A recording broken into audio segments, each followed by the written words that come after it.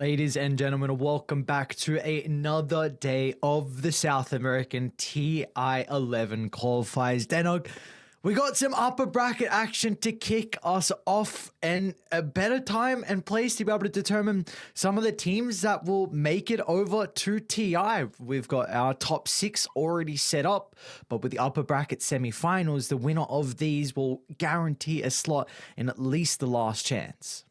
Yeah, top 3. That's all you need to be able to get to the last chance qualifiers. Of course, that's not what these guys are playing for. They want to be representing the South American region all the way at TI. You know, there's been some ups and downs over the years. Beast Coast have shocked a few, but, you know, some of the other teams, such as SG, who we've got playing today, they didn't have such a great showing. Thunder, Predator at the time as well, of course, notorious for one of those winless teams. So as much as this is to get to TI, it's big practice for this high pressure situations because you don't get much higher pressure than being at TI themselves with millions on the line. No, without a doubt. I mean, it is the tournament of the year, and we get to see how the bracket's looking at the moment. Of course, we're going to be starting with that upper bracket, and then we'll drop down to the lower bracket later on. So we will take a look, in fact, at the schedule to see how everything is looking for the day. It's going to be another blockbuster 4 series here, Denog. What are we looking forward to out of each one? Is there one in particular that's standing out for you? For me, it's probably the second one, Hikori Tempest, just because Hikori, they're my picks. I think they're the favorites personally. I know a lot of people have got Infamous down there in their compendiums for the predictions, yourself included, but Tempest looked really good. Yeah, the other day, you know, playing alongside the players from Sabas and Sladen. Those were the ones that really caught my eye. You know, the couple of Ecuadorians really doing it for their country. Yeah, it's going to be exciting to see if they can continue with their strong performances because, you know, we've mentioned it multiple times throughout the cast these past couple of days, but, you know, Sladen's Earthshaker, Sabas's Ember Spirit in particular, we went 25-1, were a lot of games that we remembered with how they're able to perform on Tempest. But we're going to be looking at the first series of the day, of course, Infamous versus SG Esports. It is the upper bracket semi-finals. And again, the winner of this series at least makes it to the last chance. And that's something that we're going to be mentioning a lot so far through the first couple of series here. But we actually haven't had the opportunity to cast these 2 teams just yet with SG Esports and the lads over on Infamous. We did on the day 1, we did the other side of the bracket. Kind of the bottom 2. Yeah, the other side of the bracket. So were you able to catch any of the games? Actually, no, we were both sleeping. So that's probably we were both sleeping. We were fast in Dreamland. And No, but the thing that I think is going to be most interesting about this series is that it's one of those ones where you've got that roster shuffle happening. We've got Frank and Oscar switching positions between teams. Now you've got Frank playing for Infamous. Now you've got Oscar playing for SG. So that really gives a lot of information, a lot of intellectual property, let's call it, about how the other team has been playing for the past couple of months, how they're going to be drafting around their offlane style. Because Oscar in particular, he is like a timber spammer, and he is someone that still picks the SK, for example, heroes that aren't anywhere near as strong as they used to be. So will that be affecting SG? Is that part of the reasons why Infamous let him go and brought Frank in? Who knows? And also, there was another roster change as well with Leo Style coming in instead of Alone, who they were previously playing with. We got to see Alone as well stand in at the recent major for Arlington, so they feel a little bit more comfortable. We haven't seen too many games of them so far. Of course, keep in mind they only played that one game earlier on versus Ravens because unfortunately there was a disconnect issue, and that was a 25-minute game. So SG Esports aren't going to be having too much, at least sample size, to be able to see kind of their play style. Maybe they've been scrimming each other, but I have to But that's where imagine Oscar maybe. comes in, right? That's where Oscar comes in, right? He is the one to give the sample size, isn't he? Because he was right there with the team for the past few months. Sure, but it could be different with Leo Style coming in. Like it's a different position too. Maybe there's going to be a different change in how they like to play because we haven't seen them just yet. I wonder if South America, if they're scrimming North America as well, considering the ping's not overly bad, and I can't imagine you particularly want to be screaming your opponents that you're potentially facing here in the qualifiers to make it to TI.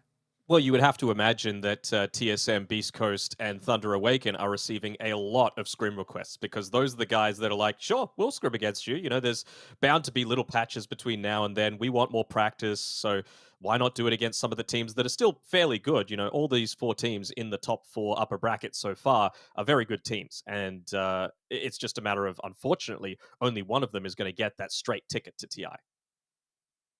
Yeah, and something you were mentioning as well that you feel like the South America region is going to be very difficult to have that one slot determined because we've been kind of we've been seeing like our favorites. I mentioned Infamous, you mentioned Hakori, but you believe that this is probably one of the regions where it doesn't seem like there's a standout team that people feel comfortable with saying they're going to make it.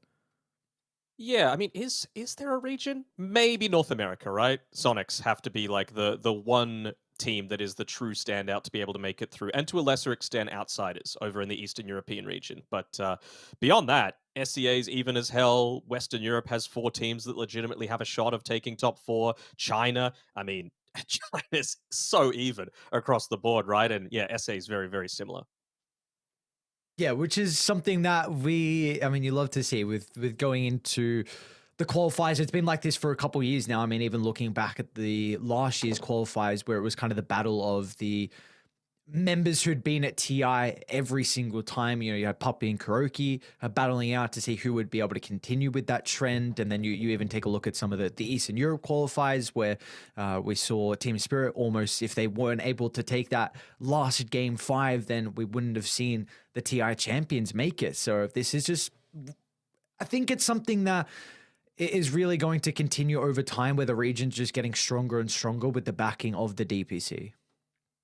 Yeah, and I feel like these qualifiers are super watchable, if that makes sense. During the DPC, you had big breaks between teams having series, right? You had so much time to be able to prepare for each other. And even though these regional qualifiers aren't on land, it's still that back-to-back mentality, right? Of having to have a little bit more of that endurance, to have less time to prepare, to have a little bit more flexibility with your various options, and mostly adaptable. I'd say that's the number one metric that's going to be measured. Adaptability and calm under pressure, because again, high pressure environments, we're going to see a lot of games going late. You and I have already had at least 2 games go past the hour mark. So I think we could absolutely, certainly see that look to continue as these teams get more and more even as the bracket goes on. Yeah, that's one thing a lot of people have been hoping for with maybe like a change to the DPC is just the adaptability and being put under pressure a little bit more, like we see at LAN, where you're playing maybe 2 games a day, then all of a sudden you got another game the day after, and you got to continue. You got to be really quick with your prepare and how you're able to kind of change your play style. But we have a draft. We are underway here with Game 1. Infamous taking on SG Esports. Infamous on the Radiant side and SG Esports on the Dire side. Yeah, it's going to be interesting to see how it goes. The boot camps are in full force. I mean, this is a lot to be able to play for. I want to see how much priority is given over to some of the hero spammers, because you've got one on Infamous, and Michael absolutely loves his Mirana. He is a spammer. Teams do not pick heroes like Phoenix and Undying against it, because he's just super capable of dealing with the egg, dealing with the tombstone, and he's kind of like the... You know, you and I are from Southeast Asian region. Tim's Mirana is global elite standard, and I would have to say that Michael would be the same for the Americas. I've seen... Damn, look at all that ink. He's looking pretty good. Yeah, he's got the face tattoos going. That was the... Would you ever get a face tattoo? No, I would not ever get a face tattoo. Maybe just of my face on your face. Then that sounds...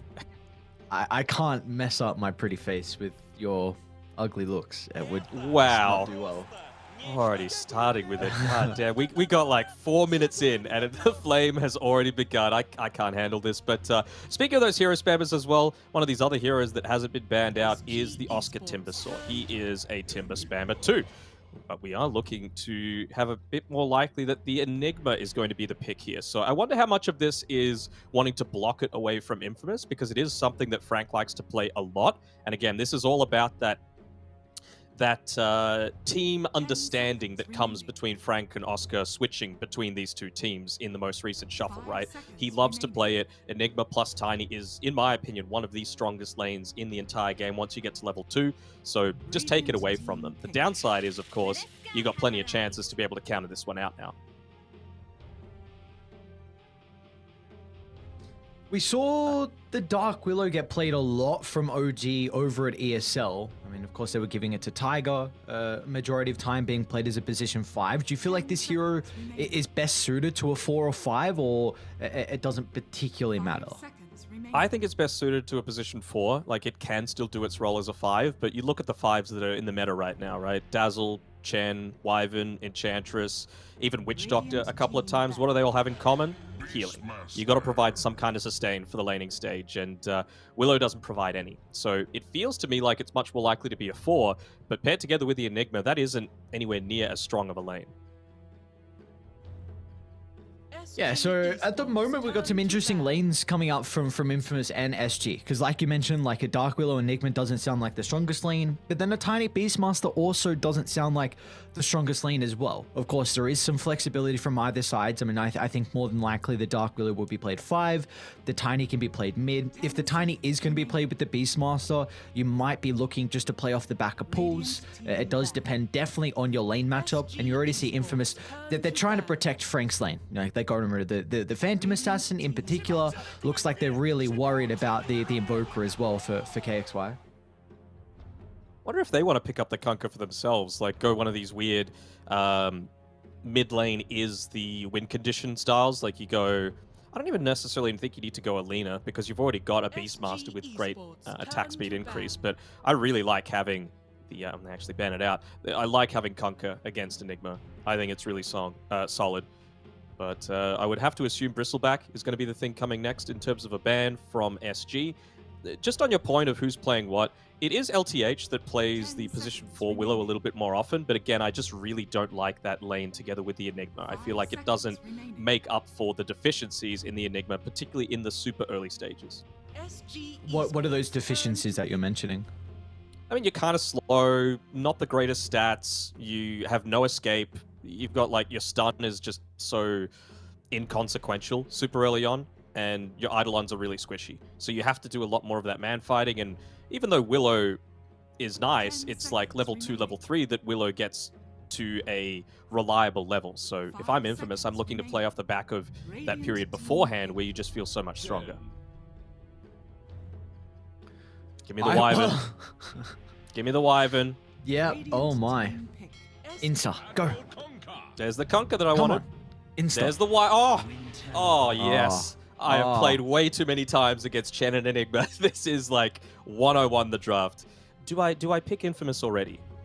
We'll wait. We'll see how things turn out. I do like that TA ban, though, coming through from SG, right? If they were wanting to go that mid strat of the mid lane carry, TA is probably one of the best heroes to be able to do it, right? Has a lot of really good matchups as long as you ban out, your Ember Spirit, your Viper, for example. And then you could just go take the triangle stacks, do all that sort of stuff, allow Kunkka and Beastmaster to win the lane and come online with like 1 or 2 items, and then just join and win the game from there. What do you feel like SG need to do with their draft now? Do you double down on just going for a pushing strategy, like with the Wraith Pact on Enigma and all the summons that they have? I don't know, man. Like, Kunkka and Wyvern are pretty great at dealing with summons. I don't think you could do that anymore. Maybe you just draft for strong lanes. Like, this isn't a push strat, but it is a strong lane, right? So I could see it working out.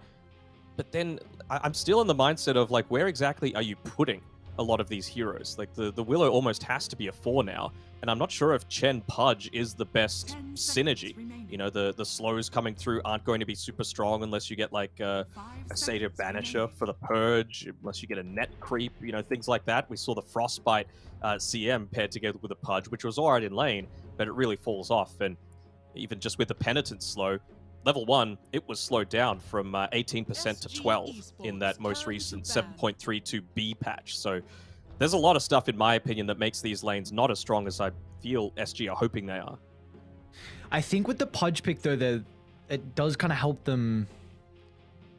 I think they're going to be very difficult to kill on Dire. I feel like Infamous are going to be lacking some damage. Like, this Tiny can be played mid and Conquer safe lane.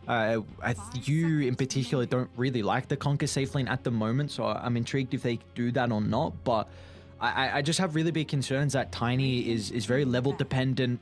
The Beastmaster in early game fights can be awkward to show up because you kind of like to play in your own lane and go for like a Helm of the Overlord. And I feel like they are going to lack a serious amount of damage on Infamous, and SG can just group up around that Wraith back timing, just go from tower to tower.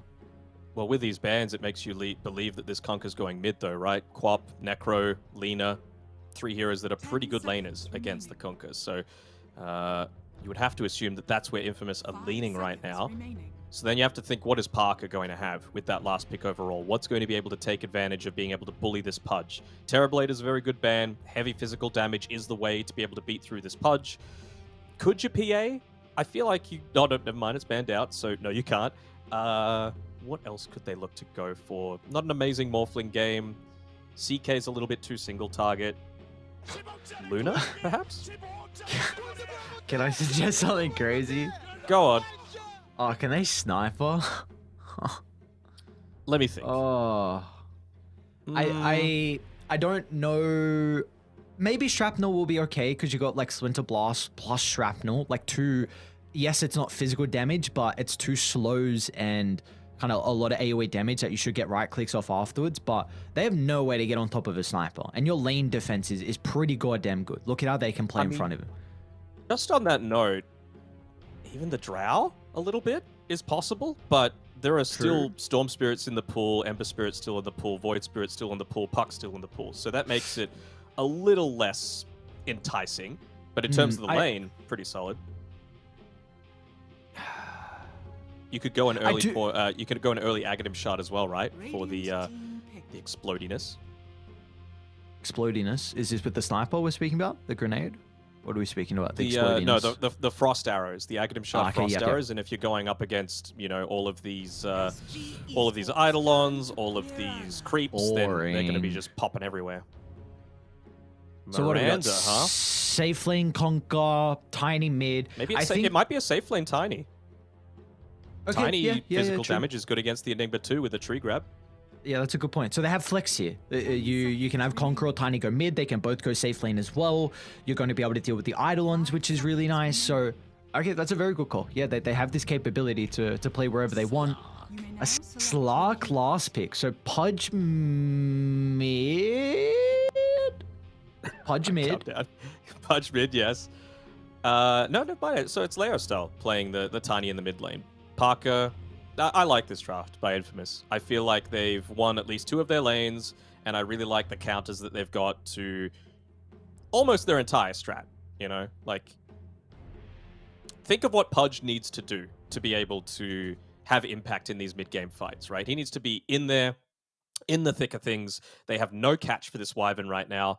And all he needs to do is make sure that when they group up to try and get Pudge and Slark on one person, just curse the Pudge. And then Slark is attacking. Slark's in a really vulnerable spot. You can look to set up for things like the boat, follow up after that. It also means that the Flesh Heap is basically going to be useless. I really like Infamous's draft. I think this is like an 80-20 victory for them. Oh, wow. Okay. Well, I think the Mirana really helped some of the issues they had in regards to damage because they didn't have a Spirit Vessel builder. And now they do, which is incredibly important against the tankiness out of the Pudge, mitigating a lot of the sustain that the Enigma and the Chen is going to be able to bring to the table. So I think if you're able to get a pretty decent timing out of the Spirit Vessel from Michael, which we should be expecting as well. You mentioned that he is a Mirana spammer, and look at the lineup they have with it. Like, this is a boom lineup pretty much. You got Mirana Conquer with a Beastmaster, with a Wyvern. You go Curse into Arrow if need be. The Tiny as well for good measure, like the combo into the Arrow. They've got a lot of ways to be able to pair with Michael's Mirana, so which is going to further enable this Spirit Vessel to come out at a good time, which I think is really the only way that Infamous, like, I'm actually on the other side. I'm still very concerned that Infamous are going to be lacking damage. So if this Vessel comes out too late, and if SG can ball up, of course there's the potential for like an incredible curse. Like, if you get one good curse in a team fight, then SG could have some difficulties, because I do think their lineup needs to be ahead and needs to get early map control. So I think this game, what do you think they won't be able to kill? What do you think they won't be able to kill? The Pudge isn't going to die. You don't think? No. I think Pudge is going to die. Okay, Tiny has insane damage. This is a core Tiny coming through. This isn't, it's a Kunkka. Kunkka comes online really early before Pudge is able to pick up a lot of his items. If you can get a lot of ganks onto the Pudge before he's even level 10 and gets that additional armor talent, that's really nice too. I feel like with all of the things like the X mark that you can set up for, that's Flesh Heap doesn't last forever, you know? It's 8 seconds once it's maxed out. And I feel like they've got the potential to kite out the Flesh Heap and then just go in him where they want to. You got Toss, you got X Marks, you got Leap Away, you've got Wyvern flying into the trees, information with the Beastmaster so that you're getting the catch once you eventually get into that Blink Dagger on the Tiny. But even just things like, I don't think they're lacking in damage personally. And I also feel like, how can I say this? I feel like they're just going to have insane map control, and even Slark, who normally is going to give you the vision advantage by being able to deward all of these observers, good luck doing that and dealing with Beastmaster Hawks. There's just going to be way too much around the map that you're not going to be able to fully deal with. And, like you said before, you got the Mirana, right? So, Hero Specialist, setups, arrows to instantly kill, a lot of these creeps that Chen's having. And you've also got that increased attack speed to deal with the Wraith Pact if that eventually does come out, because this absolutely is not a BKB Blink Dagger game for the Enigma now. You can't go it, because you're up against Primal Roar and you're up against Winter's Curse. So if you are ever getting these things off, it's because one of those two heroes is in a terrible position on top of each other. So I really feel like Infamous have all the answers. Do you feel like that they have the answers to the Slark? Because this is a Grandmaster Slark here for Mauser. So he's obviously incredibly comfortable on the hero, and he called it last pick. He felt like this was a Slark game that he could take over, but do you also agree with that? It's possible that it could take over the game, but I'm also thinking, like, it might have just been what heroes have we got left to be able to play sort of thing. Because like I was saying before, who wants to go first on SG in a lot of these fights, right? Willow can't, Chen can't, Enigma can't, Pudge doesn't really want to until he's like level 12 with 2 or 3 items. And then Slark, he's your position 1 carry. He's the one that's going to be winning you the game from being able to out-carry a Kunkka or a Tiny, right? So how's he going to be able to do that if he's frontlining for a lot of these team fights before he's truly ready? I think we're probably going to see KXY go down this blink route that we saw Ori go pretty often on the mid Pudge if they didn't have this playmaker. So maybe the blink is going to help them at least jump some of the supports. I do feel like they can just rely on, though, Infamous starting the fights. Like, Conker needs to run into the middle. Same with the Beastmaster. Tiny as well needs to get there. So if you can sustain through that initial jump, then you don't particularly need to be the ones initiating. Oh, just sidesteps it out there. They've got the vision up. That should give them the information needed. Oh, hook. Very nicely done. As Winter Wyvern will give over first blood.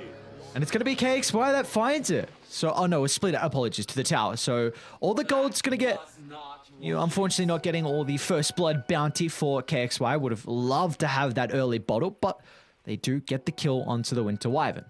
And now it's our money, That's the thing.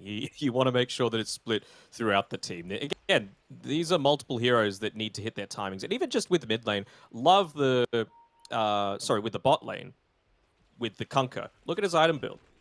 Blades of Attack, first item, and just stats. He wants to clear out these Eidolons as quickly as possible. So I'm liking the fact that he's going down this route. I really wonder how they're going to be able to play this lane, honestly, from Oscar and LTH. Because we were mentioning that like a Dark Willow Enigma lane doesn't sound the greatest at all. And now you've got the Conker, which is one of the best matchups into the Enigma. So I'm honestly not quite sure what their idea is going to be. Maybe they just play to really keep the hard camp open and just constantly try and pull back the creep wave. Yeah, possibly. I mean, you've also got the Wyvern who went the level 1 Arctic Burn. I'm not sure if I'm a massive fan of that, just because I feel like with the Splinter Blast in this lane, like Parker was almost one-shotting these Eidolons, at least at level 1. So if you just have that little bit of extra damage coming from the Arctic Burn, then suddenly a lot of this lane dominance that you've got from the Enigma doesn't exist anymore. Yeah, just have a look at how much these Eidolons take if he's not microing correctly, which he is for now. So nicely done by Oscar. Look at him just sending them all the way to the right side. He's like making sure there's no opportunity for Parker to be able to find those denies. So we do take a look at the opposite side lane and how this one is starting up at the moment. Frank on his ever so comfortable Beastmaster into the Slark lane as well from Malzva. Has he got a stick? Yeah, he's got a stick, which does have a headdress as well. So they're just going to look to play the sustain in this lane. I feel like SG are going to be more than okay. I liked it as well. So yeah, that was not just the players. This server is so bad. Bro, they're blaming the Argentina server. You can't be doing that. It's given us so many good people. Messi, for one. Are you even a soccer fan? Yeah. Are you actually? A little bit. I'm a casual soccer fan. I go for Newcastle in the Premier League. Oh god, yeah. Well, that's why you're casual. Oh god, it's because my dad's a Geordie, bro. He's you got to support the family line. I mean, that is very understandable on why you're only a casual supporter, because Newcastle have not been good for quite some time. It's our time, bro. It's happening. Ah, right. Sports talk. Sorry. We have to stop. All right, here we go. So, top side, I mean, I like the fact that obviously you've got this Chen to be able to counter out the Call of the Wild build on the Beastmaster, but it's not like it's his only build, right? You just go into the Wild Axis and you're totally fine. Dude, you can't be... Look at Leosol. It's just... He's got way too many vials. This guy's balling out. It's like, all right, I'll use this one instead. What level is actually... flexing on him. Why can't we see the Battle Pass level? I thought we... Actually, I can't. Hang on. Leo Style. He is... 2,000... Wait, no. 1,250. So yeah, this guy's got plenty of vials to be able to spread. That's juicy. Even just KXY going taking away one of these hard camps that they were trying to build up here on Michael. Looks like they got both of them blocked up, so there's not going to be any kind of stacking going on of the Ancients, which of course a Kunker or a Tiny needs. Mid lane, KXY. Okay. Leosol might actually be able to get the kill. One more right click, but KXY has got a Fairy Fire. He's got a turn. No way, they get it back around. KXY, this madman. Oh, he'll still get the damage out afterwards. Now back to top lane as Chen goes down. Malzva sealing up a lot of essence, but Mike with the body blocks allows Frank to get out, but still the Mirana's going to be cautious. Slark, he pounces in. He's going to go forward, gets the last right click. The arrow, unfortunately, not having the mana for Michael, so Malzva will get out, and He's even thinking about trying to catch up to Mirana, but Michael will duke to the left and not continue to chase the Slark into the tree line.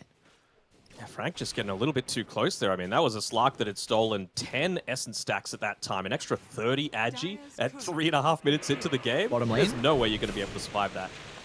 LTH will end up going down. Affliction along with Parker. Just thought the creep might get him.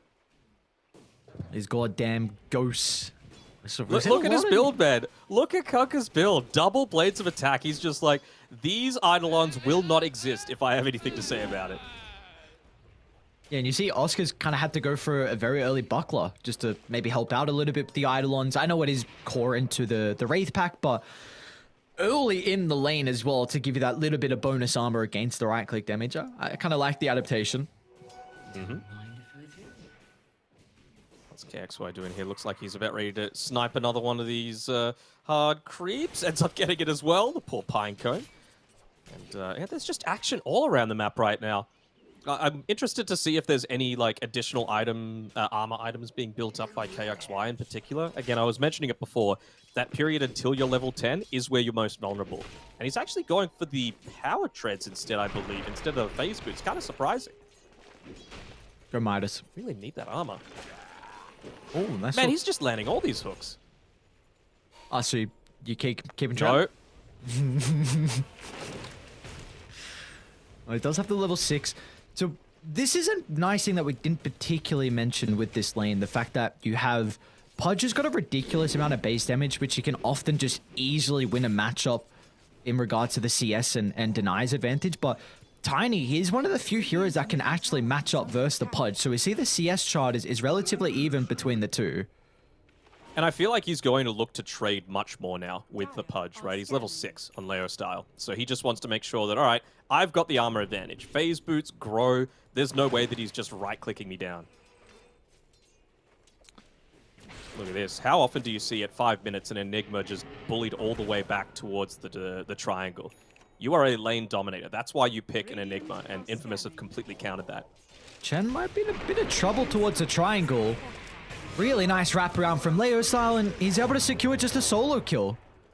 Maybe Mirana was nearby to soak up some experience, but nothing crazy. And it didn't have to commit too far from the lane as well, so he's already back and keeping up the farm. I like the KXY and LTH have been invading the enemy jungle. You just took away a double stack there on the Pudge with the Rot. He's, of course, got the Arcane Rune as well, so could frequently look to use the Dismember just to make sure he's not too low and able to join into some of these ganks. Parker might be in a little bit of trouble. Not quite level 6 yet, but KXY is not quite quick enough. And it is that quick Blink Dagger as well that he's going for. But do you really want to be blinking in super deep when you don't have armor against a very physical damage-heavy draft? I think maybe top side, Frank will try and go for a kill. Yeah. Frank, almost enough mana for the roll. One more. Ooh, it's a lot of damage. He's not level 6 yet. They've got the Chen coming. Any TPs? No TPs. In fact, it's going to be Radiant that's smoking top. I love this play. You've got the catapult wave. You've shoved the Slark out of the lane. You are lacking mana, though, for Frank, but you're expecting someone on SG to defend the tower. Yeah. Just he's been mana burned. They ended up killing the Satyr Mind Stealer creep, but Malzvert still isn't level 6 just yet. A little chuckle there. Oh, they found him. Do they have the damage? No, Michael's just off. Doesn't even end up landing onto the Mud Golem with his Sacred Arrow, so it's a big movement that doesn't actually result in anything. So good presence of mind there by Malzvert to be able to dodge that one out, and as soon as he's level 6, he feels so much more comfortable, excuse me, of staying up in this top lane on his own. Do you feel like there's any big winners off the back of the laning phase? Because the net worth is looking relatively even between the two. Pudge is the big winner. Like, he was able to obviously be part of that first blood. He got the solo kill before he died, so he had that experience advantage over the Tiny. He's been able to snipe away a couple of creeps as well. Lane. Rotation nice top. hook. I mean, these hooks, man. Arrow just gonna sidestep it, and now Leo style, he'll be the first person killed off the Centaur Conqueror. Nice Centaur. Starting onto 2, incredible micro coming out from Frank. Mousefier's looking to push on 4, but he doesn't have anyone playing behind him at the moment because KXY, he's actually tried to turn with the Dismember to get rid of the Centaur. A little bit of payback for finding the double stomp, but It'll cost his own life there. So Infamous, they find 2 and only lose the Tiny. Going in a little bit too deep there. Malzva doesn't really have the trees to be able to play around with anymore in terms of his Shadow Dance regen, so doesn't want to go too deep and commit himself. Oscar, at least he's already been able to pick up that Vlad's offering for himself. Dire's top tower is under attack. So he'll be looking okay with the scaling. But this is what I was talking about, right? If the Pudge didn't have such a great lane with a lot of these rotations, with stealing away the stacks, with being part of the first blood, with getting the solo kill, it would be all 3 of Infamous's heroes at the very top. This is not good. Right now. Parker's top. Malzva's ultimate still on cooldown as well. They're going to look to get the combo of beautiful timing in the Dark Pack. And no one goes down. Slark slips into the tree line. They will finally get the tower. They have to bring an extra member to be able to do so. But SG are farming across the map. You've got Enigma getting catch up down bottom. Vlad's completed for Oscar. You've got a double damage rune that's going to be secured for the Pudge, which could maybe lead in... Oh, okay, he's not going to go for the rune. Go for the rune. Oh, I mean, he might be baiting it. Okay, never mind, never mind. It's not there. I don't know what happened. My map's That's bugging just on out. the map. Yeah. Yeah. I think that's the one that Pudge had previously when he made his rotation up top. But Rune this time going to be picked up by Leo Style. Invis, exactly what you want. What level is Pudge? Level 8. So again, only 3 armor. This is not good. This is not what you want as a Pudge. You are just so squishy in this super early game. Playing Leo Style. But the Invis he just picked up at the 10-minute mark. Beautifully done. Gets the kill, and now they've got the catapult as well to move to the tower. And Slark is not in fighting shape. This hero cannot team fight early on at all. Malzva's going to need plenty more items to show up, and even Oscar as well, so they might have to give up this tower. I think they almost certainly will have to, even looking to get rid of that siege creep as well. Anything that would have just stopped the continuous push coming through. Maybe if you're able to get a great hook coming through from KXY, but again, he's just not in the state to be able to do that just yet. I believe he's just had the Blink Dagger delivered to himself, but again, broken record. Don't think he really wants to participate in anything until he's level 10. Look at this. Is even make sure he keeps the Blink Dagger out of sight. They do have a Hawk just in front of the tower, but they're not going to see the smoke from SG that was far enough back where Infamous weren't able to find the vision, and they're going to look to move top. They do see Frank under this Observer Ward. It's a pretty big kill if they're going to be able to find it. KXY is incredibly slow, though. Affliction's not quite level 6, so there's no way for him to interrupt the Dismember either. Yeah, they see him. Gotta completely get out. Uh-oh. Frank's still sticking nearby. KXY's going to dismember the creep instead. Do they want to turn to deal with the Beastmaster? The chain control won't be there. Actually, KXY lands the look, and the rest of Radiant, they're slow to connect. With the Bedlam damage coming through for the level 6 on LTH, they'll find a double kill. And now Oscar's here for the team fight. They've got the Wraith Pack freshly completed. But look at the combo onto the Enigma. But the Hand of God sustain might be enough. And now they could think about turning it around. They've got the Black Hole already if required, but they won't even need it. As SG Esports, easy fights for them to take. They found their items and they instantly look to move top to take them. Nicely done, nicely done. The big thing there is it was a small misplay coming through from Michael. Ended up hitting the Wraith Pact a couple of times, but all that damage that came through, 30% reduction is super significant, right? That is completely dead on the Pudge if they're able to connect through with that damage, but yeah, we just see what instantly happens with that turnaround potential. I like their movement, though. I like the fact that they wanted to be going together top as a team. You don't have a glyph to play around. You want to make sure you're taking away this jungle, all these places for the Pudge to be potentially farming.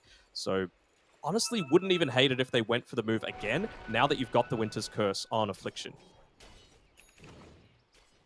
Uh-oh, Conquer. It's a big kill if they're going to be able to find it. They've got the Dark Willow nearby for the damage. And they're going to find him. Oh, no, no, no. This blink on KXY, they're getting so much out of it. It's playing real well. Well above expectations. So that's what they needed, right? They needed to make sure that they got out of this laning stage in a good spot. Still hasn't leveled up any kind of armor. You watch. Once he gets able to, he's going to put it into the Rot Slow just to make people think, man, Danok has no idea what he's talking about.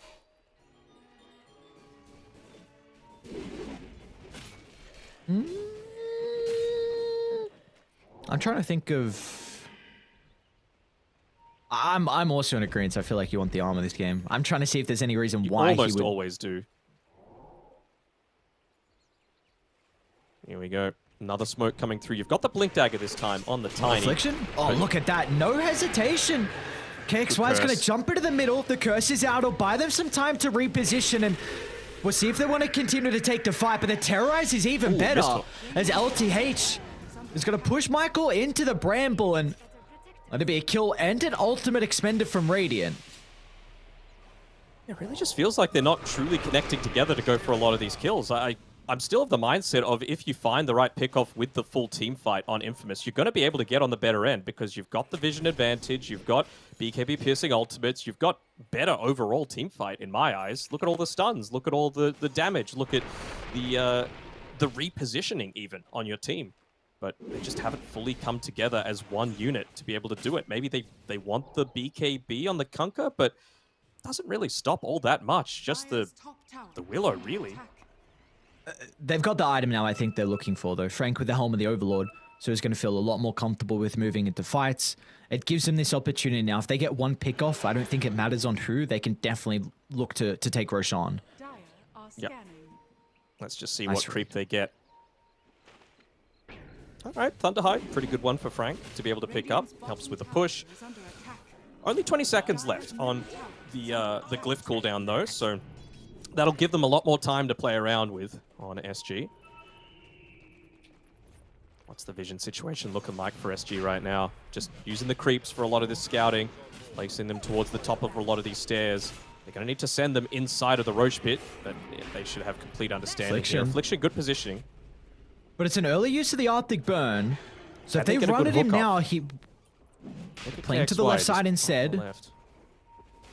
They have the sentry. I think they see Frank. They see Frank. KXY is actually going to jump into the river instead of hooking on the high ground. The damage is stacking up, though. They'll chuck the arrow, but it's not enough to protect him. And off to the right side, Affliction, he used a curse that they didn't get anything out of it. So SG Esports, this is a big window now for them to maybe get an objective. Yeah, I'm not quite sure what Frank was doing all the way over there. The rest of his team was way to the right-hand side. You're not going to do anything solo as a Beastmaster. They're even going to take care of his Thunderhide, too. Extra 200 gold going their way. This is uncharacteristic sloppy play coming through from Infamous.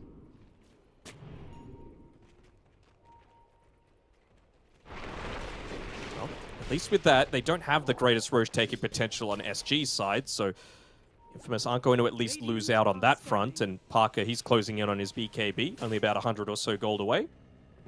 But what else can they really look to change up? Like the Mirana isn't super close to picking up anything. Spirit Vessel's still over 1,000 gold away. Really don't feel like Boots is going to do anything. Even just using the Eidolons for scouting. Well, Affliction again. Another good jump if they can get the Winter Wyvern. Dark Will is trying to pump the damage in with the Bedlam. They'll secure the kill. Can they look for a +1 though as Mauser pushing on forward? A side step of the hook, but KXY still has the dismember. But there's the Torrent coming into play for the damage. It's lacking. They don't have anything to be able to hold them back. And now with the BKB ultimates all on cooldown, Oscar, he can consider the black hole if he finds an angle, but it's not even required. As KXY just charges under the T1 tower. But the control, nice it'll drag them back. They're still able to get the kill into the Beastmaster beforehand, but the Pudge, he's separate from the team, but they want to get out. SG, they can't stick around. With the respawns coming up shortly, they'll look to TP up, but the Chen will not make it. Man, this Wraith Pact is actually doing so much work. I really want to see Michael put a lot more emphasis onto taking it out, because right now he's not the main target in a lot of these fights, right? He doesn't have the Spirit Vessel just yet. You're not that useful for a lot of these combinations coming through, so that needs to be just at the top of his mind. Deal with this so that the rest of my team could look to make that damage happen. Even then, right, Wyvern really isn't the one that you want to be putting onto the front lines. You have such a difficult time being able to escape. It really does feel like the Hawk should be the thing that you're leading with whenever you're going up, especially at nighttime, into the enemy's jungle. This is... It hasn't cost them yet as well from Infamous, but they have been using their Roars and their Curses very luxuriously, and they've got to be cautious because Oscar now has a blink. So if they use these ultimates early on, Oscar will jump in, and even if it's just a black hole onto one, that'll be enough to get the Slark getting the right clicks out and pumping the damage and stacking up the essence. So I really need to see Infamous paying a little bit more respect now to the Enigma. I'm not sure what the interaction is with it and Additional targets. Okay, so the specialist's array on the Mirana. I wonder if that's going to make things any easier for being able to deal with the Wraith Pact.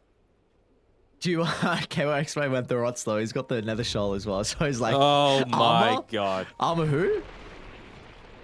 Maybe he wants to be seen as the bait. KXY? I'm just trying to justify this, man.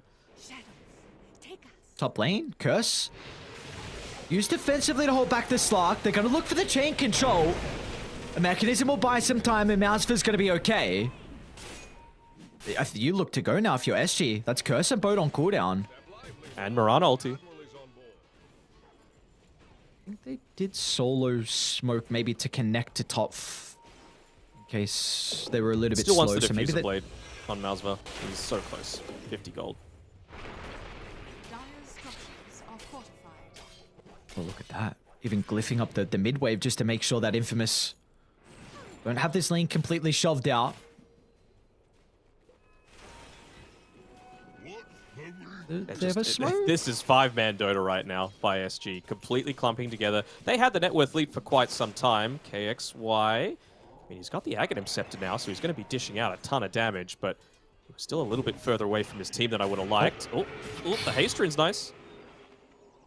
Dire's bottom tower. Yeah, is Leo under style attack. just pushing in this bottom wave. I believe that gives him his Echo Saber now. Or, yeah, no, it does. And Kunkka closing in on the Shadow Blades. So again, just multiple different ways to engage into fights. The break, of course, is going to be nice against the Slarp, wanting to man fight against the Essence Shift. Even just small things like that, which, you know, it's muscle memory. You think you're strong when you're just right-click trading, but if you're not actually able to get all of that agility, then it feels bad, man. Bottom lane, Leo style. Ooh, He's gonna find repels. it. Oh no. Uh-oh. Instant haste, and KXY sees an opportunity to get involved for a kill, and well, he's gonna partake instantly. His poor old Leo. And next over to Malzva, an extra sack given over KXY as well. Level 12 on the Beastmaster. Now they've got a little bit of extra damage as well. Drums of Endurance being picked up, so just more and more to be able to deal with getting this initial pick off or finding... Get the Wraith Pact, man. Use the additional movement and attack speed and just get the Wraith Pact, but don't commit everyone. That's the thing. Affliction still needs to be hanging back. He needs to make sure that he is not the one that's going to be caught inside of that black hole. Still no Lincoln Sphere on Oscar. That needs to be his main priority. I think down with the Spirit Vessel completed though for Michael, this is where we might see some of their damage issues not be as prevalent anymore. Dire's top tower But against the is under sustain and the tankiness that SG have, they're going to look to fight. Actions KXY. forward again, man. Again, he's going to be caught out. A curse, but it will not matter. The damage coming through from SG from afar gets rid of the Winter Wyvern. And Infamous, they're going to have to back up now without their position 5 to take the fight. But SG on the prowl, seeing if they can catch up. But they are not fast enough. He's just being really lax with his positioning, right? You assume that they're going to have some kind of vision around this Roche Pit. And he's just walking up solo. Like, you know you're up against a Blink Dagger. Slark could have a Blink Dagger for all you know, right? You get pounced on, you're just dead. I do see that the Enigma has the Blink Dagger now, though. So it's going to give them a lot of information with how to play around these next fights, but you've got to wait 45 seconds for the curse. At least he's going into that Blink Dagger to make that positioning a little bit easier. But it's really just about how they're starting a lot of these fights that's giving me issues. Ooh, look at Leo style with his build. Aghanim Scepter coming through, going to be fantastic at dealing with all of these this army that's coming through from the Chen. It's going to deal with the Eidolons, going to deal with the Slark within the Shadow Dance, and even the Depth Shroud that he's picked up pretty early on. I'm not quite sure, but maybe this Radiant Observer would clip the smoke that SG took under the outpost. Because we see Infamous, they're backed up to the tier 1 and they're going to smoke themselves. KXY on the low ground. He's able to get the Flesh Heap off. They need the Spirit Vessel to be able to bring him down, but the boat's going to fly. Where's the protection coming out to keep the Pudge alive? Which is finally going to get the jump in, but Oscar! A black hole onto the curse. It comes out fast enough though. They're going to be able to stop it in its tracks, and they'll toss the Slark away as well. Radiant, can they continue with the team fight? They have the X dragging back Mouse for the Shadow Dance. It's going to protect him for the moment. He'll be able to reset his positioning. Leo style, he's got that blink in, but they will not catch up to the Slark. Instead, they'll target down the Chen. Oh, that was anything but clean. That Winter's Curse coming very, very late, but still, that's the power of this lineup on Infamous. You have the potential to deal the AoE damage. You have the potential to just waste a target. We saw the impact coming through of the X marks there, right? You're just saving the flesh heap for as long as you can. He was forced to dismember just any target that he could, just for that little bit of extra regen. And then after that, that's when the Spirit Vessel really came in clutch. 300 gold away from the Blink Dagger. It's going to make their life a lot easier for Affliction once he picks that up. They didn't look to go immediately into this Roshan, and both sides of the Roche pit are warded right now by SG, and they've waited for people to be alive again. Eventually, they will get the D-ward off. Still on the left-hand side, though, as Eidolon going to scout out exactly what's happening. Affliction again on the front side. Malsven knows that they've got vision up there. Malsven? You can't reach it. There we go. Roche giving up. But it didn't look like they've wanted to contest this with 3 heroes kind of playing towards the right side of the map. But I don't think you're going to be able to avoid this Aegis with how Infamous can siege thanks to the Beastmaster summon. So they might have to set up a defense as top lane. Slark. Curse is out. Frank's nearby for the Raw. It's going to be able to set up for the arrow. Nice arrow. Beautifully done. Affliction. They needed that first stun so Frank could get nearby. A big kill onto the Slark, and now this will definitely be the tier 2 tower going down.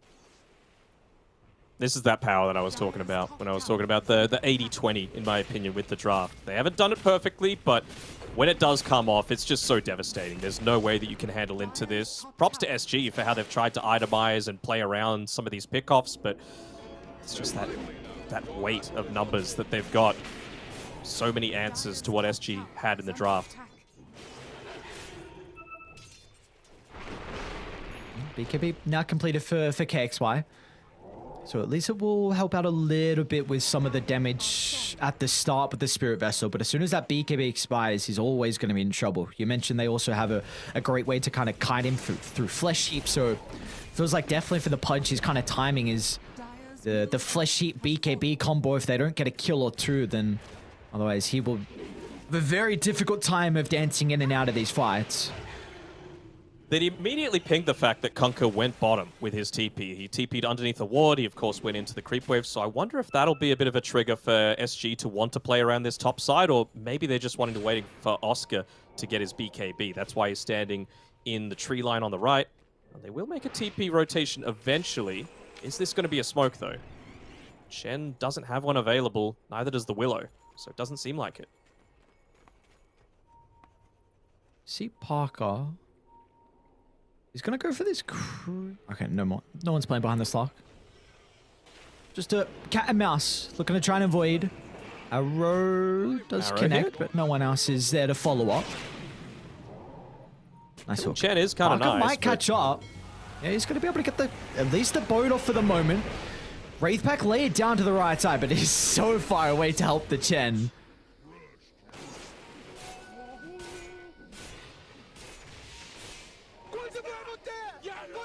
There's a lot of dire vision still around, though. 3 observer wards placed around exactly where Infamous are being able to make these moves. Titan Sliver, that's going to be real nice for Parker to pick up. Just that additional base damage. Going to be even better for dealing with the Chen and the Enigma armies.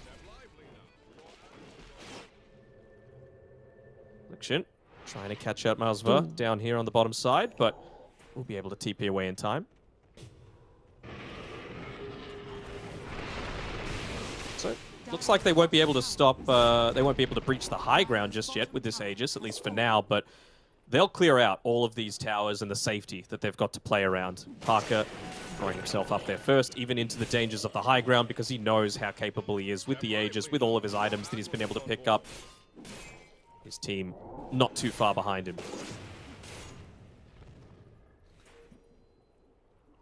These goddamn Hawks, though. It's giving them so much information. Seeing Dark Willow move mid, they're going to see the Chen as well. Okay, XY jump onto the Tiny. It's going to be a lot of damage in the moment. Affliction's there to help out, but they might still get Leo style. To the right side, Terrorize. They'll consider How the hell did that Bramble not hit? Those styles out. Beautifully done. Affliction forced to use the curse defensively. You're happy with that, and now they're going to look to smoke. They have the Aegis for another minute here on Parker. Trying to find anyone. There's the They Hawk see power. the Chen. They're going to see Slark, Malsfer as well. Slark. Nice read. Instantly, as soon as the ultimate pops, he's going to look to move to the right side. He's still under vision, though. Dude, these Hawks, it's giving them so much information. It's just a Chen for now, but I feel like that's okay on SG. You know, you've been able to wait out this Aegis. My issue is what next big item is actually coming for SG that's going to change this game. You've got the BKB on the Enigma. It's going to need to be like a 5-man black hole that resolves this. And I mean, Infamous have shown that their coordination hasn't been completely perfect, right? So you might be able to exploit that a little bit. You could buy the plate mail on the Pudge if you wanted to, just to be able to survive in those Michael. instances. They have the Observe Ward, so they know exactly where the Mirana's playing for the moment. The Pudge is in. An easy kill for them to find. And Radiant, they will back up as soon as they lose the Mirana. They're going to double back and play as a team. They did smoke under the ward on Dire, so Infamous are well aware that SG continued to push outside the base. I was thinking he might have gone for the blind hook there on KXY. As soon as his smoke popped, they'll see a haste rune top, and yeah, why not give that one over? Never mind. Needed the little bit of a bottle regen. I mean, it's a Pudge, not the greatest mana pool. Really does feel like a lot of these losses that they're copping on Infamous are inconsequential, right? The net worth lead is ballooned back in their favor, 6k now, and it's all on the back of these towers, these objectives, and they're just going to keep scaling at a much higher rate, in my opinion, compared to SG. Like, they have a lot of items that they could look to go into. BKB now on the Beastmaster, so he doesn't care about Pounce, he doesn't care about Willow. Dire Feels are good, man. scanning. See the Chen again, very disconnected from the team. Affliction's going to try and move forward, and well, he's got Leo Star nearby. So this pick off into the Chen. Ooh, they got to get the kill, and they finish them food. So up the high ground, they might consider with the catapult wave. They do push incredibly fast, and they're even going to use an aggressive glyph to help out. That's before the Dire glyph actually came through too. A little bit LTH? surprising. Dire structures are fortified. Pudge was going for an attempt onto the back line, but there we go. Glyph used, tower nearly dead. So it's all just Okay. on the back of one quick pick off. Yeah, they know they've got the vision up there. You have to go for these miracle hooks. TH just trying to protect the vision that they've got right now. There's such little space that they can look to play around. I don't think this Skadi is going to change anything on the Slark. He's got the Echo Saber, so a little bit more damage can be nice. But beyond that, I'm not seeing this big item. The Chen Ags maybe could be the difference. The martyrdom coming through. Yeah. We even got the Lincoln's being again- worked on from Moscow, so maybe that Okay. could... That will, but I feel like it's going to so take way far too away. long. Yeah. Yeah. All right, with the DD, they might look to take a fight. They have a smoke, and this is the thing, like the power of a Mirana, where even if you don't have a smoke, you can always play around with the Moonlight Shadow and still look to get aggressive inside the jungle. So even though Malsfer has this double damage in it, it looks like SG won't be able to at least play with this minor advantage. Yeah, it's the unfortunate situation where they just can't, right? Like, you're going up against all these people that are great at being able to find pickoffs. Kunkka, Beastmaster all have repositioning or vision spells. They're able to land the arrow in onto Well, the boat to the Willow, right side. and they find Starting a onto Chen, Chen yeah. for the moment. Depth Shroud's going to be committed, but KXY, look at the jump. They want to take the Wyvern completely out of the team fight, but the instant buyback is going to try and rejoin. Mouseford with the BKB. They're targeting down with the Conqueror at the moment. The Black Hole's going to be used as well because Oscar sees that the Roar was used. He's got a free fight to be able to charge up the ultimate, and that's enough for them to get the double kill, but they're not done. As KYXY now into the river onto Frank as the Pudge finds another straggler. As SG Esports, a beautiful read on how they need to take the fight. Take the Wyvern out, deal with one of the BKB dealing controls, and then look to get on the Beastmaster and force a bad spell out of the Roar. Yep, instantly after that was used, it was BKB, Black Hole, anything. Able to take out the Kunkka. It's worth it. The one-man Black Hole is worth it because if that Kunkka's not there, you don't have a way to deal with these armies that are coming through. You don't have a lot of that damage consistently coming out. This is still a mid-tiny. He is not that consistent tower sieger just yet. He's got the potential to be, but for right now, until he's level 20 with a Daedalus, let's say, he really doesn't feel like he has that potential. Hey, let's go. We got Chenags, baby. Give me that Martyrdom. Just suicide yourself. Oh, no. He's got the Dark Troll. How long does this last for? 30 seconds? Is that the play? Wait, what's the cool? Is there a cooldown? Use the Skellies. Can you use it on the... Yeah, 8 seconds internal cooldown. I don't think you can use it on the summons, unfortunately. Just the real boys. Okay. Just the big Donnies. Wait, so what? Just what are we the heal. asking? No. I was level 25 gives the strongest spell. Level 14, Jen. Yeah, it's going to be a while. Yeah, we'll see there. Black Hole on cooldown for 80. And he has some armor now. He's got the Lotus Orb, so that's nice. Let's go. Let's go to Roche. XY. Hook. Let's go for the hook. What's the call? He doesn't have anyone near him at the moment. Is he going to blink in instead? Oh. Well, this is your high ground siege now. With Parker having Aegis, they gave the Ag Shard. It's in the backpack at the moment for the Conquer. Trying to see if he wants it or not. I would give it to Tiny. I feel like having a consistent true grab is much more valuable. You need that steady damage coming through. They again need to get the Wyvern. If you're not taking the Wyvern out at the start of the fight for SG, their fights it's going to be difficult for them to execute. Very Aaron, close. we hit there onto the slug. Yeah, they're just sending through the Aegis carrier. It's Parker.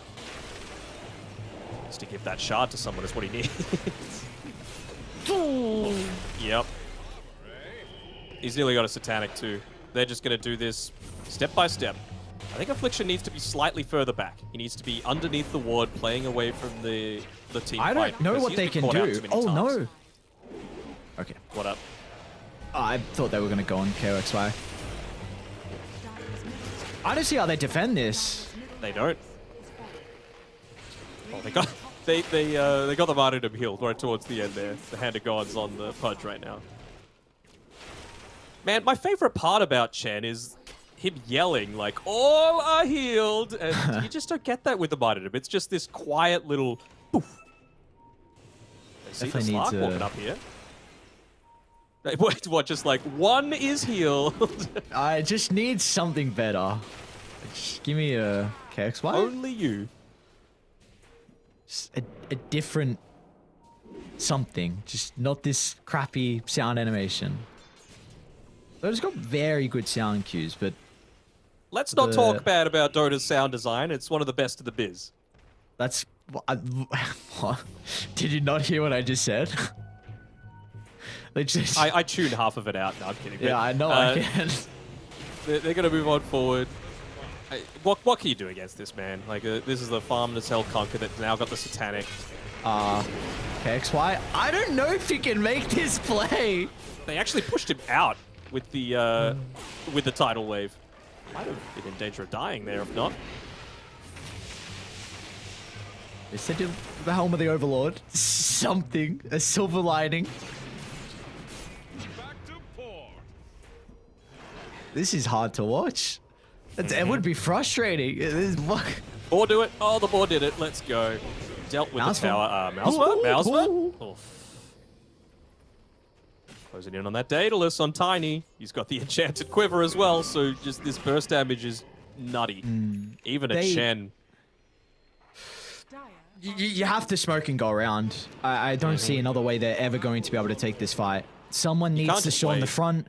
Probably the Slark, and then you need him to backstab though.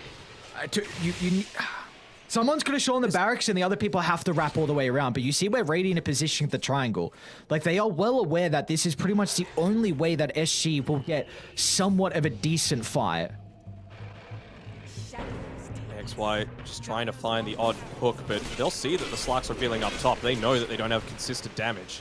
Slark's TPing back now, but And long gone. Get the Range hell. racks secured. Easy 250 gold. Parker's even Finch got a just boat boating as well. himself. There's the rat. Level- not It's quite a Dark 25. Willow. He tried to drop a ward to maybe help out to start the fight. A hook's there, but it's just shy as Leo Side's able to step out to the left. And they're going to try and push Parker in. If he can find an opening for the moment. Ooh, Jesus. no, not like this, Chen, right? Well, they got 45 seconds until that Aegis is gone, so should be at least this one more lane of racks. He's actually going to back off before getting too low on the old mana pool. Of course, Slark with the Diffusal Blade. But Kunkka's not really one of those heroes that relies on mana for the damage. Even the Tiny, right? You're oftentimes just in and out, skirting the team fight. And again, once he gets his own Aghanims Shard, then you could just deal that consistent damage that you're going to need. Hook off the mark. The stun onto Parker the start. But lovely ability is the X. And meanwhile, They're Frank actually- is just... They're ratting. And then maybe when they go top, they go bot. Yeah, Oh, they see the TP. Now they go bot. Oh no. Where are we? Don't What it can can you be do? so frustrating. Aegis is gone though. So they've gotten out of this with not losing the most, right? Melee barracks are still there. You've lost one lane, but that was pretty much to be expected considering what you were coming up against. There is a DD to deal with though, and a Kunkka that's ridiculously close to getting up to that level 25. There it is. Oh. Frank popped the BKB. As you like to say, just testing to see if it works. Look, if it's Australian made, sometimes it just doesn't work. So maybe it's an Australian BKB.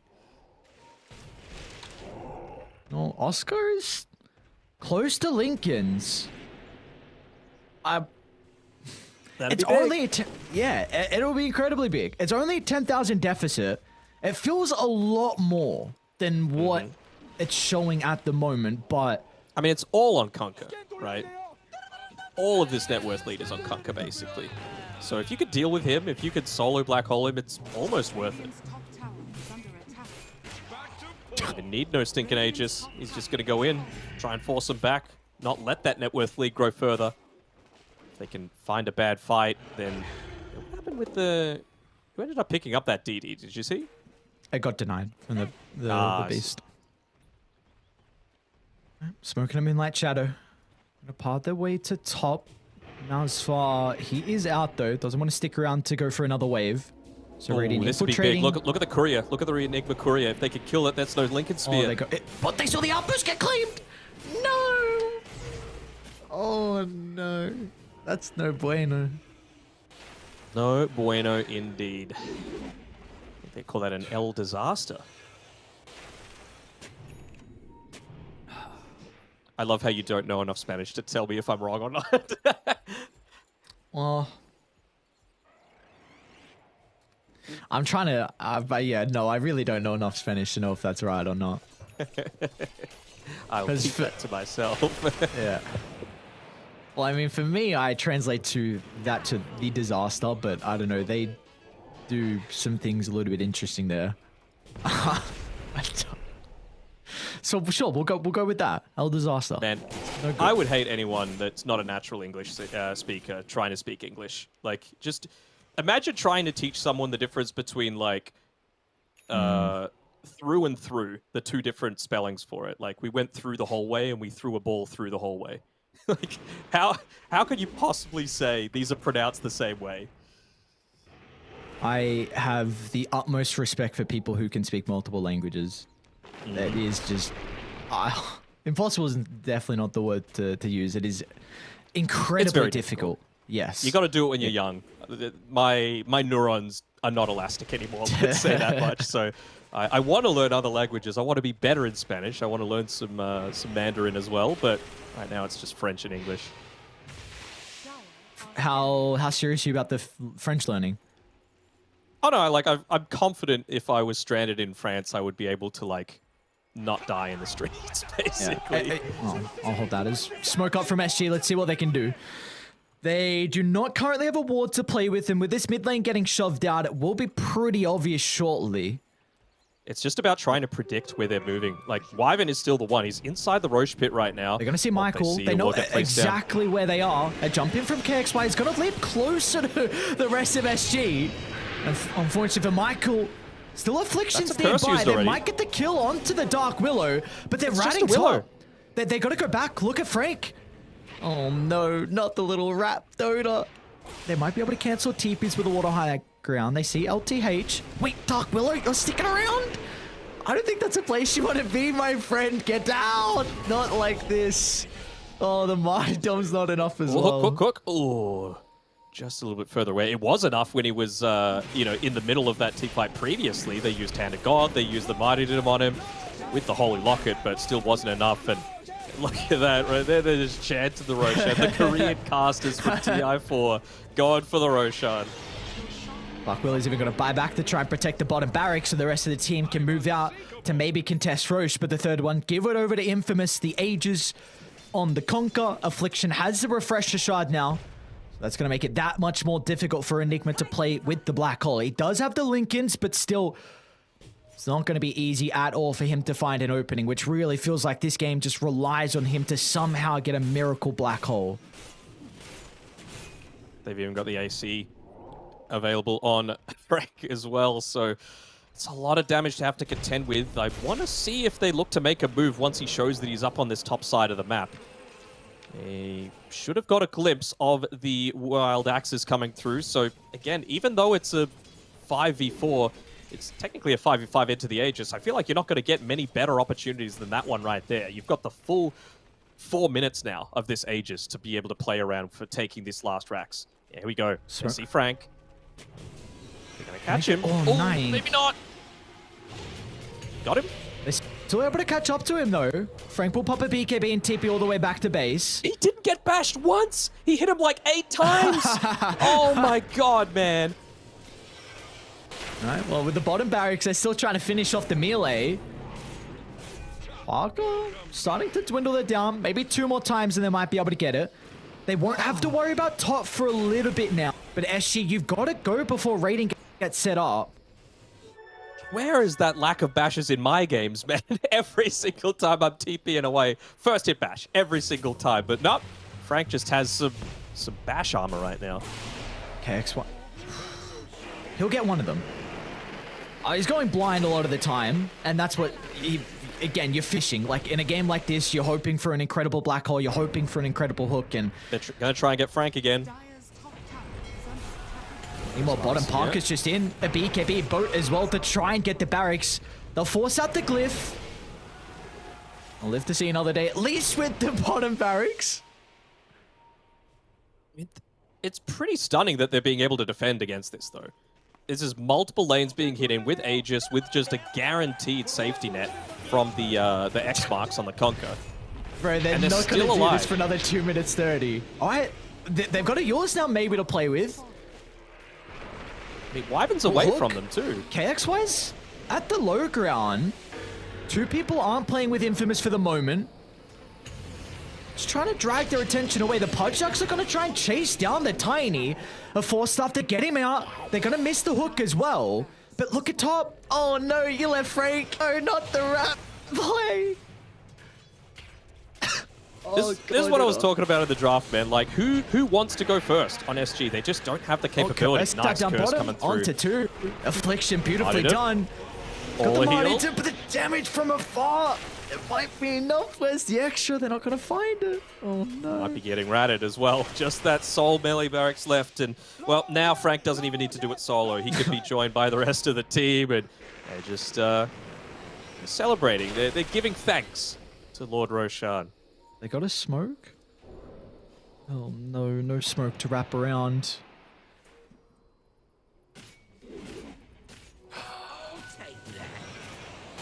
Now it's fun. There's a bash. First hit bash on a Frank. They're instantly going to smoke to try and get to the Beastmaster's position. Frank will get the roar up, but the Dark Pack from Mounts and means continue to push on. Gotta be cautious though, because Radiant, they're connecting. Affliction, he's onto the Pudge. This is a big kill if they're going to be able to get the win to Wyvern. The rot damage with mounds and nearby should be enough, but look how hesitant they are. SG, they don't want to commit for the moment. They're going to try and retreat back in the lane, but the damage from the tree volley brings Pudge down to half. KXY still okay for the moment. The curse is out. Good Oscar, curse. he's waiting in the trees. They need an incredible Black Hole to have a hope got it of to going go. back, and he'll never find an opening because Infamous, they know exactly the way that SG can come back to this game off the back of the Black Hole. So they're making sure they split up, never giving him that opportunity. As Parker's in, trying to deal with the last set of Arix. Moundsville will get rid of Affliction.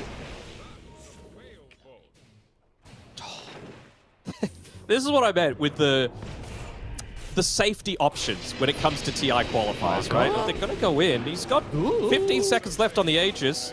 He actually ends up popping the Satanic as well. Might have led him to live for that little bit longer and then die inside the enemy base. But there they go. They got the Megas. Aegis just about to expire. 5 seconds away, finally. And they're just going to retreat, let the creeps do the majority of the work. And honestly, might even just be that rat style coming back into play, right? You can go multiple lanes. They're all going to be shoved in. You've got 3 heroes that are pretty terrible at dealing with it. So, yeah, if you can't do it, let your creeps do the work. Just buying the Shadow Blade on the Enigma. He's like, I need to find a great black hole. No, he just sold it. Never mind. Yeah, no, I was going to say the same thing. I actually really like the Shadow Blade pickup because with all the vision that the beast is providing them, but maybe it just feels like if one black hole gets countered, then potentially not going to have a second way to counter it. Well, Frank, Good hook. nice hook from KXY. Did they? What's the call here from SG? You know, the Wyvern's down for a little bit. You know, the Raw's on cooldown, so Oscar will have an opportunity for the black hole. Oh my god, the Dark Wheel gets assassinated to the backline, but meanwhile, Mousfor as well. The double damage room with the tree volley. He evaporates out of sight. And now Oscar, they're on top of the Enigma as well. He's going to try and turn with the black hole. It's a decent amount of damage, but not enough. Only onto one. They needed something incredible. They needed a miracle, and they will not find it in game one, as Infamous will take it 50 minutes in. Oh, 50 minutes. It did feel like it could have been over in 25 based on some of those movements coming through, just getting caught out a little bit too much on their own. That last fight, I was watching the Slark going up against the Tiny with that double damage rune being popped. He did, in one tick of the tree volley, 2,500 damage, and then the second tick did 1,000. So that will just basically vaporize anyone that wants to walk up into you. As we see the scoreboard coming through here, there's no real standout in my eyes, honestly, on Infamous's side. They all did their role to some sort of extent, and it was about the team cohesion, the overall strategy of what they needed to accomplish, and the drafting. I think that's the big winner. So if you had to give it to anyone, it would be either the coach or, since he was the one with the crown on, Affliction, considering he was the one clicking the buttons for the draft. I really liked it from Infamous. Do you feel like SG have to consider about dealing with the Beastmaster a little bit better if they leave it in the pool next game? Either they could pick it up themselves or even ban it first phase, because I felt like really Infamous for a majority of this game, even against a Slark, and something you mentioned, that Slark can have some difficulties even dealing with the Hawks because they picked up a really late gem. Now, Infamous, they just had the vision advantage. Like, SG could get nothing out of the mid game, and even when they kind of had the capability to show up to fights before the Spirit Vessel, there was just nothing they could do. Like, you always had Beastmaster vision, you could always take fights on Infamous because the Mirana with the Moonlight Shadow, you weren't dependent on smoke. So do you feel like SG need to do something to deal with the Beastmaster better? Well, it's Frank's most played hero, so I think there's an argument towards that. But I think if you pick this Enigma and you're not going to immediately ban out all of the counters to it, they got rid of 2. They got rid of the Alchemist and they got rid of the Bristleback, but you have to remove the Kunkka as well. I think they got rid of an Invoker at that stage, and Invoker's not going to do anything with regards to that. So the way Infamous drafted is almost exactly how I would draft if I was in their situation. They flexed the Tiny, they picked a hero that just dominates the Enigma and reduces his biggest strength. And even though the mid lane went a lot better for KXY than I was originally thinking, it was just, this was an inevitability for me. I thought Infamous were always going to be able to come out on top. Well, for Infamous in game one here, they're going to be able to come on top. A 50-minute victory from them. This is a upper bracket semi-finals. The winner of this will move over to the upper bracket finals and at least guarantee a slot as the last chance qualifier. So Infamous, they need one more victory to secure a slot there. Can they be able to take second game? We'll find out after a quick break.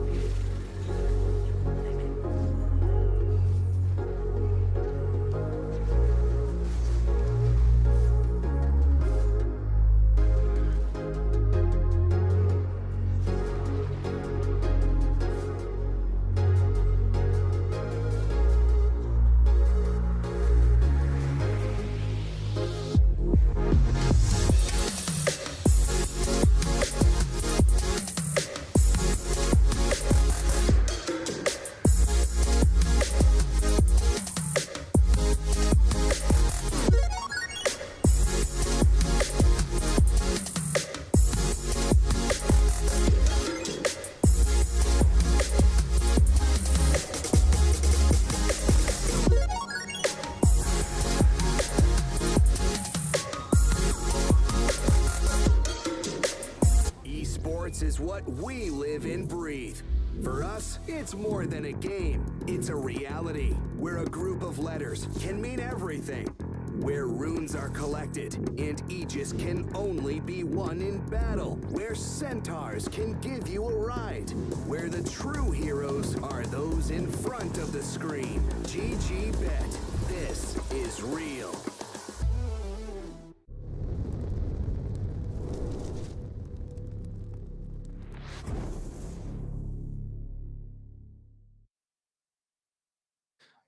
Beautiful execution coming out from Infamous. Puts them a game up here in our first best of 3 of the night. We've got game 2 ready to rock and roll with the draft underway here. Denog, what do we need to see different? Because you felt like for SG, it was difficult for them off the back of the draft. We felt like there were some issues there. So how can they maybe address this in game 2?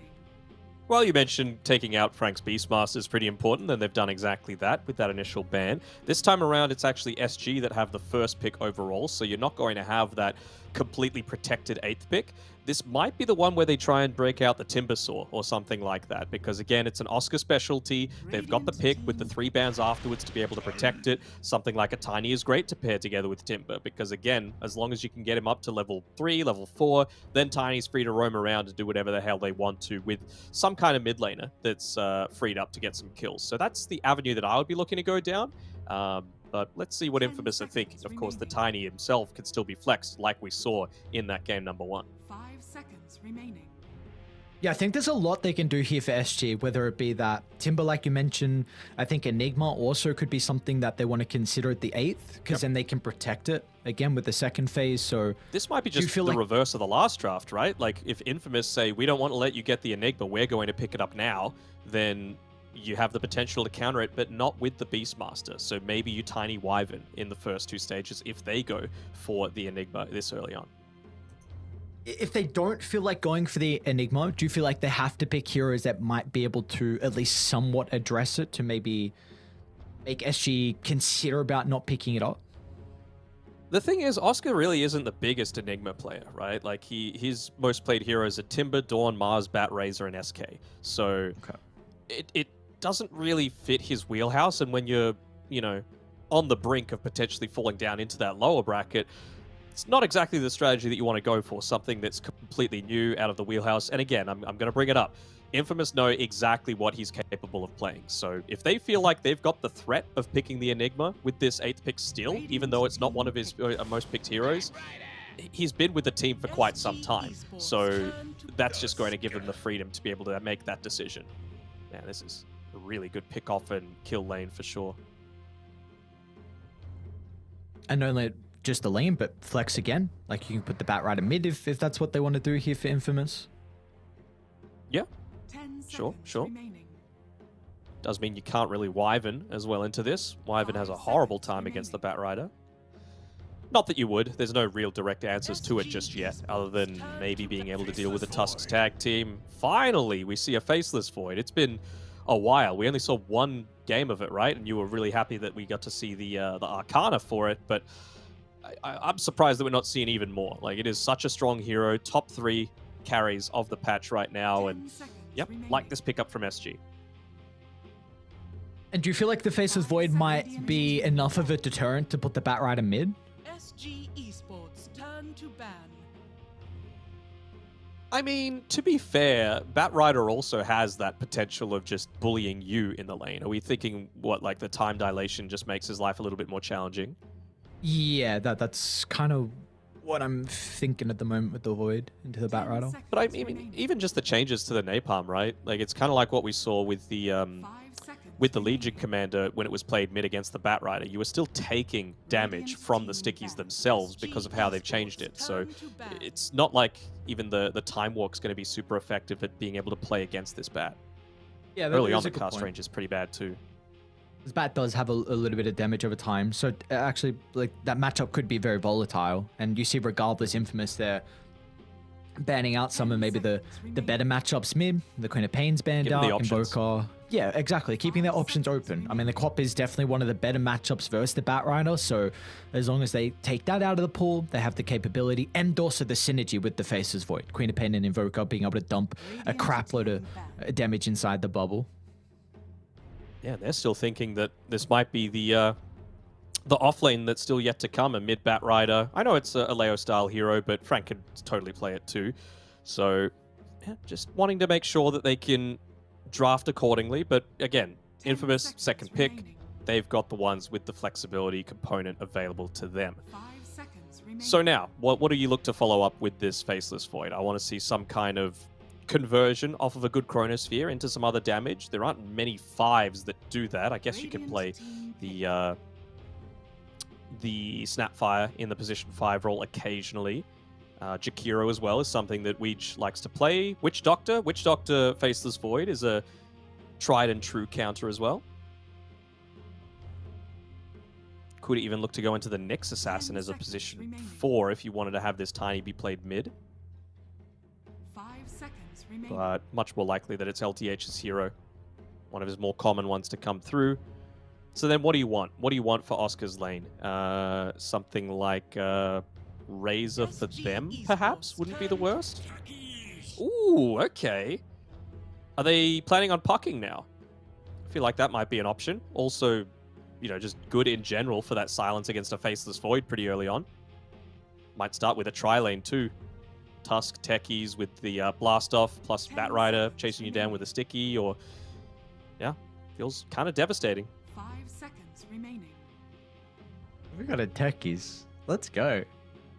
Let's go. When was the last time we casted Techies? Well, in Eastern Europe when we had Eastern Europe, yeah. You watching the cam? Someone's getting tickled. You get tickled, you get the jersey Parker's just putting on his chair. I wonder, do they go for some kind of cleansing hero? Because the Baton's already gone. Can you Oracle... I really wouldn't hate the Oracle against the Batrider, just because it's the Fate's Edict, much more consistent with stopping the damage coming through. Even the Omni Knight isn't the worst option, just because it's going to provide the cleanse for both you and the target now. But 2 melee heroes does feel kind of awkward. I would Oracle. Yeah, I'm just not quite sure where that hero fits into the meta. Like, I also agree it would be really nice to have it dispel, but the only one playing it is Liquid and maybe some other teams, as we get to see a new hero too. There's that Snapfire like you were mentioning though, but got the Primal Beast, which is going to be exciting to see how it's able to match up. We've seen it predominantly played as a position 3 when we were watching it at ESL. 10 seconds remaining. I saw for Eastern Europe, Sweden Strong was playing it for Na'Vi in the position 4 role. So that's really where I want to see it be played a little bit more. I feel like you just get so much out of abilities alone that you don't really need these items to make it a really strong hero. Basically, all you need is a BKB and phase boots. And I feel like even as a position 4 these days, you're going to come across those. I want Infamous with their carry to have at least someone with a stun to be able to play with the Techies, because I'm imagining this is going to be the Techies 5 that you're looking for. Chaos Knight is one that I'm considering. I guess maybe a lot of the AoE damage could be a deterrent, but he's also a really strong laner versus the Primal Beast. Regardless if it's a 3 or 4, I think you do need a strong laning carry. Alright, so there's Bat mid. They're going to show the Veno off lane. So the Veno Tusk is a pretty decent pairing, honestly. The slow with the tag team. You don't have the greatest right-click damage, but it's going to be very difficult for you to play into. So Void is always going to... He's going to need to max out the time walk in this lane, because whenever it's on cooldown, he's going to be in a lot of trouble to be playing in the lane. What am I going to say, Ares? I don't know. I'm sorry. What are you going to say? What are they lacking on Infamous? Well, they're lacking quite a lot. They're lacking a carry. They're lacking a way to start... Oh, they got ways to start fights, and they've got okay amount of stuns. They don't take towers Who's taking too towers? well. Who's taking towers? That's my thing. Dota is an objective-based game. Tiny can do it. Even from a support role, he can assist with it. You know, toss, good damage. Tree throw, tree grab, brother, good damage. Primal Beast, good right-click, little shredder. You got it on SG's side. They've got great lanes on Infamous. I'm just worried about what it's going to result in after the fact. So that's where I would be looking to emphasize a lot of my bans coming through here. Morphling's quite a nice one. Lots of great heroes to be able to steal from. Alchemist as well. You know, good tower sieger, someone else that can go on onto the front lines. Pretty good laner too. So I'm liking these bans coming through. The question for me now is what can they pick? It can't be something squishy like the Sniper and the Drow that we were suggesting last time. TB is in the pool. I think TB is pretty high up in terms of my options here. I'm trying to see what SG want to try and run. I don't know if you're looking to play the Bat Rider. Oh, sorry, the Tiny Mid versus the Bat Rider. Storm Spirit's something they could be considering. The matchup is pretty nice with being able to spam your abilities thanks to the Bat Rider Sticky, a way to be able to jump and get that initial start as well, so it's not up to the Faceless Stuns Void. are very slow as well, coming through from Infamous, so Storm feels very happy with a lot of these matchups, and even just with that Puck ban, Ember Spirit as well to a lesser extent. I'm completely in agreement with you. I think Infamous are going to... sorry. Wait. What? Okay. Mid-tiny. Yeah, looks like it. It is what I wanted. I wanted the Omni Knight to be paired together with the Faceless Void. What's happening, Aries? What's going on here? They really feel like the Void's going to struggle into the Venom matchup, so they have it dispelled to get rid of the Gale. I still think this lane is going to be a little bit awkward to for the Void to play in, but now not only do you enter the Venom, but you also enter the Bat Rider, like you were mentioning. So... okay, no, I get this. And also, if they do end up going down that TB route that I was talking, Guardian Angel, pretty good at being able to deal with all of that. Like, there aren't too many situations where you should be prevented from doing it. They go Necro instead. Incredible pick. They do still, yes, lack ways to take objectives, but you could be very unkillable with this Necro, and you could be so far ahead that it just might not matter about you being able to take towers down. I really like this Necrophos pick a lot. You can stand your ground in the middle against the Omni Knight. You do not care about sustain. Necro really thrives in long drawn out fights. You're going to have the capability with maybe like the Scythe into the blow up from the techies. You should be able to deal with the Primal Beast as well, who I imagine as the game goes on is going to be very, very tanky, but... Pause one Bat Rider. Yeah, sorry, I didn't see that. Any fans of the pause? I mean, it still doesn't really solve my how do you take towers argument, right? Like, I guess Necro can, just because it's the Death Pulse you can rally around, you could keep your creeps healthy, you could push on forward. They don't have great ways to be able to stop that necessarily. You can kill the Necro inside of the Chronosphere. That's my other issue for Infamous, right? Like, there's no save coming through. Tusk, as long as the Necro isn't caught on the edge of the Chronosphere, you're not going to be able to get that snowball save off. So Chrono plus right-click damage plus a Snapfire ulti coming in, plus it's KXY tiny, so you're going to have some decent damage coming through there as well. I'm a little worried for Infamous, if I'm going to be totally honest here. I think SG might have the edge of the draft. It's just in terms of the macro play strategy about how they're going to be moving around the map. That's really where the questions are for me, is do SG have what it takes? But I'm leaning towards SG right now. I think that's, a really good point to bring up. Like, how is the macro game going to shape up in particular for Infamous, just because their lineup does look a little bit awkward and not your traditional 5-man lineup that they have at the moment. I mean, a Techies, a Veno, a Necrophos as well. A lot of heroes that people don't like playing into. Something you mentioned in the draft is that they will have a pretty big advantage in regards to their lanes. I imagine the Omni Knight is going to offset some of that advantage slightly with how it's able to deal with the Venomancer, but I'm really excited, honestly, to see how this one's going to play out, because you take a look at Dire, like, you've got a very team fight heavy lineup where the bubble into maybe late game tree volley, we saw last game with how much damage it was actually able to do, thanks from... You just call Chrono the bubble. Yeah, the bubble. I've done it for multiple weeks now, and you haven't said nothing. What's wrong with the bubble? I mean, it's more of a sphere, you know? An orb. So the bubble with I suppose so. I 100% in agreement. They will be able to kill the Necro inside the Chrono with kisses and probably just that, kisses and the Faceless Void.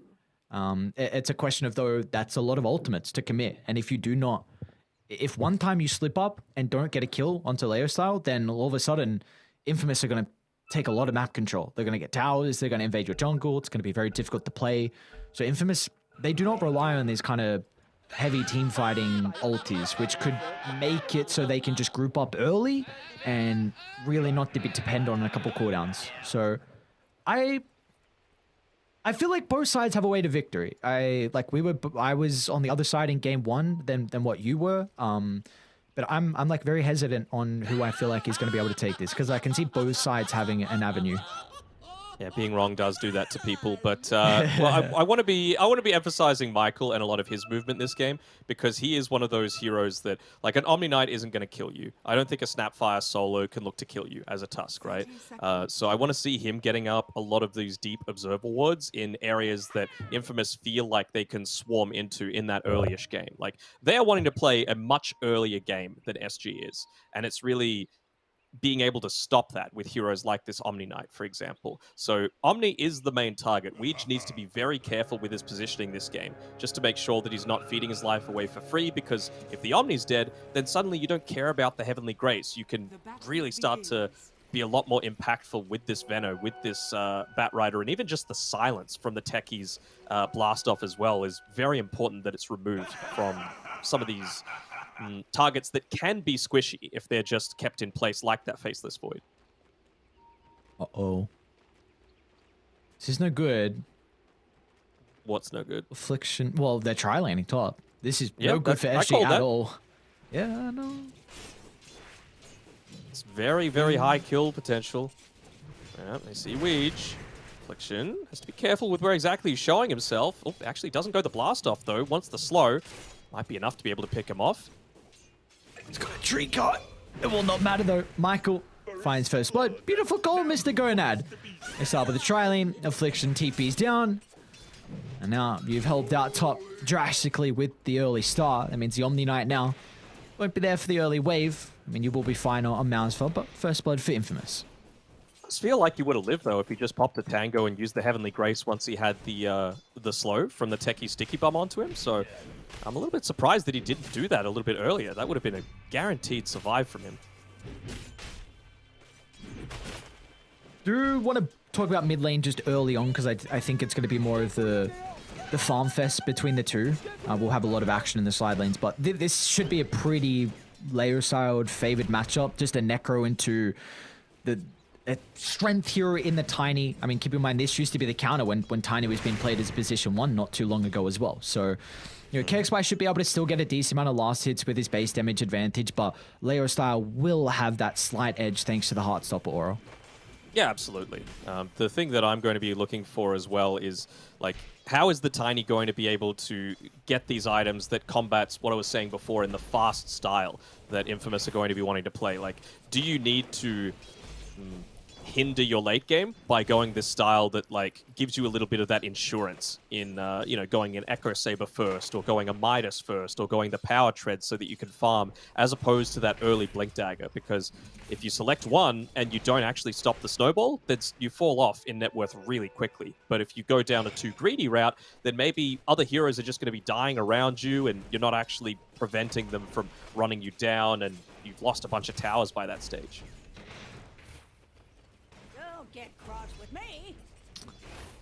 So with this Bat Rider position 1, what are we expecting Parker to itemize? Is this going to be like a first item Witchblade into Agshard? Is he just wanting a faster, like, boot to travel or drums here from the bat? Honestly, if I saw this in my pubs, I would be expecting someone on my team to be running it down mid as soon as they saw this be picked up, because it is not conventional at all. In terms of what he wants, it's hard to say, because I've honestly never seen it in a pro game. So I guess the drums is useful just to give you that little bit of the extra movement speed boost. Again, they're playing early, right? So prior to BKBs, that's really where this Infamous lineup is going to be excelling. You've obviously already got the Omni Knight to be dealing with, but I want to see, like, Boots of Travel. Do you go Boots of Travel? Maybe you could just get away with Tranquil's Windlace drums into the Blink Dagger. Because again, I feel like you need to... Oh, wow. whoa. All right, beautifully done. Yeah, the rotation You need from to kill LTH. You need to kill Omni in the mid to late game, and I feel like Batrider is the one that's going to enable that the most. Him plus the vision that I was talking about that Michael's going to be putting up inside SG's jungle and main kill points.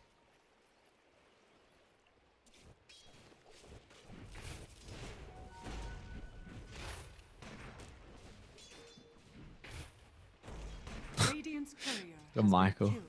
It's up to his shenanigans. Looking to try and block up the cam. He's able to do so at least.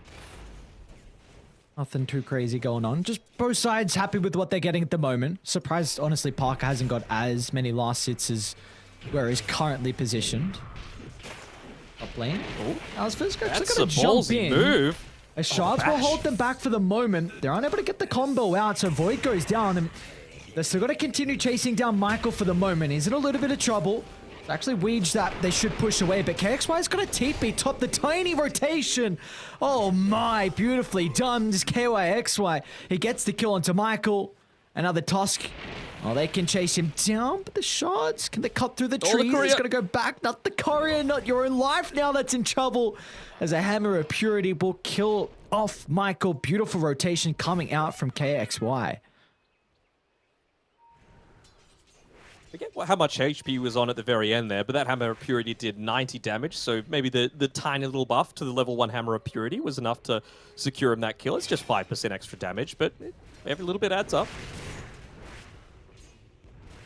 Great movement, though, from KOXY. Again, he is the one that I was most impressed with on SG in that previous game, being able to get out of that laning stage in a much better spot than I thought he would. He's gone up against a Necro, which is, again, that losing lane matchup, and he's got a kill, with assistance, of course, coming through from LTH, but then that rotation up top, too. Very well done. Bottom lane, a little bit of brawling going on. Affliction's actually going to go for the suicide under the tower. I don't know about this one, my friend. Well, true to its name, suiciding in. Ecky's killed off from LTH. Hopefully done. I'm just looking at Weege as well. He's completely out of mana. Does he have anything coming in terms of items on the courier? No. So I would be keeping track of this if I'm Infamous. I want to make sure that I'm saying, all right, this is the time that you want to be using that Unanimous Gale. Run to KXY.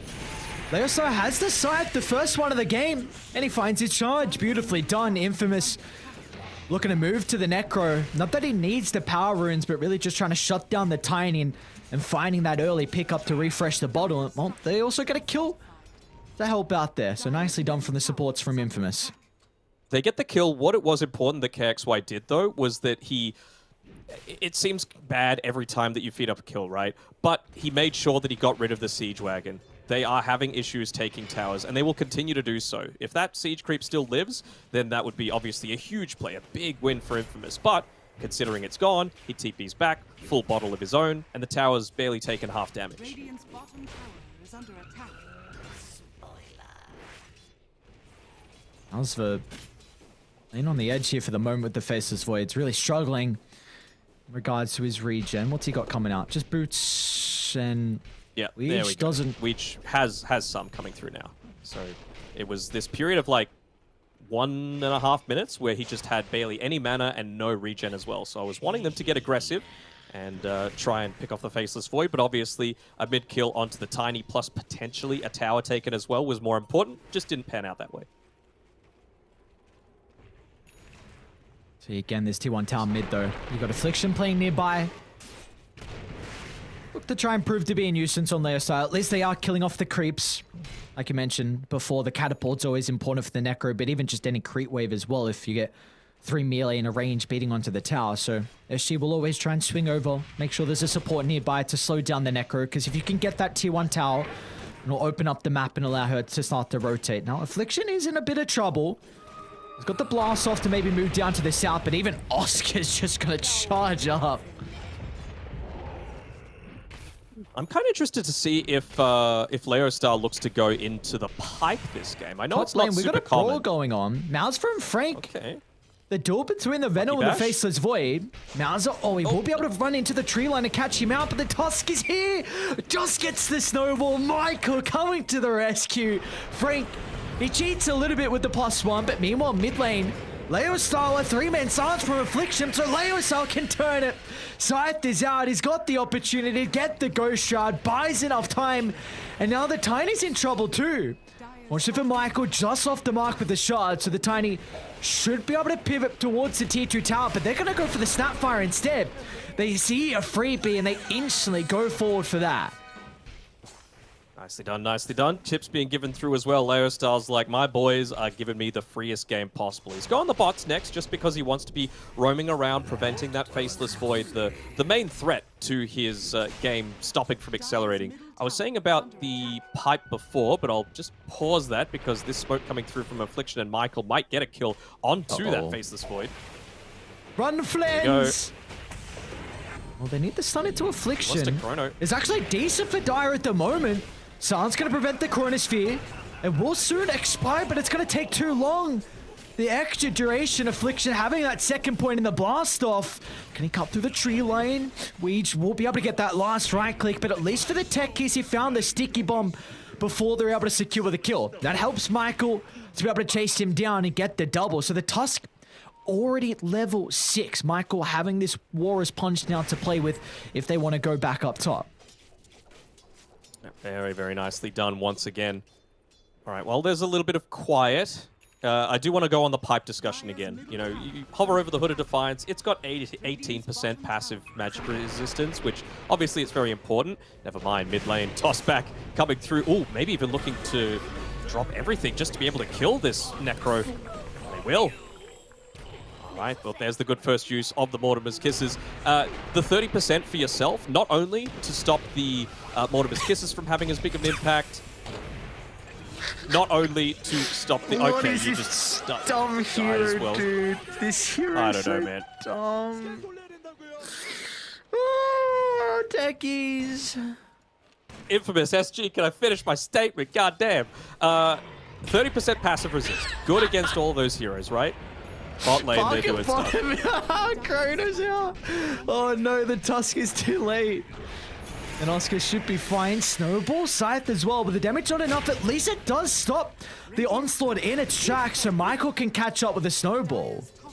I'm not going to say why. Hope he buys a pipe. I'm done. I'm done. I've said it too many times now, and these guys just keep the action going. To be fair, Infamous need to, but the fact that SG are keeping up in terms of the kill score is a pretty big deal. A lot of that net worth is going over to the Snapfire, though. We can see on the net worth charts that Leo Style's the one with the vast majority of their net worth right now. They've just got so many magic damage instances that I feel like you just need to protect against that initial burst, and then you're going to be fine. I really want to see Infamous get a tower now. Chrono on cooldown, Kisses on cooldown. You might lose Frank for the moment. Your Veno is incredibly strong. Would like to see them playing top with him, but of course with them moving bottom to try and protect in the Chrono, it means that they're on the opposite side of the map. As there we go, onto Frank they go. Oscar with a charge from downtown, pulverize into KXY's follow-up. This is scary, man, because you got the Faceless Void that's catching up. Yeah, you do have that. I feel like they would have made a rotation up top there if he was able, excuse me, to get off the Poison Nova. My hero lasso mid lane. Lasso coming through. Yeah. Parker, one more right click. Oh no, they're actually able to purge off the sticky napalm. And now with the heal up, Parker, he's committed in. Oh, Parker, not like this. He gets the Snapfire, but not KXY. He's going to reveal the Blink Dagger as well. He's even able to get onto Affliction. Tries to do as much damage as he can before he dies, but a great Blink reveal from the Tiny. Top lane, the action continues as Oscar... well, he's alone, fed to the wolves. Leo Styles gonna have Scythe up in a second. Don't kill him, guys. Oh, no. Oh. No extra charge for the Necro, unfortunately. It's fine. He's having a good enough game to be able to get with. Frankie was going back and forth between a few different items. Bought up the point booster, and was going to go into the 4-star after that. And I was like, oh, I wonder what that's all about. But yep, just going straight back into the Aghanims. I like it. It's all about, again, playing off that early game. So if you could buff up what, in my opinion, is a ridiculously strong ultimate in the Poison Nova now that it's also percentage-based against 4 strength heroes, I feel like that's just going to enable Frank to allow the Necro to have much bigger presence in this. Affliction? Smoke's gonna pop. You're fine with this, I believe, on Infamous. Losing the techies. Still, Frank means that he's able to find the tier 1 tower. And nothing crazy expended. I think my eyes go towards the next catapult timing in 15 minutes. Oh, sorry, not at 15 minutes, I should say. Do you feel like Infamous are going to look to maybe take a fight around mid so they can consider taking a tier 1 tower? Or is it difficult because Dire's ultimates will be up shortly? I mean, I don't think you need the catapult, though. Look how low mid is. I think you're happy enough to just try and force out a glyph prior to that point. Michael, he sees Weege, wants to be able to pick him off or at least distract away for long enough. He jumps in instantly. Yeah. As soon as the Tusk steps on over, I'll make sure there's no opportunity. Now Oscar, he's going to be on the right side. The onslaught doesn't make it up to the high ground, and they can turn it because Leosar's going to TP in. They've got the scythe to play with. He's going to be able to slow down the Primal Beast thanks to the Ghost Trapper KXY. He's charging down bottom off the back of the haste. He will provide that +1 if required. And in fact, it's going to toss him into the pulverize, but they've got to be cautious because there's the ultimates coming up. The Poison Over along with the scythe gets the first kill, and Dire, they're on retreat. They don't want to take the team fight. With everything on cooldown for SG, they're going to look to back up to the tier 1 tower, recognizing that this is not a fight they can take. But KXY, he thinks otherwise. We'll toss back Leosar under the tier 1 tower, but the damage it's lacking. He's still alive. They're only tickling the Necrophos, and now Malsfar committed into the middle, and they'll penalize the Faceless Void. They'll also condemn the Snapfire as well, as Parker just flies into the middle.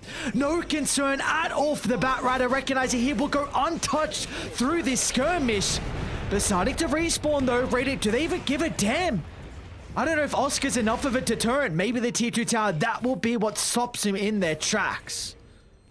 Ooh, they just never want to stop. This is exactly how Infamous need to be playing. I do like SG. They're taking the fight to them. Remember what I was talking about with the Tiny? You could see he's already starting to suffer on that net worth, and it's because he went for that straight Blink Dagger. He wanted to make sure that he had the ability to respond to a lot of this early aggression, but just things like the Necro getting away on about 50 HP and then instantly regenning up to, what, 70%? It just makes you feel so bad because you're going all in onto trying to protect, trying to slow down and get these big kills off the back of a super early Blink Dagger, and if they don't come off, it just puts you so far behind the 8-ball. I'd like to see Infamous give a little bit of time over to Affliction to get towards this Ag Shard, because I think they are going to have a lot of side lane kill potential now with like the jump in with Blast Off into either the Necro TP or if Parker's nearby as well to have that +1. So like to see them try and help out with the techies. He doesn't have the greatest amount of gold in the bank for the moment. Style. He's up here on his own. But they don't have Chrono. That's the thing. 20 seconds away. I'm sure he's got that in his mental clock in his head. He's like, all right, there's no way I'm dying without the Chronosphere. I've shown that plenty of times. I've got a Sange, I've got plenty of stats, Raindrops, Hood, and he makes sure to TP back right as it's about to come off cooldown. So really appreciate the recognition for enemy cooldowns, and he's just going to try and even body block this wave so that he's farming as far back towards his tower as he can so that the teammates can come through and protect him if needed. Like, look at him. He's so far ahead right now up on this top side of the map, but he's still playing super conservatively around the tier 1 tower. He only just left to move forward and nuke out this wave, and then he's going to retreat straight back into the safety of the Fog of War in the triangle. Good lane. Jump onto the Venomancer. Frank has got the ultimate. Does he have an opportunity to spellcast the Snowball? Will buy some time, but it's going to settle for a Chrono! Oh no, but there's no follow-up! He caught the Snapfire inside and also Leostar with a shard. It bought them time to be able to reset, but Oscar's in. A pulverize into the Mortimer Kisses. 2 are down from Infamous and they need a retreat. They will not stick around to maybe turn it around off the back of the Necro and the Batrider considering about showing up. And they had to use a fair amount there. They used the Reaper's Scythe, they used the Poison Nova. Sure, you had to use the Mortimer's Kisses and the Chronosphere, but I feel like when you're trading 2 for 0, you're very happy. Again, SG are the lineup that want to be playing for the later stages of this game. So now that they've got this little bit of luxury, unless Malsva gets caught out by Parker here on the bottom side of the map. He's found him. Ooh.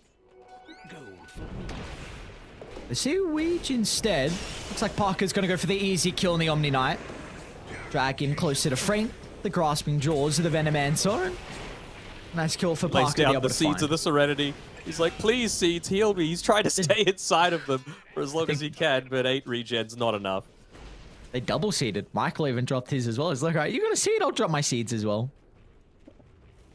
Dire's bottom A tower seed off, that's what it is. Dire's structures are fortified. Seed off with the boys. Well, here we go. Double damage, bottom side of the map. No glyph. They're going to take the tower.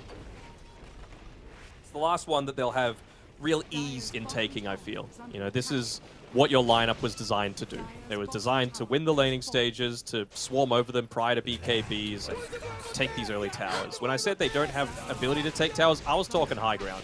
And I still feel like they're going to have this issue. So if SG are able to, I'd say probably like the next 10 minutes. That's the scariest point for SG right now. If they could get up to this stage where you've got a Tiny fully built into that Aghanim Scepter, if you can have a BKB on the Faceless Void plus the time dilation, I mean, that's what a great ability against a Necro, right? Who wants to constantly be using abilities, time dilation, just zipping in and out, casting it onto people. Oh, are they taking a sneaky Roche here? No. They're looking to go for a pickoff.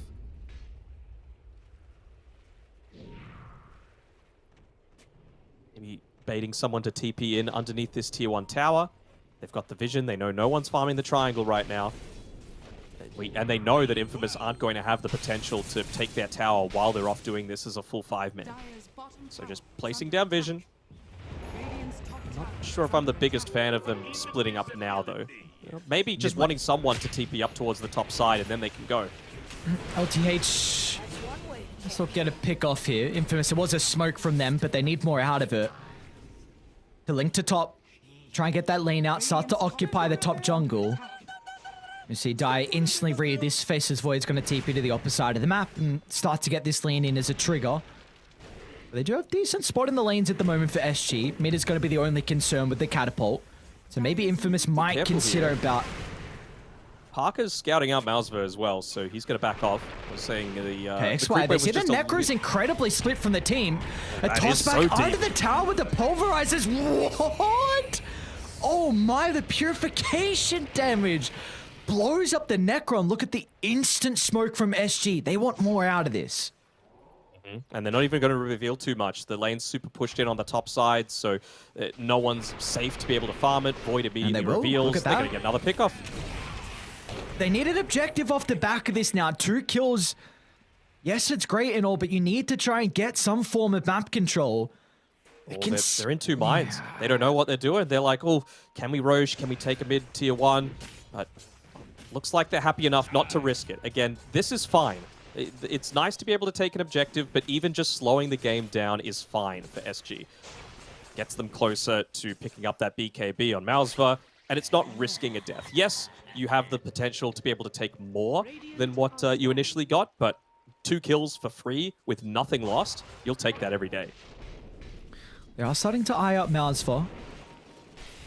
Parker's going to consider. He needs the flame break into the lasso. It's going to have to be perfect. But look at the positioning from the Omni Knight. Scouts out the smoke, giving the Faceless Void ample time to retreat. And Leosao has had enough of the Omni Knight. We'll drop the scythe. 4 charges of the game now for the Reaper. That was a really good move coming through there. And they'll see... Oh, they actually didn't complete the TP top on Michael, so... Don't think they saw that. Maybe they did, because it was in the trees underneath that Observer Ward. Oh, Affliction's going to miss the blast off. They've already recognized that he has time lock for the moment. If they can get the burst potential for the techies, it's not enough. Omni. He might be forced to use the Chrono defensively. Time lock up in a couple of seconds, but he doesn't get enough health back. The bombs will chase him all the way to the afterlife as Infamous kill off the Faceless Void for another time this game. Shows you how important the Omni Knight is, right? That plus the BKB. That's the only thing that's preventing them from going for that sort of play consistently. So as soon as Omni's dead, obviously you don't want to use a buyback this early on into the game for not a team fight, especially with how close he was to respawning anyway. And yeah, it's just going to slow down that BKB timing. 1,000 gold away now on the Faceless Void, but they're still in it. SG, it's basically a 50-50 win probability, and I would put the game at very similar too. Like, it really could go either team's way, just depending on some of these movements, these pickoffs. If you take one really good fight on Infamous and you overwhelm them, you take those towers, you take that Roshan. But if SG are able to weather the storm for another 5 minutes, they're going to be in a fantastic place to take this game too.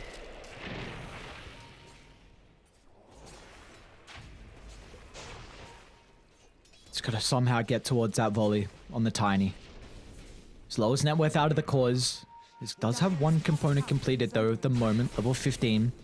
If you can somehow find the Iconium Scepter, that's going to be a crap load of damage inside the Arcane Chrono. Rune, bottom river. Gets it on KXY. I want to commend the itemization coming through as well from SG. I really like this very early Oscar Lotus mid coming lane. through from LTH. Is he alright? Yeah, he had to pop a BKB. Just he saw the flame break and wasn't going to mess around with any potential escape. We'll commit the BKB, get out like that. Level 2 Mortimer's Kisses now, so just going to wait for the BKB on the Faceless Void, and then they're going to go for a play. Probably one of the first aggressive movements that SG have made all game. And like I was saying before, Lotus Orb, great early on. I believe, he was going to go into the Aghanim Shard on the Snapfire, but changed it up to the 4-star. Don't hate that. I want to see him go Aghanim Scepter as well, just for an additional layer of save over stuff like the Reaper Scythe. And Omni Knight, pretty standard. Primal Beast, pretty standard, going into a Lotus of his own. What are we looking at? XY? What are you doing here, sir? What? I am... Space for the Void. No, yeah, okay, sure. Yeah, okay. Go on. Well, no, I'm good. I'm trying to justify, but we'll... There's not much justification. Well, the avalanche and tree through before the minute mark, before the 30-second interval, so there was no creeps, and maybe he was going for the choreo, but the throw was just so far off the mark. So unfortunately, Tiny's down, and you're not getting anything out of the map, at least for Infamous. Malsva, top side. Sice on cooldown. They're going to jump in instead on Oscar towards the Tusk. Malsva's going to go back in. So get the kill into Michael. They're even looking for a +1. Mauser's trying to catch up to Leo style. He does have some heroes starting to path towards the left side, trying to get closer to the Necro in case...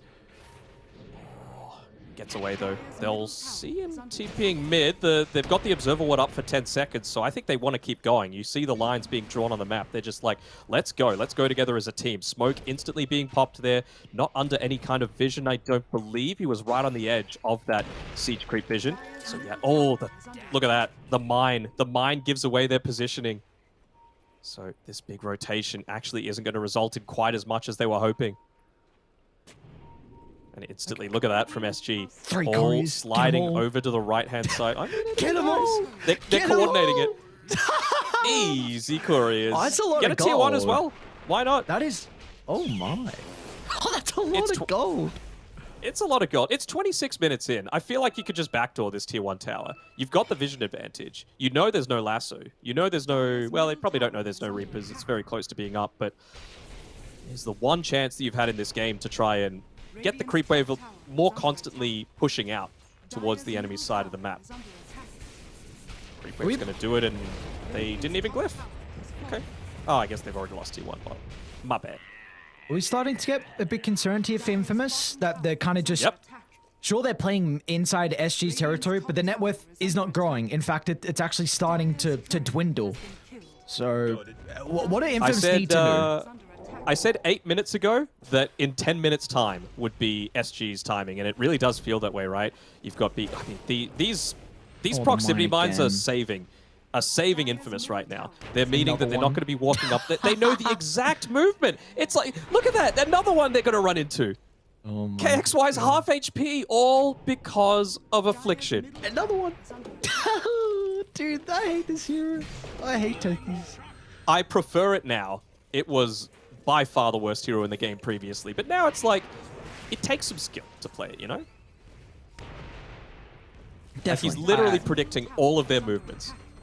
They see Weege, they see KXY. There's a lot of vision for Radiant to play with. I'd love to see them to go into the jungle and take a fight, but it's going to be Oscar that starts on Techies instead. Look at him, He's taking on his all own. his anger out. That's Mortimer Kiss is used as well, so a lot committed just for a measly old Techies. Parker trying to get KXY off to the left side, but Mouseford's going to go in with the Chronosphere. Where's the damage? Batrider had an opportunity to pop the BKB, so the damage is going to be lacking. And now Parker, he can turn around with the lasso, dragging back Mouseford, but the time walk out underneath the T2 tower is going to be okay and die. They're going to go back in. Oscar towards Parker. Meanwhile, Mouseford's on Michael as well. The Scythe doesn't even kill off Oscar as SG. They do an incredible job just to dance in and out of the team fight. And now they have really stemmed the momentum. They are the ones that feel like they're in the driver's seat. Proximity mines can only do so much, sadly, and with all those spells being used straight into the Roche pit, this would be an absolute godsend for Mouseful to be able to pick up. Just gives him so much more survivability, the freedom to keep accelerating that net worth. Someone that just comes in here casually and looks at the net worth graphs would be like, oh no, Infamous is in a pretty good spot, but it couldn't be further from the case. Like, they are looking very, very dangerous right now for SG to be able to come back into this one. And I would say the win probability is going to reflect that. Yep, dips back towards SG. You got to find Omni Knight. He's just disrupting so much of what they're doing. And, well, maybe that would have gone better for Infamous if they didn't drop the Mortimer's Kisses so preemptively, right? If you're able to actually get for SG, you would have probably been able to get even another person that would have allowed them to go for Roshan, but instead it's actually Infamous that's going to steal it. I mean, you've just given them this for free. It's underneath double vision as well. They know it's happening. I don't think they can fight it with no Chrono and Kisses. I don't think this Roche matters as well. How are they going to see Tygram with an Aegis on Parker? They'll just split push the map. I really don't think this Aegis does a whole lot. Second Roche, if you gave it up, I'd be a lot more concerned about. I think this is going to be... They're tipping top onto Mausva. Just getting a little bit of information about it. Or is he going to use the scythe? It's still on cooldown. Oh, he doesn't have it. 8 seconds. That blink was exactly where he was. Sorry, you had a point. But I was just saying, like, it was more the fact that you're denying it away from SG. It's not something that's going to enable you. It's just Faceless Void now feels a little bit scared, like he just did. He's forced to TP away from the Death Ball, and the farm's going to be a little bit slower as a result. You might lose another tower because of it, right? Because you've got this siege creep wave. You see him farming bottom. You saw him TP. So now you just play top. Now you just play mid. Now you lose map control. Whereas if he had the Aegis, maybe he doesn't go for that TP. Maybe he has the luxury of knowing, all right, my team's going to be behind me and helping me out. They have time to be able to connect through with that movement. Do you think Infamous can high ground with this Aegis? No, but I feel like they can win a team fight heavily with it, and then if they don't have buybacks, they can high ground, but just purely running 5-on-5 into a high ground push, much less likely to happen.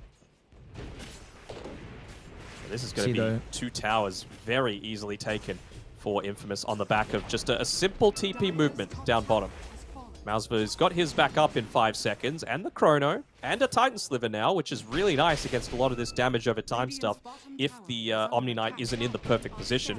Luckily for him, Weege has the Psychic Headband and the Aether Lens available, but this is the big team fight. I think this team fight, I don't want to say is going to decide the game, but it's going to go a long way towards determining who's in the best spot to be able to contest a few of these next ones that follow.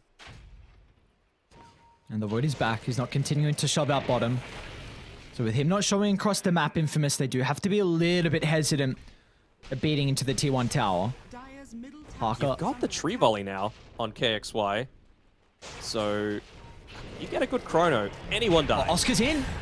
They want to try and deal with the first life and maybe set up with the Chronosphere afterwards as Parker's fallen pretty low. Mousefor's going to jump. They need the finishing blow. They're not going to find it for the moment. Parker's able to dance up to the left side, and now they jump on Affliction.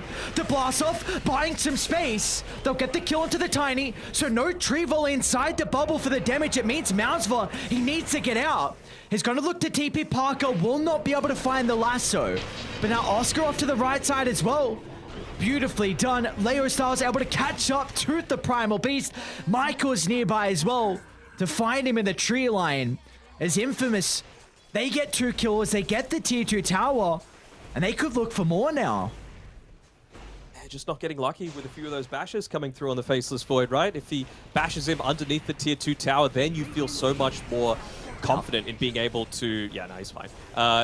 In being able to drop the Chronosphere for the second life. But because you don't get that initial pickoff, Tiny dies. And with the Mortimer's Kisses needing to be used to get the first life out of the Batrider, all you really had left to go into the Chrono was that tree volley. So Tiny's dead, you just can't fight. And speaking about the tree volley, like, how are you really going to be able to get effectiveness of that inside the base? They will back off now with him respawning and Primal Beast up in 15. But this Might be one of those ones where you need to go onto the closer towards the dire triangle, right, where there is a slightly larger clump of trees. Try and, you know, blink back there, get the tree volley going, even if it means the loss of your Avatos combo. Is under attack. What can they do here for SG? Because you do have Kisses up shortly with Chrono. Malzvar. Oh, hold that thought, because that's a pretty big item here for the Tusk. Michael has a goddamn scepter. Oh boy, oh Okay. boy. What, so is he blinking in the middle and kicking away the Omni Knight? Is that really his prime target? I would say, yeah. Be very happy for that. I kind of want to see if he's going into a BKB now on Frank's Venomancer. I want to see him get the Aghanim Shard as well. You know, you're getting all of these damage over time spells onto the Faceless Void. Means you can't BKB. Means you can't Heavenly Grace as well. I'm not sure Frank how it mid-lane. works with... Oscar gonna jump with the tree volley from the right. They'll even commit the Mortimer Kisses, but Frank is 100% dead. And they knew this smoke was happening. The mines were killed. They also killed the illusions as well, so they knew exactly the path they were taking, but Frank just positioning a little bit too aggressive, honestly, not respecting SG. Even ended up using that Poison Nova, which doesn't feel great, but he is level 12. He does have the Aghanim Scepter for himself, so it's not the longest cooldown. Feels like he can just throw him out with much more impunity.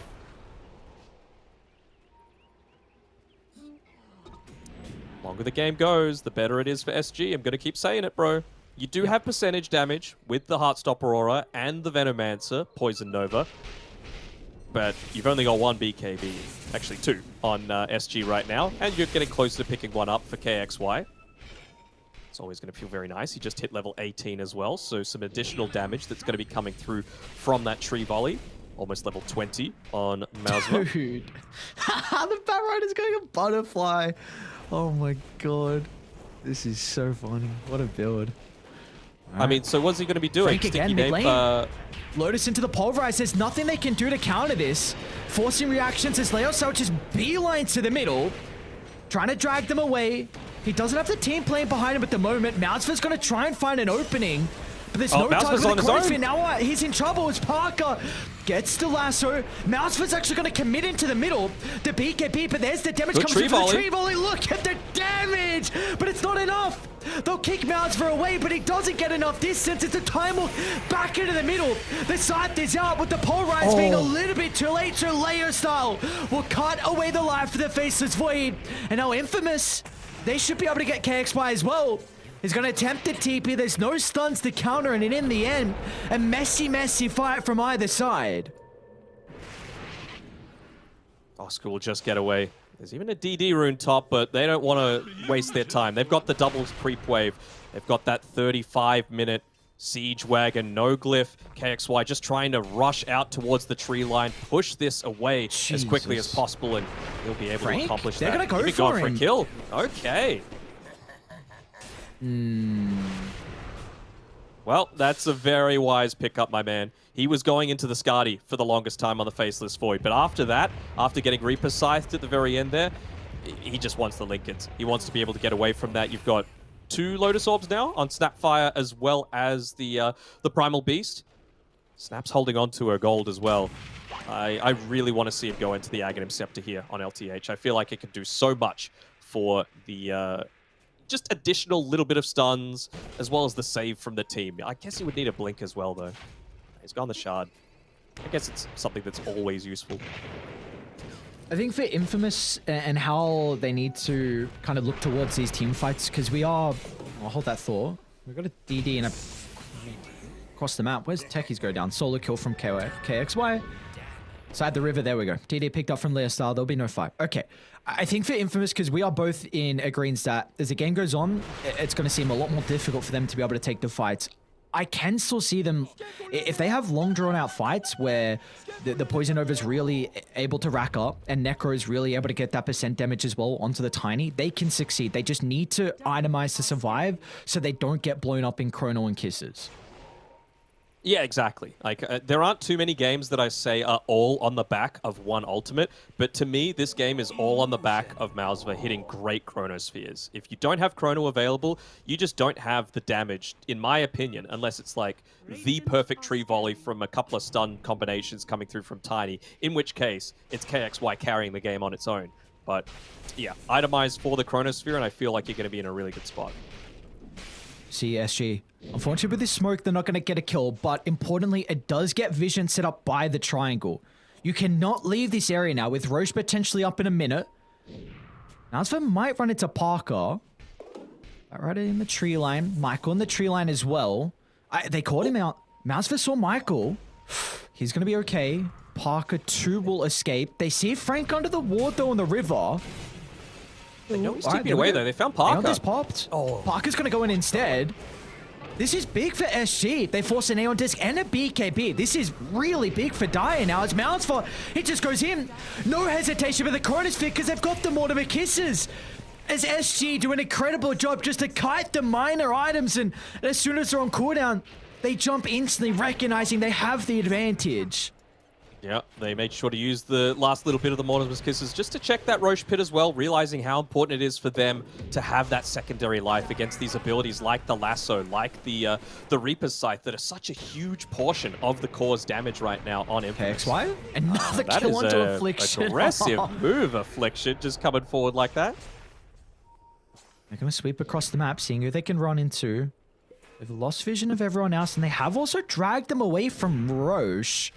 And they know Layer Style is just TP top as well, so Malzva's like, all right, let's just take a tower. It's going to mean that Roshan's a little bit easier for us to contest if this one goes down. Can't just instantly TP back into the fight. No way of him coming for the next 20 or so seconds. Is this not really big, though, that SG aren't taking Roche? Because Chrono, they're going to be up in 20, and Chrono's still down for 75. Don't. To be fair, they didn't know. Like, it came up really recently, didn't it? And I feel like that tier 1 going down, even just using the glyph, kind of enormous, right? Like, now you don't have glyph for tier 2s. If you're able to get the Roche and that, with the vision that you've got set up, you're in a solid spot. See if they can stall out. The respawns are coming. They see the couriers coming through. They know they're in the pit. Frank's going to give them the information. He's going to charge forward with the Poison Nova. Good Nova. It'll buy some time. And they need to get out of shit. They need to kite the Poison Nova. Leostar's going to jump in onto the Faceless Void. They get the kill, but it's going to buy back off to the left side. They're going to lose Roche, as well with the Lasso. They get rid of the Tiny. But the Age is picked up. Leostar's going to be able to find it. An incredible Roche fight for Infamous, and they are now back in this game. As Leostar, he wants more blood. Parker's going to jump into the middle as well. They're going to try and chase down the Snapfire. Meanwhile, the Techies should be able to deal the damage to get rid of the Omni Knight as well. They have a way to cancel the TP on... They do not. So Snapfire makes it out. But what a fight from Infamous. They get the second Roche. The Age is on the Necro. Who did they give the shard over to? I swear it was on the ground. Batrider's got it in his backpack right now. And this is a replay of the last game. Parker holding on to that, holding it hostage for now. Give it over to Frank. Why not? BKBs, yeah, there we go. We're going to get to see the latent toxicity come through. So BKBs plus that Omni Knight dispel from the Heavenly Grace. Now it feels pretty bad. You're just setting yourself up to be dead meat. Not the greatest cast range, though. Now's... Oh, man. Affliction was ready for that. They get the buyback out of the Tiny. It's a pretty decent Chronosphere with the tree volley damage as well, but they'll kick him away. No way. The damage is still there. Parker goes down. Oscar's got the follow-up as well, but instantly the Pulverize. It's going to be cancelled, but still SG Esports. They can charge him. It doesn't seem like they're worried too much about the Age's advantage onto Layer Style. They just need to kite the Necrophos, and they're doing a really good job at that, but they lose the Tiny off to the left side. A dieback on KXY, and now where's their damage? It's going to be non-existent. As Layer Style... He senses a sign of weakness on SG Esports and is going to jump further inside the base. And now the Omni Knight, he's caught out as well. The kick from Michael. It started the fight, dragging the Void away. And now they'll add another kill to the tally thanks to it. Oh, he blinks forward on Layer Style. Oh, absolutely fearless, but why not, right? He's got the Havoc Hammer, he's got the Aegis, he's got an Aeon Disc as well, ready to be assembled. So he just feels like they could swarm through. This is the big victory that they needed. They could smell that ticket to the top 3 of the SA qualifiers. And he's using every chance that he can to try and get rid of that Lincoln's onto the Faceless Void. Death Seeker, probably one of the best abilities that they can use for that purpose. Oh, they didn't even tickle the first life. Oh, hate to see it. Hate to see it for Oscar. At least Polarize doesn't have the biggest cooldown.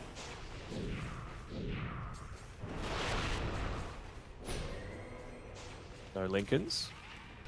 Did he try and drop it? No.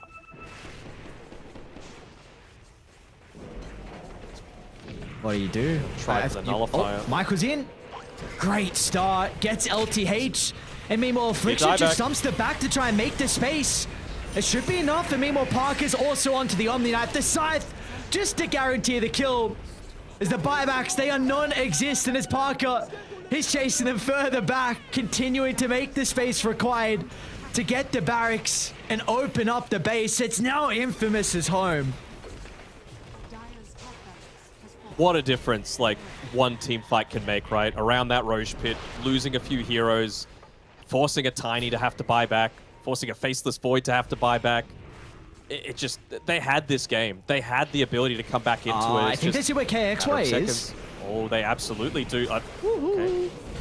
Chronox, surely they need the Tiny. That's a lot of their damage. But it's an early BKB force out. He's going to go in. KXY, there's with the Trevo. It's an incredible Chronosphere. Look at the damage. They get two. But now with it being on cooldown, they need to protect the Tiny. Parker's the very Batrider, dead. They go to the right side. Mounts for instantly jumping to try and offer some protection. But Affliction's got the follow-up as wow. Oh my lord. Techies, what a goddamn hero. The blast off with the shot. It's filthy stuff for Necro. He's even more difficult to deal with. Leo style inside the base, just on the outskirts, so they won't get the damage coming through from the fountain. What a performance from Infamous. Oh, Oscar's got a refresher. Okay. Not enough, though. I think not enough. Leo style. Oh, he's still got the ages, man. He's still got the ages. This guy is cruising.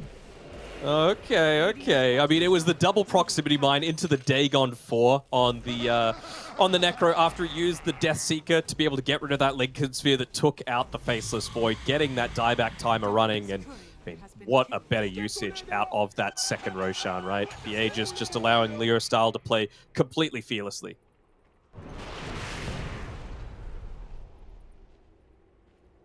Hard to see how they come back from this one, though.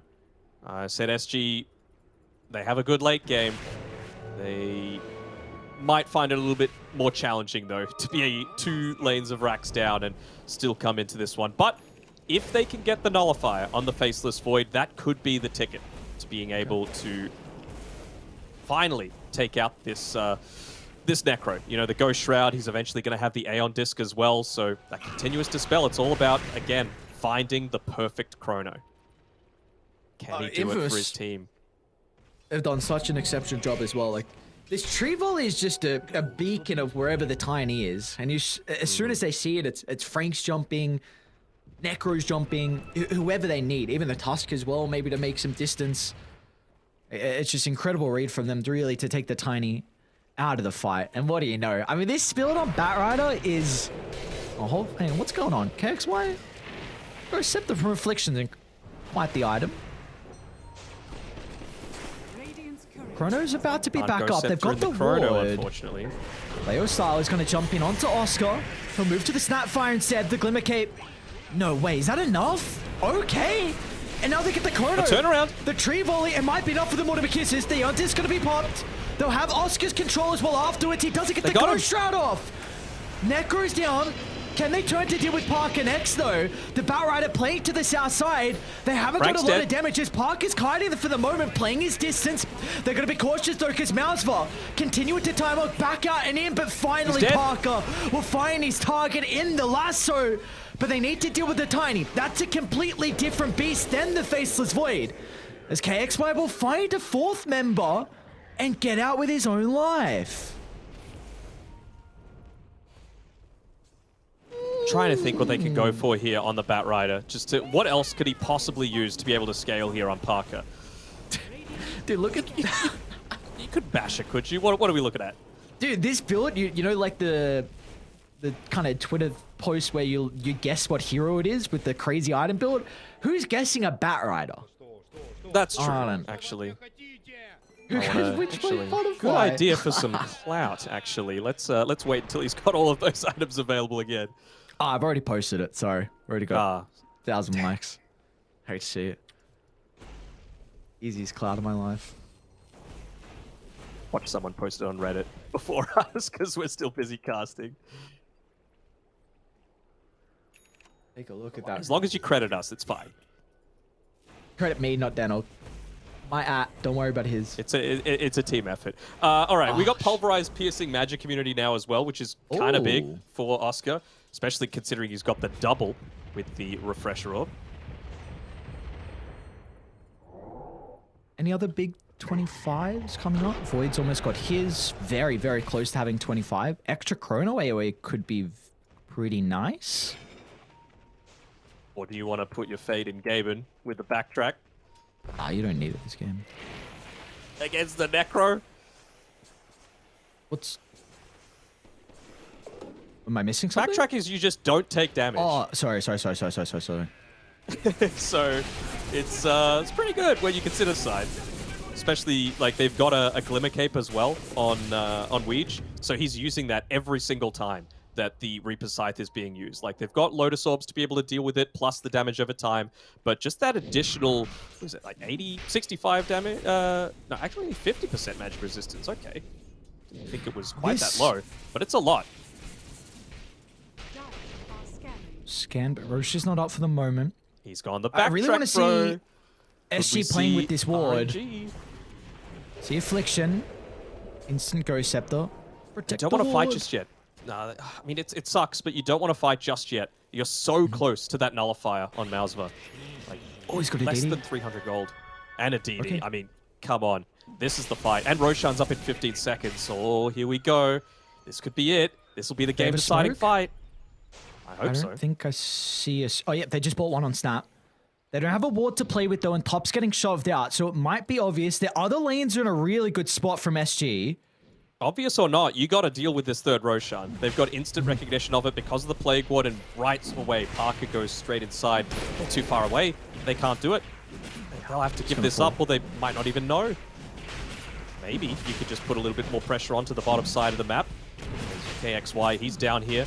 Not too much damage needed to take out that tier 2 tower. Also means that they didn't actually use the glyph refresh, so it's a little bit of value, I suppose, coming through from SG. But now you've got that extra Roshan, the refresher coming through. Who's going to be picking that one up? I'm sure Parker's asking for it. But Leo Style really does feel like as soon as that Aeon disc pops, it's going to be the first item he swaps in.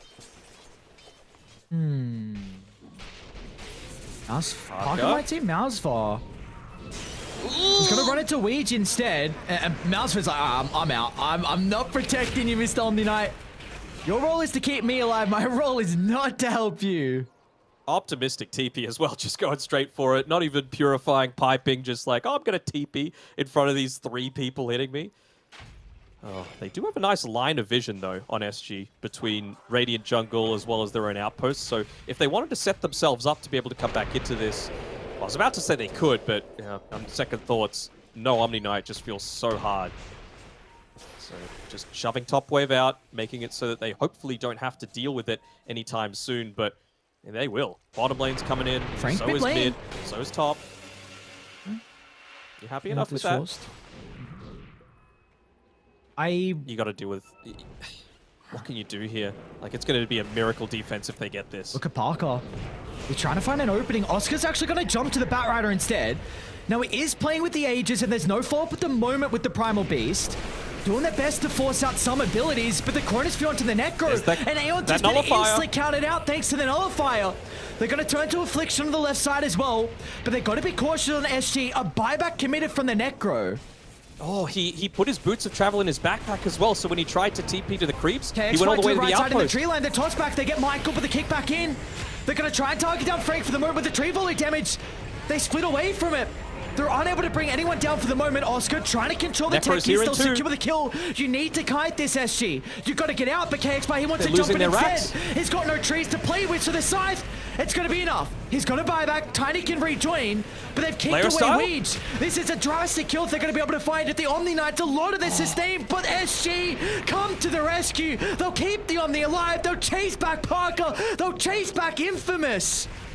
There's Oscar. He's got out another. The Ancient's getting hit. The Pulverize, it's back up. You gotta be cautious, so the base is falling. KXY won't be able to protect it. But Oh, the it's hero's too there in much. trouble. It's Mouths for split. A time walk to the right side, but Omni, it you being gotta on help him. cooldown will cost him his life. Mouths's gone. The Ancient's getting run at again. This was that mid and top lane I was talking about. They already used the glyph. They want to try and pick someone off, you know, take advantage of all these diebacks that have been expended, but they had such a small amount of hope because of some minor misplays. Again. Weege, not like this. Oh, the Lotus. Lotus Snowball. It's going to be a dieback though on the Omni Knight. They need him in the fights. They need the sustain, the defensive factor, and they won't have it. I was going to buy back Need to defend Apologies, the okay. Ancient too. Parker's in. Lasso, that's the prime target. That's all their damage. KXY still playing with the BKB. Weege's going to be able to buy in some space as well. They're There's no losing the trees. trees though on this side of the map. What can they do, SG? A jump back again. KXY is continuing to fall low.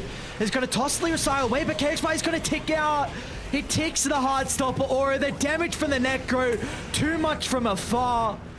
The Rapier's on Mousefort. It's a hope and a prayer. He gets inside the base. Dropped it on the ground. Keep the Rapier alive, but it will not matter.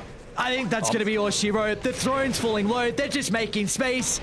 They're celebrating with kills. The Chrono is back up onto four. Right. But look at the creeps. Oh, the the damage creeps. is being done. The throne will blow up and Infamous. They'll move forward, securing a top 3 place and guaranteeing a spot at TI and at least the last chance qualifiers. Oh, what a game. What a game. I mean, I said we would be getting some later games, and, well, it's another 50-plus minute one. It was back and forth all the way. That really was anyone's game.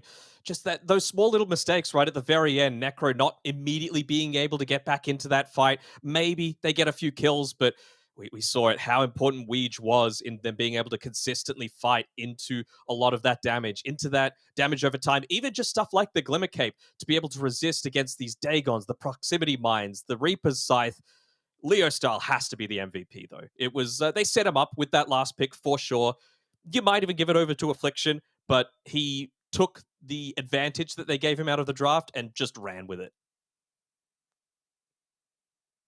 Felt like this item pickup from Michael as well with the Aghanim Scepter proved to be very difficult for SG to deal with in a lot of the fights. You just mentioned Weege and how important it was for the Omni Knight, and it just felt like Michael time and time again was able to find the Omni Knight caught out, because he's a hero that kind of, your cast range is quite low. Like, you are forced to be kind of towards the middle. He even went 8th lens to try and offset that, but Michael did an incredible job at kind of splitting up some of the fights. And for Infamous, man, what a performance from them. Kind of backs against the, yeah, I'll say honestly, maybe not They had backs backs against the wall. No. That second Okay, row, sure, SG sure. had it. You know, they just didn't have the person that was able to intercept, or they didn't have the damage quite yet to be able to take it, because again, it was all around the chronosphere, right? And when you consider it, like, we've got tree volleys, not many trees around Roche Pit, you've got Mortimer's Kisses, not going to use that on Roche. So if you're all just relying on the Faceless Void's damage and a little bit coming out from a Tiny that doesn't have an Aghanim Shard and, you know, is attacking kind of slow,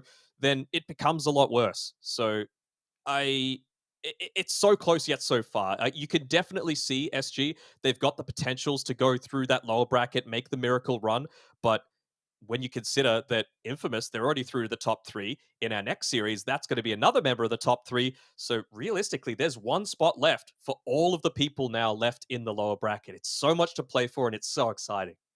Yeah, the action continues, the excitement continues. That's just our first series of the night done, and it's going to be 2-0 going the way of Infamous. Next up, we've got the beautiful lads on Hikori taking on Tempest. We'll see how that one is going to shape up after the break.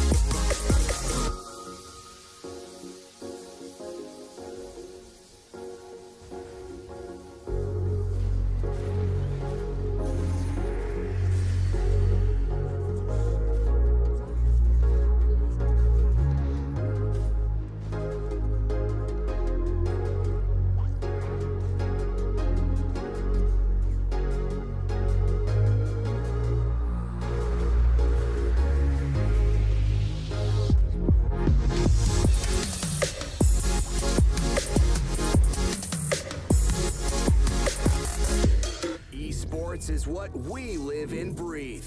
For us, it's more than a game. It's a reality where a group of letters can mean everything. Where runes are collected and Aegis can only be won in battle. Where centaurs can give you a ride. Where the true heroes are those in front of the screen. GG Bet. This is real.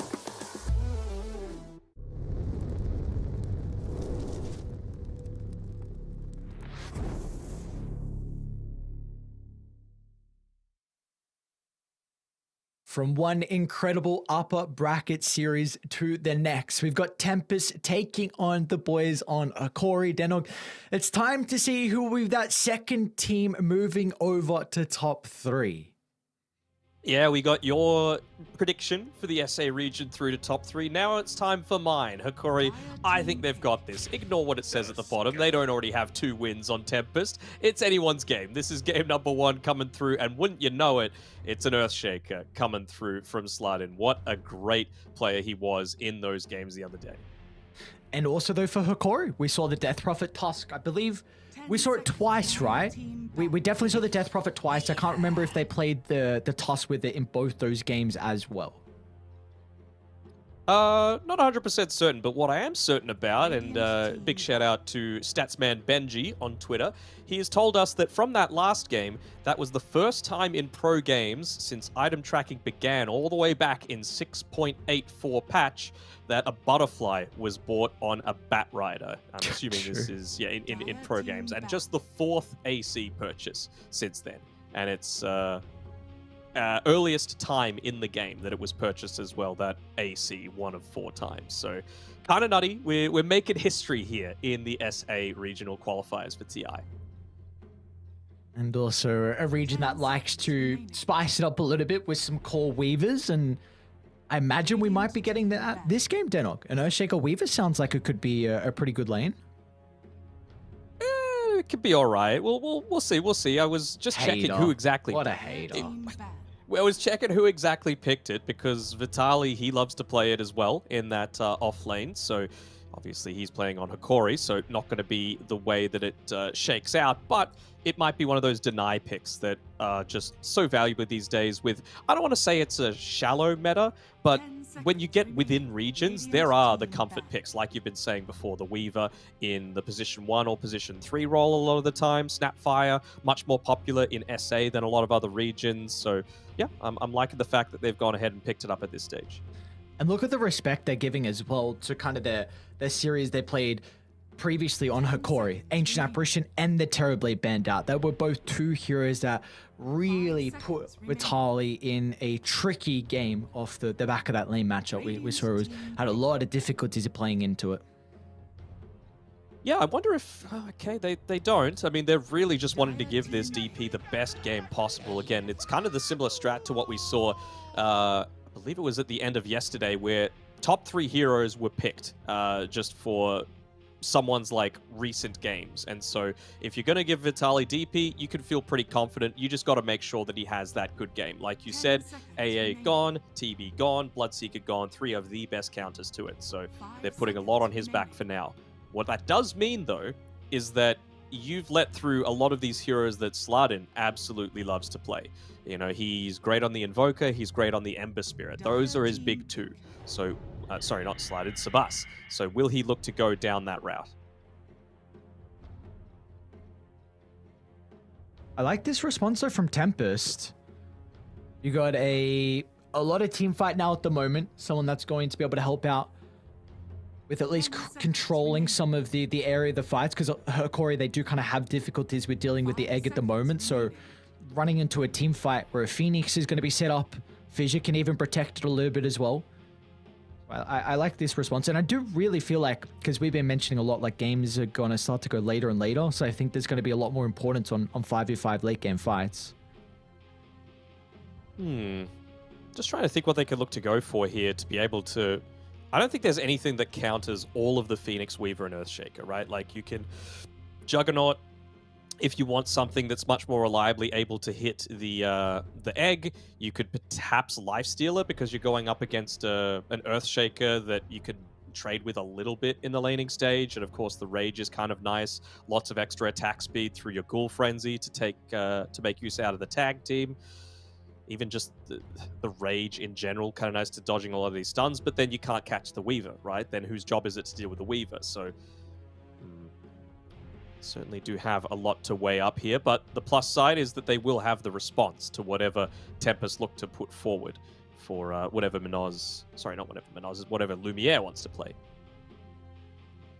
Could be a Morphling, perhaps, that they're looking to lean more towards, and yep, there we go. You don't get rid of one of the big two heroes for Sabas, and he's going to pick it. Remember the kill score? It was like, what, 25, 1, and 20, or something like that he had in one of those games yesterday? Something ridiculous, and it's looking like a pretty good Ember game already. Oh, yeah. We'll have difficulties. Seconds remaining. It's all going to be on the Bane, right? Like, but then Bane also has to worry about the Weaver, and you also have to worry about the Earthshaker just stunning you out of a Feed's grip. So it certainly isn't easy for Hikori right now. So I think they just need to focus less on like team fight and more just on direct core-to-core matchups. Like, what do they think can beat this Ember, not only in the lane, but also in the game? Wouldn't hate a DK coming through here, just to be able to beat it in the lane, and then just another stun to be able to lock down this Weaver. I was thinking the exact same. The only reason that could be a deterrent is the Sunray, but do you feel like that's enough to not pick the Dragonite? Nah, I think you can afford to have like one hero that Sunray's really good into. I mean, you're okay at hitting the egg too. You're a natural AC builder, so you help your team, but there's that Morphling I was talking about, right? It's just really good if you're able to get into the Weaver. In terms of the laning stage, you don't really care about the Fisher blocks so much. You're a natural Agi builder that when you morph into more of the Agi, you can deal with the egg as well, just as long as you've popped the BKB. So yeah, I'm liking this one coming through. And they've got, of course, the bans to be able to protect it. AA's already gone out of the pool as well, so they don't even need to expend one there. I don't particularly know if Analog has the potential to play the Morphling. They don't. Okay. Yeah. I knew what you were thinking. You know, we got that mind meld going on. Mid Morphling into Ember is great, but I don't think they have that potential. Oh, overall, like you mentioned, though, for the reasons, it's a very good game. So it doesn't matter if you don't get that Ember matchup. But we are going to be looking now for the carry on Tempest. Radiant team back. What do they need? They need a way to take objectives. They can flex the Weaver, but I don't think they're going to do so. I feel like you're pretty happy with going Weaver Earthshaker lane. I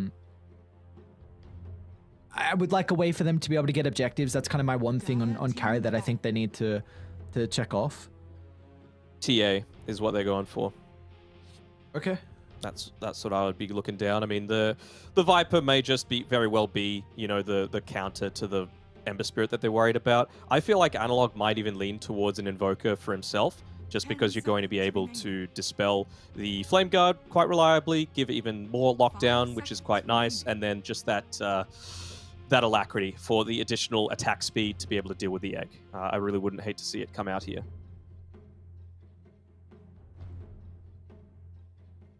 Anything else we can think of? Maybe a Pango, maybe a Storm as well is a possibility. Radiant team banned. Don't think you could Zeus. It's a little bit too passive for me. I guess you do have the DP and the Tusk and potentially the Morphling that are going to go in first, but certainly not the easiest time. I mean, this screams TA to me, right? Viper, Veno, both gone. Is 10 seconds. CK still in the pool for Temp? I think it is still in the pool. I'd like Tempest to go CK. 5 seconds I think there's a lot of difficulties with dealing with illusions. You match up very, very well with the Death Prophet. Having a strong melee hero to play in front of the Phoenix as well is going to be nice. I think the matchup versus Morphling's not the greatest, but it's going to be difficult though, because like DP, you want physical damage for the DP, but then against the Morphling, it's a little bit awkward because he has a bunch of armor. So I don't think you're going to get the greatest core matchup. Like someone is going to have a trickier time. And yeah, I like the ban a lot. Okay. Nice. What else can fulfill a similar role? I mean, I'm still thinking TA, man. Radiant team Into the Death Prophet in lane, it's not that great, but... Oh, a Troll, okay. Oh, OD. It's a strong Please pick lane. OD. Oh my god. it's a pretty good OD game, isn't you're it? ever going to pick OD, it looks very good. You could still Invoker. You could still Invoker this game. Yes. In the lane, just more kiting with a tornado. That's probably number one, considering ODs. Like, no, I think it looks like a good OD game, but that hero is not very popular, and I think isn't strong enough even to maybe capitalize if it's a very good game. And this looks like an incredible Invoker game, like you're mentioning. So I would much prefer that. Invoker, OD, and maybe a Pango are the three that I'm looking at here. Yeah, Pango's got even more value now into the troll. There is going to be a couple of things on the ground that could be awkward, like Fissure and Shard. Sometimes you can use that to your advantage. Sometimes it can be a little bit more awkward. But for everything else, it looks really nice. So I'm quite happy with the top three we said. You mentioned Zeus, so I'll give you that. You felt like it was going to be a little bit too slow though with the Zeus. What are your thoughts now with the troll getting picked up? Because we didn't see that from Kataru beforehand. I mean, it's not that it's... I said that it was going to be slow for the team, but then I saw the DP and the Tusk, right? And then they are heroes that want to go in first. They are heroes that peak pretty early on, especially now that DP doesn't rely on that percentage damage, right? She is much more of an early game hero, just around that level 12 is really where you're wanting to be at the absolute pinnacle. So I feel like with the Tusk, the aim is to give it the best lane possible so that you can get to that timing really early and strong. And that's why they've picked the Troll Warlord as a response to it, right? They want to make sure that you pick one of the best laners to prevent that from happening. So I honestly don't know how this is going to go. I mean, I hate Earthshaker, but Slardin has made me a bit of a believer in his Earthshaker. Same sort of thing with Ember Spirit. It doesn't feel like it's quite the hero that it used to be, but Sebas just looks absolutely fantastic on it too. So which way am I leaning? I mean, I kind of got to go towards my Hokori boys just because that's who I've predicted at the very start of these qualifiers. But Tempest, they've got a solid draft too. Yeah, they do have a solid draft. I think this is a game where it's going to be incredibly even off the back of the draft. You're not like some of the early game, I think game one in particular that we saw, we were both kind of, we both predicted different teams, but we felt like there were strong advantages in the drafts. For this, we're still very even between the two. I feel like there might come down to a bit of a team fight advantage. I have some concerns on how they're able to deal with the Supernova because it is solely onto the Morphling to be able to fulfill that role. And I do really think Troll is actually one of the better heroes to protect it as well. Because if you turn to deal with the egg, then Troll can just freely right-click people and start to stack up the fervor. And once you've got a couple of stacks, all of a sudden you're locked inside the middle. So I think regardless, Troll's going to have a really good time. He has gotten some buffs as well. I think really the important one, which was in 7.32, was just the Ensnare now pierces spell immunity. So I think he's getting some nice value of life changes, but I don't think there's an advantage out of the draft. I think we're in store for an incredibly exciting game one.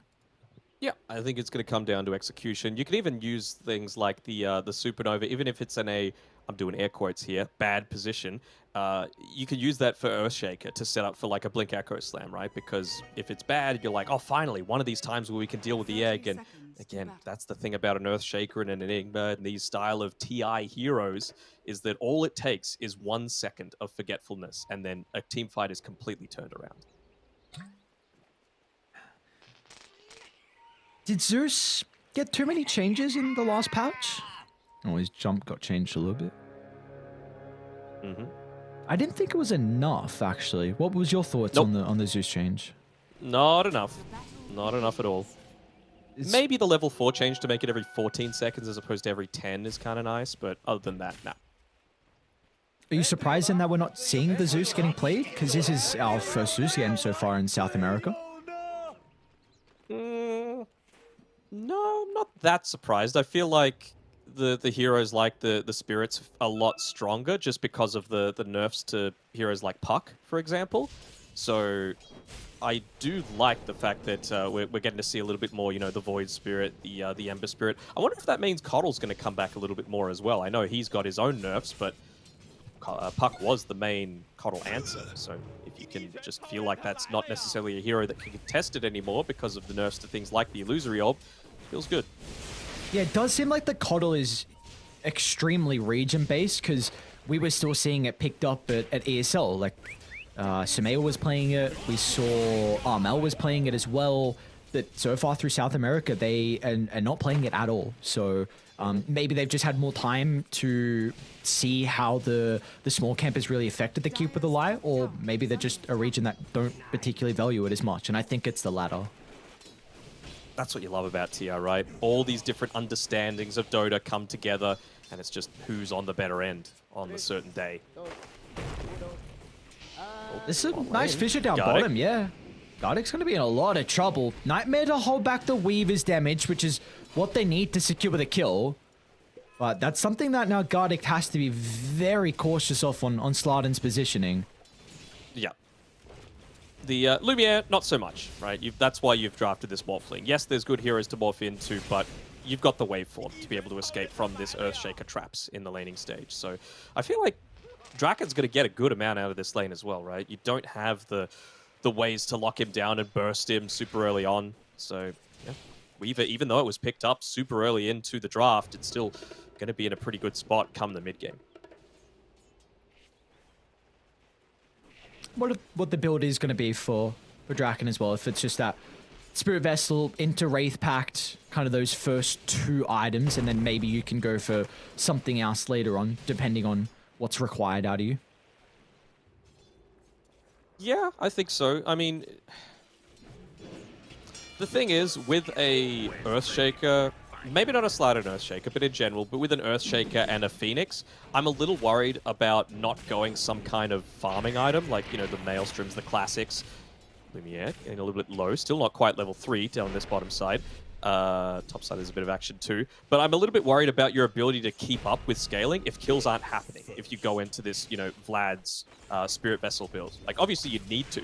You're against a Morphling, you're against a Death Prophet, but I just don't know if they've got the heroes to enable that truly, you know? We do see how this top lane's shaping up at the moment. Katara and Cat, it feels like these are 2 heroes that can play very well into the Tusk. And you see Theolacor hasn't even put a point in the tag team. The attack speed slow from the Fire Spirits, along for the mischance from the Whirling Axes as well, means that you're not really going to get full effectiveness out of this onto Theolacor. You always dive away as well if you're ever in some trouble. So they will get a lot of farm up here, but I don't know if they're really... Well, Vitalis only got 6 last hits, in fact, so they are doing a really good job to be able to slow down the Death Prophet and how much is able to get out of this lane.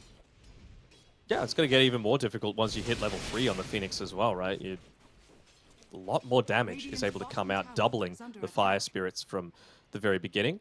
Got to make sure that there's no... Is he actually going to make some stacks? Yeah, I guess. Make some stacks, wanting to be able to go for some of these pulls, keep the equilibrium further towards them. I like it, especially considering a Tusk is wanting to go for a lot of these roaming plays. Steal away a Bounty Rune. Come on back. Ooh, even being able to get rid of an Observer Ward. That's really nice for Theolacor, and it brings him up to level 3. So we'll be able to disrupt this pull as well, you would think. Yep, there we go. Just really nice plays coming through from the Pos 4 from Hikori, and I don't think we've highlighted him enough, right? Hikori, Season 3 of the DPC, they finished 8th, dead last. And that was when Theolacor was not playing with him. Also, Season 1, they finished 6th. Season 2, when they were playing with him, all the way up to 3rd. And, you know, maybe it's a personal issue or something like that, but the man knows Dota. Might have our first blood. Fissure's going to expire shortly. Enchant Totem, not a potential thanks to the Nightmare, so that Gardic will be able to get back to the tower. Level 2 on the Brain Sap as well now, so he'll be able to trade a lot more equally. Just looking to use it as much as he can onto Draken. Force a lot of that regen to be purchased up. Although I like the Infused Raindrops purchased by Draken. Protect against the waveform plus the Brain Sap. Feels nice. I think really that Vessel pickup from Draken is going to be something that Hikori are going to need an answer to. Maybe it's going to force Lumiere to go like a Manta style first item. It's going to be nice for us to chains as well to be considering, and maybe the Axe's Purge, but yeah, I think Death Prophet as well is going to need a way to get rid of the Vessel, because it is a incredible item this game to just offset some of the tankiness that Hikori will be playing with. What I do like that Analog is doing is he's constantly shoving out this mid lane as well. You know, with the Arc Lightning, it's nothing, you know, mind-blowing. He TP'd all the way back to base just to refill his bottle, considering he'd shoved it out. But it means that Sabas doesn't have the freedom to be able to rotate down towards this bottom side and get some charges into the Urn of Shadows. It just means that you're always having to consider this, especially considering it's the Siege creep wave as well. Got it. There we go. Great rotation. The double support's trying to secure the power rune for Sabas, and well, they won't even need the illusion to be able to find this kill. So beautifully done. Getting rid of the Bane. Finally, we'll have him go down. I mean, Gardic was on the knife's edge multiple times down bottom with those fissures, but finally Slardin is able to help secure the kill. And it's an important kill, right? Like, if you're not going to be getting charges into the urn, you at least need to make sure that you're protecting these power runes, and yeah, for them to pick that up for Sabas, they're on the same page, him and Slardin specifically. Any big winners off the laning stage so far? I don't think overall, no. I mean, in terms of individuals, Morphling's happy to just sit back and farm freely. Again, it's on him to get that really early Manta style. It's a standard build anyway, right? Troll Warlord doing just fine up on that top side. I was saying before, they put a lot of emphasis into the DP, not getting those early advantages, getting up to that level 12 timing is really important with all the bans that they expended to be able to protect it. So the fact that she's still sitting towards the bottom of the net worth charts for the cause, it's a big sign for Tempest. I wonder if we'll see Hokori consider at making a play shortly, because you do have this Thunder God's Wrath on Analog to work with, so that actual global burst potential might be enough to maybe secure a kill. But nothing is opened up at the moment. Maybe Slardin, though, we're trying to de-ward inside the bottom jungle. It's getting pretty cute with the Jukes. Fissure, though, too long of a cast animation, so Sabas is going to start to rotate down. I don't think the Ember's going to be enough of a deterrent. He's going to go for the Zeus instead. Looking to push away Analog away from the Earthshaker. He gets... Oh, nice no deny. Way. He got the deny. Oh, beautifully done from Analog. Gardic as well. They're still chasing. Nightmare in 3. They could turn it around. Weaver's nearby. He gets the double bugs as well from Draken. Oh, that is beautiful. He'll need a way to get rid of the Nightmare, but it doesn't even last long enough. So they'll split the targets. Sabas is going to go for Thelo Core. Meanwhile, Draken can easily chase down the Bane as well. Surely not another deny. It can't happen. Is he going to go for it? I mean, he really needed those own charges as well. So important that Draken made that rotation through. Yes, it gives Lumiere a little bit of time down bot on his own, but necessary. Oh, Thelo Core. Ooh, ooh, ooh. Looks like they're able to land this one. They got the urn onto him. Oh, they might get a return kill, though. Lumiere playing around with the Earthshaker replicate is off to a fine start. Free farming in the lane, 2 kills. The sentry that they placed down there just out of range of Slardin's Observer, too. So that'll hurt a little bit. Sets up for a lot more kills for sure, especially from Sabas, who now, for the first time against a Zeus, has actually got that lane shoved all the way in. So Lumiere will go snare the bounty rune. Shouldn't be in any danger of dying, but prevents any kind of aggressive rotation from coming through here. Just tries to seal some creeps, but not quite yet, my man. What can we expect out of Hokori with this first Exo? I'll hold that thought as Katyu is getting chased down. Doesn't dive into the tree, so they will still be able to chase him up towards the north of the forest there. And there we go. All right, well, that kind of answers my question. They kill the Phoenix, and as soon as he's gone from defending the tower, they will pop the Exo to try and help get the first objective of the game. Yeah, I think they just wanted to make sure there wasn't that sneaky Phoenix from the tree line being able to just slowly shove out the waves. It's still really early, right? A DP can't solo take this tower if you're just forced to do it on yourself without any help from creeps. See, as soon as he's back alive, that's exactly what he does. When he go up into the trees, this could be another death unless he's got silence. Well, that's a quick double death. And the tower's still going to fall. A lot of gold given over to Atali. Bottom lane, they're making an attempt on Lumiere. The Spirit Vessel is what they were requiring to finally try and put some pressure onto the Morphling. A TP out, but Slardin's nearby to stop that in its tracks. That's a gigantic kill for Tempest to find the hero on top of the net worth. And now this might be able to open up a little bit of damage onto bottom with the catapult wave. It's that observer ward, right? It gave complete understanding of who was playing behind Morphling. They knew no one was. They knew they made a rotation up top on Theolacor to be able to secure the kill onto the Phoenix. So, yeah, it was basically a free kill. Even just making sure to pull the creep wave away, not wanting to delay this tower going down at all. Just wants it off the map, and Sabas to continue to make plays. It is off to an incredible start, and we've seen what Sabas can do on the Ember Spirit. 2-0 on 1, Javelin already completed. And they should be able to defend mid here on Tempest. Unfortunately, Katyu's not going to be playing with this Phoenix ultimate just yet. So you'd like to see him try and get some solo experience somewhere, but he'll be forced to kind of stick around just in case a fight does break out. Not sure how that works on Vitaly. I feel like he was regenning a lot less from the Spirit Siphon because of the magic resistance, because he tried to siphon a Flag Bearer creep. And of course, it's got that, was it 40% magic resist? Something crazy? I think 40%. so, yeah. Oh, they see Theolacor. Not quite level 6 just yet. Running into an Earthshaker, which, by the way, plenty of levels over here for Slardin. Nearly level 7. Going into that early Aghanim Shard again. This is what I was talking about. You want to make sure that you've got this build to enable someone like the Weaver to frequently get kills. If you go Blink Dagger, you don't have that. If you go Aghanim Shard, you do. Much more frequent usages of all your spells. And we see how kind of both sides are looking to play as well. Just whenever the 2-minute interval is up. 3 heroes from both Icorian and Tempest move to the bottom. Power Rune just to try and contest this, because Ember's looking for an active room, and even the Zeus as well, with maybe like an Arcane or a Regent to help out. So this is going to be something to keep our eyes on. If we don't get any fights in the side lanes, whenever, that 2-minute interval is up, then we almost might, I should say always will have a skirmish around the lane.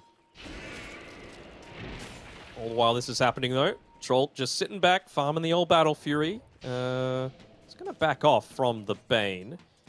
Not that Bane really had any kind of kill potential. There's no global threat coming through. But just trying to be a nuisance right now. Give a lot of information to the Troll Warlord. Maybe force a defensive movement so that you're not able to snowball with these other 4 heroes. Bottom lane, Dio going pretty aggressive Nice here for the shots. moment. Rotations are Analog's starting indeed. to come out, but Analog, that's an aggressive jump forward. He should tick out to the Spirit Vessel, Snowball, maybe buying some time. One more tick, it's not enough. But the Remnant, look at that. Sabas is on the prowl, who'll get the vision, and there's the slight. They'll secure the kill, and what? Draken, hang on, this is even deeper. Inside a T3 tower. A time lapse gets the health back, not too far away, but no one is home for Hikori to penalize the Weaver. Just weren't quite on the same page there. This is what I was talking about, right? You need your Tusk, you need your DP to be the ones going in first. Morphling's not ready yet. He needs, at minimum, the Manta style before he goes up into this Spirit Vessel. So if that's not there, and your DP is not already popped the Exorcism and running at him, I wouldn't be jumping in aggressively with the Heavenly Jump if I'm Analog. Can we see Hikori maybe start to tickle down mid with the Exo? Because the Supernova's on cooldown? Yeah, it's a potential, of Down. course. Is under attack. Hey, a tickle is... It's painful in its own way, If you tickle long enough, it can be no fun at all. There we go. Battle Fury picked up. Incredibly Ticklish? ticklish. Oh, all right. I'll remember Shouldn't that. have told you that. Tickle, tickle, tickle, tickle, tickle, tickle. Oh, both callers Use getting that the farm. against me like you do Oh, everything. I don't know. Oh, look at this. Lumia's going second item Scepter. So, interesting. Attack speed against a troll. Feels kind of nice. It just takes a little bit longer to build up the further stacks. Bottom lane, Weaver might be in trouble if the snowball's fast enough. Oh, they still got the stun. He got at least a bunch of health back, but the Thunder God's Wrath will close out the kill. They're starting to TP down bottom, though. Slardin's here for the moment. They're going to see Vitaly on the creep wave. Meanwhile, off to the left side, Theolacor, a solo battle trance from Katara. They'll be able to kite him still. The more important target's going to be Vitaly. They want to commit, they probably need the Echo Slam for the damage. Although there's no TP potential, so they can take as long as they want to secure the kill. And Slardin will finally use that ultimate, and Sabas gets the dominating streak. Okay, so a 1-for-1. You still haven't used this Exo, though, so I feel like you're not lacking stuff on the Death Prophet, you know? It's not like he's making a lot of these moves that just aren't paying off. You still got the kill. You still forced heavy movements. You forced out a use of the Battle Trance and the Echo Slam. Even the time lapse was about to, excuse me, come back up. But yeah, maybe now's the time, now that you don't have the Echo to worry about, to just clump up around this mid lane, push it in forward, and open up the map a little bit further so that you can look to invade a Troll Warlord with his Battle Fury that's trying to accelerate his farm. Is there a side we feel like he's going to have a Dire's middle more tower drastic, like, mid-game spike? Because everyone's finding their farm. Like, we've got an incredibly even game, but who do we feel like will have that slight advantage as we get maybe to the 20-minute mark? I'd be giving it to Hikori. I think you're probably going to go into this Dragonlance first on the Morphling. Of course, you can disassemble it, not for the Ogre Club anymore, Ogre Axe, excuse me, but for the Blade of Alacrity. So still just as valuable towards building into an Aghanim Scepter. And then you're close-ish towards the BKB and that level 12, excuse me, on the Death Prophet to really feel like he's at his peak. Is that a Blink Dagger on Theolicor as well? Yeah, he does. Oh, wow. Slardon's got his own blink as well. So both position 4s with really that item they're looking for to maybe start some of these fights. So Tempest, they're going to look to smoke up. Ward on the triangle. And more Sabas is going to look to try and siege down the tower. Raiden, are you going to bring the numbers nearby to protect this? Theolicor and Analog are starting to part their way mid. They're just trying to play as safely as possible. I thought they might have dropped down some kind of Observer Ward next to the cliff there. By the just triangle, Gardic. I see the Bane for the moment. This is a full Slardon fight. will jump in. But they got to be cautious though how long they stick around, because the rest of Radiant instantly swinging over to the high ground. They'll kill off the Weather. Earthshaker's gone as well before the fight really continues to break out. It's great move from Hikori. As soon as they see that Tempest are trying to control the triangle, they bring every single member to keep it standing. They still didn't have to Exo. Vitaly's just up here trying to find the Troll Warlord when he was hunting. And he'll continue pushing on forward. Force, again, more of those defensive rotations. You're just trying to bide your time right now. Allow the Morphling to get into that second strong item to truly be a part of this game. Just be a little bit careful, though. He's full Agimorph right now. Mid lane? Oh, no! Slardon's going to be in with the Echo Slam, but the chain control isn't going to be enough. Lumiere pops the Manta and he's out. And meanwhile, Radiant, they can go back in now. Theolicor doesn't have to follow up. The Supernova will force Hikori back from being able to jump the weak Sabas. And he will still tick out nonetheless, though, as Draken finds a Tusk on the retreat. What great support play coming through, though. Did you see that? I'm pretty sure that was the Lightning Bolt to stop the stun coming through on the Earthshaker, and then the Nightmare to stop the damage coming through to follow up, which would have absolutely killed the Morphlings. So great team play, Hikori, to be able to protect Lumiere. Can they set up on Vitaly top? They have a Vessel charge to work with. No one else is going to join the Weaver at the moment. Oh yeah, they're going to see this. Great call. They know this instantly. So multiple members are going to look to move to top. Sabas will probably have to use some remnants to catch up. But Draken's almost solo killing him as well. Honestly, this is just going to prove it how much damage this Weaver can really pump out with multiple Vessel charges. They have taken mid in the meantime, though. Okay. It's not a team fight, but they still take the mid tower. So it's not like they got nothing out of it. I doubt there are many teams that would go for that kind of like bait level play where it was like, actually, I just wanted the free TP scroll. I'd already bought up my my BKB. I didn't lose any of that passive gold. It's a possibility. You never know. I'm sure if you asked him, he'd say, yeah, that's what I was doing. Well, it's big though, the space that he made for the tier 1, because now this opens up the Roche. Like if you take a team fight, maybe if you get 2 kills, including the Earthshaker, I think has to be one of them, then you can definitely consider Roche with Tag Team and Lumiere, because he almost has Scepter completed as well. 300 gold. Kind of nutty. Dude, he's farming incredibly well. Yes, he is, and there's a big reason why they brought him over in that most recent shuffle. He is such a talented player. Undergod, Slardon. Oh, they're nearby. I'm not going to try and jump for the Earthshaker. No way to really close the distance.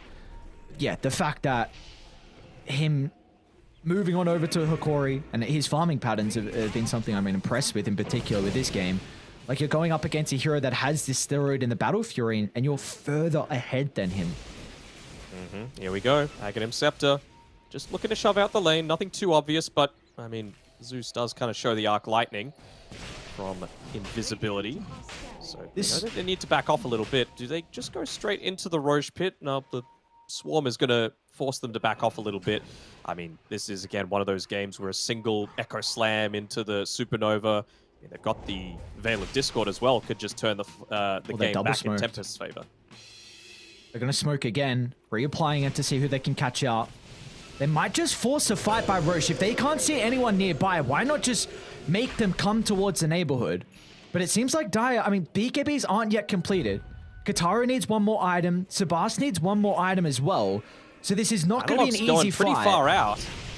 They're going to see him alone for the moment, but the Zeus Analog. What are you doing here, brother? Far. I mean, it's space. They got the Roche, but probably don't want to give up your... You can't fight now, though. Exo's it's soon to expire. They're going to drop the Supernova. Theolocore will snowball to the left side. Garnic's going to escape down to the south as well, but they can pursue on for these easy stragglers. So Tempest, yes, you lose the Aegis, but I don't think it matters. You'll take a tier 1 mid. You've now got 30 seconds at least to be able to get the other lanes in a good position. They run the glyph for another 5 seconds. Yeah, why not? You got the siege creep. Oh my god. 3, 2, 1. Oh, they don't get the free glyph. Feels bad.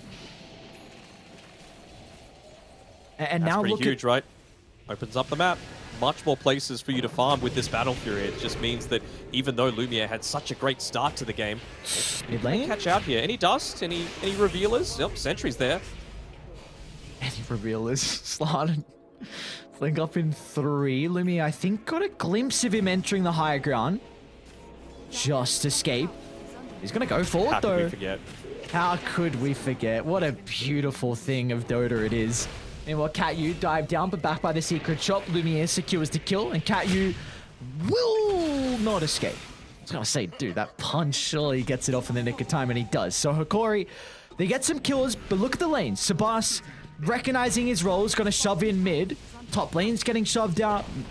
So, you like at least this from Tempest. Even though they lose multiple members, you have the read that as long as we get the lanes out and hopefully not lose too many towers, we'll be okay. They stayed behind for far too long, though. You know, the reason why Hikori felt so comfortable to be able to go in is that you knew there was no Supernova, you knew there was no Echo Slam, you still have this Aegis to be able to play around with, so just very small misplays after a fantastic one coming through from Tempest, just swing the pendulum a little bit more back in their favor. You also had to use the glyph previously as well, so they can even look to get some free damage onto this bottom tower if they wanted to. They've got full triangle control right now. I don't think they need to take a team fight. That's exactly what they do. Lumiere just being backed up a little bit by Theolocore. He's got the Blink Dagger ready. Dire's bottom tower is under attack. I feel like you just put Gardic on any kind of avenue for them to walk up into you, right? Like, there's no need to put DP first. I guess she's got a BKB in the Spirit Siphons, but... Well, there we go. Free tower. Full-on smoke coming through. Get the little bit of information first from the illusion, yeah. Do they jump for Tali? Lumiere, It's not an easy Lumiere. kill. They get the fissure before the BKB. They're going to try and bring down the Death Prophet. They need to wait to hold them inside the Supernova, but they're going to be able to kite this for the moment from Hikori. They're doing an incredible job to avoid the fight, and now they can go back in. But the Echo Sladen! Not again! Turns it around. The fissure finds Zeus as well, and all of a sudden, the Earth Shake-Up gives them a sign of life throughout the team fight. And now they're on the prowl for Lumiere as well. They might not be able to catch up. Sladen's continuing to chase Blink into the fissure, but a waveform is there as Lumiere is out to the triangle, but Sladen does it again. It doesn't matter what day it is. It doesn't matter what game it is. You give this guy the Earthshaker, man, he will perform. Oh, there's a reason he's on the approved list of Earthshaker players, man. What a turnaround. I mean, you're playing with this Aegis, and honestly, it feels like Hikori are the ones playing a little bit more scared. It's kind of nuts. Just goes to show how the impact of comfort heroes could be so significant. Now as well, you've got the additional cast range from the Eye of the Vizier.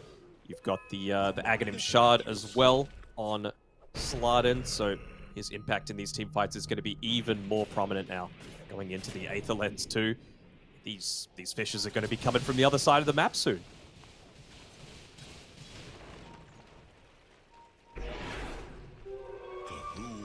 invisibility. Oh, maybe with the BKB picked up shortly from Lumiere, he might be able to have an easier time to be able to play into Tempest. Like if he can catch out the Earthshaker, and because that is a lot of their control on Dire. But it's not going to be easy with, like you mentioned. I mean, him going for a lot of the items that he is, he can just position himself further away. With him, with Slide and Dead, there's basically nothing that locks people in place so that you can avoid the Troll Warlord if you're unlucky with the roots. But more importantly, the Supernova. We haven't really seen a true impactful Supernova. Lumiere's pushing top. They know that there's no Echo Slam, so he's 10 seconds on Aegis. 10 seconds on Aegis. Lumiere just gets out, but the Phoenix is a big kill. He's got a buyback. They do not have the outpost control. That'll be it. Just a pick off. Oh, actually, they're smoking in. The fake back. I love a good fake back. They're going to be cautious. Echo up in 10. They're going to see Vitali. They got the ward on the high ground. Draken will pop this as well, getting more information. But the Troll's going to move into the middle. Theocor's going to be able to hold it back for the moment. Kataro has got an opportunity to pop to BKB along with the battle chance, but they won't be able to deal with the Morphling for the moment. With the Supernova inside the middle, they need a way to be able to kill the egg. He's rooted through the BKB. Lumiere, it doesn't get any attacks off, and he'll be penalized as Tempest find another. They'll try and catch up the Gardic, but a Bane will just escape. A nice TP out from himself, but Tempest again, their team fights proving to be too much for Hikori to handle. If we have a look at the fight recap, 5.3 thousand damage done by the Troll Warlord there, and a measly 690. Nice. Coming through from the Morphling. If you want an example of why this change to the Troll Warlord having the Ensnare Pierce spell immunity is so significant, look no further. This was it. He was out of there if he just was able to pop the BKB and run like you could a few weeks ago. Oh, Bane chains into Fissure. Theolocor, I don't think the punch is going to be enough to protect him. Vitalis got to charge in a... Maybe get the Phoenix as well. Cat, you dive away. The Phoenix lives. And now Death Prophet might be Sabas is just killing him. Solo. Oh, no, Sabas. Onto the Tusk underneath tier 4 towers. Not so ideal usage of the glyph. You gotta get rid of Tempest's Comfort, man. Like, we saw them dominate with these two heroes in a couple of days ago in the first round of the upper bracket, and they're just gonna do it again if you give them the opportunity. Dude, he's 11, 0, and 4 on Sabas. He's got a double damage rune in the bottle. Lincoln's almost completed. More than halfway there is the Ember.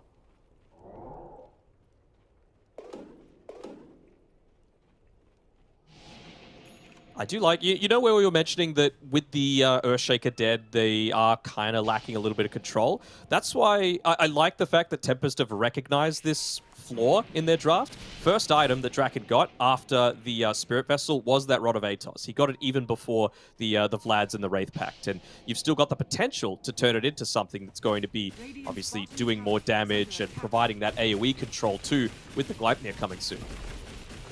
They are going to do barely any damage to Kataro. He went the 20 talent with the plus 10 Berserker Rage Armor. He's got 40 now.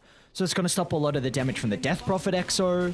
The tag team is going to be heavily mitigated. This is an incredible talent. Look at them just charging up. Exactly right. It's all on the Zeus, but the Ember has so much farm that I don't know if Zeus can position anywhere. Like, Sabas will find him. I think we can see what the strat is, though. Have a look at Tusk quick buy. Have a look at the Death Prophet quick buy. It's that Heaven's Halberd. That's the thing that they want. They just want to reduce this ongoing impact from Kataro on his Troll Warlord, but again, that doesn't really address Sabas at all. He's the one that's flawless so far this game. Right, so Dai, they will have confirmation of how Radiant are playing. The ward on the higher ground kind of by this top Roche power 15. rune. This Roche could really decide the game. Tempest get the second one. Sabas is just wanting it to be another 10 seconds over what it is right now. He's just waiting on that Lincoln Sphere for himself. Yeah, they've got decent ways to be able to pop it with the Enfeeble, with the Arc Lightning, but it's just another layer, especially if it's an unknown layer of these upcoming team fights. I don't know how it exactly works with the Ogre Seal. They're going to start on Vitali. It's a lot of damage onto the Death Prophet early. Vitali will pop the BKB. They're going to drag him into the middle with the Snowball as well. Supernova, and now they've got firm control of the team fight. They're going to try and kite themselves to the north, but it just doesn't matter. The buyback is there. Maybe they can rejoin knowing that the Supernova's on cooldown. It's going to be all up to Lumiere to turn it. It's going to waveform up to the high gun, targeting down Slide at the moment. And look at the damage with the Enchant Totem. And now we'll go toe-to-toe. In fact, he doesn't want to take the duel versus Kataru. He wants the easy kills into Draken instead. It's a good fight, man. The power of the Morph Shaker, dude. This feels very, very strong, and now you've got waveform attacks targets as well. He's building up into the Skadi, which I don't hate, you know, just a little additional way to be able to lock down onto heroes when they're trying to escape. The Weaver, of course, from the Shikuchi, Ember Spirit, slower retreat from the Fire Remnants, even just Troll, cutting around these team fights quite well. They had to expend a lot for that, though. Buybacks being used on both Vitali as well as Gardeck, but it's well worth it. You got the Ag Shard now for Lumiere. So you have the capability to pop that attribute shift through the stuns. I really would not hate him going Satanic after the Skadi as well, considering you have another way to purge off the chains. You can get, yeah, you should be able to purge off the root as well from the troll, right? I have to imagine. What are we looking at? The troll and snare, you would be able to purge that off too with the Satanic. Yeah. Yeah. So I would really like to see it's just a normal route, basically. Yeah. Like to see him go for that after the Skadi, but they're potentially back in this. Anytime you got a Morphling, you got to have the Satanic just for that waveform attacks targets. You're basically back at full HP if you waveform through even just a creep wave, you know? Seen what Lumiere could do. Give him the Earthshaker, so again it comes down to positioning. He tried to jump Slardon through that last fight, so now again he's going to have to be further and further away. They're just trying to stall this game until they get to that point, though. The Yolakor did a great job of pushing out the bottom lane, forcing a rotation through from Kataru to be able to deal with it. They want to be playing the game on their terms on Tempest, and what that also does is it brings Analog closer to his level 18. It means that you are getting closer and closer towards that Skadi, but not quite yet there for Lumiere. He needs about another 1,000 gold. This sells the old magic wand. They're going to smoke. The Corey have a pretty good ward behind the tier 2 tower, but it looks like they're going to try and part their way to bottom instead. Have they got any wards exactly where they're going, though. They're going to walk right through where Tempest are right now. Oh, actually, they're taking a detour. Oh, they see the... Did they see that Korean? No, not quite. Oh, Sabas on the high gun. Smoke's going to pop. A blink up. Ethereal Core doesn't find the target. They're still going to waveform forward. A lot of damage onto the Weaver. Meanwhile, to the right side, the Nimbus stops Slardon from being able to jump into the middle, but it doesn't matter. They've got it on top of the Morphling and no hesitation, dropping the Supernova for the respawn, but Lumiere turns with the PKP, but he doesn't have the right clicks. You gotta get out of Corey, you can't stick around, but they're on pursuit. There's Tempest, Atos there, straight onto the Zeus they go. The Fissure follow-up is enough, and Corey will not escape. One by one, they get chased down, a waveform to the south, and he will just make it out. The Yolakor got to be careful, just wanted to push that one more wave forward to try and delay the backdoor protection from being removed, but Kataru, he doesn't care. The creep wave was there, just enough time, and, well, actually, backdoor kicks in, but I don't think it's going to be enough when you're going up against this Orb of Corrosion, plus a Troll Warlord going full force. 2 full sets at least. Might even poke the tier 4s. Might test the waters. Lumiere want to save for buyback. There we go. They're going to try. They might get 2 tier 4s. Well, Glyph, but he's a big boy, man.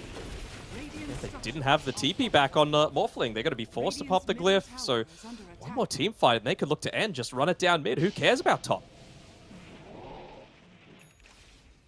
Let's go on the Blink Dagger instead on the Morphling. Okay. Well, I suppose when you consider you're going to be morphing into Earthshaker a lot of the time, and something that he, of course, you're not going to be able to avoid it every single fight because, you know, you're up against a Zeus. He provides you with that global vision with the Thunder God's Wrath, but just staying away from the Morphling on its own, Slardin's doing a pretty good job, right? That's not even counting into the fact his echoes, his team fight control coming through from the Fisher with the Aghanim Shard.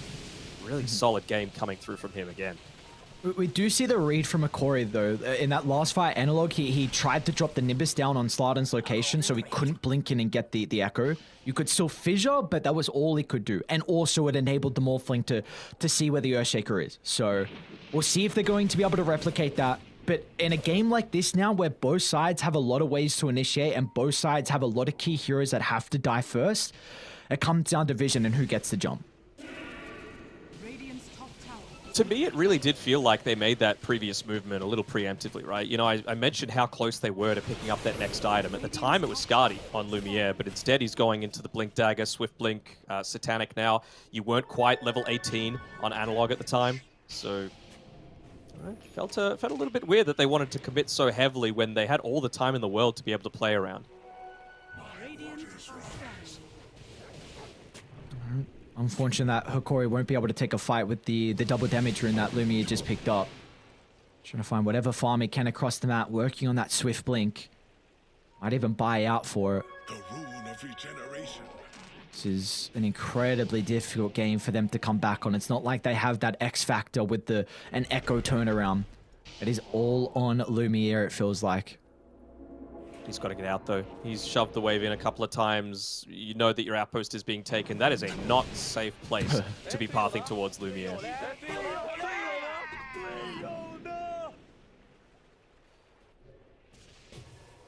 All right, this could help out. Vitali's working on a Halberd next. Just any little thing to stall out the damage from the troll. Maybe enabling Lumiere to win the duel. Minor things you're going to need here. Go for this solo pick-off onto the Ember Spirit. Like, you've got Enfeeble. Enfeeble into Fiend's Grip. Oh, the pincer. They know exactly where he is. Exactly where they are. Lumiere goes for the TP, but Slardin stops it in and tracks instantly. And the tip is there for good measure. They won't get the Bane. Oh, but they'll get an even bigger kill in the Morphling.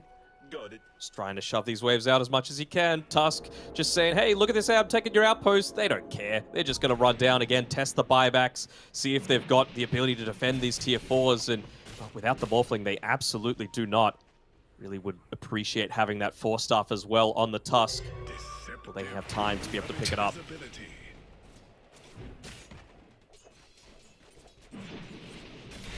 She's got to buy back. They will definitely be able to force it out, though. He's forced to come back. Might need to sell the magic stick just so you can afford a 4-staff. Oh, still so close. Oh, that's so scary. Double Remnant. Where can I position? Slowly burning you as well, so it stops Blink Daggers coming through from Theolacor. He's moved his way away, more towards the right-hand side. They really don't want to use this buyback. Might be forced to still, though. I mean, they could, whenever they want, they could just fissure jump and Ember in, and they're going to do just that. There's Sabas onto the Zeus. There's nothing they can do, Theolacor. No hope of a snowball, no hope of a punch. They're holding their buybacks. Morph is up in a couple of seconds, but it looks like it's going to be too long. Tempest, they're going to get out. Katara retreating through the mid lane. Weave is out to the north as well, and they pillage everything from Akori.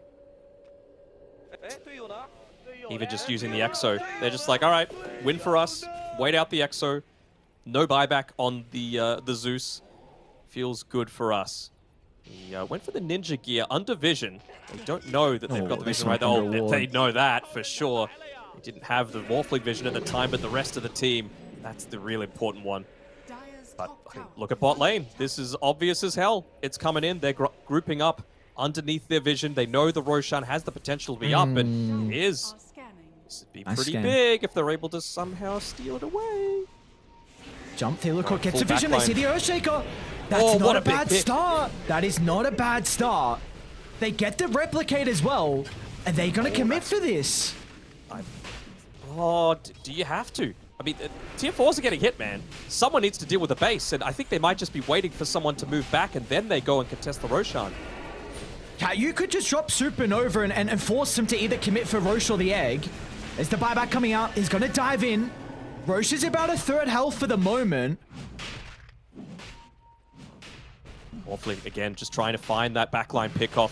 Slider's positioning is really important. Guitar's got Playing the behind DD. everyone. Oh no. Roche is falling, guys. You need vision. You need somewhere to do it. Lumiere!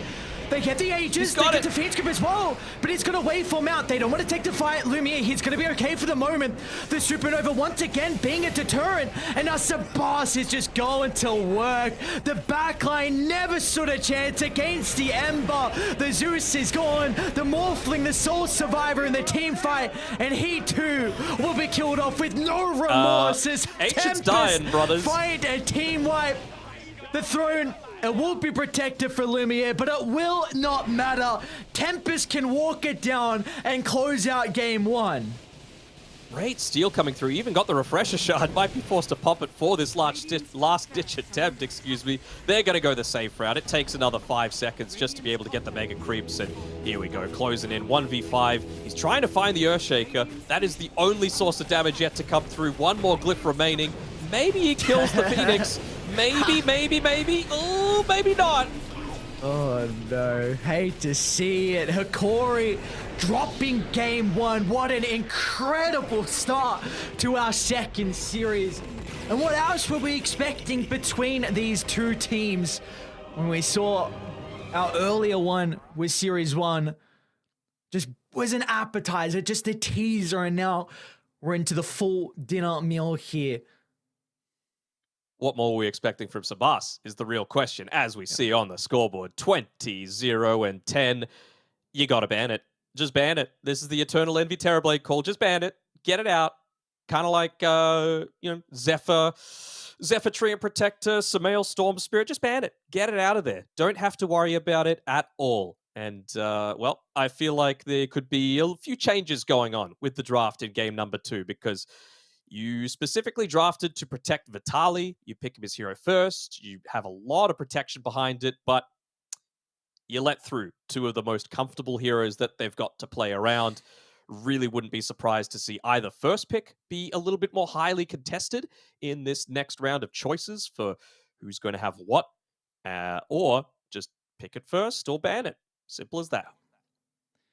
Yeah, I feel like this puts us in an awesome position for game 2, in particular with the draft and kind of the mind games that's going to occur very shortly. You just mentioned, what do you deal with the Ember? I mean, what do you deal with the Earthshaker? That one fight by the Die Triangle. I mean, Slardon single-handedly turned that around. That was a pivotal moment in the game where Hikori had a lead as well. And as soon as that fight broke out, Tempest, they swung it back around, and then now Hikori as well, you also doubled down on this Death Prophet toss that they've been going now. This is 3 games so far through the TI qualifiers that we've seen Vitali play the Death Prophet. And in 2 of those games, they've lost, and he hasn't looked the greatest on it. So do you continue to back the Death Prophet, or do you go down a different route? I think you can back it in, but you could just get rid of the AA. I don't think the other stuff really needs to be as big of a factor. Also, when I get time, I got to see this, because up until the end of the game, Sabas was holding that Ogre Seal Totem. So is it something like when you're mid-Remnant flying at people, you can actually just press the active and it gives you a little bit of extra damage and slow? I feel like it is. Otherwise, there's no way he holds it until the very end of that game. That game went 41 and a half minutes, dude. I'm going to need to test this one out, because that'd be really cool if so. But we will have to take a little bit of a break before that. Yes. Game number 2 coming up. I'm keen to see who shakes it up, because my pick, Hikori, they're back against the ropes. We'll see. I'm sending it to break areas. I'm not going to give you the privilege. We'll be back after a short break, guys.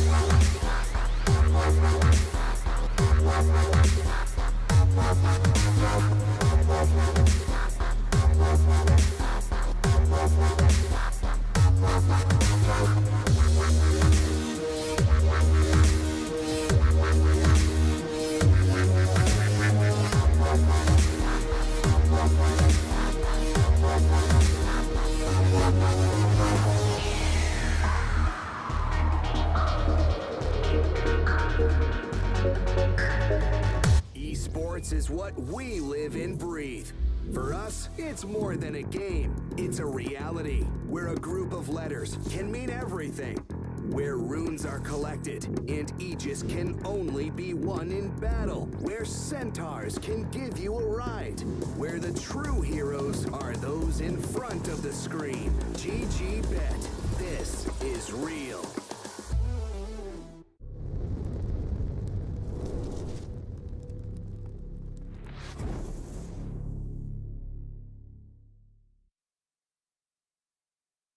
And we're back. I got to do the outro last time. I'm going to steal the intro this time, and not the Earthshaker. It's gotten through again. How does he keep doing it? The man must have like mind melding powers or something, man, because this is just... It's crazy. If someone's so comfortable on it, surely you just get rid of it. I understand wanting to get rid of the Visage. It does feel like it's a really strong hero still right now with the most recent buffs to it, but... yeah, I would certainly look to put the Earthshaker up there towards my priority list. At least this time they've got the clockwork to be able to deal with him a little bit more effectively and consistently. Yeah, I do like this, at least response from Hikori, something different that will definitely make it a lot more difficult for Slardon to be able to play. I mean, if he can have as much impact on the Earthshaker as what he did last game against a Clockwork, then I'll be incredibly impressed. It might be... Actually, let me have a quick look at what the actual damage numbers were at the end of the last game. Like, Zeus did the second most damage in the game, but did we really feel the Zeus's impact? I didn't, you know? Maybe it was just something as simple as they got the last pick wrong. You and I were hoping for a few different heroes. Like, I feel like the Invoker had the potential to make that game even better. Although maybe they would have been lacking on the vision front. There were a few times that just providing that vision of the Earthshaker enabled the Aghanim Scepter Morphling to get the steal off and give them a strong part into that team fight. It could have just been individual plays as well. You know, a couple of times Analog caught on his own for absolutely no reason, you know, making the team lose a few heroes that they probably didn't need to. So if they can clean those up, I feel like we could have an even more entertaining game too, if that's even possible.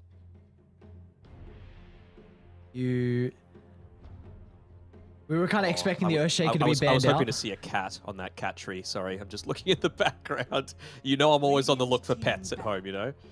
Come on, give me the pet cams. I want them everywhere. I love me some friendly pets. Yeah, we were trying to see the Earthshaker if that was going to be banned out or not, but at least the Ember gets banned out, Denog. So some respect coming out. Sabas this time will not be able to excel on his very, very formidable Ember Spirit. I mean, it's one of those heroes that really doesn't care about the cogs either, right? So it makes a lot of sense. And, oh, a Witch Doctor, okay. Pretty strong in the laning phase to be able to go up into this Viper, right? As long as you've got that high damage position 1 carry, whatever they want to choose, right? So could they go down the route of something like a Juggernaut, maybe a Terrorblade? Terrorblade to be able to start this out wouldn't be terrible here. Haha, get it? Good. I definitely would like them to go down the TB route. TB +1. There we go. Better go. They steal it. No, I was wanting the Terrorblade from Hikori. I feel like that pairing is really good. Even, like, it has the potential of being double range, but that's only with meta, and you're not wanting to fight into a meta, right? I feel like level 2 Maledict plus Cask plus the slow from Reflection plus Metamorphosis plus Viper's low HP, people are dying, and it's not going to be the Witch Doctor TB. Yeah, I think there's reasoning for both sides to pick it up. Both offlaners are very vulnerable to heavy right-click damage, and both sides don't really deal with illusions very well. So this is something that we did see Hikori, though, that banned out in game 1 when the Death Prophet was picked up. I think it was where the Ember Spirit was is where the Terrorblade was banned out. So Tempest snagged that, and they also go for an early Void Spirit as well. So Sabas once again on another playmaker. Again, another one of these heroes that you don't care if you're in the cogs. You're almost never going to get hit by the Cask as well, as long as you're on point with your Dissimulate. Natural Yule Scepter builder, so you can get out of the silence, which is kind of nice. I like it. Just creates a lot of chaos for the TB to do his thing. They are lacking a little bit of stuns. That's the thing that I'm really I feel like they just need a little bit more out of their position 5 to be able to give that initial setup. Because again, it's one of these instances of who actually wants to go first in a lot of these fights. Not many people. I like the Juggernaut. It does go back and forth with the Viper, right? Like in the lane, you got to make sure that you're pulling. You might even need to pull it behind the tier 1 tower just to be able to farm effectively in those super early levels. But you've got kill threat. Viper's incredibly slow. Jug already has the movement speed advantage, a natural phase boot builder super early on, plus Cask, Maledict, he can be dying. So this game, when you know it, it's on Slardin to have another great performance out of his Earthshaker, just to get through that laning phase, those real difficult first 3 levels, let's call them, for Tempest. Do you feel like Tempest could be considering going for a position 5 with some BKB piecing control? Like, could the Wyvern be something you're thinking about? Getting out of cogs, dealing with Blade Fury. Unsure about the lane versus DP because I don't feel like you'll do too much against her, but do you feel like overall against the rest of the heroes, Wyvern could be suited? You know I'm always a fan of the Wyvern, bro. Why do you even have to ask me that? Wyvern fits into every draft. It's always good. I mean, it even just allows you to set up for things, right? Like the Echo Slant can come afterwards. You can get a Fisher combo after. Just simple things like that.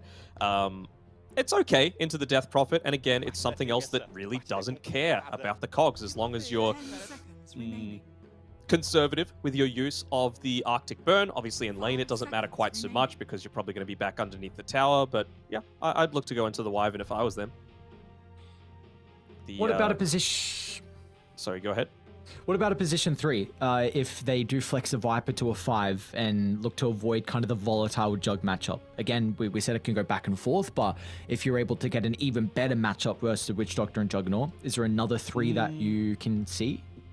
Not a big fan of that, to be honest, because I feel like if you're playing Viper as a 5, again, you're wanting to be up in their face, kind of harassing them, and you've got such terrible movement speed. All Clock needs to do is buy, like, even a Windlace plus the items to begin with.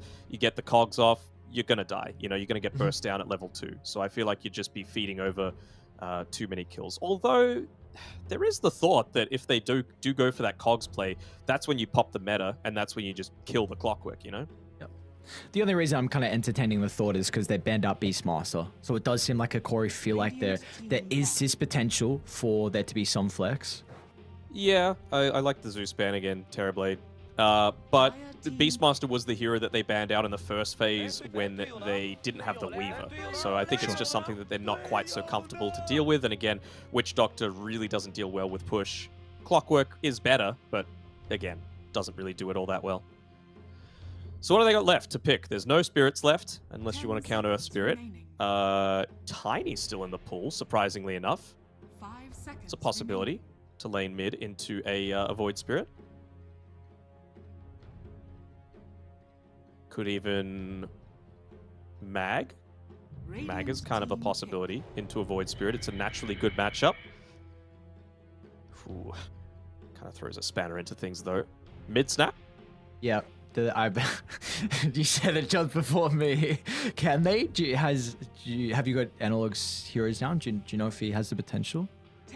I know that it's the flex of the Snapfire tends to be more towards Tempest's side as opposed to theirs, so probably not.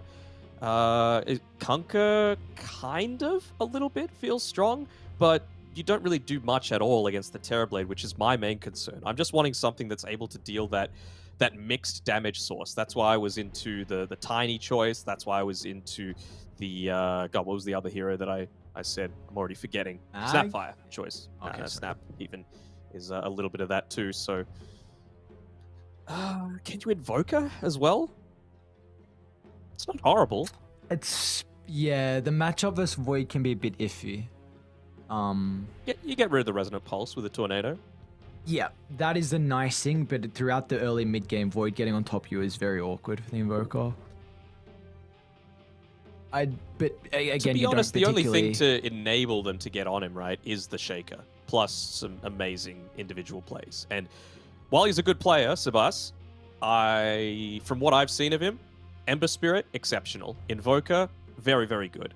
Everything else beyond that is kind of a step down. So we'll see if he's able to keep the mojo going with this Void Spirit. I do wonder if they're going to have issues with at least starting fights on Hikori. That's my concern at the moment. Clock can definitely help out, but having only one hero could be a bit awkward. So there is that Conquer, like you said. So against the Void Spirit's going to be really nice with the low armor in the lane. A little bit of team fight as well. Can help deal with the Supernova. Nothing crazy, but they do have a decent amount of sustain on Hikori with kind of the Juggernaut healing ward, with the Death Prophet being really beefy, with the run buff as well. So maybe that might be enough to offset some of the damage throughout kind of the early game fights. Maybe. My thing is that previously, I already said this was a great Yule Scepter game for Sabas. It's just become even more so.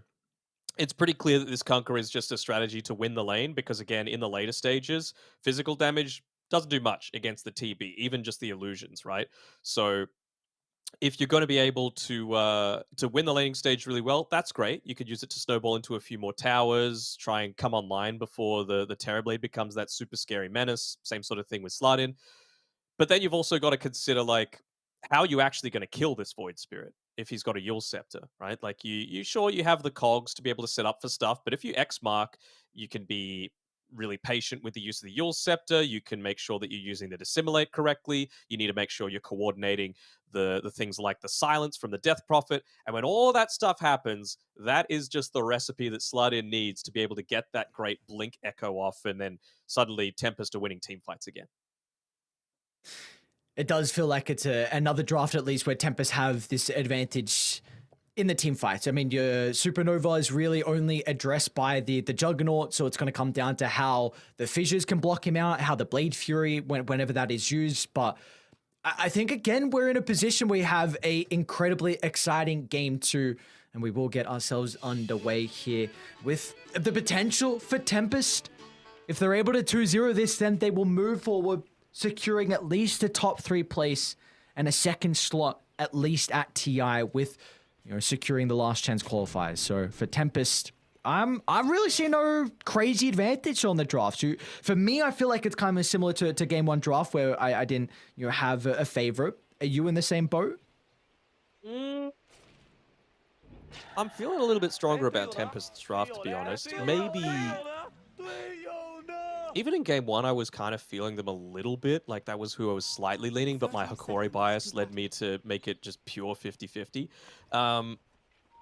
It's all on the back of Sabas and Slardin again. I'm just going to say it, dude. Like, if he's able to come out of this Conquer lane in even a decent spot, that's going to be a big win for them. And like I was saying before, there's so much chaos that's going to be happening in a lot of these early fights that if Slardin's able to get that super early Blink Dagger, which he's shown that he's super capable of doing, then I've really got faith in them to be able to close this one out and book their way to the last chance qualifiers. So if we take a look at the lanes then, who do you feel like is going to come out on top? If we kind of quickly break down each lane. Lane by lane?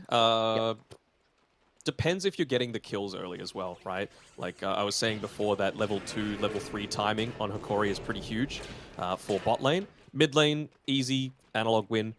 Top lane really goes either way, right? Like, Phoenix isn't one of those heroes like the Viper that needs to get up in your face to do a lot of the damage, so there isn't really an instance where you're going to be caught out. Well, actually, they're the ones going to look to get aggressive a little bit now that they know that there's no cogs available. It's just the Battery Assault, which is on cooldown, so they're going to try and bully them away from the lane. I like this a lot from Tempest, just taking a lot of the early momentum away. Which Doctor might die down bottom. Draken and Slardin finding first blood, and this, I think, is the most volatile lane out of top and mid. I think they'll be fine, but in regards to bottom, I can really see either side kind of going out on top. This Jug can be difficult versus the Viper with the cooldown, but if you're able to play your level timings like you mentioned, then all of a sudden the Viper, you could also have this big advantage with the Fissures to kind of hold guard, get out of position, like we saw multiple times last time with the Bane. So this is really, though, I think, you have to get kills if you're Hikori on this bottom side. You don't have the luxury of, like, Juggernaut doesn't want to lane into a Viper. It's, like, not as bad as a lot of these other melee heroes because you've got the spin, but you want to be using the spin for aggressive purposes. Maybe that was, yeah, just even that little movement from Lumiere towards the right-hand side of the lane, I kind of feel like that was a mistake. Like, any time that the Earthshaker is going to move into position to try and disrupt this pull, that's the time where you need to be going for this kill attempt, especially considering the creep wave wasn't in any kind of position to be going for, to trade with the Viper at the time. He's going to win that trade 1v1, 100%. See, top lane, whenever the meta's on cooldown for Kataru, there should be a lane that Hikori are going to be comfortable in. See, Theolacor can always just chase down the Phoenix, so Phoenix can't particularly play away in this lane.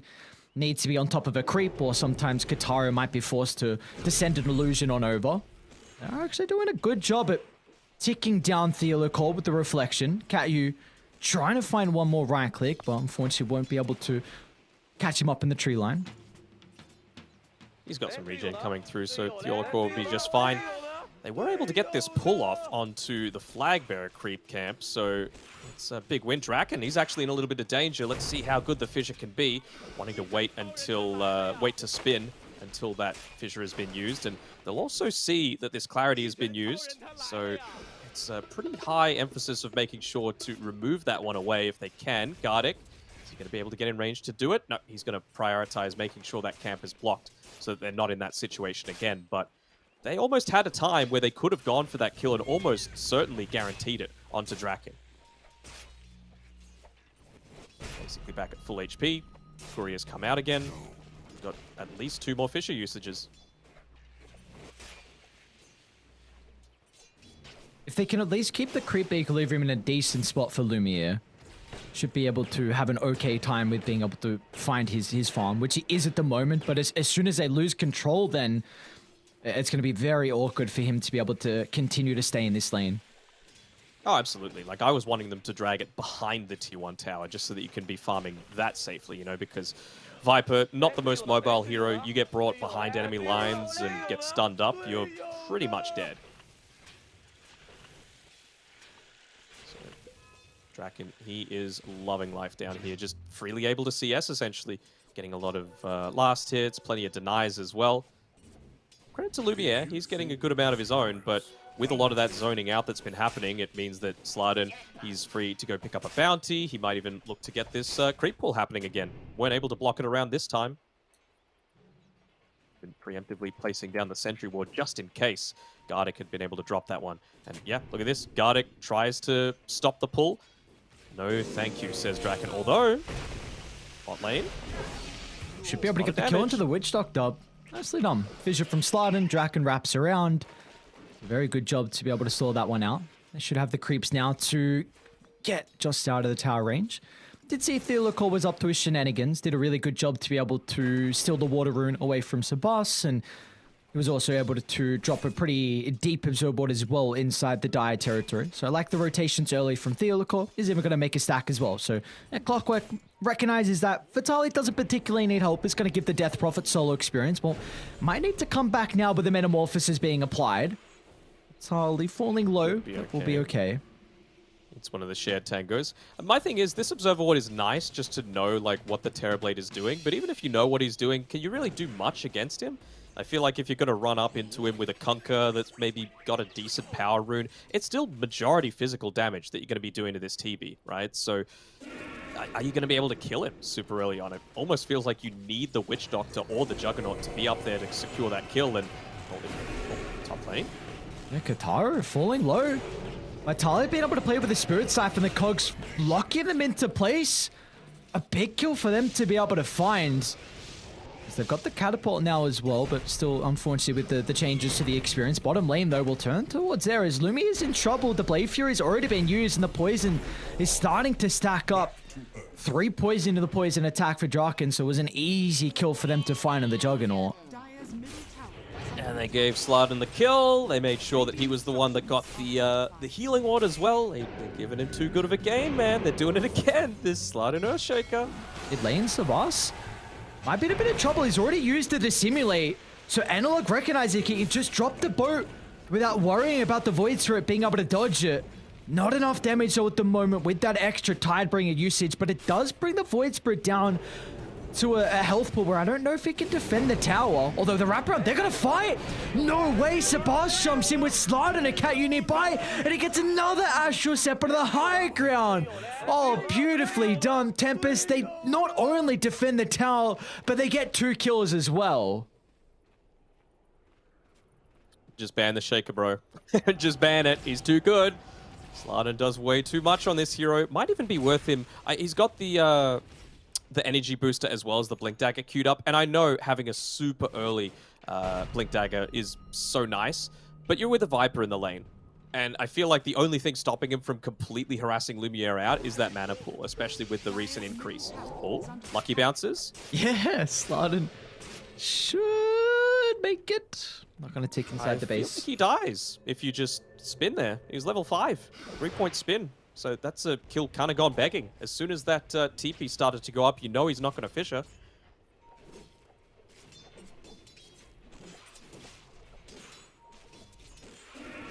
At least this time around, Vitaly, he wasn't. He was at 6th on net worth as his DP last game. Even with letting this TB through from a lot of these kills that they've been able to pick up on Hikori, is giving him a much better start to the game.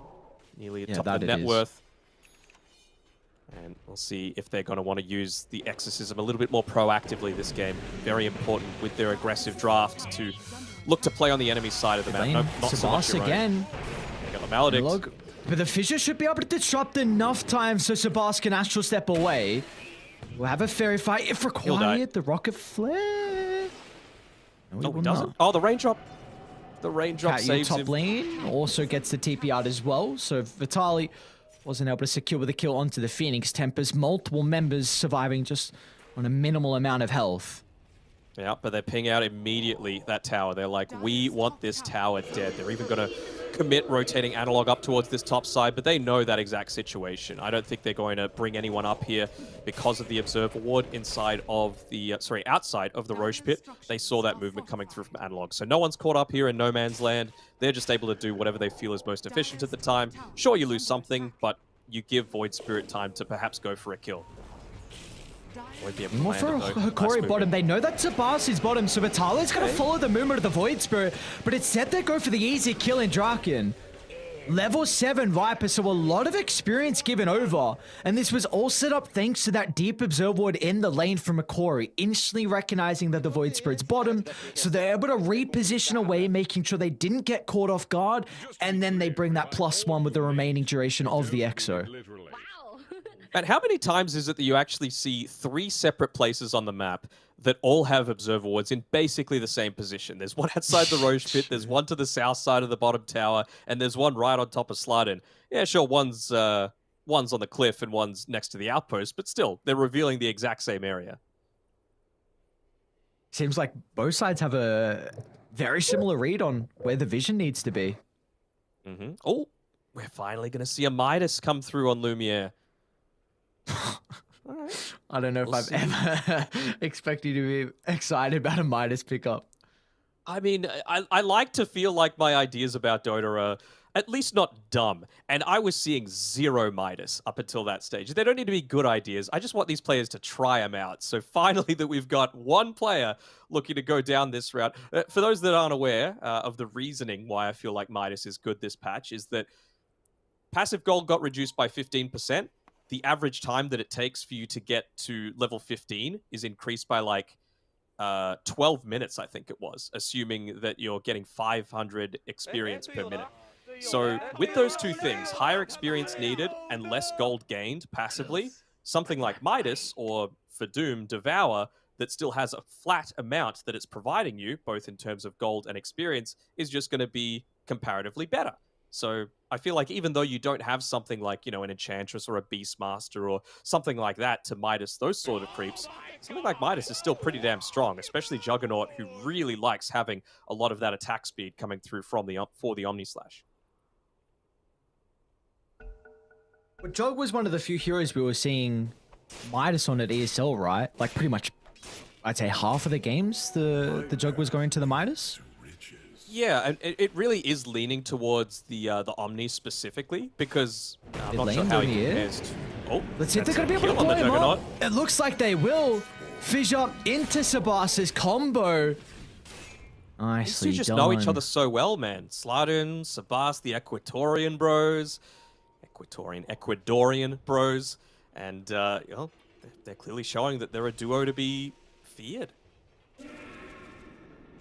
Sladin has to be careful about getting too close to this clockwork, though. Just the casual boots of speed versus the Tranquils on Theolacor. He should be able to run you down every time, but he'll be able to back off in time. I wonder if that'll let him know that they've got this vision up on the cliff. Of course, clockwork, multiple ways to be able to pick it off. Looks like Catty will be fine. What I was saying before Lumiere died an unfortunate death was that Juggernaut's one of those heroes that already has a really fast base attack time, and so Midas isn't comparatively as good as it is on some other heroes. Like Wraith King, very, very slow base attack time. So Midas on him feels great in terms of what it actually does for your damage and your farming speed, in addition to, of course, all of the golden XP that you get from just having the Midas itself.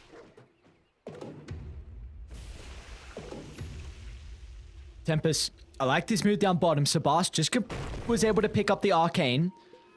So they're going to look to try and find a kill. They have Draken nearby as well with the catapult. They need to start to open up the map.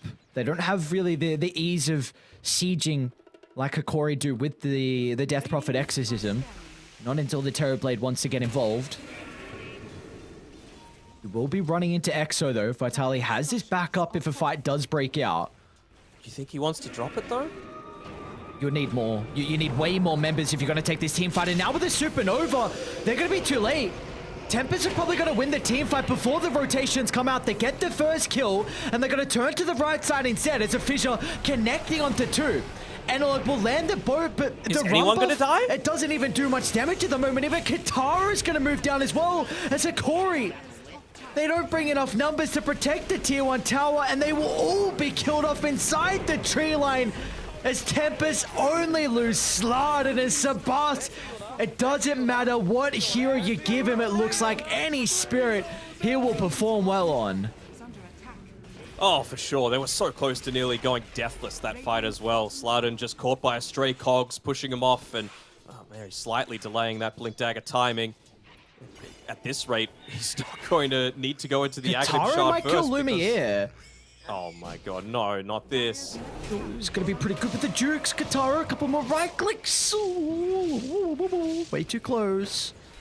Got the hook shot in too, but again, physical damage against the TB ain't gonna do too much, at least until Juggernaut picks up a lot more of this farm. He's actually gone away from the Midas, it seems, towards the Maelstrom, realizing that Terrorblade's starting to become a little bit more of an issue. Same sort of thing with the Void Spirit, in fact. He's got the Witchblade about to be finished up in just the recipe's time, but one of the other changes that we saw recently was the Aghanim Scepter, now that you can look to use the Resonant Pulse twice, and rather than just refreshing the amount of absorption that you have, it adds on top of the existing amounts. So we did the maths, and it was, what, 1,220 that you can get if you're hitting onto 5 heroes? So something like Omnislash and the Conquer's damage ain't going to do that much if you get off the perfect use of your spells, which Sabas has shown that he's been doing very consistently. Oh, Radiant just smoked under a ward, so Dire, I know exactly The what is obvious one, occurring. too, that they have sentried. It fills me with nothingness. Catch anyone out? Expecting Draken to be pushed off further to farm in the lane. They see the Nether Toxin. That kind of reveals their positioning, Yeah. Oh, can't use it. Oh, nice dive. They are getting quite vocal That's from tip-worthy. both sides. I mean, can you blame them? If Tempest Oh, win no. this, they're going to be at last chances minimum at TI. If they keep performing this way, they might be the team to secure that regional spot. This is just so much space as well for Katara. We saw what he was able to do last game on the Troll Warlord, and now you give him this free farm as well here for the Terrorblade into some pretty good matchups. So Jug? important that they were... Oh. No, I was... Analog picked up a double damage rune. Supernova's out. Are they going to try and if turn that to kill Cogs off is the the egg? best They choice. might have the numbers to get rid of it, and they do. Fissure too late from Slardin to protect it. They'll still get the return kill to Analog, but the Fissure means that Vitali can't run into the middle. Sabas will attempt to TP out the Melodic, shouldn't tick him down, so Vitali's going to try and chase Draken down instead. Hook shot to Just the got ready if the solid killed up clockwork can top. close the distance, but he won't be able to do so. Drak under the tier 2 tower will be okay, and meanwhile, top lane, Kataro finds a solo kill onto Lumiere. They're still wanting to go though. Thiola caught just with the single kill for himself. It's a lot of valuable... Oh no, Kataro's here. The big bad He's Terrorblade just everywhere. wants you to let him in. Dude, they are getting really vocal, man. These voice lines. They're stuck it up. Oh, I wonder no. how... do you think that they've just all muted them previously and they're just like, look, play until the throne drops, and you know, if they GG out, then we'll win the game. But let's not get caught up in too much of this tip-in action that's going on. Oh, maybe. I don't know. Some people like to, you don't want to see any of the voice lines. I don't know. Maybe some people. Maybe It's a legitimate strat against OG. You remember Yeah, that yeah. true site with LGD? Yeah. They're like, let's just mute them. How do we know when the throne drops? So, tell me about this build on Vitali, because I am trying to find a reasoning of why he's going Octarine, and I can't think of one. So I'm gonna rely on you. Well, it means that you can cast spells more frequently. Thank you. No worries, anytime, bro. is this the final answer? What do you Is want me this- to say? You know, oh, this is something that the top 0.0% of people do in their pubs, and it's because of... No, he wants to cast more spells. That's it. All right, purely just wanting to cast more spells than the Witch Doctor. Wanting to live to see another day, that's not going to be a possibility. Some things aren't rocket science, bro. All right, man. I don't know. Well, when did you see an Octarine first item for a Death Prophet? Very, very different. Honestly, when I saw the Aether Lens on him, I was like, what the hell is this? But, Yeah. Is under I don't know, maybe he just felt like in the laning stage he needed to be using more of the Crypt Swarm to, like, shove the lane out consistently. I mean, you could just go back into the Arcane Boots, right, so that you've still got that potential. But it's not like there's anyone on your team that consistently relies on mana outside of you. They've got no mana burn on Tempest's side, so I don't know. Sometimes it's just a personal preference thing, right? Yeah. Just got a read of the game on what they require out of the Death Prophet. Dyer's bottom tower. We'll see if Not he's what he going did to be able last to time, execute it. that's for sure. Yeah. All right, we got BKB completed on the Conquer. You would love 2 points in Exo. They're not going to get towards that stage. They smoke pops. They don't see the Ancients. Lumiere just farming for far enough down Scanning. to the south. The scan does connect, so they know around about where he is. Does he go for the creep? So Lumiere, don't do it. You've got Slardin waiting with his Echo. He wants to do it. He's tempted. Meanwhile, mid lane though, they're onto Draken. So they get the hook shot thanks to the vision on the high ground, so they're going to see exactly where the Viper's positioning. A quick and easy kill, but they're going to be cautious of how long they stick around because Sabas is in. And they're wrapping around from Kataro as well, so if anyone doesn't get out fast enough, they will be able to block them in. It's a 1-for-1, and it frees up space for Lumiere, though. That's exactly what they were wanting right now on Hikori. Now that they've been pushed away from this lane, they've got a lot more information to be able to play around. They're just going to back off entirely. Even that freshly placed Observer Ward immediately removed by Get to the Katsu on Arcane. his Phoenix. Get to the Arcane. Nice. Yoink. So good moves coming through from Hikori for sure. You know, that is one way to get yourself out from a really dangerous situation, is to go for an all-in push. It's not an all-in push, but like an all-in kind of play. If Lumiere wasn't fully in sync with his team and just walked out into the lane, then it would have been a Viper trade for a Juggernaut trade. And I mean, I feel like we all know who would be the happier one as a result of that. But instead, Viper for Clockwork. Lumiere's able to farm. He's almost got his Mjolnir to be able to go up against a lot of this this damage that's going to be coming through from the TB. Of course, tons of right-click on Tempest, and you know, the attack speed, he's not going to get it from that Midas that he had queued up previously, but just the casual Gloves of Haste, plus the Mjolnir, it's going to give you plenty. Do we feel like, though, the Ag shot is really that key timing here for Lumiere to be able to deal with the Terrorblade throughout the mid-game? Even then, I'm not certain, right? Like, it's going to be nice, of course, and I don't feel like the TB is dying until you've got it, but there's also the case of, like, if you're just spinning and running at them, then you might get Fisher blocked Stop off. chasing the illusion. No, Lumiere, not like this. Blade Fury's on cooldown and Slardon just jumps in with the Echo Supernova as well. Why not use every single ultimate you need to get rid of the Jug? And now you can go back and reap the rewards from Roche. He's even got the Dagger of Restore on Kataro, so bunch of extra damage, plus 40, just to be able to annihilate this Roshan. There's no way you're buying back on a Juggernaut to be able to contest this. Lumiere, it's going to need to be like some next level play. Slardon, what are you... This guy's crazy, man. His job is just take But care of the Analog clockwork. to the right side. It's going to be a hell of a boat clipping onto multiple heroes as Phoenix, got him. Vitali charges into the middle. And they need to cut the Terror Blade though, but the Fissure on point will make sure the DP can't escape to the left, and Dragon still lives. They couldn't even finish off the Viper. Do they go for it? Do they go for the torrent play? Again, they're just putting the right people in line. They realize how important this Roche is. Who cares if you lose a support or two? It's not going to matter, and Slardon just gets away from that X-Mark play as well. Lumiere is blocked from the Fissure. No.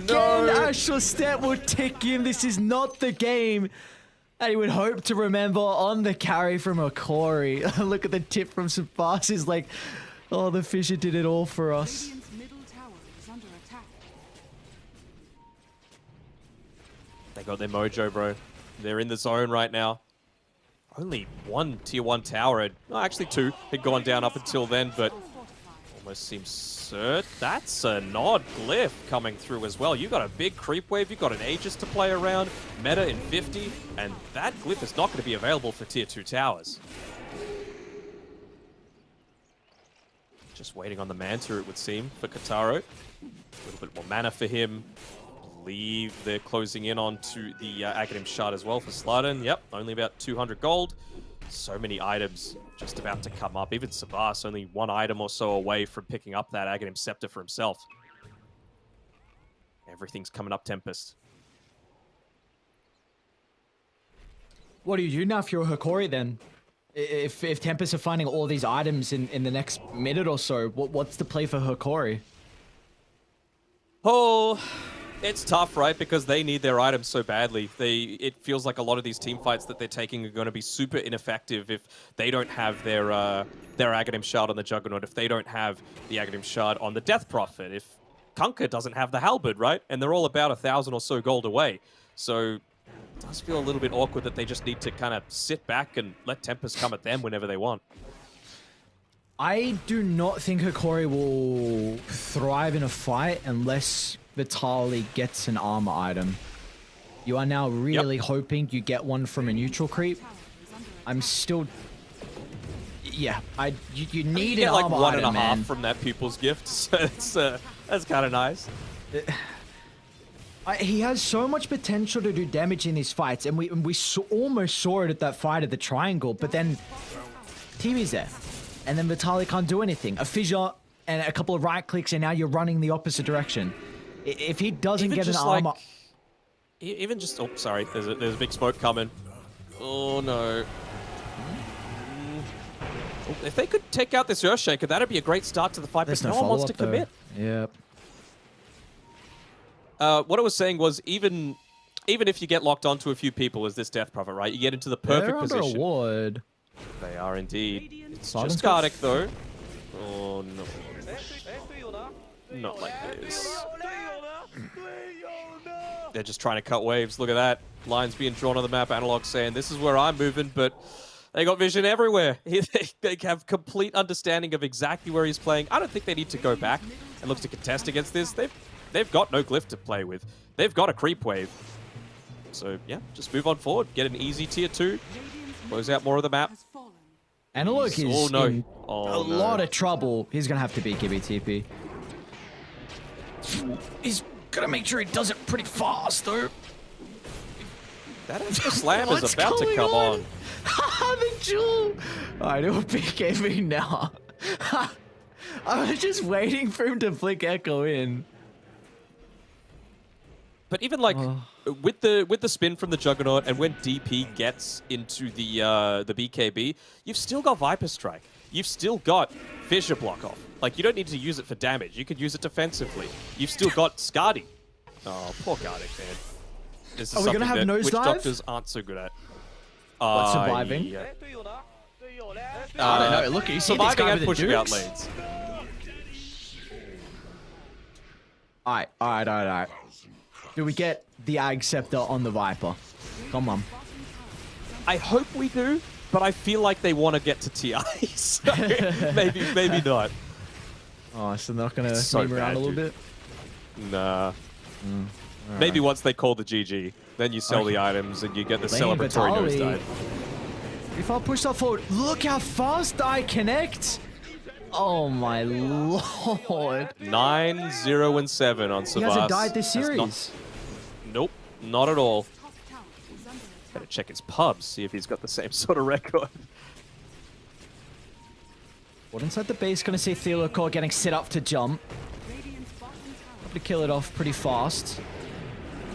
The poke from afar, sliding into Sabasa jump.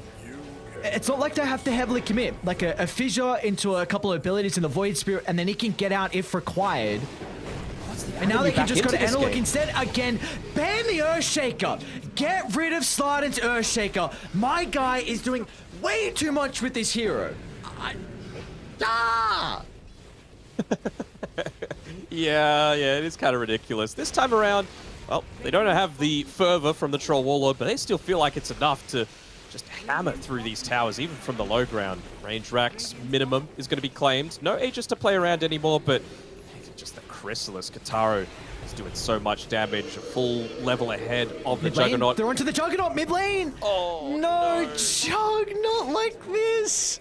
And they popped Exo as well, and they didn't And they chase missed the hook anyone shot. down. They missed the hook shot.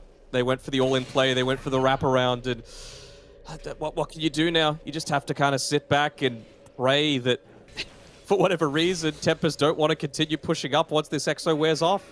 There's no reason for them not to. I suppose they could just wait for the meta. Everything's in their hands right now to just play the exact pace that they want. Even late game, they're going to outscale them. Like, you got a Phoenix, you got an Earthshaker that still isn't, fully slotted. Viper might fall off, but Terrorblade, he's just going to be as scary in 20 minutes time as he is right now. He's almost got a Daedalus on Qatar. Oh god, this guy's so farmed. They're going to get some tier 3 items as well. To assist with that push, it feels really difficult for Corey to even leave the base. Now, we get another Ogre Seal Totem. Will we see Sabas pick that up as well, or is that an Ember Spirit exclusive thing? Still got to test it. Let me write that down, actually. I'm going to forget. Radiant's top Oh, tower boy. is under attack. Alright, should be the last outer tower soon being claimed for Tempest. They're gonna probably You can't wait glyph around it. by the triangle. Now, you will not glyph this. I hope not. Again, they see another member trying to deward and got it. Worth it. Plus 210 gold for your own life. You take it. I mean, you're 100. That's worth it. Come on, Dano. You're the support player. If you're this far behind, well, how many deaths he got? He had 7 deaths before that. You reckon that's worth it? Shake things up. Sometimes you got to keep the morale up, and just feeding more kills over to the Void Spirit that's kind of going bonkers might not be an alarm. Hopefully everything's okay. Looks like it is with the quick G. Not the GG just yet. But What are you trying to say? that's set to come out pretty soon, is what I'm saying. 6% win probability left for Corey, I think, is very generous coming through. I would put it at a 1%. There's always a chance, but feels like way too far to come back from.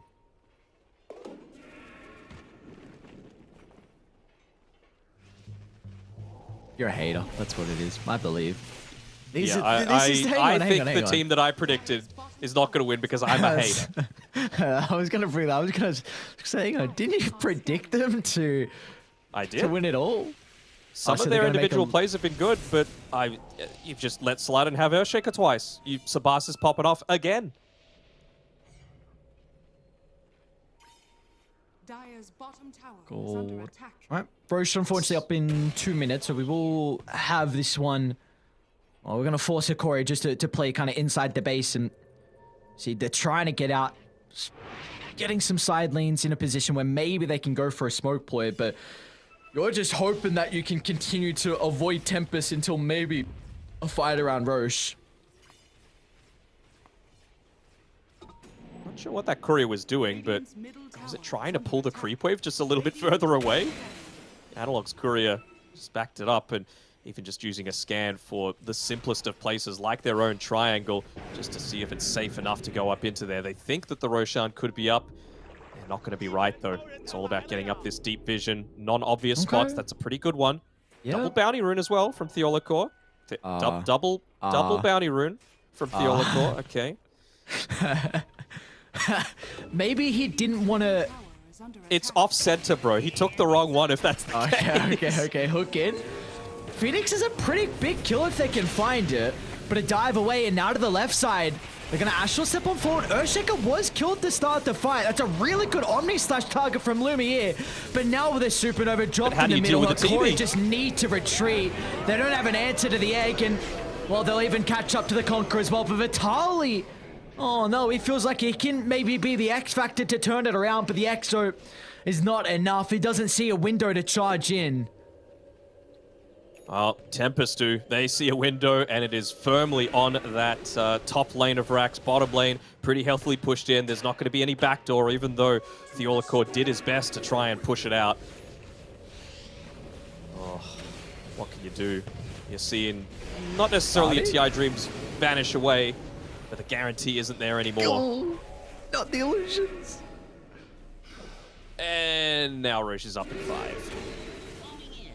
I was a little bit puzzled by Theolacor, to be honest. He jetpacked away from the Phoenix when he had him locked, battery assaulted inside of his own cogs. If you're lucky enough with the ticks, you could stop the dive while he's still inside of the cogs. So just allowed Kachu to still have a presence in that team fight. I feel like if you're isolating like that, that needs to be your job. Either take Shaker or Phoenix completely out of that team fight. Maybe it means you die, but that's attention being given over to you as opposed to one of the cores like Lumiere, who really only got the Omni Slash off in that fight and didn't contribute much else. This Aegis Second Roche coming through. Shard given over to the Viper just to assist. Not that they needed it with being able to siege that high ground. Sabas level 18. What a game he's played. Ah, give me the Scepter Viper. Come on. Come on now. Stop messing with my feelings. Let me see You how an S, the Scotty. Okay. You're just reaching for something. You're trying to make me happy. I appreciate that. Thank you. Yeah, exactly. Yeah, okay. Look at Theolacor just... is gonna... The Dude, cogs. I didn't know. Does Sebas just jump? Okay. Off for the clockwork. Is Vitali close to anything? BKB's very, very suited up for him. He's going to need like one more wave or one creep camp. They're in 2 mines. They have to get back, but they can't. They even pop the glyph. Like, this isn't going to do anything. You need this for when they're trying to push in onto your tier 3s where you could maybe use the extra damage from the tower multi-shot just to try and kill someone. That's how desperate you are for damage right now. Oh, they tried to go for that pick off onto Theolacor. Wasn't quite quick enough though. Lumiere, you gotta get back, my man. Maybe he wants level 20, that extra Blade Fury DPS to finally do something against the TB. You're about to get mega. Fly. Katara has the Aegis though, so you might commit everything for the first life. He won't have meta though on the respawn. Supernova's gonna cover the Slardin. And Slardin again with the Echo out. Vitali will charge in. But once the Terrorblade can try and lock on top of the Death Prophet, the fear is dragging them away. But Vitali's damage is only minimal as soon as they group up. The Death Prophet unable to turn around. Lumiere stuck inside the middle. The dive back for the Juggernaut, and that is game as Tempest will book their ticket, securing at least a slot at the last chance qualifiers. Oh, Tempest top 3. Not too many people would have predicted that towards the start of... well, maybe they did actually, because they were the 2nd seed, I suppose. But they certainly surprised a lot of people, myself included. Ban the Shaker. You got to get rid of it. This is first phase ban material. It's approaching the Seb level of gameplay coming through. And that's not even taking into account Sabas, another deathless game for him. He is immortal. Did have a quick look at the pubs. Earlier today, he died once as Ember Spirit, so he's going to need to lift his game for sure. But really, really solid performance coming through. Nothing was given up for free by Tempest. They won the draft. They won everything except for basically that mid lane, which understandable. Kunkka into a Void Spirit. You're never going to win that lane. But in terms of the team play, in terms of the movements, in terms of the other two lanes, everything went right. Very well played to Tempest, and a worthy top 3 and SA representative at the last chance qualifiers minimum.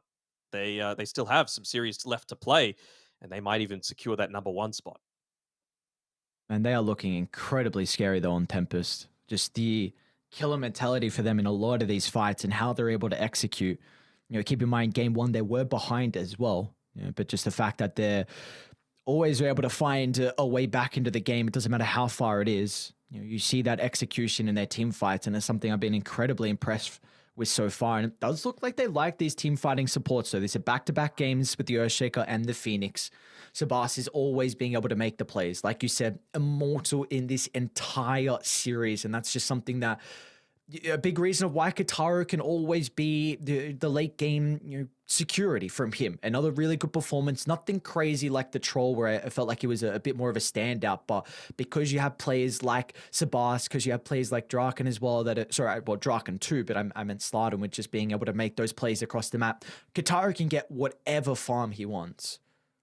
Yeah, no, this is a solid team. This is a TI-worthy team. If they keep up this level of gameplay, they're going to have a tough opponent in the winners bracket final in Infamous to see if they can take one of those slots in the grand final, which is only a couple of days away. Hikori, hopefully they're not too discouraged because they've still got a second chance. They're still top 6. They've got a few more series to win, though, if they're going to get that last top 3 spot to guarantee themselves some kind of shot at TI. But that's it for you and me today, Aries. We've got 2 more series left to come, though. 2 more elimination series in the lower bracket. So make sure you guys stick around. We got Lyrical and Trent coming. And, it's already early enough for me. I'm just going to stay up. My sleep schedule is completely ruined. So 5 a.m., who cares? Let's watch some SA Dota. Oh, yeah, your sleep schedule's ruined. That's right. I got work in 2 hours. So mine's going to be even more ruined as well. Try, but we've got Wagey. more incredible Dota. Like you said, upper bracket done and dusted. It's time for some elimination series. We're going to see 2 teams still throughout the day eliminated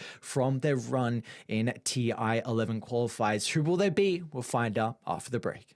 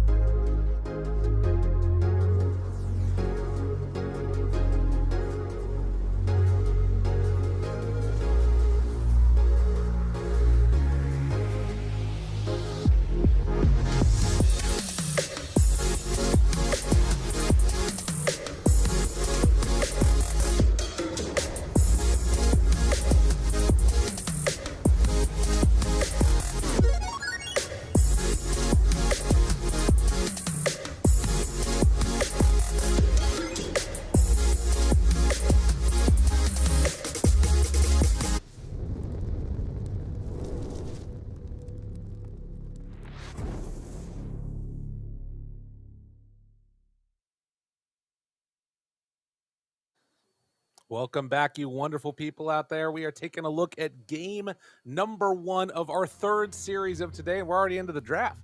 Y'all were looking forward to this one. Trent Lyrical going to be bringing you the action. No Runes facing off against Ravens in a match that's going to determine the top 6. We've already got 3 of the teams, or no. Sorry, 2 there's of an the earthquake teams. here. Ah! It's the Primal Beast. Ah, pulverized. Rocks. Oh, We don't get a lot of again about earthquakes. rocks? That was the rocks, yeah. The rocks were shaking my entire setup. Got it. Yeah, you don't have earthquakes. It's very unbelievable that you would make that joke. Not very nice. My bad, sorry. That was geological inconsiderate. appropriation. Yeah. There it is. That's the My one. bad. But you were a geography major, so it's all good.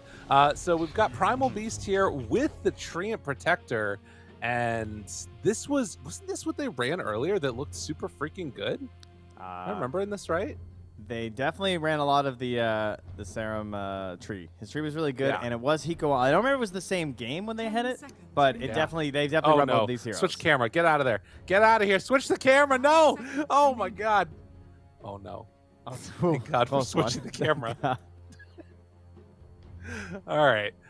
Trent, let's just get back into this game. What do you think about picking it into the Timber Saw? That's pretty wild. Yeah, we got. I mean, some teams are believers. We kind of talked about this. Like, obviously, you have the toppest tier of Timbersaw players that are just willing to do this, and Yeah. you have to respect that. Like that's at the very highest level of Dota. Like we're talking, Arlington Major, of course, right? You're looking at OG. They're just gonna keep picking it. They will take it first. You need to respect that. And so I think it's a hero that everyone should have at that level, because I would say he's like the hardest hero to play. Like I do think there is it's just not comparable to something like a Broodmother to the same level, right? Where it's also harder to counter as well, I would argue. So it just seems to me like every team should have someone who's able to play this hero at the different paces that are needed. Like Amar has shown, where he can be like the carry or he can be like the space maker, all with this hero. Yeah.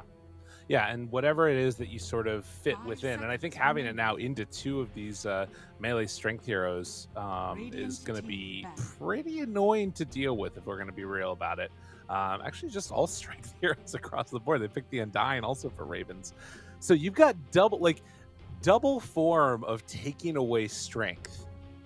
Decay, freaking Whirling Death. This is going to hurt for these folks. I mean, the Undying pick just seems fantastic, frankly. Yeah. I can't imagine a better pick going to Primal Beast in the laning stage. I feel like that just sort of ruins everything he wants to do. I guess there must be something with the Uproar, maybe, that you'd have some counterplay that other heroes wouldn't. But, I mean, you're still a melee hero versus Undying. Yeah, that's true. Yeah, some ways to get out of there, have some escape mechanism for both these heroes, actually. So, what's up? so Decay does a base damage of... see, I've never done this test, but because base damage is 0 level 1 now for Decay, right? Yes.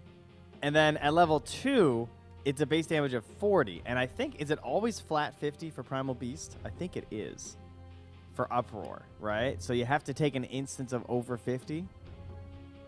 Oh, interesting. Yeah, so that wouldn't end up mattering. That's a good point. Yeah, that's a great answer. I think that should work. Interesting. Well, we'll keep an eye on the lane and see how it goes. Totally. Sounds annoying, though. Other bands, we see Bat, Snap, Lena, a bunch of magic damage, bruisers and battlers here, and then it's the Bloodseeker Hoodwink. And for no runes, I think you've got a really scary duo here of people that can kind of set up on you without you super realizing it. And I mean, you think about one other hero that could go together with that, whether it's like a Dawnbreaker or a Storm, or I mean, right here with Skywrath Mage, this is super scary. Pulverize with it or overgrowth with the Mystic Flare sounds very dangerous. It's also just a annoying hero for an Undying to deal with, because presumably this will be the position 4. And so Jupiter will just be like running in there and constantly blasting you the whole time. 5 seconds remaining. So you think that's the lane? I think so. Primal Beast and Skywrath versus Undying plus the carry, yeah. I don't even know what you take to deal with that. Maybe like Faceless Void. I mean, even that actually isn't great. can maybe survive, but the spam is too much. I think the Razor Band was like the best one for sure, right?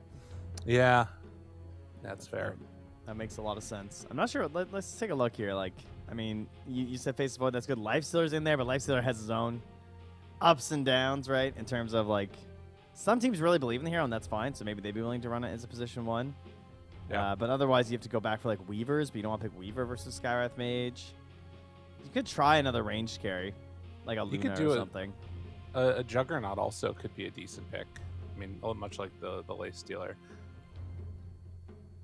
It kind of fits within the idea of like a Timber Saw too. Mm-hmm. You're gonna take the Rubik first to secure the Timbers lane, allow that hero to roam around later. Interestingly enough, Primal Beast actually, statistically so far, has been doing best versus 2 supports, Rubik and Warlock. So and Primal this is Beast just has like been raw... doing best against them.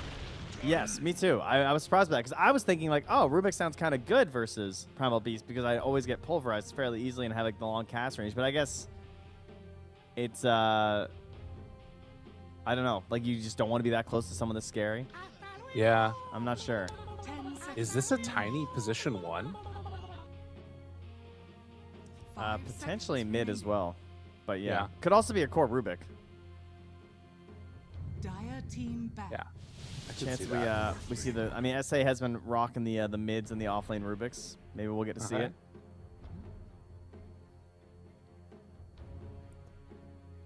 Have you I'm ever not sure looked... why you would pick Core Tiny at this point, though. To be honest, it almost makes me wonder if it's Core Undying. 10 seconds. Yeah, remaining. so to me, the only thing that I saw of it is it's like maybe if Primal Beast, it's like a nice way to interrupt a Primal Beast diving under tower is like you throw out the Avalanche, it's just not going to jump anymore. Radiant team Yeah. You can maybe get some kill potential if like the decay stacks get high enough onto one of those heroes, but it's, I mean, it's just sort of a, it's I guess a strong laner is kind of what I'm getting at. Well, But I don't know if it's good enough. They still get rid of the Anti-Mage, as you said, because, you know, I mean, now they have a Morphling, too, so that's got its own host of issues with, like, the mana drain and stuff that 10 Morphling does seconds require more of remaining. these days. Yep. And they are looking like 5 they could definitely use a seconds hard remaining. carry of sorts for the Ravens. Radiant team. They ban Lesh and Ember, so they want TB, one would think. Maybe they're just happy with either illusion carry. I mean, PL is definitely the more regular counter. Well, I guess that whole Morph PL dynamic's a little bit weird. Yeah. Yeah, I mean, it can kind of go both ways, and much more about those like heroes that are surrounding it. Yeah. PL, Anti-Mage, 10 seconds. Lesh, remaining. Ember, and first pick going to 5 Ravens. seconds remaining. I kind of like Definitely Fog one. Siren. Yeah? Yeah, I feel like they have Tombstone set up. They have the like if they actually have you in place, there's so much damage they can output. Like Avatar's combo set up, Rubik can steal something to follow through, and then you just got like straight up chakrams. Plus, you can actually like song into Tombstone and it like builds up the zombies. I think that still an works. interesting idea. At least it used to. Well, last couple of seconds here on the draft for Ravens, and they are going to take the Troll Warlord. So another strong laner. And this An matchup interesting just answer. got even better, right? Because this was already one of the carries that Morphling sort of struggled against, but now it's like sick because you just in case he gets like the BKB and stuff, you can still lock him down. So pretty scary. Yeah, 10 seconds That's true. remaining. interesting. Well, we'll see if it ends up being enough for no runes. They've got a lot of reserve time to work with. Still looking for a mid. They could do a swap up, obviously, as well, where they run the Guts Morphling and then pick a different hero for mini. But no, it's gonna be the Necrophos. Interesting. So forcing that troll to really pop his ulti on the earlier side. I like this. This is a weird kind of cool draft that they've got here on No Runes. Yeah, they didn't end up doing anything too crazy. It'll just be the mid tiny and then the one troll, but what am I liking here? I don't know. No runes, like we have seen the power of the Hiko Primal Beast. Right. I'm a bit of a believer in it. I like that they go for it so early in the draft too. it seems like it's putting that pressure to sort of make them make the reaction to it. But we'll see how it ends up going. Game number 1. And of course, this is all in the context of the greater schedule that we've got going. We just found out who the winner of this match is going to face up against next. And that's going to be Hikori, who just lost 2-0 to Tempest. Spoiler alert.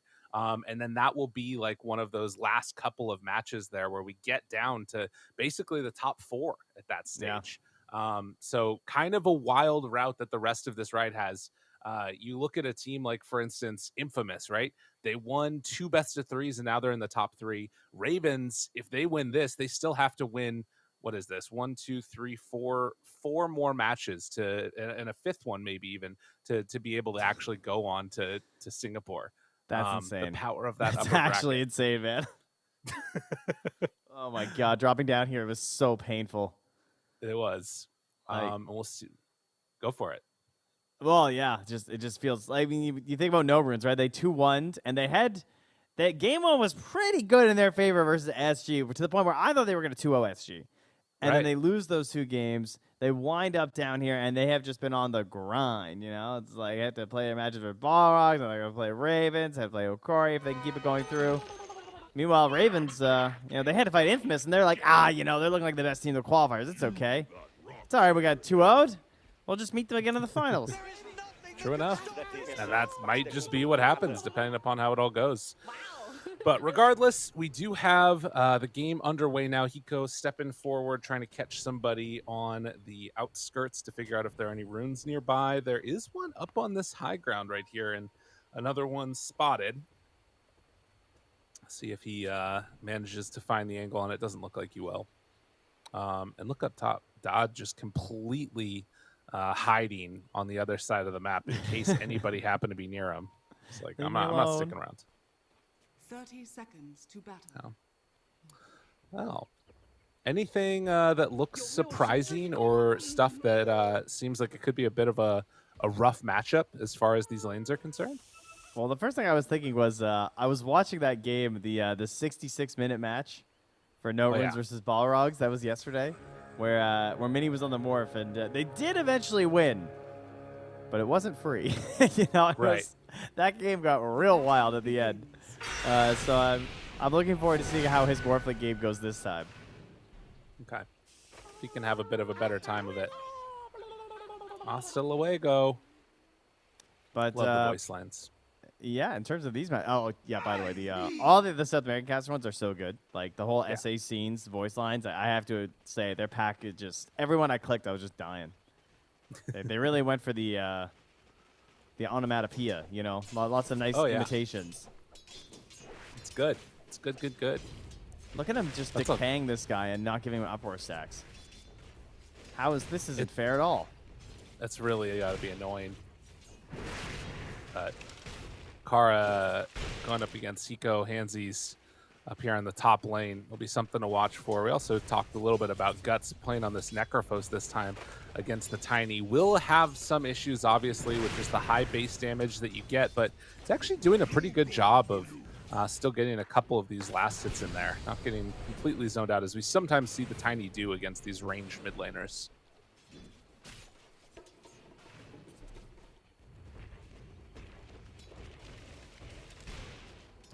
I guess just the ability to spam out the wave a bit. Yeah, it's a little unusual to see the Necrophos these days. Like, typically we almost only see it versus like the Ember, but this is one of the other rare situations where like maybe you see a couple of really strength-based heroes. This time in the Timbersaw and the Tiny, and you're gonna try and like cut through all that big beefy HP pools. So we'll see how well Guts does with it. The nukes will come in later for sure from the Morphling, and then the earlier end it just has to be from Jupiter. But that has to be like kind of quick, you know, with like Scythe and the Mystic Flare and everything. So I'm looking forward to see how successful they'll be with that setup. You talking about against the Troll? Or against just in general, just like, I mean, especially the Troll. That's a good point. I just meant more so like, all their heroes. Yeah. Yeah, it's true. That's going to be their main avenue, trying to make those fights work successfully. Sarum pulled back in a little bit, and he just stepped out too far.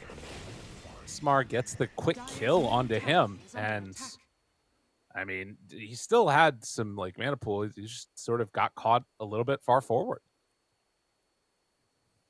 Yeah, we're seeing this a lot as well lately, where the no value point in the living armor, which can be a bit weird.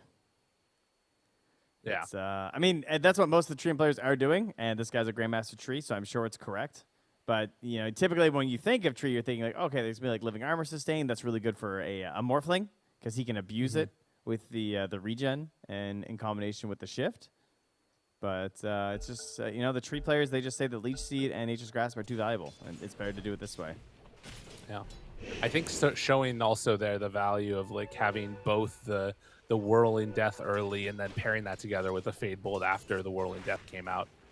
It's like, you know, efficiency in nuking. Always good.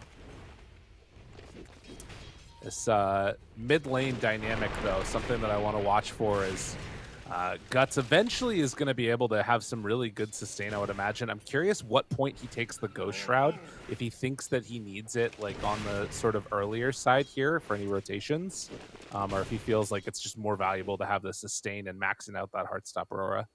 Yeah, and what fear do you have when this Tiny hits 4? Like, is there a chance that he's just going to get, like right now, you know, when he hits 4 in a second here, is there a chance he just gets Ava tossed to the range creep and dies? Right. If he doesn't have the Ghost Shroud?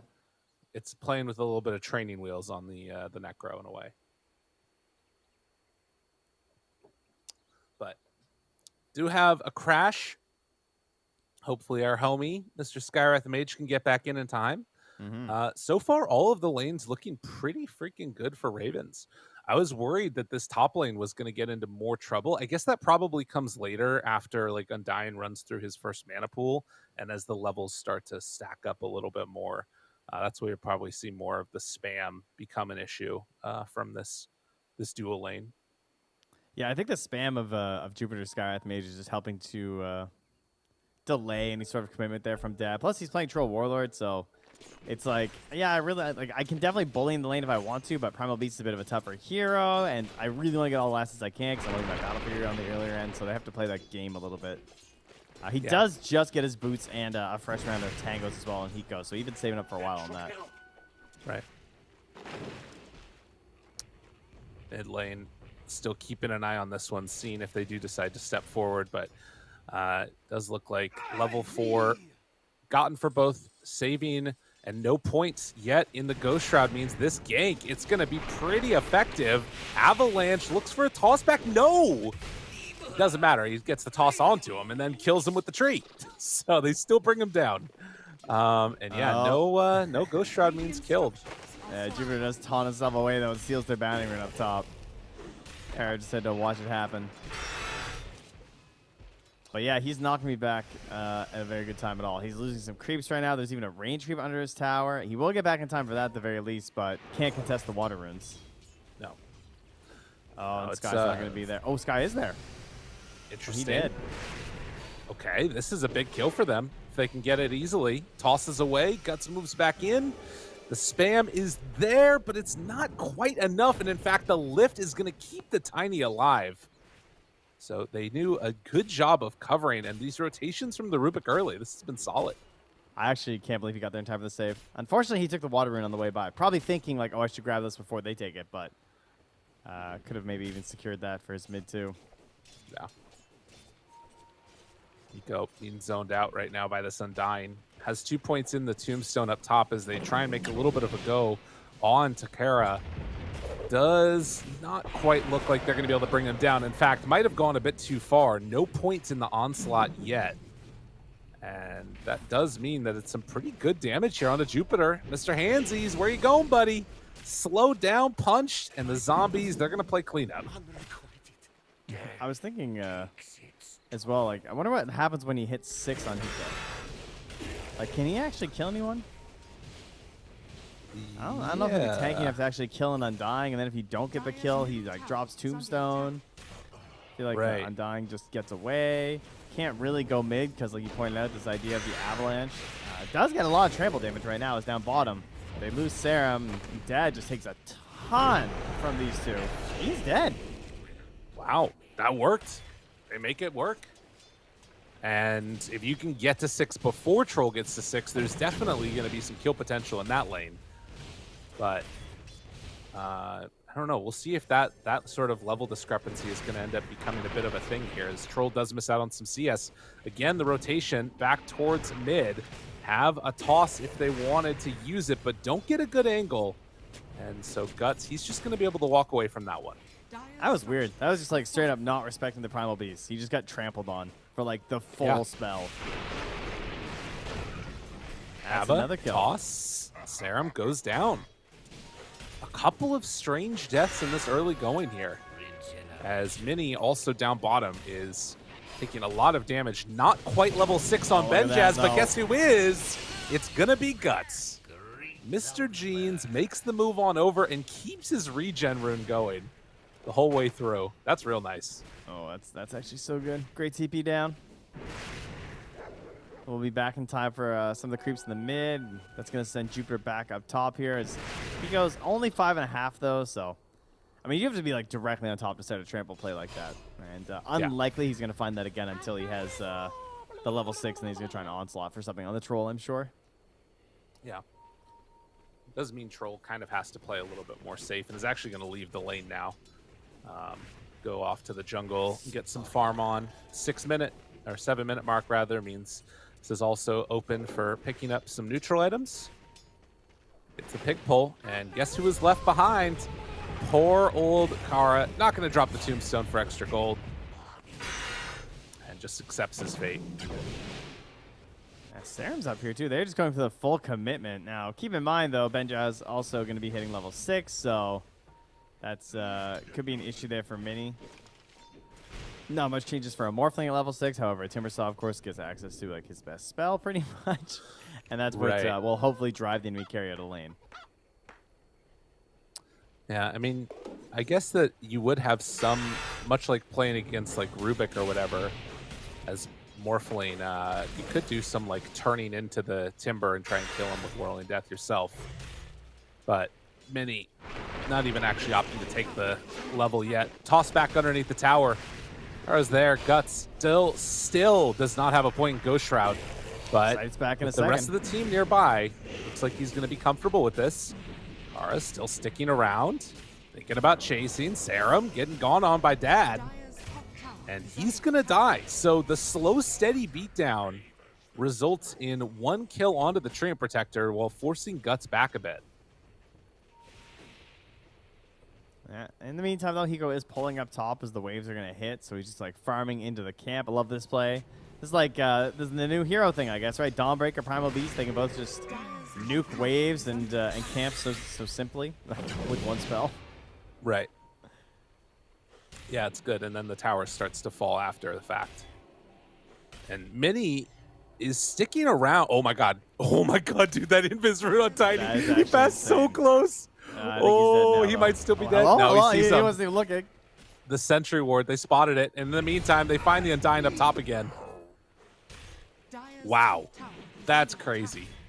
Yeah, actually, before you start talking about the Morph thing, I was about to say that Kara's 100% going to die. Because he's just like walking up there to ward, and there's just like Onslaught Undying, or Onslaught plus the Skywrath Mage. And if the Troll's not nearby to threaten at all, then yeah, Undying's just a free kill every single time. And while they will get some good damage onto that bottom tower, top is already gone as Serum pops the Leech Seed, wants to run away, and looks like he's going to be fine. Bottom still being hit, but they're moving in with the Primal Beast. Mini. Oh, I like this. Chase forward. Benjaz gets some separation, and now he's gone a bit too far. Immediately interrupts the Pulverize. Hiko mega dead. And they were not anticipating that reaction. Yeah, I know they brought all these TPs down here into a losing engagement. This does not feel very good. And if you're Ravens, hopefully you get the message of just like, yeah, we should keep pushing this because they've actually tried to get down here and they're getting nothing right now. Yeah. Yeah, that does not feel great. And you're still kind of in this area with the tree keeping it alive. Maybe you can start to get some spam to force them off the area. But Guts now also TPs in. This seems crazy. I am not sure about this decision. Ghost Shroud, walk away. Dad in some trouble, but they go with the Reaper Sight. Try and kill him off. It is enough. Guts now needs to back away or go in further onto Benjaz. I guess he still has Chakram to get out of here if he wants. And then Jazz, eventually, he goes down too. You know what happened? Is I looked at my brain, I said, this seems crazy, and then I clicked on Dying, and I was like, oh, wait, he doesn't have Tombstone. And then I clicked Rubik, and I was like, oh, wait, he's not 6. And I was like, never mind, this is fine. Hiko just took that entire hard camp car as, oh, that was the shortest onslaught that I've ever seen. And slow down, couple more hits, Hiko. You've already used your Pulverize. You've already used And your onslaught. Now you're in some trouble. Oh my goodness, Hiko getting chased down, but they don't want to go any further. It's a little bit too scary. So another Tombstone dropped and not really much gained. Primal Beast is now the best offlaner in the game for stealing stacks. Yeah. Like I don't think there's anyone better. Like, sure, he can't do Ancients that well, but you think about like something like a Tide Hunter or something who can sometimes do it. It takes him a while. Like that's sure, I don't take any damage, but it takes me forever. Razor was like a decent hero at doing it, but you have to like spam your ulti and bring a couple of heroes. Primal Beast, it goes so fast, like one trample. You can like trample, then onslaught your way out of there. Right, and even we saw it. I think a Primal Beast doing Ancients the other day. It wasn't the fastest thing in the world, but he was able to do it. Yeah, I think it was Hiko. Because I think he's the only one with head. Silence moves in. Pulverize, Mystic Flare. It's not enough, but the Reaper Sight, that will definitely be. Turnaround, stolen Reaper Sight. Smar, able to make something out of nothing there. Hell yeah, 1 mana regen forever on a Rubik? Are you kidding me? That's actually sick. Okay. That's amazing. I didn't realize you got to keep that stack. That's I actually so don't know cool. if you keep it anymore. I don't know if you keep it after you lose the spell. All the permanent stuff has changed over time. I guess we'll find out, huh? He's not gonna use this spell on anything else. He's definitely gonna try and get another kill with Reaper Scythe. I'll just keep refreshing it the whole game. I'll just never lose it. That's right. Wow. Benjaz trying to play a little bit of catch up himself. It's not been terrible. The main person that's been hurting so far has been this Tiny, who has fallen down fairly low on the net worth, trying to get towards a Blink Dagger, but it might be a little while.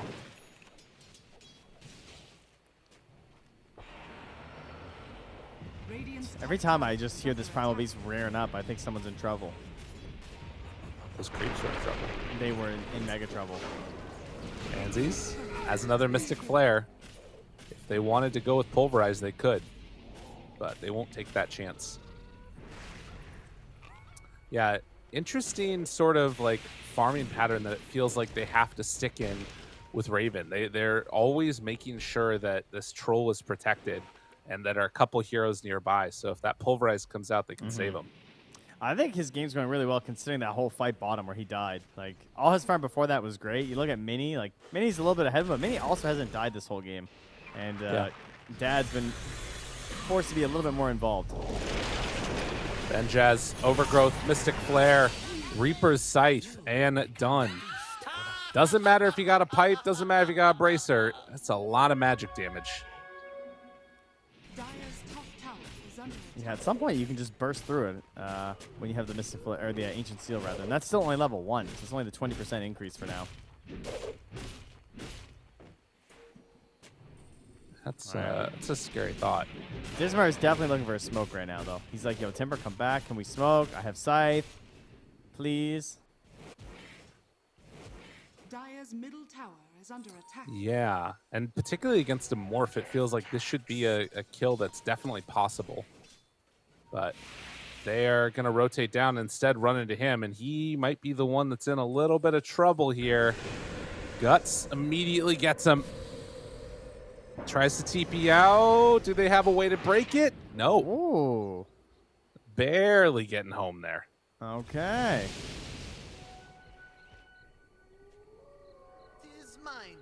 Every time I look at Hiko, he is just hitting creeps.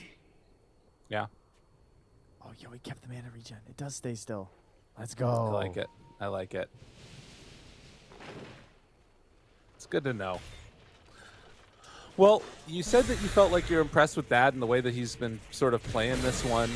Has that Battle Fury done now? First component of a BKB. It's a 2,000 gold lead, but you would imagine that this is where things start to feel maybe a little bit better for Ravens if they can get some free time for Troll to farm. Yeah, and he feels like he needs a lot too, right? Like, because he'll have the ulti for the Dispel, but he's going to need a BKB. He's going to be fighting as this BKB hero versus both Tree and Sky. So on the one hand, you don't want to BKB early because of overgrowth, but then you also kind of need a BKB or you get forced too early versus several of the other heroes between like Morphling, Necrophos, and Sky. So it's a tough one. And he just doesn't care, apparently. Yeah, runs in. Not afraid in the least bit. Well, that was a big smoke gank. Dismar got it, though. He has morphed. I have become the tanky one. No agi, baby. Yeah, he keeps a little bit for the armor there. That's probably the smart play. But yeah, that's good. He is a big boy. Wow. Real Rubik's goes 0. Come on now. Beef it up. It's so much magic damage. Give me all the raw strength. Runes, they're looking. I mean, this is just the gank squad, right? Anybody that they find, dude, if they get dad. Oh, he's running right on in here. They're waiting. They're so ready for this. You know that he wants to go on up here and farm this creep camp, but they're going to instead find the tombstone, and they're all in trouble now. Finds one for the kill. Guts now also getting ran at, and with everybody all on top of him, it's going to be 2 dead. Man, think about what could have been there. The difference between finding the troll alone and then just losing their entire team. Yeah, it felt like with his positioning and the way the Ravens played that, they sort of knew what was going on there. So very well done. Damn. Crazy. That's a good one. Oh my God, Sarah, run! Yeah, Tree in trouble. I thought he was tanky. Timbersaw. Radiant's middle tower is under attack. Are you not tanking when you take like 650 pure damage anymore, I guess? Apparently not. I don't know. It's a weird thing. It's the lore, you know. Tree versus timber. It makes sense. That's right. And you can see that after like those couple of deaths that Benjaz had, by virtue of just getting like completely blown up instantly, he's going back for this Lotus Orb. So he has a way to deal with the silence, has a way to deal with the overgrowth. And especially because it can obviously give you options in a fight to try and help out someone like your troll, because they're going to be very dependent on Dad throughout the rest of this game. So trying to give him space to use his BKB when he really needs it is going to be very important for them. And meanwhile, Mini is just still farming away, much like Dad. Dad, unfortunately, I was going to say he's the only one hanging up there. Timber's not that far behind. It's not like they're, you know, out of the complete range of them gold-wise on the side of free runes. Or no runes, rather. Minengo Flow definitely is. He's not had a great one. No. About 2,000 gold behind the next. But he does have his Blink Dagger and a Haste Rune ready. They get a couple kills. Maybe that's where he pulls it back.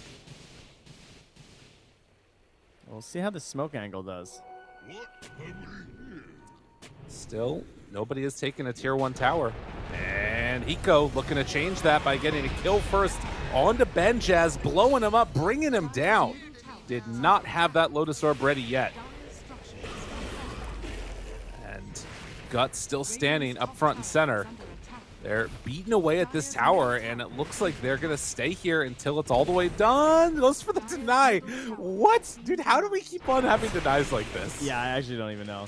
The range heroes are just OP, I guess.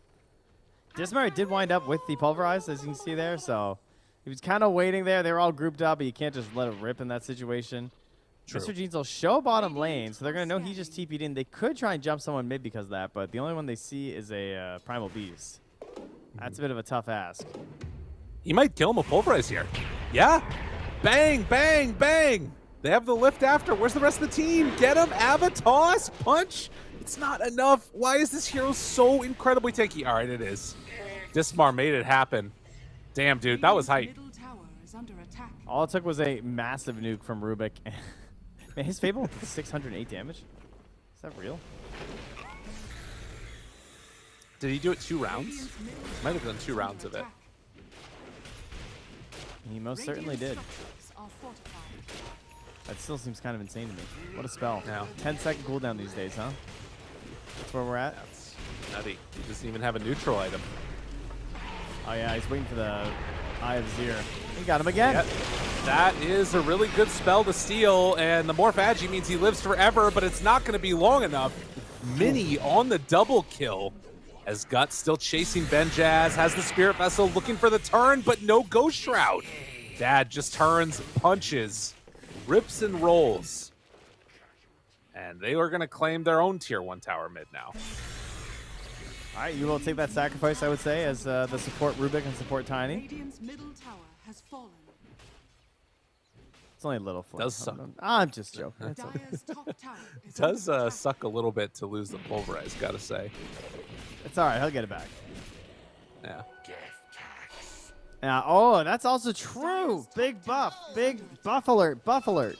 Wait, can you steal? You can definitely steal Uproar, right? I assume. I think so. Yeah. Now I'm why not wouldn't you sure. be able to? Yeah. Well, I was gonna say because Yeah. now that's a really big buff because you can use it while you're channeling, so you can pulverize into instant Uproar. So that should be harder for Rubik to steal Oh, right? That's That's new. a good point. it. I'm gonna have to test it. Yeah, So that makes important. that is definitely a big part. He should be doing that if nothing else. I would imagine that you can steal it. That would be the only I reason. was. That's my thought as well. But you know Yeah. what? We got to make sure. That's what demo Fair mode's enough. for, everyone. You know, it's a new hero. We don't want to be given misinformation on the cast here. That's right. Well, I new would hate to change do that. for a new-ish hero. Fair. Ah, he's new to Captain's mode. That means he doesn't exist for pro players until then. That's right. To be honest. DD Tiny. You can definitely steal Uproar. Dark All are right, scattered. there you go. 100%. All right.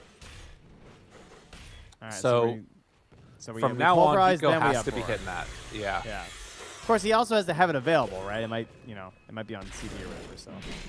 Right. But with how good Pulverize is, I feel like you've kind of gotta do it, right? Yes, I would Like agree. it's so valuable. See if it makes it happen. But for now, 11 to 15, a 2,000 gold lead for Ravens. Over the last couple of minutes, it feels like they've been able to get things going. And I will say that we've had sort of a long series of like 2-0s, I think, in this entire tournament. It feels like it's a region where momentum matters so much. This first game has been so telling of like what ends up happening in total throughout the rest of it. Gets the blink away, dude. Hiko. See ya. Ooh, man. Wow, really? That surprises me that it's at 65% for Dire. Yeah. I don't feel that way. I am a believer in Troll. I will say, I feel like for the first time since the Troll Sniper patch, I feel like this hero is actually really strong because I do think the Ensnare versus the Magic community is pretty crazy. Like I think we just saw it in the series before this. Troll won the game with some great Ensnares, high skill, pressing that button. Right. What do you think about Troll Axe? Well, I mean, I think the X is pretty good. It's pretty cool against the Necro in particular, I think. Yeah. Just has it Alright. completed. Oh wow, I actually didn't know it was done. That is all right. I like that. Hiko, Pulverize, goes for it, stills, not Pulverize. Good job there by Hiko to cover it. Tiny dead, now jumps through the Timber. They're going to kill off the Tombstone. Tombstone was stolen and also died. Dad tries to get out of this fight, does not want to take it any further. And they will all just get out of harm's way. So yeah, good job there, Poppin', and but I don't know if he's still trample or if he's still pulver. I did Uproar. see trample Radiant's at bottom one tower point there. is So under whatever he attack. did, it worked out. Yeah. That is for sure. A little pause there. So Tiny, the only one to fall in the situation here as we start looking towards our first Roche. Whenever you're playing with a Morphling, you can do Roche typically extremely fast if you have any sort of a tank on your team. And I mean, they have a living armor sending to a Necrophos as well as a Primal Beast, so pretty good on that regard. Where is Mr. Jeans going? He's TPing bottom. Man, he loves this bottom lane. He's That's always true. going there. There's always farm there. I think it's interesting seeing the Troll Warlord rush Ags. I don't think it's the type of thing where it's like always good, but I think it's really good this game against Treant Protector, against like if Scarith Mage ends up gaining Atos or something later. Obviously, very good to dispel Necro and all the stuff he's doing. Yeah, especially that's gotta be the big reason. Just the Necro, just like feels really good. Okay, pulling Mini. He's rooted. Oh, but the Manta and then the getaway. Well played, well played. That timing on the ensnare, you know, it just whenever you're playing like Morphling or Puck, you're looking for that like perfect moment. You're just doing your little finesse moves, and suddenly one little button stops working, and it can really spell disaster very quickly. So, quick little fix there. Yep. Imagine if he got rooted on round hit, 2 hit, as he was coming out of it. The dispels are definitely big in this one.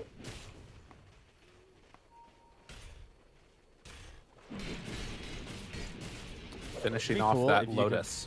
That'd be cool if your Whirling Axes dispelled allies too. Ooh, now you're talking. I guess that'd be too broken though, because this hero probably is already pretty good. Well, Dad and Benjaz ready to hit the tower together. Pops the BKB, forces that one out. That's not what they wanted, but now the Pulverize, the combo, it's there. And Timber just went in way too far. Yeah, that was after he had actually Lotus Dad. So Dad went the extra mile by popping the BKB, but the Lotus was already there, so it was just going to get canceled anyway. That's wild. They get the D ward here now, too. And with no Timber Saw, popping that BKB, I wonder if they can get they're comfortable just heading right into Roche. I mean, why not? No BKB on Troll. Blink Dagger's on the way as well for Serum, so easy control in these fights. I don't know. They do see Hiko there outside the pit, and they also see the Necro moving in, so they know this is going on, and yeah, they just realize we can't take this fight. Wow. Big stuff.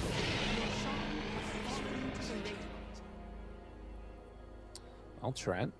Yeah, immediately running to their territory. This is my favorite move. Get Aegis, run up high ground. Yeah. No one wants to fight a fresh Aegis. You don't want to be doing that.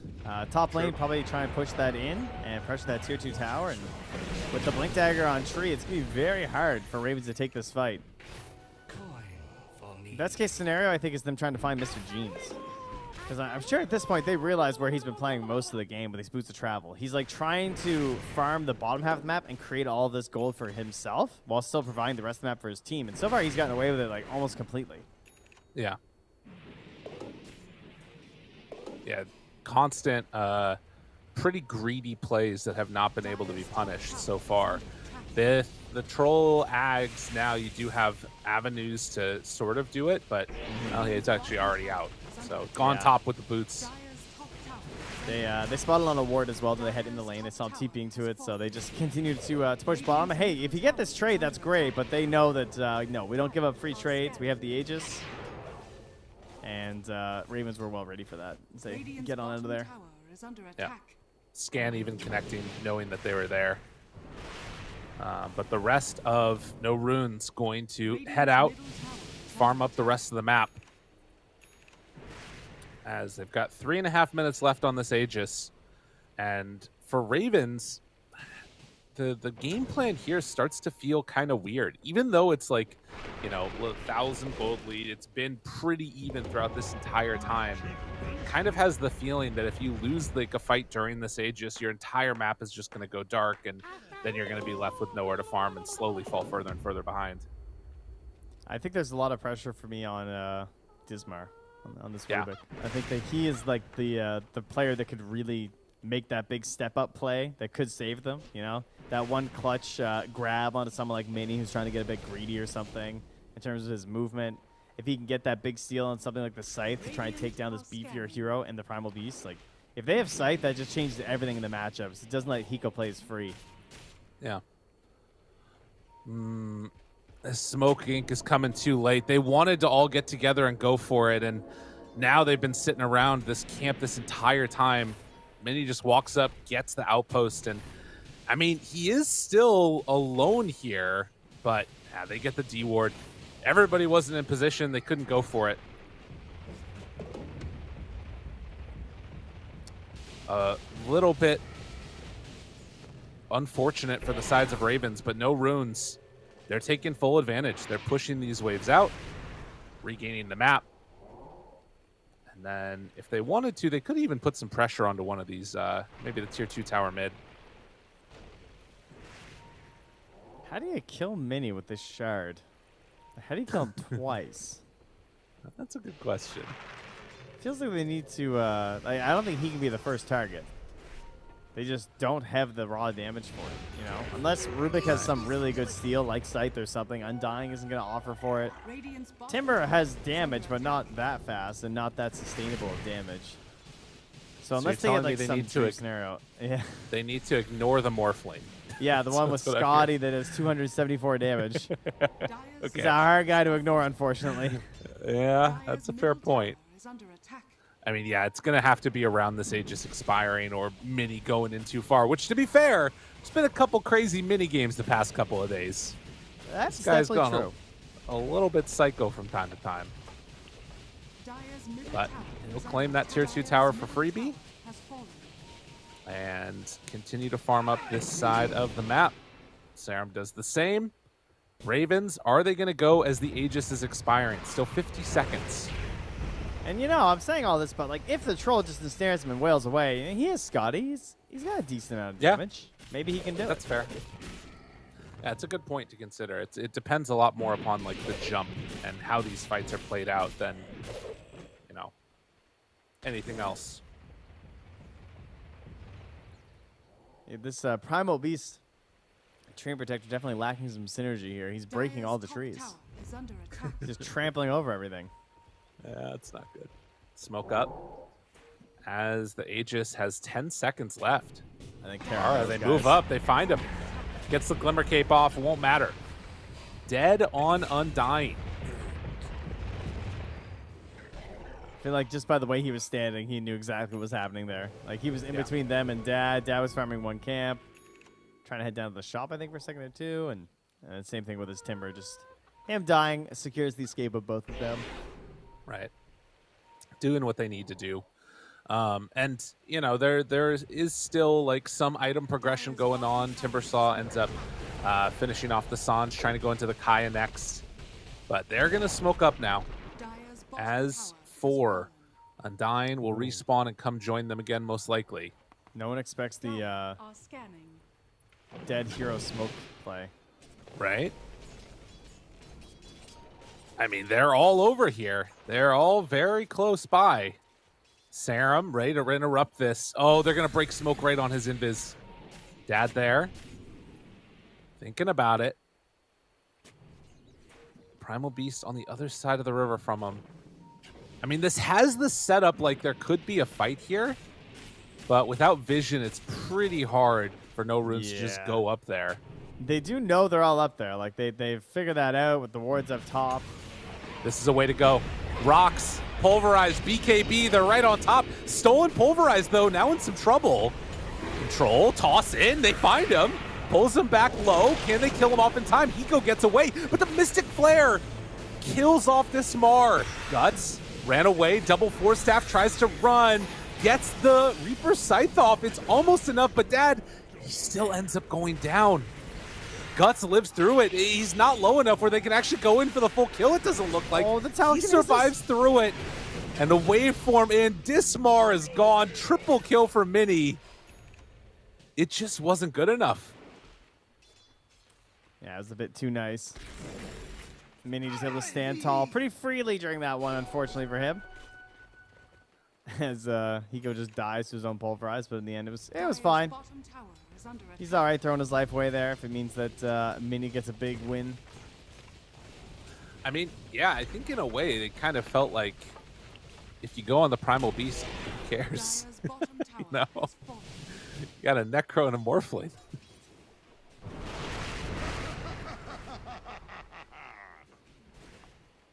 And Trent. Ooh, it's a tough one. It's a situation where you're mid-tine. He hasn't had a very good opportunity to progress through a lot of the game. His like toss-up and toss-back plays aren't necessarily that favorable in this match because of some of the range of these other heroes. We got like the Blinking Tree who can just jump in and Overgrowth after. You got Skywrath Mage who's playing from the backline, has 4 staff saves to help other people. So It's the initial jump is tough for them, and they're trying to get these turnaround plays and trying to sneak up on high ground so that they essentially let No Runes initiate for themselves. But not being able to find that perfect fight for them. It is an almost max Roche spawn here. Comes out close to 3 minutes. Nice. I guess that's terrible for Ravens, but I don't know how much of it's going to change in that time frame. Yeah, I guess that might almost be the point where it goes the other direction, right? Where it's like, hey, they can buy more time, but like, if they take a bad fight in that period of time, suddenly they're even further behind, you know? Yeah, and like sometimes it's good because you're trying to build up, but you're also more pressured to play around the Roche pit this whole time too, so you get kind of like locked on this side of the map, whereas No Runes might not care as much. Yeah. Well, we'll see what ends up happening. All right, we got an active strike here for Rubik. Unfortunately, it's the agility. No. That would have been Yeah. cool if he could have got the strength one. That would have been sick. That is what he needs. Smoke up. Who do they find? Now, the Ravens have been able to do a good job of shutting down vision. Hiko drops a ward immediately, finds one, tries to get up close. Avalanche interrupt, but the Pulverize up on the high ground. They even dropped the Reaper sight there. That one hurts. Will it matter, though? Not so sure. Troll disarmed, turns to fight Illusions. That's not going to be good enough there. They do get the pullback onto Guts. Pop the BKB, gets the disarm, gets the dispel, turns to try and kill one, does manage to find him. Stolen Overgrowth now. That's a great spell to take away. Disarmed Mini, Hiko tries to turn, Dad bullies him back, and one by one, they've managed to kill almost all of them. They move back forward, looking for the Skywrath Mage. Does manage to get the Glimmer Cape runaway. Stolen Arcane Bolt, needs to get out of there. Raven, rather Dismar on Ravens is, his blink got canceled by the Cloak of Flames. And so it ends up actually not being so great for Ravens in the end, but it was a couple buybacks. Yeah, very quick. I'm not sure. I guess it's just because the Roche is possibly coming up here as they do grab Kara to top it off there. And Jupiter just going to go sit in the pit and be like, where is this thing? It should be here like any second now. Guaranteed next 30 seconds, everyone. He's going to have to wait till the end. I think I only had like 3 seconds that I missed or something, so. Yeah. They're definitely going to know when it's up. Well, there are some other interesting things, and we saw the power of Troll in that fight, how good it could be. He also now gets the Penta-Edge Sword, which I feel like this might be the best hero that you can get it on. Yeah, that is huge. To help out with the ensnares, plus the Abyssal Blade, so the continued lockdown is very real. Yeah, he's got some good range now, but it might also not matter. We'll see. I mean, it's only a 4K gold lead, you know? I've seen worse before, but the age just definitely hurts. Ooh, are we gonna see a Skywrath shard? Did just get buffed. Can you imagine? Like, he Mystic Flares, and Dad just thinks he can kill the Skywrath easily, and suddenly he's just got like 1 billion armor. It is kind of wild. I have seen some clips that make it look rather frightening. Definitely something that I would think is built to try and enable a little bit more of this core Skywrath Mage into the mid lane. But still helpful later on. Yeah. Very helpful. Flicker. I don't know, man. I'm looking at this and I kind of feel like I do like the power of this Troll. He looks really strong, and I think that this Penta-Edge Sword is going to make a big difference. Maybe I'm coping too much here though. It's definitely possible, but between the Ghost Shroud and the E-Blade and the Heaven's Halberd, you know, it's not easy to stick on someone. True. What sort of prize is this? Yeah, we'll have to see how these fights play out. If you can get that dynamic of like Rubik pulling back in one at a time and Troll just stays on that one target, it seems pretty good. And this is a good way to do it. You find him right at the start, mini waveforms away, and they don't have the Troll right on top of him at the start of that. So can't get in there without Abyssal Blade to lock him down. That is unfortunate. Certainly can use that one there for the team. And now they're starting to close out the map here with that gem being done on Serum. He's just been wandering around, closing on any wards. You can see that right now they don't really see a whole lot. They're being scanned right now as well by no runes, so they know exactly where ravens are sitting, where they're roosting, as it were. Do ravens roost? Oh, they roost. Big roosters. Okay. They're roosting Big all over roost. the place. Yeah. Dropping a sentry down. They now spot that sentry, I think, on Yeah, no they did. runes. Yeah. Oh, wait, Dad? Oh, my God. Ah, They pinged him. run. They saw that he was up there. They hurled rocks. Rocks. That is really funny.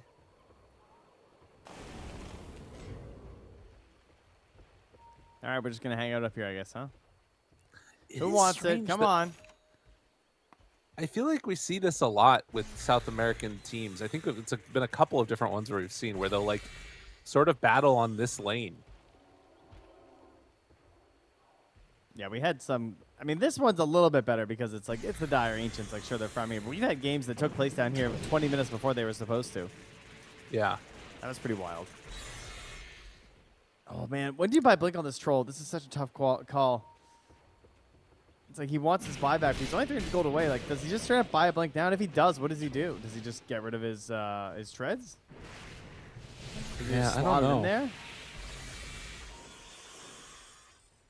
I'm not sure. It is a bit of a weird decision to make. They're gonna smoke up here on no runes though. Looking for the big wraparound. This is one of those game-winning or game-losing plays. Which is it going to be? They find the Undying right at the start. That is a quick death. And round 2 of this is BKB pulverized. No help. No help at all for Benjaz. Stolen Reaper's Sight, though. That could come back to play later, but no one dying for 50 and no Timber for 70. Man, no one else even got a touch on that Undying. That was actually all just the Morphling. 1944 damage instantly. Oh my goodness. Rocks. It's there. On the Tiny. Looks for it. Toss back. A little bit of lag. Right at the perfectly wrong time. Oh, yeah. Yeah, I got that lag too. I got that lag too. Oh, no. He is bashed, though. He's bashed in the air. Oh, I don't know if that was with an Abyssal or it was with Abyssal. So immediately he's trying to bring him down. Lift is there. Dead. Round 2. They've got Reaper's Scythe. Can they blow him up in time? Looking for it. Stunned. Reaper gone. Oh my god, that's his first death? That was a 7x kill streak? That's a lot of gold for a Rubik. What did he buy? He's bringing it out right now. Oh, it's the shard. Okay. Okay. 60 seconds left until another scythe as well. 2 permanent. Sorry, now he's 4 mana regen. Does he? Are there any other shards that he can get in this one? If he gets, I guess if he steals a Handsy's skill, he probably gets Yeah. the thing. Maybe not. I don't know. Oh, actually, yeah, I don't think he does. Don't think he would get the buff, but I haven't tested that. I presume he doesn't, though. And I don't think rocks would be linked to anything where that would be weird and work, so that's probably not going to happen. Dude, you remember when we were like, how do they kill Morphling twice? And we were like, you know, there might just be some mini things that happen. Well, you know, so many things. I think that Dad just put his boots on his courier and sent it back home. Has the Blink Dagger done. Handsy's low. No mini for another 25 seconds. They do not have buyback. Smart says, get the hell out of their base. What are you doing? Are they seriously What? going to get racks first? I think they are. Ravens moving on in. Now, they do... Oh, wait. Lift. Reaper's guts. He's down. He's dead. 100 seconds. Oh, they can't afford to lose any more here. Let this Rocks Rax is go. connecting. They got to let it Glyph. go, right? The glyph. Mini, he's TPing in.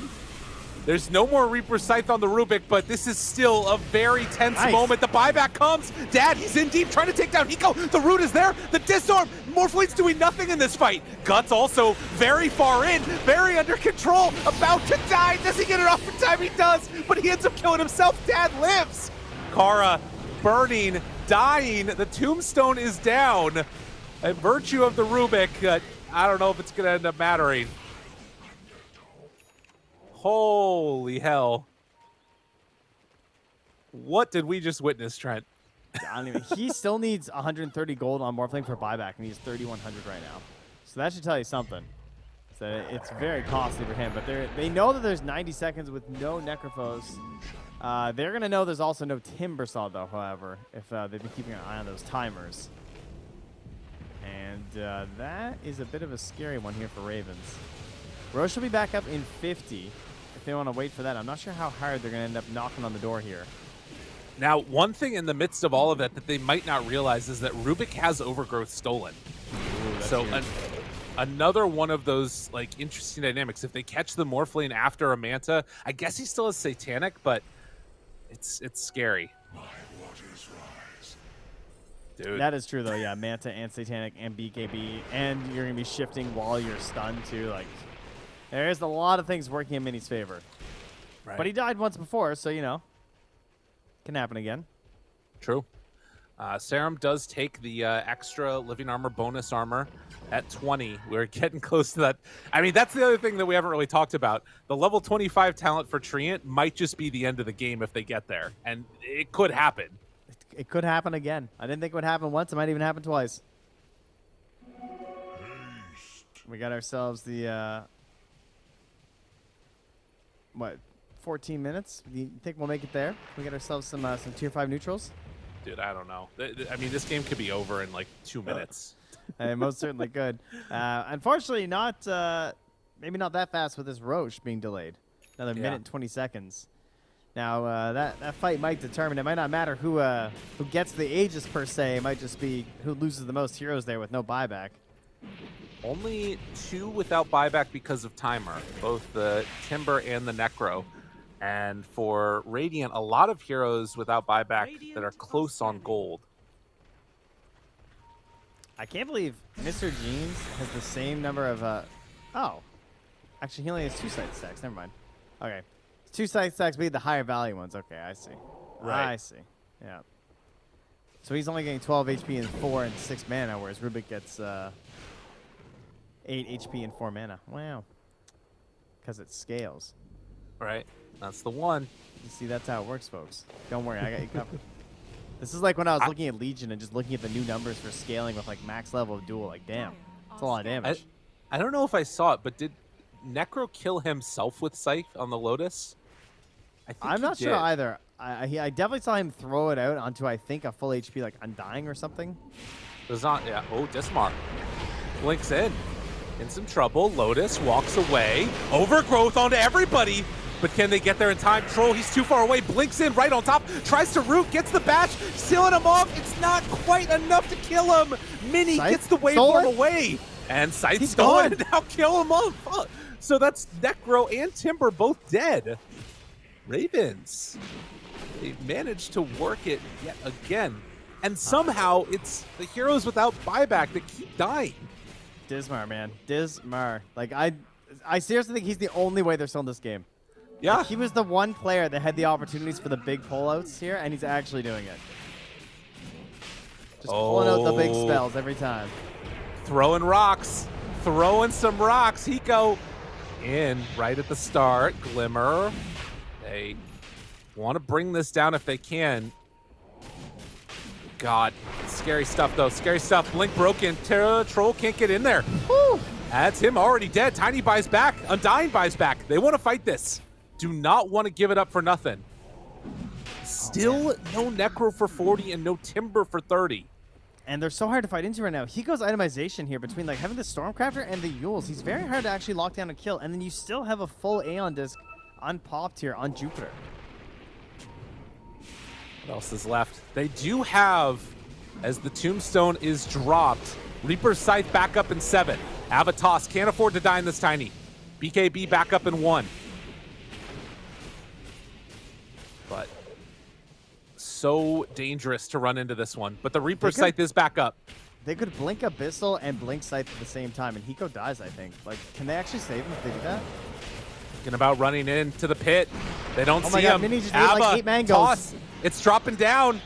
Eul Scepter lift up onto the Troll, tries to bring him down. The Reaper Scythe, the damage is there. Immediately buys back. Mini gonna need to wait for him in. This is getting real close. They're dropping on the ground so they can see how low Roche is. The gem, it's vision. there.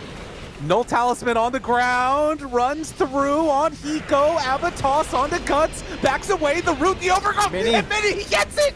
He steals everything! Oh, but is he gonna get a bash? Is he gonna get killed? Lifts him out and throws him out of the pit. They decide to give up on this fight, and Dismar is gonna drop. Oh, Dude, and if everything's in that there. doesn't get out, it will have all been for nothing. I thought maybe he could have done something to Mini there, but now he goes in really far. They got the lift onto the Primal Beast, keeping him in place, but the turnaround, the pulverize, it's there. Force Staff, walk away, doesn't have He's ulti, got 90 tosses to the armor. Rubik, blinks out. Oh my God. Heal back up your Troll Warlord. God, this is such a hard fight to take now. And the tiny Avalanche needs to run away, is gonna live through this round of fights. That was actually so nasty. The uproar there when he turned and Dad tried to attack him, he had 90 armor. Like, Oh my God. he was looking pretty good on Hiko, let's just say. I mean, he was not very concerned. That was really cool, actually, too. Like the active reveal, as you were saying, where they were trying to like spot inside the pit. The Aegis and the Aghanims and the Cheese were still in there for a while too. I don't know if they actually brought them out. Necro has the Aghanims now. Oh, okay, there we go. So they did. Boots are still on the ground. Oh man. Okay. And they actually did exactly what we were talking about with like Hiko, right? They blink Abyssal, blink Scythe, they kill him. But unfortunately, of course, he had the buyback, and so that was sort of their big card that they had to try and win that fight. And it gets used into the buyback, and he doesn't immediately, just die right after he returns or something like that. And Mini was only late to that fight because he brought out a courier, and he moved 3 of his slots into his backpack to just eat mangoes. He just munched a shitload of mangoes before that fight, so he had full mana to go in. Well, it is severely swung into the favor now of no runes, and Ravens, the fights already look tough. Now you've got, so many different things to be worried about. The Ghost Shroud, active, extra stuff from it with the Aghanim Scepter. But more importantly is just going to be like all of these levels getting up higher and higher, having the Aegis still for a little bit. Mini does not have that much more room to grow, though. And that's something to be slightly concerned about. I mean, he's got 9k gold, so yeah. He's feeling a little tapped out considering he already is a Moonshard. I guess the Aghanims is pretty worth it in this game. That's something that's kind of cool. Yeah, I'm a little surprised he hasn't gone for that yet, honestly. Like, going for a Moonshard instead. I mean, the Moonshard has added value versus the Undying, for sure. Like, we've already seen how hard it is for him to keep the Tombstone up versus Mini. Plus, he has the double Tombstones since he has the one on Death as well, so it's extra worth doing. I'd love to see that Eggs, though, as he said. Like, imagine just stealing the Troll's attack speed, I guess it's not that good versus Troll, is it, unfortunately, because of Fervor. Damn. I mean, you're still losing a bunch of attack speed. It hurts no matter what, but it's not as bad as it would be for others, for sure. Tiny almost has Aghanim Scepter. I think he just buy out at this point. They need the damage. He doesn't have buyback anyways. Definitely buy out. But these fights where he's had to run in so many times to look for tossbacks, it's showing a pretty big weakness in their draft.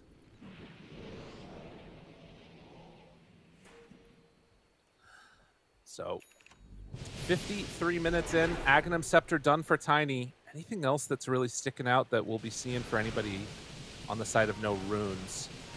Serum's close to 25. God, he actually is. That's so huge if he gets it. Yeah. But and now the Wind Waker as well for Hiko. His build, I love this build, I have to say. I think his items have been perfect. Rather than going in for like maybe a refresher or something, just opting for this survivability mix here with the Kaya Sanj and the Wind Waker. Yeah, cool. it's interesting because it's like a very just good collection of items no matter what, but it does have the feel of like the guess the hero. Yeah, a little bit. The phase boots are the weird ones. And that pulverized duration lasting that much longer now. And Ravens just stuck inside their base with not a whole lot to do. But they will wait it out as long as they can. They want to wait out this Aegis. And for no runes, it feels like they're going to use the duration of this Aegis just to keep farming up and then try and control the map.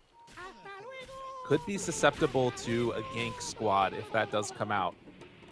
Feels like they kind of have to go for it, huh? Yeah. Yeah. Although, I feel like so much of this game has been based upon Rubik being able to steal like Reaper's Scythe in particular. Yeah. Oh, just chucking some global concussives out. Yeah. That's all the Radiant feel comfortable doing for now. Keep the pressure on where they can. And 32-25 with 2.5 minutes until Roche is capable of respawning. We will see Ravens head out into their own jungle, try and gain some type of a foothold on this section of the map. Almost 25. That's right. Dude, when it happens. He's also getting a refresher. Holy crap. That's so awesome. Oh, damn. Yeah, he is. He's actually done. Courier's going to bring it out. Dude, that's really cool. So double overgrowth, 5 seconds apiece with That's no insane. capability to dispel. That is actually insane. What do you do? You're just like, you're just Nothing. chilling. You're just there for, and this Morphling has like, Oh, the has a timeless relic. satanic. He's just going to stand there and attack you. Dude, come on. Don't take the Timeless Relic. Don't do this to them.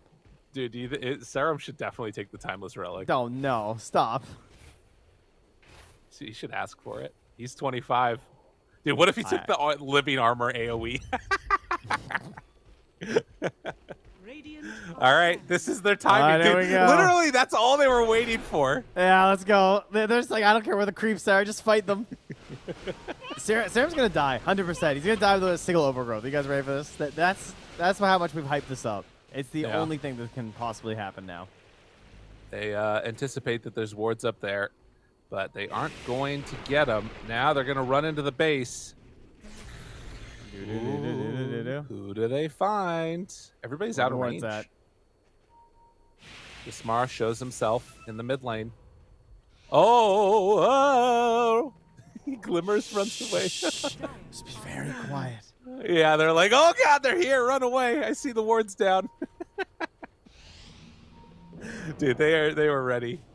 Smoke looks for one. Abba wants a toss back. Hansies, he can't find him. Hiko, there with the pulverize. Need to save him. Where's the lift? Reaper's Scythe, he's gone. Does have buyback though. Mini waveforms in. Gets started to be demolished, but the pulverize, the breakdown. Mini, 100 seconds, he's gone. Tiny moves in, toss back. Where's the overgrowth? Where's the anything? They don't have... Okay, that's pretty good, but will they be able to do enough? Mini on top of both of them. Drops his own tombstone now, tries to beat down the Timbersaw. Turns out the overgrowth undispellable is still very strong as everybody is dying. And with no Tiny and no Timbersaw, no runes, they might go for the all-in here. Yeah, Tier 4 I think towers. they're at this point now. They can't really see who's lurking in behind there, but they're definitely not afraid of it. There is the refresher, though. Gonna bring that eggs back out. Everything's back up here, unsuspectedly, for the Troll Warlord. Timbersaw just got a lot to do. They move in, tries to find them. Abyssal, the overgrowth, immediately as the waveform comes out. They're keeping them under control, but they're not fighting. Have they gone in a bit too far? Can No Runes escape from the clutches, or are they just going to turn around and kill everybody? That looks like it's the case. Troll Warlord dead for 2 minutes, and that should be the end of it. GG is called. No Runes.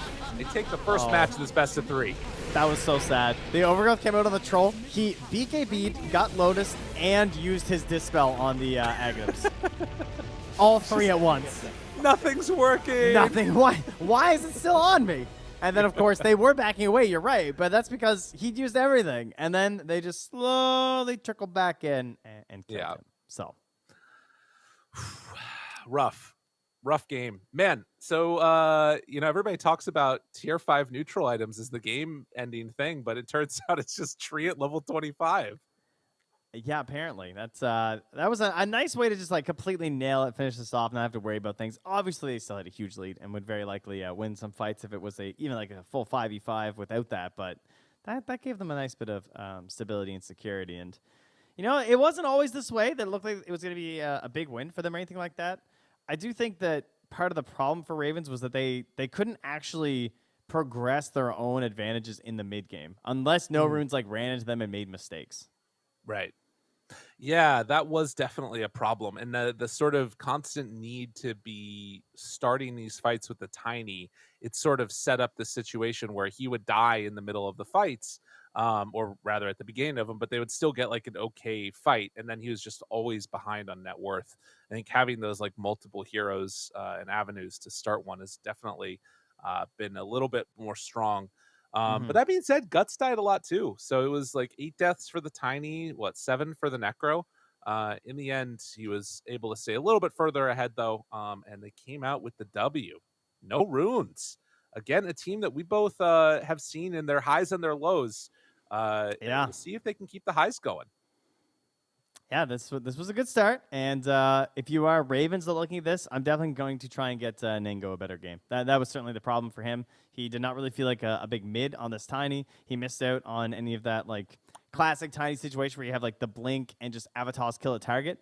There weren't enough like squishy heroes for him to really punish in this game. Maybe his best bet would have been the Skywrath, but the positioning was just a little bit too good there in this match for them. So hopefully Nango gets enabled a little bit better so the next match can be more enjoyable for him because I feel like he had a pretty sad time on Tiny. Well, speaking of the next match, we're going to get right on into that in just a few. Got to go to a break. When we come back, we'll see if they can pull it back. The one and only Ravens. See you all in a few.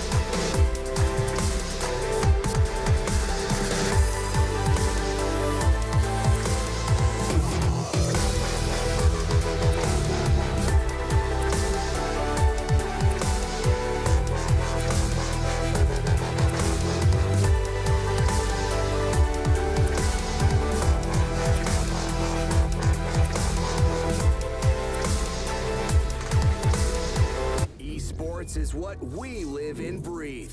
For us, it's more than a game. It's a reality where a group of letters can mean everything. Where runes are collected and Aegis can only be won in battle. Where centaurs can give you a ride. Where the true heroes are those in front of the screen. GG Bet. This is real.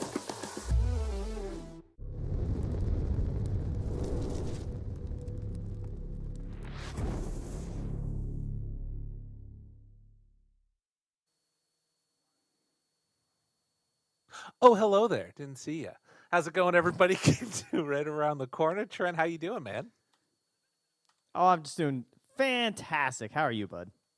I'm ready. I was sort of the mind that that game was going to go to 60 minutes, and I'm a little disappointed that we didn't get all the way there. You know, feels slightly sad to me, but I think that together we can maybe manifest a new game where it will go the full duration, 60 minutes of awesomeness. Hopefully, we can dare to dream. We can hope for a better future, Trent. I am daring to dream. I'm always daring to dream here when it comes to the Dota 2. So Cool. don't worry. Yeah. Like it, love it, gotta have it. Everyone is ready, is what I'm seeing here. That's Really? what I'm reading in the chat. Yes, everyone is ready. So Everyone ready. Ready, Yeah. ready. Ravens ready. Yeah, still in the lobby getting ready for this game to go underway. I think that for no runes, they are very much a team that can go all the way. And I think that Ravens could too. But I think that being able to break out of the momentum of the last game and that type of thing is something that we haven't really seen happen so far in this entire series. Well, definitely not the series, but also throughout a lot of these qualifiers. It's kind of been like just one team running away with it, but also it's not always the team that you would anticipate. There's been some upsets for sure. Oh yeah, 100%. Yeah, surprising ones that we weren't really expecting, and maybe not so much in the lower bracket. I don't know if I've seen any like big upsets there, but like at the beginning, getting that shorter road was cut off for a couple of these teams, and this one would be expected, I would say, for no runes to take this, but. Right. We saw at the start of that last game. Ravens have the potential. I definitely believe in it. I think that their draft was pretty hard to make work that game, especially after how it started with the tiny, and it was still kind of close at the end. Yeah, there were moments, and we already do have the draft ready, so let's hop right into it. The first couple of bans, that Visage that's been all over the place, banned out this time, along with an Enigma, Dawnbreaker, and the Bat, and no runes. They get their Primal Beast again. Not bad, not bad. I don't know if there's any. Well, I'm sure there probably are other teams because we obviously don't get to see the other regions quite as much as we've just been like locked into SA here. But I find it very exciting that they're willing to do this first overall pick. Yeah. Just Primal Beast is cool. We like him, I guess, huh? Well, and the switch up this time was they have first pick. So the question was, would they still want to first pick them if they couldn't do that pairing together that they had of an opener? So Timbersaw still gets taken now. And they're about ready to head off to the races here. Timbersaw against Primal Beast. Are we going to see a tree again? Do Ravens want to take it away themselves? Yeah, I think that they're just dedicated to leaving it after banning it or after not banning it here because we saw other teams willing to just ban it straight up versus Serum, aka Nuages, and I don't blame them. I do think that tree's in that category right now. So But I also think Undying's up there too. Right. I mean, that's the thing, right? This is basically, if they pick Tree now, it's the exact same opening that we had in the last game. I don't think anything will have changed, except there's no Viper Monkey King. Those bans instead this time are the Dawnbreaker Bat Rider. And that leaves open, I guess, no runes to say we want to go Lina. Okay. Okay. This is an interesting way to start because this could be position 4, theoretically, for Jupiter, right? I think that would be a great lane pairing with Primal Beast as far as like a ranged nuker, just like the Skywrath Mage, but you are also not 10th overall pick. So this way you have this secured mid hero that can win most matchups. Radiant team ban. Yeah, and Guts Lina is an absolute classic. Dire team ban. One of his better heroes that I kind of remember. But we'll see if that's decides to be where they want to go with it. They just panned from Mini to Hiko. They're both doing the exact same thing. Both sitting in the chair. Nice. The exact same. Maybe the third guy would be doing it too. Great minds think alike. Yeah. 10 seconds remaining. Other switch ups this time around. 5 Invoker seconds Puck remaining. banned out. Those heroes were not even touched last game, I don't Radiant think. team ban. Yeah, there wasn't a Puck ban at all. But taking him out, I guess because of the Lina, wanting to make sure you get a good matchup there at mid, even if though you do have the possibility to flex it. Yeah, I think it would be hard for the for Primal Beast and Lina to deal with Invoker Tornadoes. 10 Like Lina doesn't seconds want to get remaining. necessarily the BKB like super early. I mean, I guess you almost feel forced to, 5 but seconds at the very remaining. least, you can save it for those better moments. Getting disrupted and disabled by Invoker in the earlier parts of the game can be very frustrating. Yeah. Super annoying to play against. And depending upon the timings that you want to hit, also sort of matches up pretty good against what Lina wants to do. I wonder if I was gonna say like maybe you could do like a Nyx Assassin for Ravens or something versus both Primal Beast and Lina. I feel like that could be kind of cool to go for, and then it covers you for some of the other options left in the game. That does sound kind of interesting. The only downside is then it really means Nengo needs a huge control hero, like a Spirit or something mid.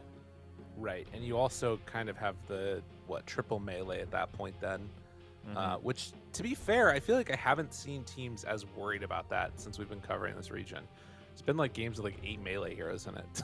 People just start tripping. Just makes my Darkseer heart beat quicker. Dire team ban. What? Why are you laughing? Just your Darkseer hard. That's right. I would For a like to while try- there. Well, go ahead. What's that? No, please tell me about your Darkseer hard. Well, I was just gonna say that that for a very long time, the best combo that people had 10 was seconds Primal Beast remaining. with Darkseer, to such a point that Faith Beyond was playing Darkseer, 5 seconds and he remaining. would level Surge level 1 when he played with Primal Beast, because Trample with Surge was just that good. That's pretty good. Yeah. Yeah. But at least for now, this is going to be Hiko playing it, and don't think they're running a position for Darkseer. Did you take No, away the and, Bloodseeker? Yeah, it's kind of interesting. I mean, it would be annoying in lane for the Primal Beast. I could see that. Yeah. Somebody who could just like sustain and set up with the silences and everything too. Trade fairly well with you. Just a good hero. And I don't- meanwhile, Ravens are just banning mini heroes. Right. Could ban the Morphling if they wanted to. Morphling versus Undying typically is pretty good, so Dire team pick. yeah. Yeah, they take it away. So that leaves in the Phantom Lancer potentially if it looks okay, right? Versus the Undying. That is always an option, but you have to pick it in this too, and then you get counterpicked twice. So kind of risky. You might leave until you're only getting counterpicked once, but then they probably aren't going to let the PL through to that phase, I would guess. That would be my thoughts on it at the very least. Remaining. Then again, they also have a Timber, so you could be like, oh, well, they're not going to pick PL 5 anyway, which seconds remaining. could be true, but I think they ended up banning it anyway last game. Yeah, they did. Yeah, I'd say, I mean, and that was the last phase, so could switch things around. Again, the only swap up here is that it means that no runes have to do their double pick now. And after seeing the Rubik, they do get a little bit of information about what they shouldn't pick. All those good spells again. You know who I like in Dota 2? Who's that? I was going to say Bristle, but it's kind of hard to make it work. Because they could still Viper after. Radiant team pick. But I like IO Bristle second phase when it's open. Oh, I really like those Mirana. That's my hero. That's my... I say this hero's really broken forever, and she keeps having 60% win rate every DPC season. What in the hell are they doing? That's a So, 4 Mirana. Pretty strong with a Primal Beast. yeah, it's interesting, right? Because I feel like part of the reason you take that Lina is to have that 10 flex seconds remaining. capability. Maybe not. Maybe they just wanted that good matchup no matter what, since they don't have 5 last pick. seconds remaining. But now there's like, we know exactly where everybody's going. And also, what's like the setup for Mirana? I There mean, isn't you can really hit one. into the Pulverize in the mid game. You can just have a lot of damage with Trample, and then you've got Jump, Leap into Kill Tombstone. Just a lot of quality stuff from Mirana. And theoretically, it could be core. Because the Ags is kind of cool now.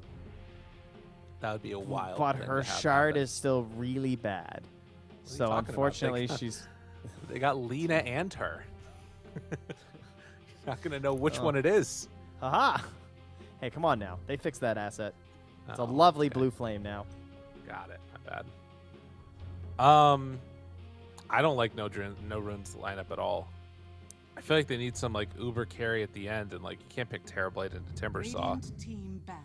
The Crystal Maiden's a little unusual, I will say. I'm not sure why she's coming out. I mean, I think that overall she's pretty good, but I don't really see anything she's particularly good at or good versus in the heroes that they're showing right now on Ravens.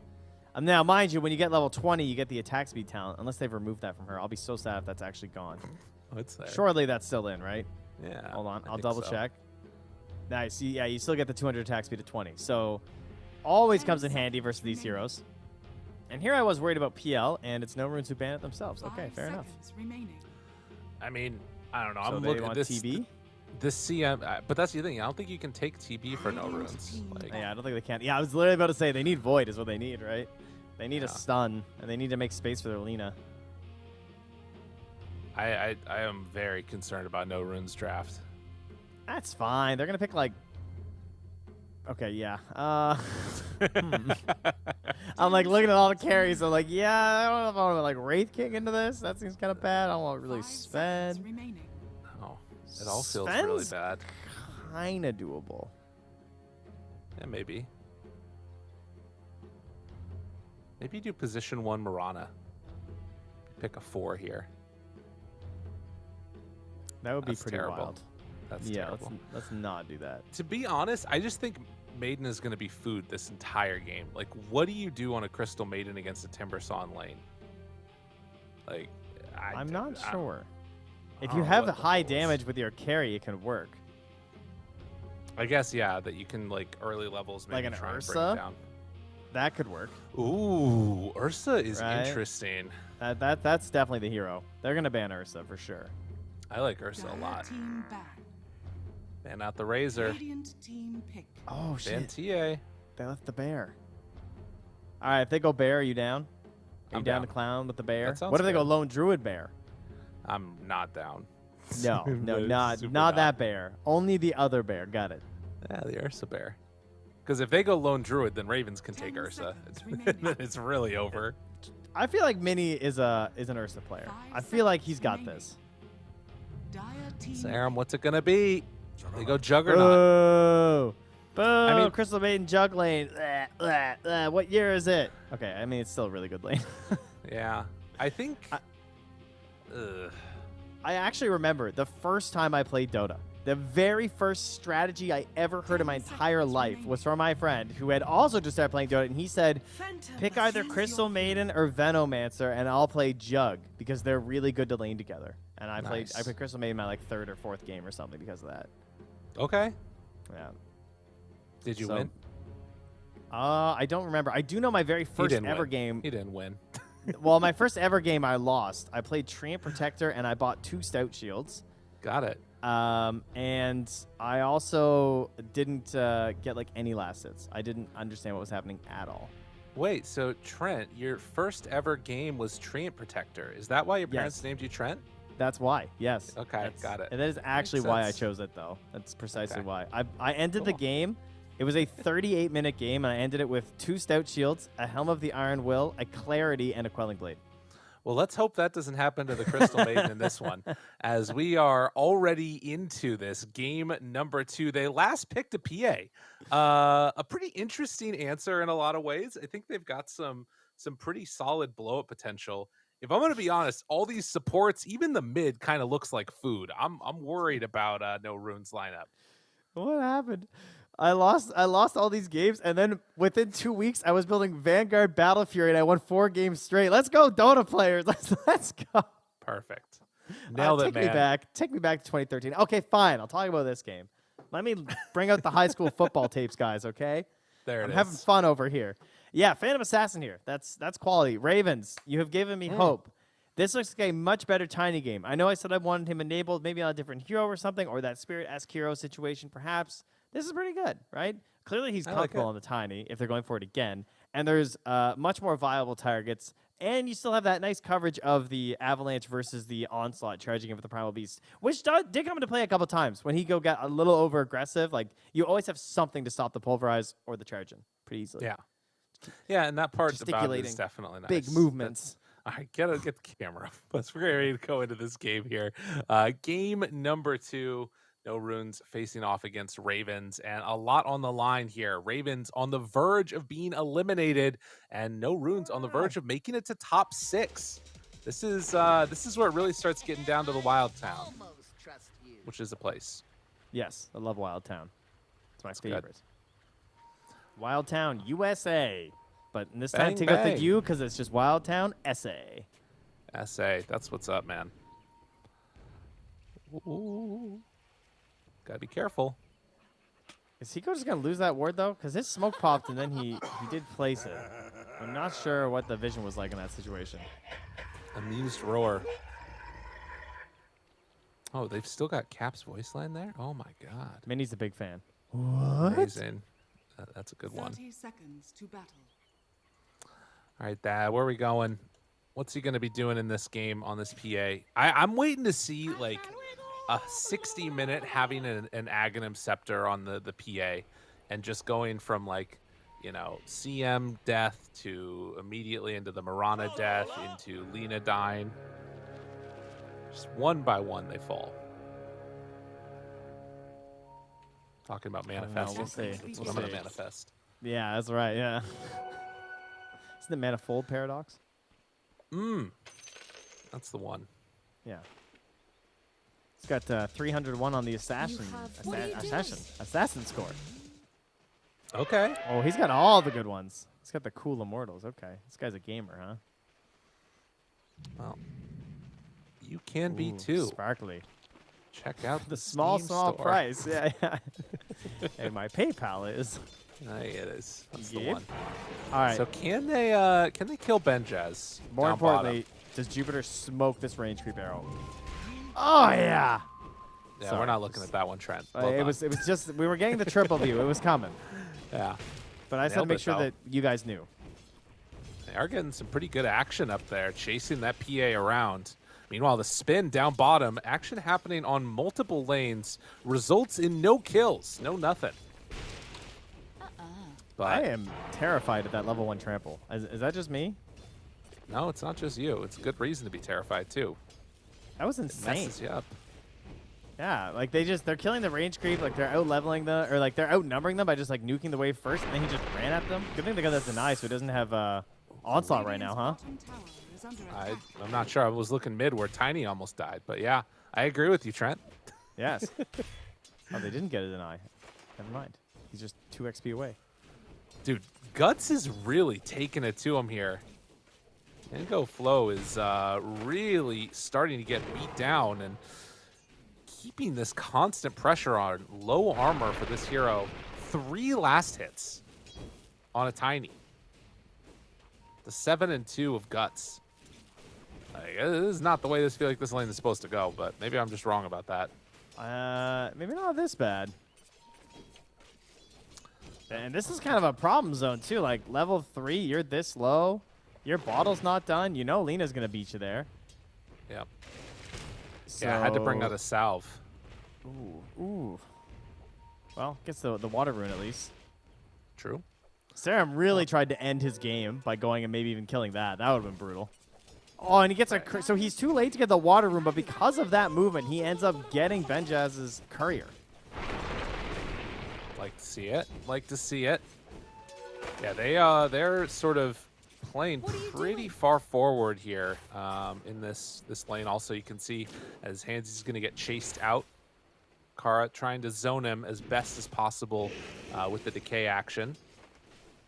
While Hiko forces back the PA. Only 8 last hits so far. Yeah, this laning stage, these two lanes Magnet are where arrow. the problems are coming out. Holy moly. You know when the arrow is flying at you and somehow it still hits you even though you saw it from so far away? Kara just had that experience, you know? It's Yeah. like somehow those things. Oh, go. Couple misses uphill, but down to 80 HP. Would you have Trent, gotten it's that not kill? getting better. It is Yeah, not no. getting better for him up top. Try and that kill could him. work. Carrot going down low and dead. They were the first. Man, they almost got that onslaught into arrow combo. That would have been kind of cool. But it didn't matter. Obviously, they still got the kill. And he also would have killed Nengo mid if he had of not denied there in the middle of that. Yeah. I mean, but to be fair, like this is another form of death. Yeah. You know, Tiny Perhaps currently. a suffering worse than death even.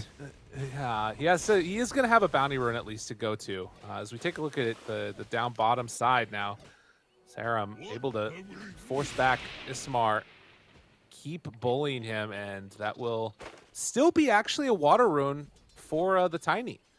So they managed to get something out of that, at least a little bit of salvation, but still not a great start for the old man. Man, Dismar and Sam really just duking it out here. Dismar's like, well, it's okay. I've got a lot of regen. I got 10 charges. I'm level 3. You're only level 2. But that just means that Minnie's level 4, so... Mid, toss back, wants to catch on to Guts, but the turn, LSA ready to go. Needs to be careful, connects there, a couple more punches, and a Dragon Slave could have been enough, but, I mean, Mr. Gene's just taking them 2v1 and actually winning. Yeah, I really like the way he's playing this lane, too. Like, he's not over-committing for the kills. Like, maybe there's a chance he could have gotten there, but there was still telekinesis. It's just opening up a risk that he doesn't need. And the worst thing for Lina players is falling behind. Kara now just trampled. Chase, punch, dead. The arrow came through at the end. And we talked about momentum, how big it can be carrying over from the last game.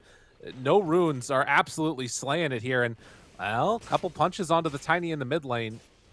Guts hit an LSA there, but wasn't able to follow up for the full kill, but keeps getting denies in his face. Really not having a good time on this Tiny.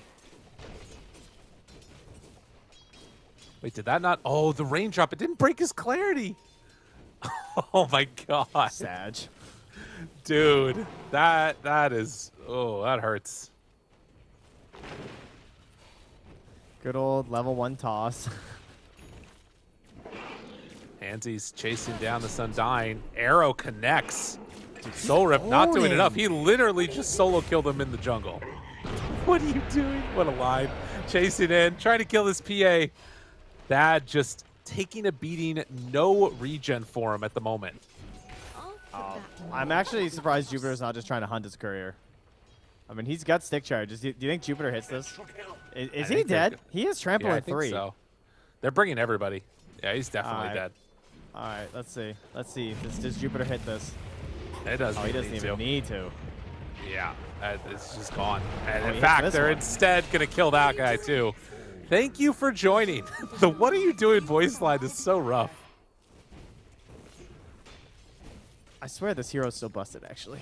Mirana's insane. Like, I love it, Radiant offlane. I think position 4, Radiant side Mirana just feels incredible. Like, this whole terrain, it feels like it was built for her. Like, the great ward spots that you can actually snipe couriers, they haven't been doing that this game, but that's always a good option. The tree lines and the angles you send the arrows feel incredible up top. Because the bush that she's sitting in right now, it's so hard to respond to the arrows a lot of times. And sometimes you don't have a choice.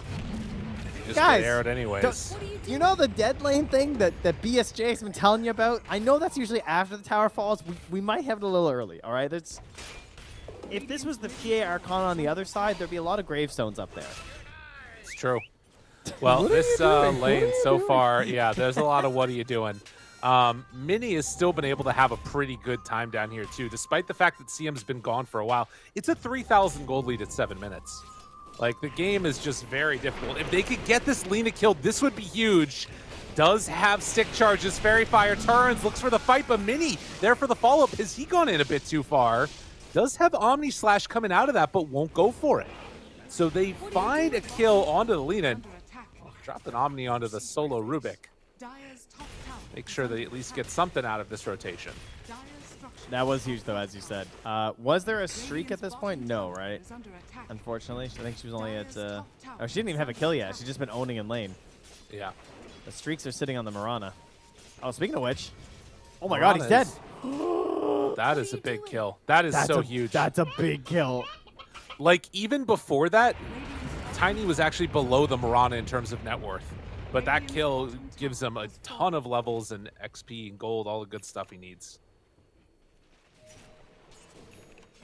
I'm not going to get a fight recap for that. Oh, I did. He got 343 gold off that kill and 230 XP. Whew. Huge. Benjaz. He already has the hood. This is a tough kill up top if they try and go with it, but they did bring 3 people. The scan connected, and they also obviously are seen from underneath the ward. Oh, that's just a little too far outside of range. So they won't end up connecting. He's moving through a ward now while he's smoked, so could maybe offer them something. Oh, doesn't get popped, doesn't give it away. Instead, they find one, lift up, smart, and ooh, Benjaz in deep. Thinking about going here. LSA, oh, just barely off the marks. They still have Pulverize. Trying to chase, looking to bring him down. A couple more hits, the arrow connects, and Laguna Blade, it's ready, but Benjaz, he gets out in time.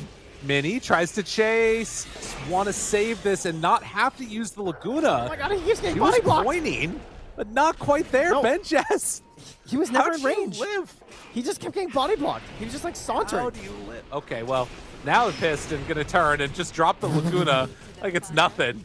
Guts is not very happy about the way that all went down, but we'll take the kill nonetheless. Can they go for any more? Doesn't quite look like it. They're just gonna have to take down this tombstone from the low ground. And this entire time, PA is catching up. That is true. She desperately needed this. Unfortunately, then though, Lena is also just like clearing through a couple stacks there, freshening back up that well, what was formerly the region formerly known as the Triangle. Yeah, Radiant's bottom tower is under attack. interesting. Dire's top tower is Still a under 2,000 gold lead, but if you keep that gold lead sort of constant, I think at this point for Ravens, you're going to be at least not more sad. You won't be happy, but you will be less sad. You know what I find absolutely shocking this game What's that? is Mini's item build. Yeah. He doesn't have a Midas. I swear, It's every true. Juggernaut that gets the most decent start in lane has been going Midas. And despite having an incredible start to this game, currently way up on the net worth, getting this Maelstrom, I love it, I gotta say. Versus the Timber, versus the PA, it's a fantastic item. It shows that he's ready to actually play at a tempo with his team and recognizes that they don't really want to take this on the later end of things. No. That's there. Could have been in a little bit of trouble if they found the toss back, but broke the smoke and then didn't go for it. Yeah, the lack of Midas is a little bit interesting, and you gotta wonder, like, if PA gets unobstructed into a Battle Fury, if he's gonna end up not going for that build a little bit later on into this game.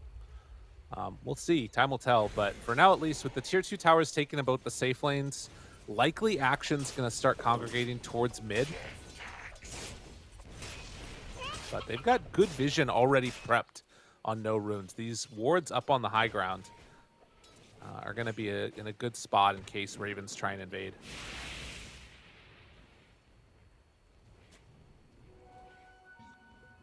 Well, all this intense action from the runes has really quieted down, huh? This is the BKB waiting time, I guess, right? For Hiko. It's where he just wants to go and do stuff. I say that, he smokes. He says, no, I don't wait. I hunt. Uh-oh, uh-oh. Smoke breaks. Yeah. That jumps out, and they're fine. Interesting. That was also really well spotted because there was a ward that was down in the Radiant jungle that they just barely missed with the Sentry ward. And I think that they scouted that movement heading over that direction and were prepped for it. I actually wonder if they would have got that kill because of the Miranda's build. Because, like, versus the PA specifically, this is quite a bit worse, right? Huh. Yeah, that's an interesting point. You know? Like, typically we're still seeing most people, unless I'm mistaken and things have changed very quickly, opting for the Starstorm. But opting for this full build into the Leap means that he's very dependent on actually farming into this MKB. And something that we've talked a little bit about with Primal Beast, in my opinion, I think this hero farms BKB and then wants to make space for a better farming 4. Doesn't mean you have to like fall off super hard as Primal Beast, but I think that your item scale after BKB is a lot weaker than maybe giving the first big item to a position 4, like a Coddle or in this case a Mirana. I think this could be the optimal way to play this hero. Giving that space over to Mirana. Yeah, that's an interesting idea. Eco gets ran at here. Anzies has the arrow ready to throw it out. Connects onto PA. Toss back. Got him caught. Gonna go for the pulverize. But obviously will not. Wait a minute. No, he's dead. Wait a minute. Surely he's Hold on, dead. surely. Yeah, he goes down. Well played. What the? I want that as a voice line. Obviously, wait a minute. Oh, wait a minute. It's fair. I mean, It's still fine though. Oh, Well- that one is not as fine. Holy moly. Nango. He's back. He's doing got himself it. a game. He's 5-0-0 this game. Remember the start of this game? Three It last looked really tiny. bad. And in the meantime, Rubik comes on in, tries to go for a kill, gets the frostbite runaway, but Dismar is going to die. The rest of Ravens still thinking about fighting into this area. Nango throws out the avalanche, which means doesn't have a way to stop any chase coming from the Primal Beast, but they blink away. Still hanging out, feeling comfy. Man, I am so curious to see how this MKB build goes. Yeah. That's a big item, man. It really is. But at the same time, like, think about how strong that's going to be just beating into this PA early, right? Like, if you get MKB done, like, around the time, even if she gets BKB, you still can probably, like, wreck her pretty hard. Mirana's got good agi gain. It's going to be interesting. Or she might just die to timing. Speaking of, Not her for now. Guts, oh my god. No, they have detection. I thought they didn't. Tombstone down. That's a good way to make it help. Kara is just going to walk through the good old ulti from the CM. And they bring down that Undying. She's getting the kills. Mirana's going to do it. She's farming it. That's right. I mean, also just really good, the leap against the Tombstone. That's the other thing. Yeah. I mean, that's definitely the main reason you want this counter pick. The PA was a little mix-up at the end. And then, I guess you're not going to get the evasion talent probably then at 15, eh? Presumably she's going to want the leap attack speed because she's going for the MKB. Oh, I see on Mirana. My bad. Yeah. I don't know about the leap distance. I feel like the arrow That's cooldown is still really cool, but maybe it's worth it versus like PA and Timber. Just like get some space. Eco, toss back. They blow him up rather rapidly. Benjaz there. Do they still want to take this fight for round 2? Tumblr's toys in. Serum gets the big old blast. Mini right on top of all of them. Goes in for the Omni Slash. Bounces over to the creeps. That is not what Mini wanted to see and just going to be forced to TP out. CM food again. Ravens coming out looking strong here. I mean, you need quite a bit of time as well here, of course, for Guts on this Lina. To get in past the boss to the BKB. Went for the Falcon Blade over the Soul Ring, as that item obviously pretty pricey. Falcon Blade getting the buffs. We talked about this before with the flat damage on Lina feeling really good. He just clipped himself on handsies. Yeah, sometimes you just got to do it. LSA wants to kill one. Pulverize. Bringing down low on the Tiny. Gets the kill. But now Benjaz is too strong to fight into. Oh, that entire time Miran was TP into that tower. Yeah, she made it there eventually, but not in time to really help out too much. No. That line gets me every time. It's very good. I need to equip that.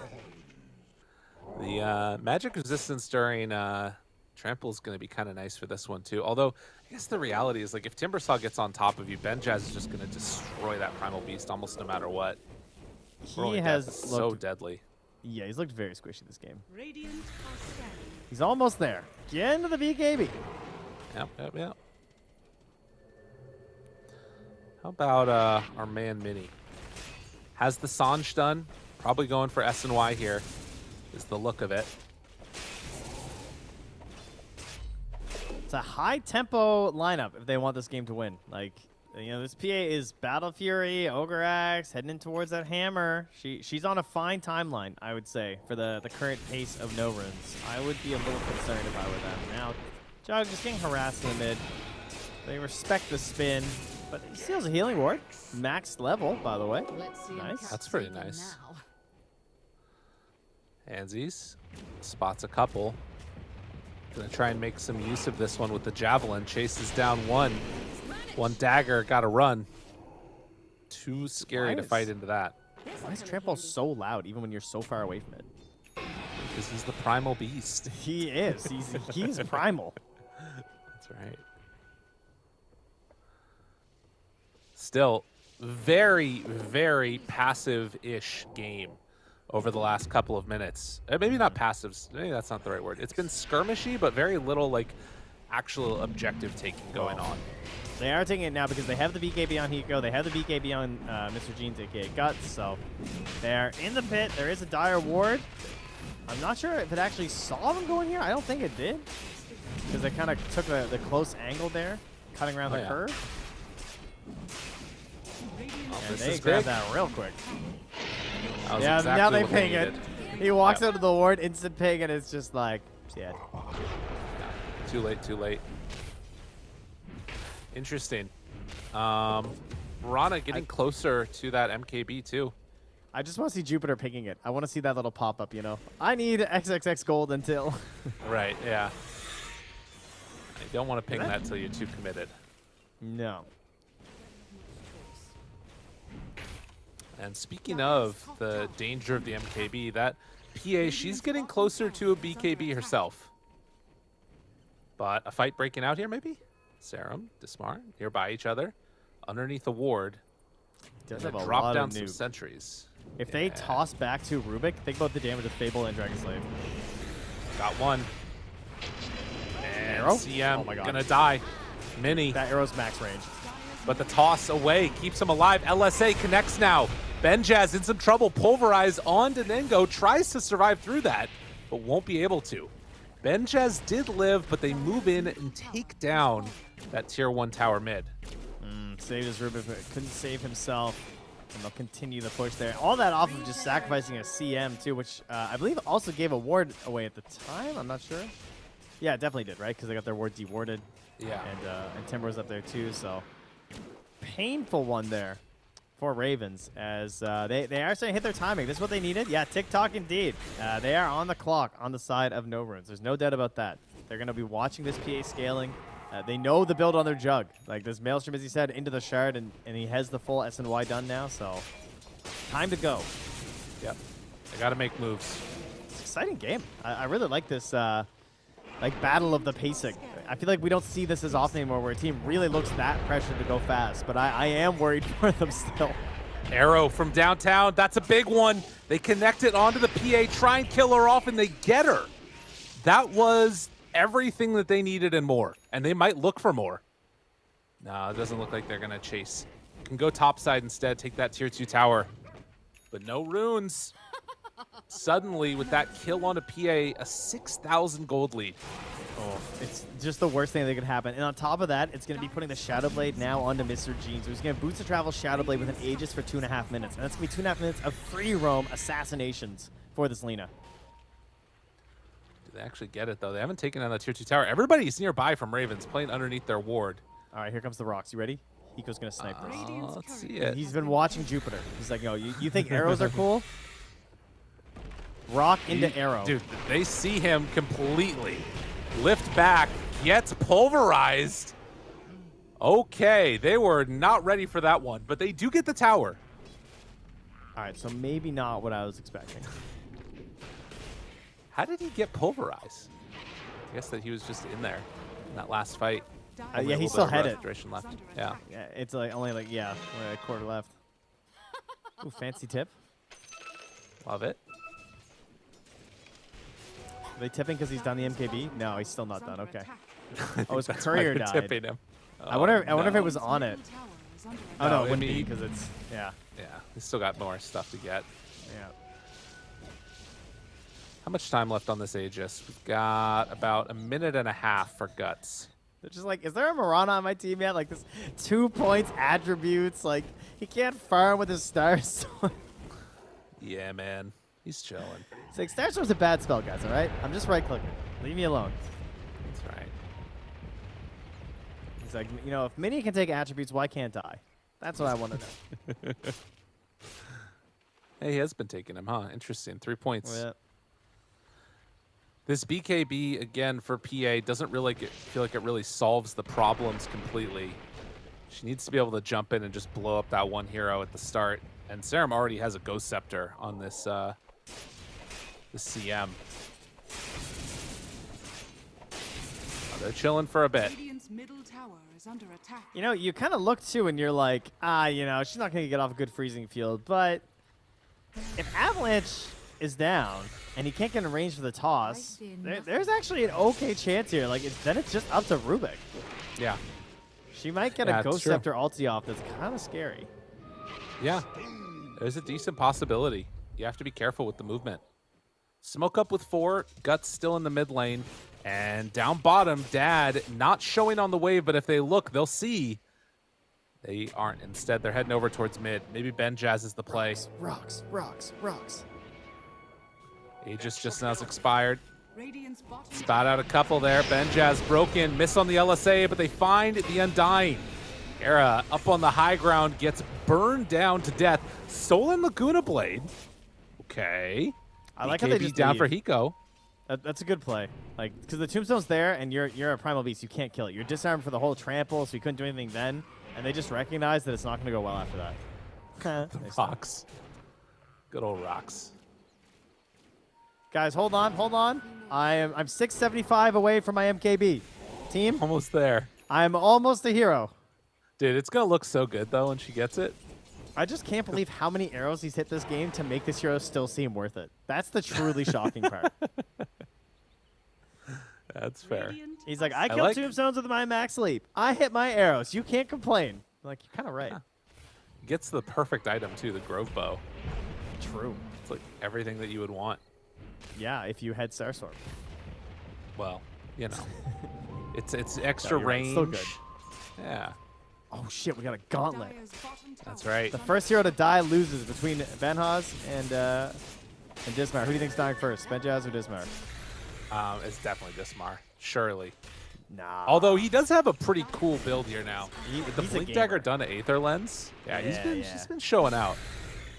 Dire's bottom tower is under attack. How much damage does this Laguna Blade do right now? The Dire's Arcane bottom Supremacy. tower has fallen. It's pretty solid. Spooky. Radiant's middle Oh tower yeah, it doesn't multiply it when you ult it? I didn't know that. So we have to like do math and stuff? Lame. I know. bottom It's tower very is under unfortunate. attack. Nobody likes that. Radiant's middle Guts tower keeps on is getting under larger and larger too. So what is it, like With the Silver Edge 1075? done. I'm not That's doing my that. math. I'm not doing that. I mean, that'd be 25%. That's close enough. is under attack. Yeah, sure. I guess you could just say that, you know, you just take off the magic resistance, so it's just pure. They found him. The rocks, they came out. The full combo. Dad gets a little bit of separation, blinks away. Tombstone is already killed, and then the run through onto all. Dad jumps to the low ground, tries to survive. Arrow off the mark, but the chase is there. He's got his MKB. He's got his man. Look at him. He killed him to death. Oh, it's beautiful. Handsy's waited that entire time. Oh, Those 4 right clicks, man. Those 4 right clicks. They absolutely slayed that PA. dude, he did it. What a I what love a guy. how Guts instantly tips them. They're on the same wave as us. Yeah, Yeah. they're all tipping up. Oh my God. He's like, just 9K wait. gold. I'm not even level 15 yet. Yeah, just wait till you see it. Wait, lift? Is he dead? You have 1 leap. Make use of it. Try and get away. He gets to it. The healing ward keeping his limb alive. Dismar dies. Guts got him with the punch. The drive-by. Kara in trouble. Gets spun down. That juke Oh, was actually man. kind of nasty. Like, he sidestepped that Timber Saw real hard. Other heroes are dying as we just, you know, gush about Jupiter the whole game, which I'm fine No, with. it's fine. Mini. Can he get brought down? They're still ready to chase here. The Vision about to be eliminated. Hiko manages to TP out. Dang. There's a lot of laughs, a lot of good feelings, but can't get too far ahead of themselves here. No, Even not, saw not some quite people yet. smiling. It's a good lead, though. Yeah, you got to give them their credit. You know, they're liking it. There is excellent vision down here, though. That's spotting where Guts is going. It spots where Jupiter's heading right now, too. So there is a chance that they could maybe go for this big smoke play here that they are probably setting up for right now. Oh my God, Marana's going Shard next. She has to. Yes. Oh. Yes. Bonus Gives you charge. one more leap, baby. Dude, this is pretty cool. I mean, to be honest with you, though, if I see this build in my bum, I'm definitely reporting somebody. They're definitely not getting the MKB that fast. No, that's true, too. They've got rocks. They've got pulverized. Smoke up now from Ravens. They want to take the fight to no runes. They break on Mini, break on Hiko. Kara there. BKB tries to find one. Who are they going to get? They can't find a pulverized target, but they still kill off that Undying. Not aptly named. Jump forward, tries to blow up Guts. Is it going to be enough? Living on such low HP. 100. They toss him in even with the invis. And then the punches. They come on out. Handsies was there. The Jupiter man himself. Arrow a little bit off the mark for Dismar, but Benjaz on the south side of the fight. Won't quite get brought down. Mini tries to clean up. Doesn't have enough yet. And in fact, they can't quite get him. And Tiny runs in, kills everybody. A nice little double there from him. They move back in. Guts is back. Ready to break. Ready to battle. Gets the punch. Gets the kill. 2-4-3. Well, at least they clean up a little bit there for themselves. He tries to nuke the wave with the stolen spells and a Fade Bolt, but Jupiter did 1,000 damage to the Phantom Assassin. The linchpin. I mean, we said that was the one thing that they were playing for, was this PA. And you know, you can't really jump on the Mirana. Jump once, she just jumps away. You're just stuck out there. It's working fantastically. I have to give him all the credit, because if this failed, we would be flaming him so hard. And it worked really well. And you got to give a shout out too to like Guts there. The item build, everything that he's done this game has kind of been perfect. You know, you think about even the Falcon Blade. If he doesn't have that, he dies right there. You know, he's going Wraithband or something else. It's not enough HP. Big plays coming in from the side of No Runes, and a 14,000 gold lead. What are we doing with this shard here? Because Guts doesn't want it. He's like, you know, if this thing doesn't make me fly, I no cares. Give me the Aghanims. Griff wants CM. I concur, personally. It's a good one. The CM one? I like that. Sounds pretty hype. They already have the rocks, so everything else is less important. I'm a little surprised he's not just taking it straight up. All I can on the give Lina. us Like, is a chance. it seems okay. Yeah. I mean, I don't know if it is or not, but it seems like it should be. I mean, 15 more first Fiery Soul. That's a lot of damage. That stacks up. It's But true. CM's got it. We're in there. That one is definitely better. More use cases for sure on the CM. Right.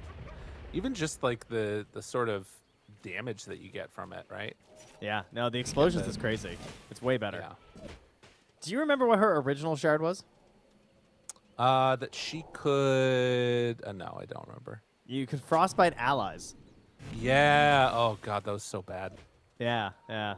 But you could also frostbite yourself and ulti, I think, during freezing field. Right. Exactly. But then she just They got all find those him. benefits anyway. The rocks, the trample.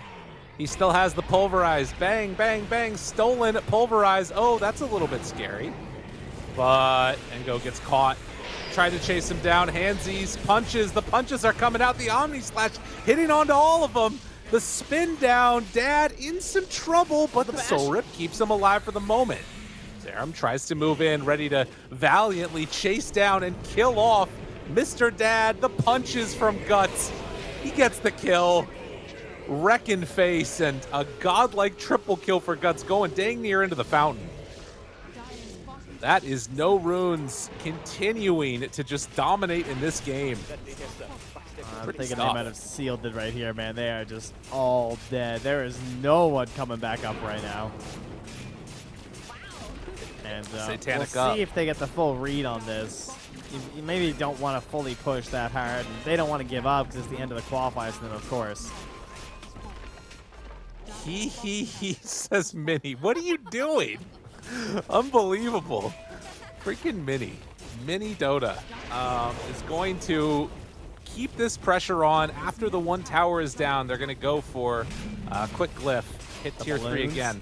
The bubbles, it's all coming out here. They're feeling pretty good about themselves. AC done. They're bringing in that next set of items. Gonna get the Mega Creep. Still 18 till Rubik. PA is about to be back up. Ooh, okay. Benja has blink. Pansies. He's gonna get in there. He's gonna set up for Nengo to get the big toss back play. Thinking about it. But their buildings, they're gone. Everybody's up. They got to make a show of it at some point here. But no, it is Mega Creeps. And will No Runes go for anything else? Pops BKB immediately turns. No, he's in trouble. He's dead one time. Can they bring him down again? Go, tries to find a couple, has another toss back in just a moment. Bedjaz trying to kill down Hiko, won't happen. Mini up front and center, Guts chases, broke in, the MKB, it is enough. Good game, well played is called. And No Runes, they're gonna move on, top 6 in SA. Yeah, at this point, it was time to let it go here. Fantastic game here from No Runes, really, okay, good GG friends, you know, lots of nice stuff there. So. Yeah. It's always tough, you know, because the regions try to hold each other up and build each other up. But now this is where the real bloodbath is, obviously, these TI qualifiers, this lower bracket. And especially at this point now where, of course, anyone who's losing here isn't even getting a chance to go to the last chance qualifiers. But what a game here from No Runes. What a game from Mini. 7-0 and 10 and Guts. Like, you know, I'm typically someone who praises the supports a lot. But I got to say, I thought Mini and Guts played exceptionally this entire game. Very stable. Right. Yeah, I thought so too. From the very beginning, Mr. Pantalones absolutely wrecked. That's Guts for anybody that doesn't know. But he was slaying it. 12-2 and 6, and a lot of it wasn't even by virtue of getting kills. It was just absolutely wrecking that laning stage, and that's something people have been talking about, like with the sort of evaporation of the small camp. Does that mean that we're getting more of these lane dominating, not just heroes, but players coming back into the forefront? Something to think about. Oh, and Nengo he was 5-0-0. Like, he actually got back into that game, whereas I thought he was going to have a bad start because of that. And they find their kills, but this time, No Runes just battled out pretty damn well. Like, their mid-game engagements were great. That Snuck Roche was also pretty huge. And Jupiter's build, you know, let's a go. little funny. No Starstorm, worked out fantastically versus the PA. Very impressive stuff to bring that one out in a situation like this in a pretty clutch game. So lots of credit to him, and just more faith in No Runes as they move forward. They're looking like a team that could make that top 3.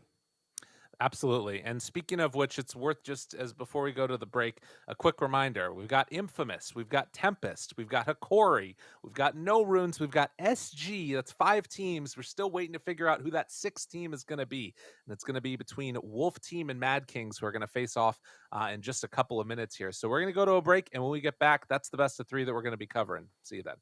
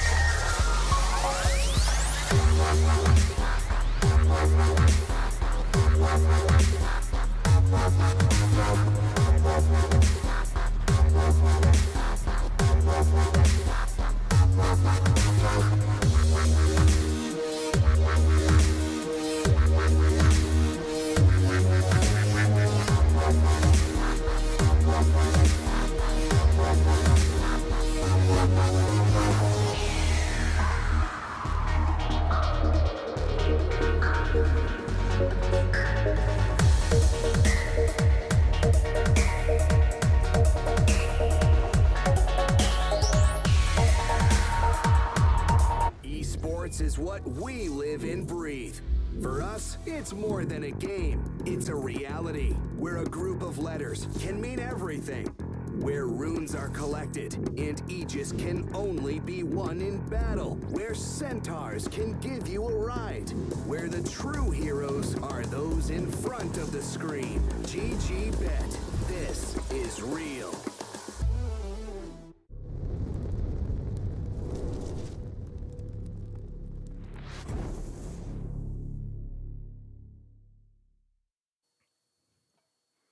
And welcome back, you beautiful people out there in Dota 2 World. Trent, I'm so happy. You know why? Because we got a game. It's already here. We're in the draft. Tiny and then Enigma Marcy. They're going in for it. Yeah. I guess things have shifted a little bit here in terms of the first phase bans compared to how we started out in this qualifiers, right? I mean, we got we haven't seen the Weaver first phase ban a couple times. I think specifically versus Mad Kings. But you know, no Undying. No Bat Rider. That purple guy, though, he's still around. And, well, you know, there's the Bat Rider, so not too surprising, I guess. No, we should mention real quickly who these teams are, because some people might not have been fully versed on this. But Wolf Team, they got 6th in Division 1, a Brazilian squad that has come on in and done a lot of belly rubbing, as you can see right there, but also dropped down to the lower bracket. And against a team that we were really not anticipating was going to happen. This was sort of the first iteration that we got, of Hikori really being this team that you got to watch out for. They obviously ended up dropping down and going to the lower bracket by virtue of Tempest earlier today. And then the other matchup is Mad Kings. And these was a Division 2 team that got 4th, but since being, starting in this lower bracket, they have already taken down Infinity in a matchup that I think a lot of people were not anticipating it was going to go that way. Infinity was one of those teams that people were definitely on the lookout for. So I'm really stoked to see if they can do it again, if Mad Kings can keep that momentum going and sort of form another upset. It would be a hell of a Cinderella story. Yeah, that is true, actually. Infinity is a team who we were like a little bit more up on, and then seeing them get knocked down was kind of crazy. So, you know, I said there were no upsets in the lower quite yet, but that's not true. That definitely was an upset. So, yeah, Mad Kings. I mean, the other team who I would actually put in very similar vein is Wolf Team compared to Infinity. Like a lot of players who are more well-known and well-versed in the region. For Infinity, it was mostly Mariano and Moose, but even Yuma's been around for a while. But Wolf Team is like, you know, we were kind of joking about them being the boomers last time we were casting them because they're just the older crowd. They're the crew that I first cast when I first started casting Dota and watching Pro Dota. These were like the young guys in South America who were qualifying to lands all over the world back when we used to have far more lands. These were some very familiar names that would show up as that SA qualifier and battle out against international teams. Right, and then on the other side, you've got Mad Kings, these dudes right here that really have not had that much acclaim on like the larger international scale. The one that is there is Red Monster, and this was kind of a weird one, right? Because he was more well known for being a coach, particularly during that first run that Beast Coast had during the Dream League seasons back then. And they were able to win against Nigma way back when. 10 seconds remaining. Oh, and apparently, I was just looking up his Wikipedia profile. His cousin is Stinger. Didn't know that. Gamer. That's impressive. Yeah. He's like, you think this is just nepotism that I got this job? Check me on Hell this team. Now I'm going to win some games. We're going to knock out Infinity. But another one of those instances that we're finding of the older squad generation of Dota 2, as we've seen across every single region, at times getting challenged and occasionally even usurped by this newer generation of Dota 2 players that are coming in hungry for a place at the table. And we'll see if they can make that work. But on top of the Enigma Marcy, they take the Omni Knight and immediately Enchantress for Wolf Team. Yeah, that is still surprising, I will say, for this hero. But he's been an Omni believer. He actually picked Omni like 6 months ago. He was playing this hero, so he just wants it to work. And Omni got some pretty significant buffs. The big question I always have with this hero now is like, how worth it is it to pair him with a strength hero? Yeah, you know, Ooh, the TB though. This is a solid Wolf team lineup. We talked about the Medusa first phase band, right? That it did happen versus HFN. We don't want to see that. This is another big HFN hero though, and they banned the Ember. The Timber is still in, but you'd have to do some shenanigans to make that one work in your lineup. 5 seconds. Yeah, it would be, I think, a little bit too strange unless they're ready to run like an Omni Knight position 1 or something like Or that. like- That I know some people have messed around with. I I mean, don't you think could it's happening. Timber mid theoretically, but the problem is there's a Bat Rider too, so it's really not worth considering, I don't think. And so they're gonna have to dig a little bit deeper. Like they could try like the 1v1 matchup of like the PL as a traditional counter to the Terrorblade. That actually looks kind of okay this game because it's also into the Bat Rider. I think the thing that's scariest about this is that Mad Kings have last pick. So right now would be the time when you want to get your Terrorblade answer, but a lot of those Terrorblade answers are out of the position 2, like you're talking about. And that's kind of what you want to save for last. So yeah, thinking about a carry that works well here is probably the best bet for Mad Kings, which leaves the PL, it leaves Anti-Mage. Some people Naga. have been thinking about messing around with. Yeah, I can see I'm that. not sure. I mean, the other dynamic is that you were also playing around like Black Hole and GA. So there's some like ways to That's cover deficits that other carries and mids might have. Yeah. Couple of options here, but I mean, yeah, they're taking their time. They want to make sure they get the best possible answers here. And they go for the Legion, so that's I don't know where that's going. Is that a position 1 Legion? I mean, it's probably 5 Omni. Like Red Monster's been playing it. Yeah. But then where's Enigma going? It could they could mid Legion versus the Bat. That's probably what they're doing. Right? Okay. 5 Okay. seconds Okay. remaining. Yeah, that's fairly Yeah. logical. I mean, we've seen that fail miserably, I believe, at Arlington. It was tried and it did not go well. To be honest, you could also switch Marcy up to a higher position. And I think Legion is still a very interesting answer against Terrorblade. Overwhelming odds has been buffed like crazy, and you do get bonus damage against those illusions. Wait, is that still a thing, or what? How does it work? You just do a ton of damage against illusions. Yeah, you just do a lot of damage. Yeah. Very interesting. I mean, they're taking a look here and they're just like, all right, cool. Probably still just going to be a 1. So they'll ban the Bloodseeker. Would I still ban PL? Dire team back. I think probably. Maybe I'd ban Nagasire just because of like the, well, if I'm illusion based, they're still Ench. I think I'd rather have PL. His illusions aren't as useful to steal. Yeah. Yeah, that's That's true. not true. Sometimes they can be though, actually. I don't know. Bit of a toughie. Maybe they're Arc Warden players. 10 seconds remaining. Oh my Radiant God, team don't. back. What That a would be way a to change dank things. last pick, dude. Would it be a winning last pick, though?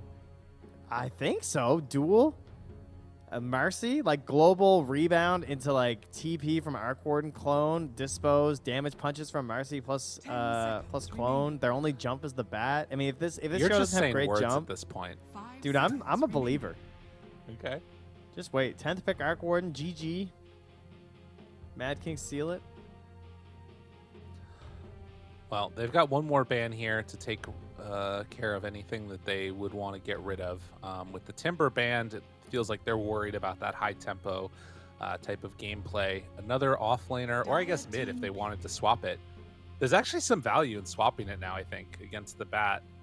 But then again, you're still playing against Omni Knight, who's position You know 5 what anyways. I was literally about to say is that if they're picking Arc Warden, the best band is Lycan. So, Oh my you know, god. you know. By God. It could be. Do you know what Arc Man. Warden or what Lycan's 5 best seconds hero remaining. advantages in the entirety of Dota 2 stats? It's Arc that? Warden. He's a 7% advantage versus that hero, Jeez. which only got Amazing. stronger, by the way, because of his changes to all the global stuff, right? Because he has like the global attack damage reduction versus Arc Warden. Think about how sick that is. Are they Arc Warden players though? Like I agree, it looks Dude, amazing. I don't know. No, I have no idea. But like, I think you only pick that if But you're if an they Arc Warden are, player. It is a great game for it. Like against Terrorblade 2, who knows? that though? bubble would do work. All right, I mean, that's the down to beauty the of wire. Dota right now. There's Yeah. so many good choices. There's so many good heroes right now. True. What do they want? For Offlane. Wolf team, yeah. I guess classic like Tavo Tide or hero. something. I'd like kinda cool. something that could try and deal with the Enigma, though, a little bit more. Because right now, they don't really deal with him. Ooh, Beastmaster's still in the pool. Yeah, that's not bad. I don't mind that. Okay, Sounds no, pretty never hype. mind. I'll stop. Radiant Just say team OD, you know, offlane OD, let's go. Ooh, offlane DP, okay. It's kind of interesting. What are the I don't know benefits if of I like DP? that. It helps them take structures. What's that lane like? They don't know yet because they don't. I mean, I guess that's a safe thing about it is that you don't know your lane. DP should 10 be okay seconds there. remaining. The help from a tiny. 5 seconds remaining. It was banned a few times versus Wolf Team, I remember. And I remember thinking, like, Tava must be playing quite a bit of DP or something, so. Is it Arc Warden time? They busting it out. Tusker. Oh! Ooh. Ooh. Yo! That is Okay. sick. Oh, that is actually disgusting. Oh, it's the best of both worlds. Oh, they got him. Oh, Eau de fromage. AEC. Mad Kings. The cheddar. Some Gouda. A little bit You're Havarti. just saying words again. What are you doing? Oh, cheese, right. Some okay. feta. It's I a get it. bon feta right now. It's a good Bon cheese. feta? Yeah. Oh, good right. You're cheese. speaking French. Well, no, that'd We're be an bon essay. fromage. Oh, would it be? I was just going with like feta cheese. So you're going Franglish. Yes. The bon it is. feta. Yeah. Well, because bon feta is happy birthday, so it was like kind of a pun. But you didn't get it because you don't know any French, so my pun didn't No. work that well. Yeah. Lo siento. Lo siento, lo siento. All right, game number 1. And oftentimes we've seen these ones carry the momentum through. I will say that I think if you lose to a cheese draft or something that you can label as a cheese draft, it's a lot easier to recover as a team. We'll see if Wolf Team even end up losing this one. But I like the Huskar pick a lot. Do you think that I mean, because again, we talked about being able to pair together Omni Knight with the Strength Hero too. Yeah. It's like, it's all these good things. It's pretty nasty because I've been thinking about it because like one thing I've seen people do is like Morphling is something that they've actually run in the past. Like when they last picked it, they did it with a Morphling, and I was just thinking like, oh, that makes a lot of sense. Like you think like Morphling with a stats resistance would be really hard to deal with. If you did that even today now with the new shard, it would be even stronger. But you're not benefiting as much off of the. I mean, for Morphling specifically, you're getting ranged, and you can then use the strength as your health while you use all your agi for damage, right? So that's pretty clever. That's a really cool use of it. But this is just the best case scenario. You have a ranged strength hero. It's amazing.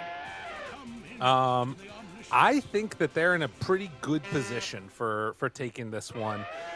But it is going to depend a lot upon like what the sort of results of the early movements are, how these lanes go. That is something that these Huskar drafts can run into is you think you're going to have a good lane and then suddenly you die a few times and it feels like the game's over. But we'll see. Game number 1, Wolf Team facing off against Mad Kings. And as you talked about, having that Legion Commander mid for Jackie Tokyo, he's going to need to make some rotations, but they're already set up to have what looks like maybe, are they going to do a tri-lane here? Or are they just going to TP out after? Duster? They pause So much better forward. level 1, dude. It's actually insane. Uh-oh. Hey, toss on toss, Pablo. Why'd you go that way? You could have, I guess he gets to his team. Okay, that's fine. This is Throws why out you the die. Heavenly Grace. Yeah, exactly. That's- Rebounds back That's up at it. 1. The battle begins. It's tempting. Okay, Duster. Some punches there, but they need to get the hell out. ADR is going to start to stack up the damage, and having already taken overwhelming odds, is in some trouble, but the Heavenly Grace, the runaway, does have another overwhelming odds. Turns to punch. Duster there, tries to bring him down. Jackie Tokyo is super low coming into this lane, but does have the stick charges at the very least. Yeah, a couple tangos as well. Maybe could have used one more shared one or something. Yeah.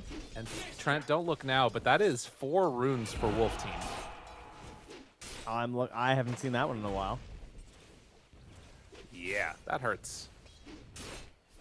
You know who's actually kind of owned in the Wolf Team games we've been casting is Duster. He has crushed his lane every single time and given so much space to HFN. But now he's in the lane of Marcy Enigma, and this is one of the best lanes I'd say in Dota right now, right? Like, Marcy with his rebound and dispose, being able to play off of the Eidolons. The positioning has to be very good by the enemy support, or else it's really easy to just get stunned into a lot of burst damage. Yeah, and on top of that, you can see here that once you actually do get those Eidolons going, there's a lot of potential to just max out those denies. Already 1 in 5 on Arzent. Super annoying to play against for HFN, and this is something that we always focus on, trying to give HFN a bad game. This is, you know, a good way to start that. Granted, he's a Terrorblade, so he'll head off and farm eventually. Well, it's HFN's favorite thing to do, so I'm sure he's definitely a Terrorblade player, even if we don't see quite as much as his famous Medusa. But the famed duo, the dastardly duo, perhaps, of Huskar and Omni Knight. So far, Red Monster is just running in circles, chasing King RD, and misses a little bit there. Fire, but King RD can't. Oh, my guy's dead. Toss, punches, needs one more. Tavo, you're gone. They bring him down. First blood for RM on the Omni Knight. Oh, God. The hammer. The hammer is strong. He just got him. Well, unexpected. Maybe a sign of things to come if they're not careful down bottom here. This could start getting pretty out of control if you give Huskar a good time. Yeah, that seems kind of crazy to be dying to this lane with no burning spear. Yeah. You know what I mean? Like, typically you're thinking, like, oh, yeah, there were too many stacks built up, and they went for a bad trade, but you kind of just got, like, straight up. Yeah. There's no cheese yet.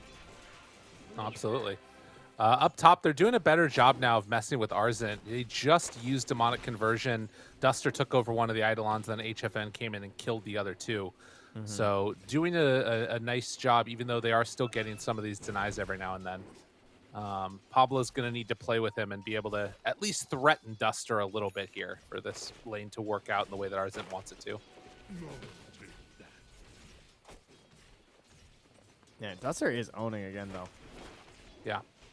And then, again, this is definitely a lane that can swing a little bit, just because if you make one mistake and like you don't get the Eidolons or something, you're forced to use an enchant defensively or something like that. Things could go poorly, but he's just killing it once again. In the mid lane, Batrider seems to be doing fine. They are going to jump now onto Duster, you know, trying to bring him welcome. down.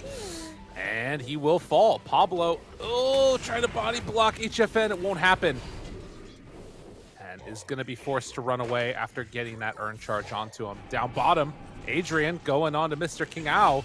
Gets a finish there. And Tavo, can they also run him down? They're doing a lot of damage here. The 1-0-2 build, it's going to be enough. A double kill for Adrian. This Huskar is a problem. How does one get this many kills without spears? That's actually crazy to me.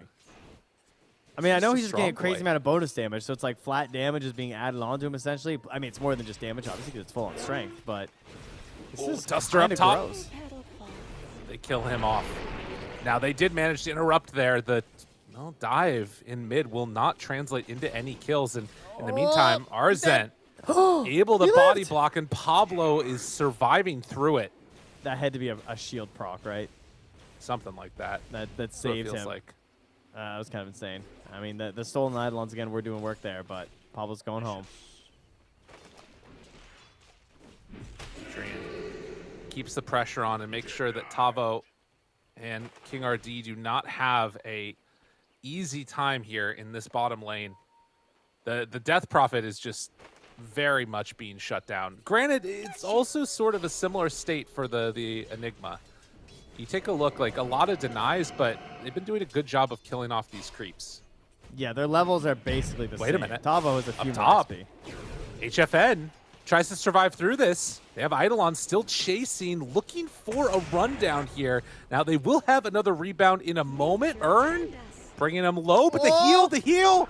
Oh, chases, punch, dead. They needed that one from Pablo, and now they pull him back in, and Duster still dying. The body blocks from Pablo. Oh my God, double kill on the Marcy. We'll get hit with some more horrible boulders, but it won't matter. Yeah, Mad King's absolutely owning here, and you know, the mid lane, they're not able to punish this Legion Commander at all. The counter pick is there versus the Bat. Bat's been jungling. I mean, they're even overall, but a Legion Commander mid is something that you don't you know, get to see every single day, and so you're not quite as used to the pacing that this hero can bring. Oh my God, there's so many Ancients. He's stacking so many Ancients, he's like blocking off his hard camp. Yeah, that's going to be an issue, is being able to actually get a huge amount of stacks up. If Batrider can get through those cleanly, it's going to really set him up to have a good game here, and it looks like ADR is going to do it right now. That's why you do the 3-0-3 build. Yeah. You do not take your lasso. You don't. No cares lasso. Yep. I'm farming. They should have some cares up top, though, where they find HFN again. Duel is out. Duster trying to kill off Arzent. Not going to happen. Duel victory. Chasing for it. Pablo misses on the one punch, but they get the bigger one. Double kill for the Enigma. Right. Mad Kings, they're just looking very good. ADR though. Let's check out this gold now. It was at like 2,400. Okay. This thing's it's more like 25, 2,600, but still, that is a lot of gold and a lot of XP. Has now more like a level and a quarter ahead of the Legion Commander, who just rotated up top and killed the TP. Yeah. No, it's big. Those types of moves and you know, trying to win the economic game is going to be how they're staying in this, because it's sure as hell in on the kill score. 9-1. What was your team saying? We're like, guys, it's fine. I just farmed like 6 stacks of Ancients. They're like, great. Yeah, have you seen my lane? Have you seen this Huskar? Yeah, HFN has left top as well. Yeah, he's like, there's a Marcy flying through the air. They're going to try and get set up down bottom. ADR there. The silence is out. Tries to connect him for the kill, but they've got the Heavenly Grace for the turnaround.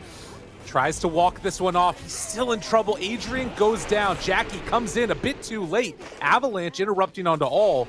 Hanging on to that press the attack. Wants to move in and go for the duel victory. But the silence onto 2, and it just ends up being a lot of heroes feeding. Pablo just flies by, not doing what they were hoping. And Jackie, one more punch. He's trying to survive. It won't happen. They fed away their entire advantage. Pablo now 2.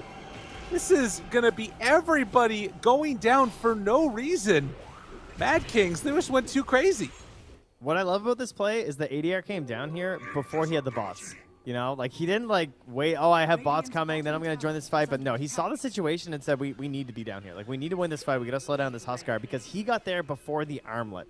And that could have turned that whole situation around. And an armlet on top of just even an early purification and that Heavenly Grace could have created a lot of problems there for Wolf Team. And it absolutely pulled them all back into the game. Death Prophet now has level 6. Doesn't actually take a point in Exorcism yet. But still, getting some levels, building all into stats this entire time for her. They needed that little reprieve, because things are starting to get a little bit out of hand. Oh, and look at this. The boost travel immediately down here from ADR. Jackie finds him. Has the Heavenly Grace. Ready to turn. They find one. Black Hole used. Wants to break it, but the duel will be there in a moment. Gets it on to Tavo. And the trade ends up being a 1-for-1. Duster, Mr. King Ao is still in the area. The TP coming from Pablo. Do they want to chase for more? Moves in, finds him, disposes ready, goes for the tag team, couple quick punches, but the stomp, the toss, Pablo low, but the punches now, ADR, he gets walloped. And they bring him down. One more hit is all they need, but he's actually walking out of there. And he could maybe get away. No. Overwhelming odds is enough. They have another stomp in a second. Drops it onto the Omni Knight, kills him off. Jackie Tokyo still just wanting to battle consistently, but they will toss him away. So that puts an end to the skirmishing happening. Meanwhile, in the mid lane.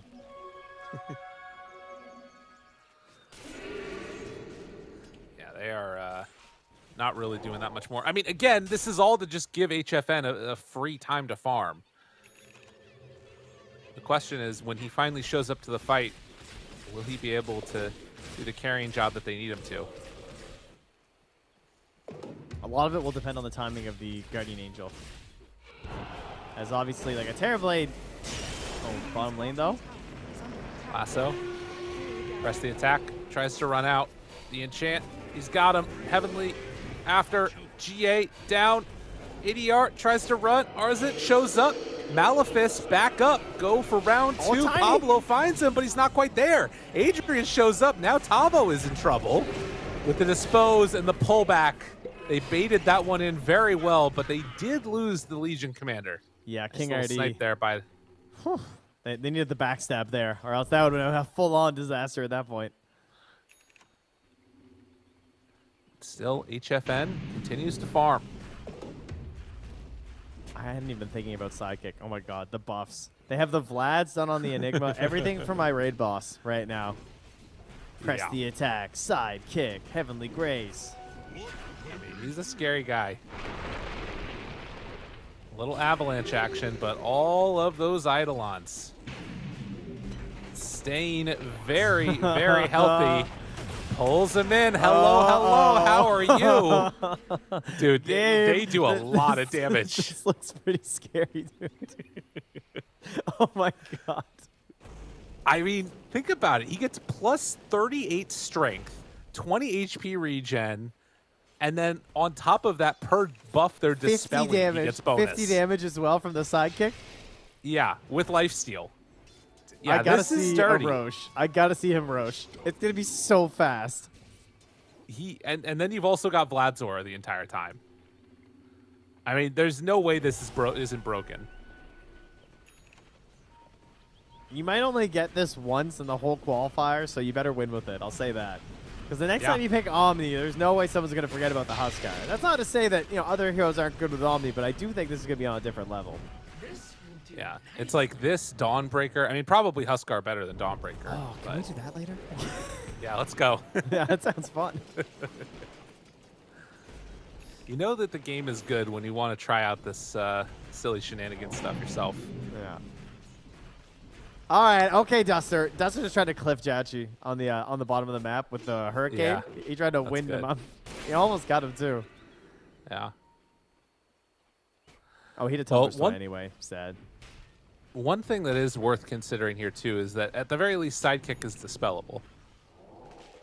So can make use of that with the Ench. True. Yeah, maybe that'll be the big saving grace. Are they going to try and Roche, or are we just going to see pressure onto this top tower here? I am definitely to down see. for a Roche. I mean, the Dire are scanning it because they're under the assumption, like, yeah, they're probably Roshing right now. They're just waiting for that next item first, it looks like. The Halberd, soon to be up. That'll be really good against HFN. Yeah. And the timing that you get out of this Huskar, it does kind of feel like, unless HFN just farms his ass off, they're not going to get the items they need in Radiant's time. middle tower is under attack. No, I mean, that's always been the bane of the Terrorblade, you know? It's people who just, like, take too much of your map too fast a lot of the times. Yeah. True. But if you don't get it, then you're in trouble. Right. For sure. Jackie Tokyo in the mid lane. They're trying to set up on him a little bit here. Mr. King Ao finds him. Toss back comes through on to HFN. Adrian, though, moves forward. Thought about the black hole. Didn't go all the way in for it. And so that initiation will not bear fruit. Mr. King Ao ready to toss back another. It's on the Omni Knight. He gets off the Heavenly Grace. Does not have a GA, though. So Omni Knight dies, and with Exorcism popped, maybe they actually can't go in here right now. Half meta? Go Roche? Abandon the tower. Go Roche. Oh, they Steal want it. this tower. Radiant's middle tower. They're gonna finish this off. Too scary otherwise, I My guess. brain's too big, huh? Radiant's middle tower has fallen. Well, I would like to see some vision down here from Wolf Team, though. Because, I mean, they know, right? They know Mad Kings just want to go grab this Roche. And I really do think this Huskar is going to be a serious problem with an Aegis. You can see they're there, the sending wards. creep. We got wards all over the map today. Yeah, they spot the creep. They're gonna kill it and then head right into it. With meta down, there is no worry that they're gonna come and fight this. No. Yeah, that is pretty fast, though. Yeah, he does a lot of Adrian. damage. Mr. King Ao He Found has his him. Blink. has to use it to get away. Mr. King Ao, gotta run, hide, and will just get out of there. So Aegis onto Huskar. How quick and how much can they get around this map? What are the objectives going to look like? And what are the trades going to be attempted here from Wolf Team? Because they should have pretty good lane control with a Terrorblade on their team and a Boots of Travel Batrider. So that is still going to be an issue. They're trying to 5-man quite a bit on the side of Mad Kings. And so 5 heroes grouped together around the map that can... that's certainly the strength of their Huskar draft here. But if you're just getting out-farmed and out-ecoed, it's not good. They're running the Duster here. Yeah, this is a freebie. Have the duel... Oh, the stomp to slow it down, so no free duel. But will obviously still end up dying here. Obviously. Yeah. They bring him. Oh! Sir? He was all alone. Sir? Sir? Oh my Sir? God. Sir? I mean, yeah, Sir? Tavo is in a little bit of trouble. What? Does they find him? Can't get him. He got life breaks into death. He just got disarmed and died. Yeah. He got soloed by a Huskar. He That is didn't have not mana for Sunder. That is not good. That was 616 gold to this Huskar. Yeah, that was about the worst that it could be for a poor old Wolf team. Because now, I mean, they've just got to cut these waves. Pablo finds him. Dispose. Goes for the unleash. Ready to punch, pummel, chase. Duel done. Radiant's bottom tower is under attack. I don't know. This looks... what do you do at this point? Cry? A little bit. Get Scotty. I mean, that's definitely the one thing. I mean, we haven't talked much about the counterplay, but like TB wants a Scotty anyway, but there's a Huskar on the enemy team, so we're definitely going Scotty. Gonna see that come out for the TB as fast as HFN can get it farmed up here. They're gonna keep trying to split push these sideways. He gets it off in time. RM tries to make his move over, but the silence is enough. The thing that's maybe a little bit unfortunate about this for Wolf Team is Tavo did pop Exorcism, and it's kind of hard to stick around and go for a tier 2 here. That's fine. I think that's okay, honestly. It's still worth it. It's not like you can fight them anyway with the Aegis. They can get some damage on this tier 2. This would be big. Yeah, Yeah, nobody coming back to defend this. They're picking high ground, though. Or Legion is the way this. Legion's like, take that tower, come get the outpost, ITP top. Oh, they already have the outpost. Never mind. They took mid, of course. They will have another creep wave here in a second. Yeah, they actually want to go high ground, I think. Why not? Yeah, they're coming. Here we go. This is the moment. I mean, they need to do something on Wolf Team to stop this. Maybe they try and go high ground themselves. Look at them walk. I think that they're going to need to. Because I don't know if you can fight Adrian right now with his Aegis. Minute and a half. There's too much time. We'll see. But tier 3 tower being hit. HFN still farming. They pull him back low and about to bring him back down. Already dead, taunted. Duel victory. Avalanche trying to interrupt. HFN has got to push out bottom because they're losing Rex. He's going to try and get both of them simultaneously, but this is at the very least one lane of Rex into the favor of Mad Kings. They stick around for more after. And after this Rax bounty, Adrian's going to be close to his Aghanims, and they'll have the duel as well as the life break taunt. So the responses are just going to get harder and harder here for Wolf Team. Yeah, you might have been right about trying to pressure along with that wave in the bottom lane. Didn't really get a whole lot during that for HFN. No, couldn't get that tier 2 either. So one Rax down. The thing about it that's scary is that it's still very close. You take a look, less than 1,000 gold separating these two teams.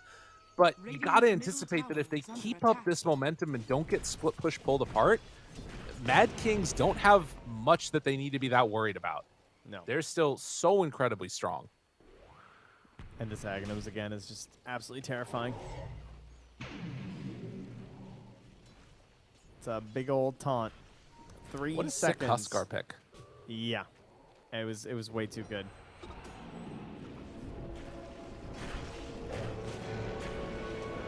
Well, Aegis reclaimed. And I think for Wolf Team, I mean, I don't know. Scotty and Go, right? I guess it's still hard to fight into them. They're smoking after the Aegis expired. They're still looking to punish here, but Yeah, they don't care. Radiant are scanning. Running through their vision here. yeah, good Not gonna read find of the TP. situation by Wolf. Although Duster, Oh, classic. Oh, He's getting he got body blocked. Ah, they Fennec. know. They find another one instead. Tavo's there. Jumps on in. That's the taunt. And moves in for the full kill. Mr. King Ao gets dueled. Another victory for Jackie Tokyo. I think that the decision to go for like the Legion mid against the Bat and then know that they were going for that Huskar last, it was just a really good draft. It really was. There's just so many buffs. It's Dire's middle tower is under it's attack. kind of crazy how they just can't fight them despite being like economically the same. Everything is just full utility of gold on the side of Mad Kings. All their spells synergize so well. The lineup has a clear purpose. It does fall off at a point though, of course, and that Right. point is approaching. You know, got the Scotty. Find True. a good fight. Get one good lasso with this BKB on Bat Rider. Dire But at Can the they same do it? time, if they get wiped here, the game's probably just over. DD picked up by the Legion. And of course, for Arzen, if you're playing in this game as Enigma, you love to have a situation like a Huskar or somebody else that's just Yeah. right in front. Yeah. Never have to be the first person to show. Oh man, that is actually so true. Like the way, because like people's brain, the way that we play these fights is that you get so hyper focused on the Huskar that you're just like, he is the hero. You know, Enigma has not been the hero this game. So everyone's just thinking about how do we deal with this Huskar. Like everyone's doing everything they can to try and finally get that kill, and that's where the positioning mistakes happen, where the big black holes come out. Right. The only thing he really has to be worried about is like Death Prophet and Tiny, at least up until that BKB comes out. Yeah. So we'll see. 21-11, and trying to buy what time they can. This next Roche is going to be the big one to watch. If you look on the graph right now, though, you know, you're sort of seeing this, like, every second that passes, it's becoming better and better and better for Wolf Team. But you got to imagine that Mad Kings, they're not going to stop this pressure. And in fact, they're going to try and force them back into at least defend some tower, or maybe come back to defend high ground if they wanted to push it out fully. They're waiting. Want a quick All right. Roche. If it's an instant Roche, it's great 20-second for Wolf Roche. Team. Radiant's middle tower It is a long under one. attack. Oh, God. Maybe that's better. That's probably better. Dire's middle tower Yeah, that is probably under is better for attack. Wolf Team. In the end. I mean, any Roche they can get is the best case scenario, but, you know, as late as possible could also be all right. And now high ground smoke break. But remember that taunt. Adrian. Oh, good Yules. Still in trouble. And don't know if it's going to be enough to keep him alive. Maybe it will. Walk forward. Black hole only onto one, but actually two. The second one, they got the Batrider. Tavo ends up falling very low, trying to survive through it. The taunt, the kill. No more HFN. And DP And in Tavo, the end is though. going to get ran down here a little bit more. Mr. King out gone. 4 dead. They took down 2, but it was not nearly enough. Well, I thought maybe. Maybe he could help turn that around on the side of the fight. But yeah, Huskar was, turns out, still doing a whole lot in that engagement. It's just so crazy. Like 14-second cooldown, right? Like, oh, he jumped. He can't get us again. I applaud you guys, Mad Kings. Who needs a Roche? True. Dire's middle tower Well, is under attack. Tier 3 tower hit and under fire. Wolf Team, they find one. Taunt. Who's taunting who? Who's caught who? Oh, that The person's save coming from the Omni Knight, diving back lower. Jackie Tokyo tries to escape, and Adrian just blink? going to start laying waste. And in fact, Armlet Toggle tries to survive, moves in, trying to bring him down low. The disarm is there, but they lose the Huskar. Oh, they needed the Roche strength. This is not the way it was supposed to go. Oh my God, dude, are Wolf Team actually going to do this? What is They happening? just lost 3. Oh, Roche at 55. Everyone will be back up for the Roche. Nah, that's true. He did 17,329 damage. Sorry, mine was longer. Yeah, that was all him in that last previous fight. That's more than most of Dire is going to do in this game, in that one fight. That is insane. It's under attack. Mr. King Ao, though, they find him. Oh my god. Jackie Tokyo in trouble. Oh, You no. start bleeding off kills like this. That's a bad death because everyone else is dead and Roche is going to come up while Legion is still dead. And they have an Enchantress and she's scouting. And they don't have Black Hole. Oh, They'll you can have see, meta, though, too. they're creeps in the base. Like, tier 4s are being hit by these creeps. They need But I this don't know Roche, if it's though. going to matter. They have to get this Roche. They cannot give it up. Like, you Exorcism, you meta. I think you just need to do it. 6 seconds. They've got to get it if they can. Dropping down wards immediately. Everybody needs to get here now to, at the very least, defend, if not try and take it. Tavo knows Dire's middle he tower wants need to this, but just also fight. can't pop it. They gotta, like, just fight the Enigma or something. They gotta find one of these heroes that's not Huskar and try and get a cheesy kill. Like, They yeah, smoke with like, 3. run high ground. Just run. Tavo says this is our time. They've got to make something happen, but they're underneath the ward. Wait, they find him. Pablo pops BKB, runs to fight. They get the taunt, but the lasso. This could work. This could work. Huskar's in some trouble. Disarm now. Sunder out. Survives. Gets a little bit of separation. Pablo trying to take him down. The toss back into everybody. Black hole. He didn't find the TV though. HFN still living. Tries to walk away from this one. Adrian survives, and I think that there's too much damage dealt. Mad Kings, they won the fight that mattered.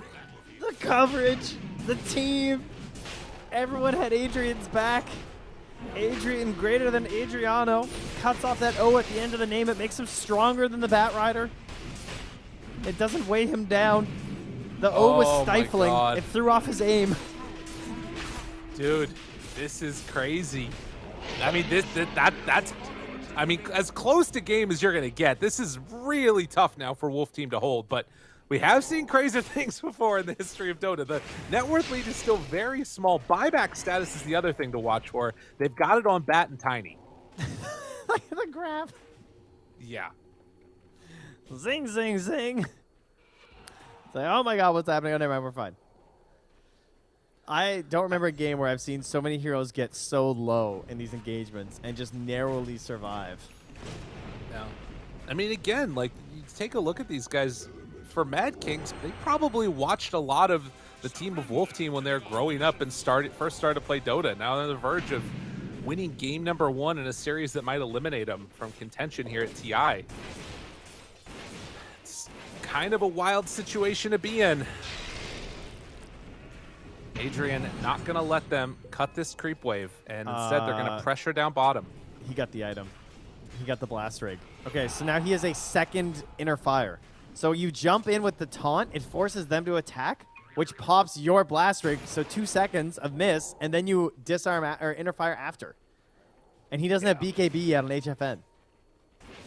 Yeah, I don't know. He can't get jumped. He That's can't be actually the first one to get insane. jumped. He just, I mean, they need to try and disable him for the Sunder, though. That's obviously still the main problem.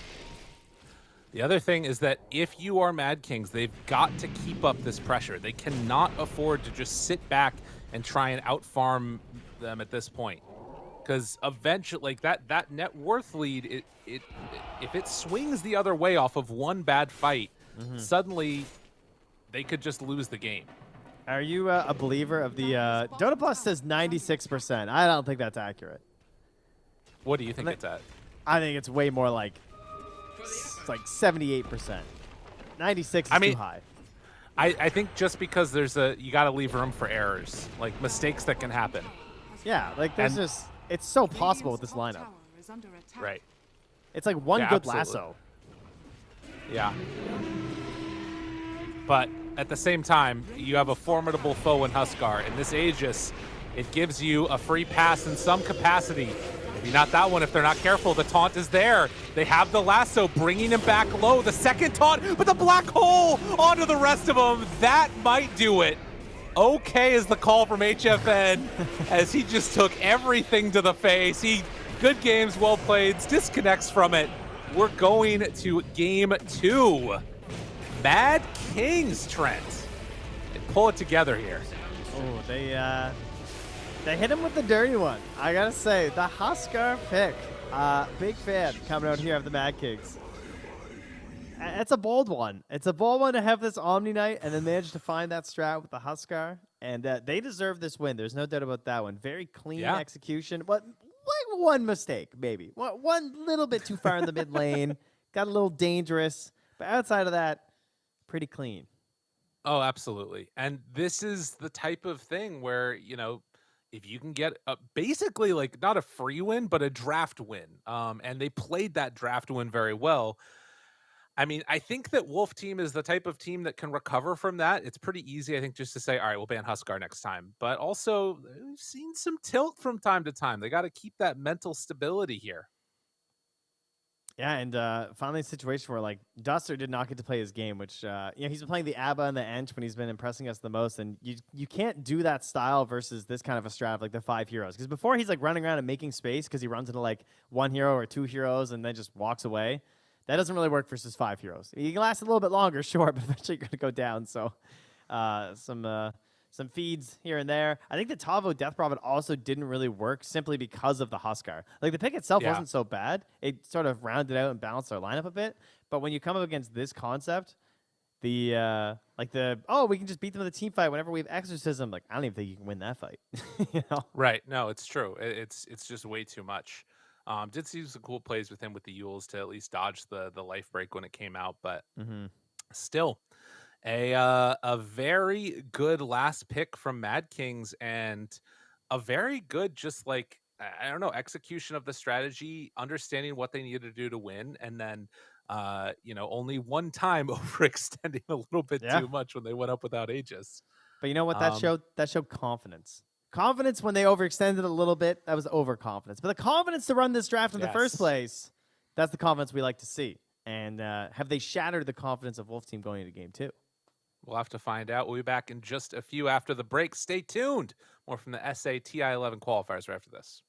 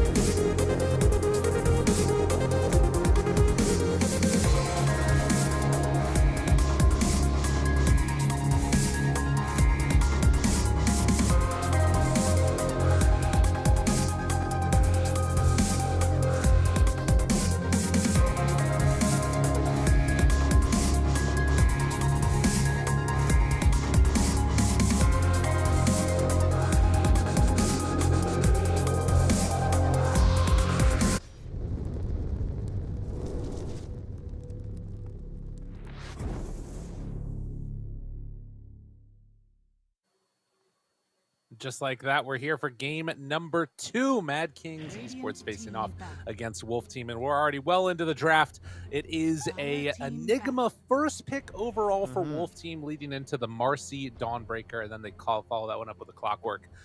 Trent, Wolf Team, like, we're done with it. You don't get to have the Enigma. That's going to be Tavo's hero. That's true. That's true. And we have a question coming out of this phase. You and I, we're wondering, we're going to see the Omni? Is it, you know? Is it something we should be concerned about? Because we were just saying, you know, Omni Dawnbreaker, also pretty cool.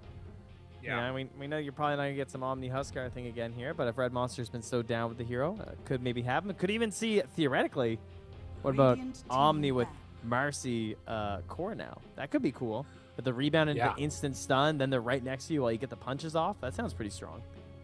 Yeah, I mean, all of these things sound terrifying. I think that no matter what, I wouldn't hate a Marcy Dawnbreaker lane, whatever setup they're in, because that just sounds like insane. Level 2 comes around, anybody is dying. Anybody and everybody. But time will tell. On Dawnbreaker 1, I think is also kind of a neat answer for Enigma in general, because you can actually kill those Eidolons. And I want to say we saw Adrian play that already. He did one game Bloodseeker, one game Dawnbreaker in the last series, didn't he? And we were just like, wow. Because I feel like he played them very similarly. It's all right. I'll check. Wait, now I don't know. Okay, maybe not. I guess that wasn't him. But someone did, and I thought, huh, that was really good. So we'll just go with that. That sounds good to me. No problem, guys. Top tier caster here. Got it covered. Well, Mad Kings, they will have the first pick out of that second phase, and needing to come up with an answer potentially for Enigma. But I think that, like, I don't know, Enigma's a weird one now, because we've obviously talked a ton about how the Eidolons are the main reason you play around it. The black hole can just kind of be that cherry on top. It does feel like if you're sort of relying upon the black hole, you're doing it wrong, but they're still going to go for the Wyvern. I'm not I crazy. like it as much. I was right. Never mind. I am right. He did play Okay. Bloodseeker than Dawnbreaker. I'm not crazy. Okay. All All right. We're good. But yeah, I mean, what was cool about that was that he played it very similarly, and they kept setting up for him with like the chase down. That was the game with the 4 Ember, you know.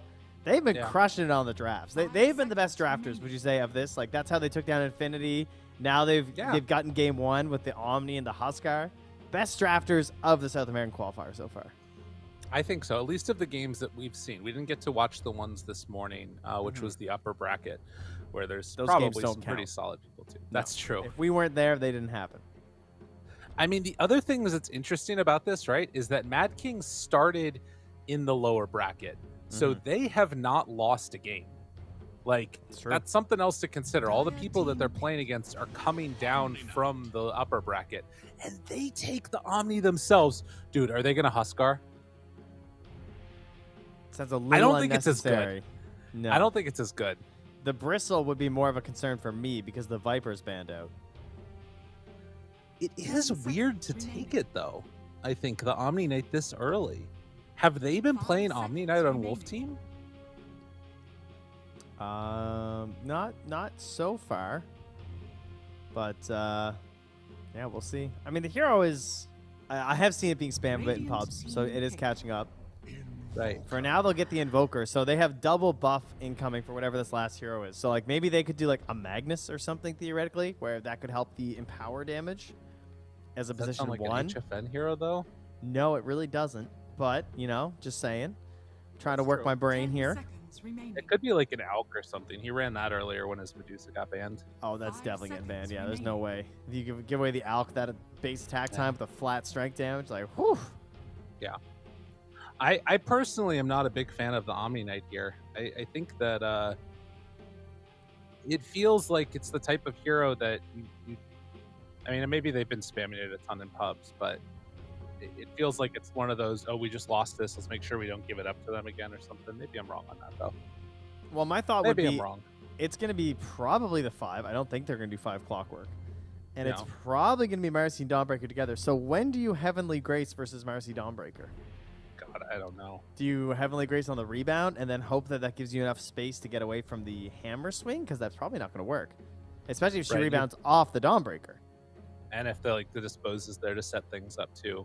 No, it's Yeah. all kind of rough. Headset has Also, run out of batteries, pardon me.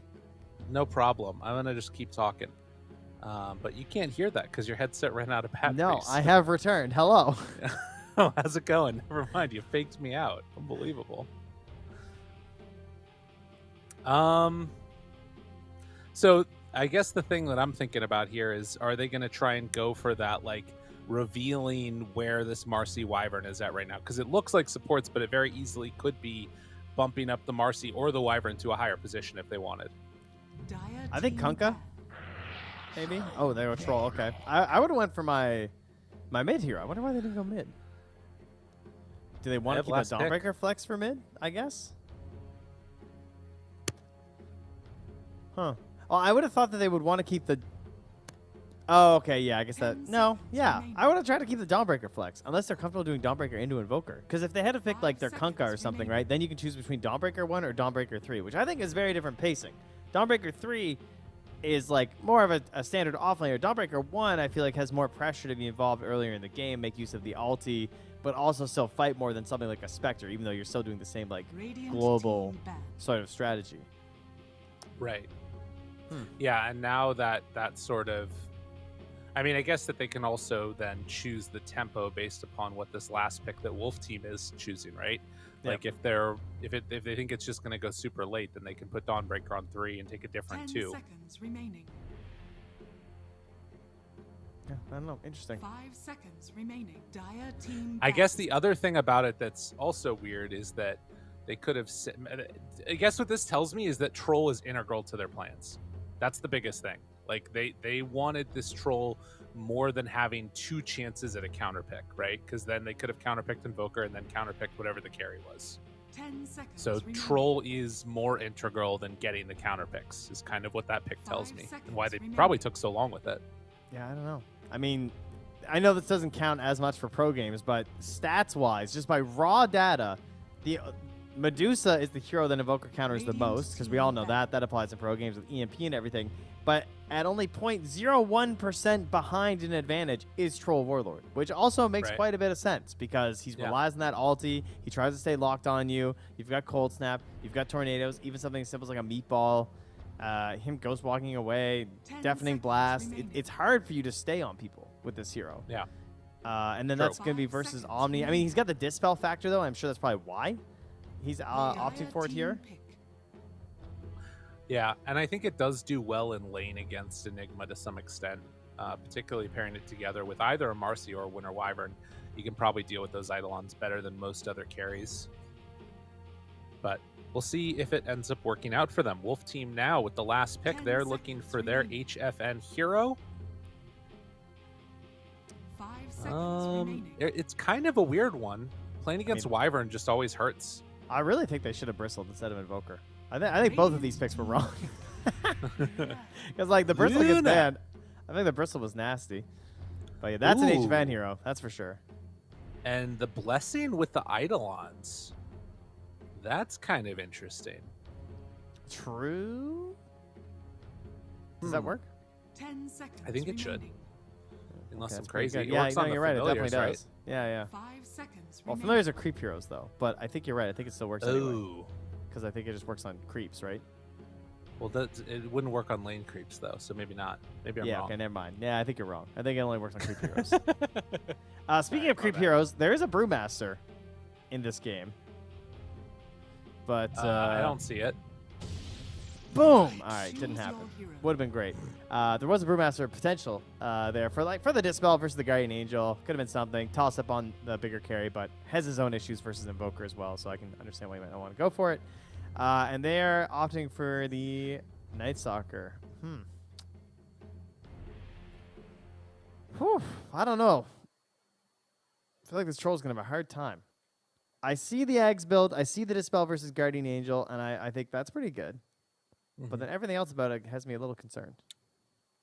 I think that obviously lanes are going to play a big part in this. It is going to be that Dawnbreaker out of the mid, and early rotations are going to be strong. That's going to be something to watch for. Jackie Tokyo has been making some really solid moves around the map after the early phases of his laning stage, and Dawnbreaker is perfect for that. So, maybe there's some sauce there that they could bust out.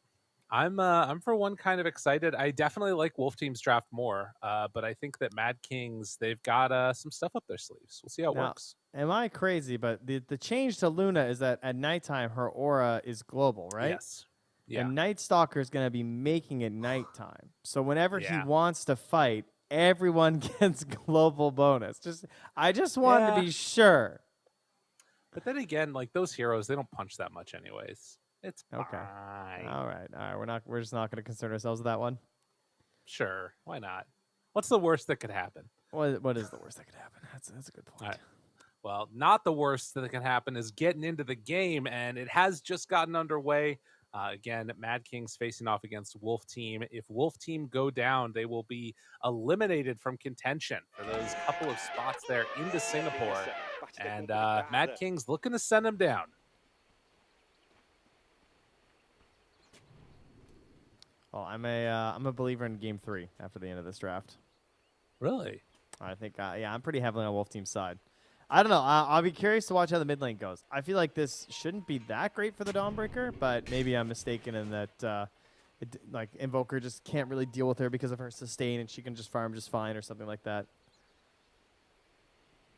Wait, they killed an Observer Ward.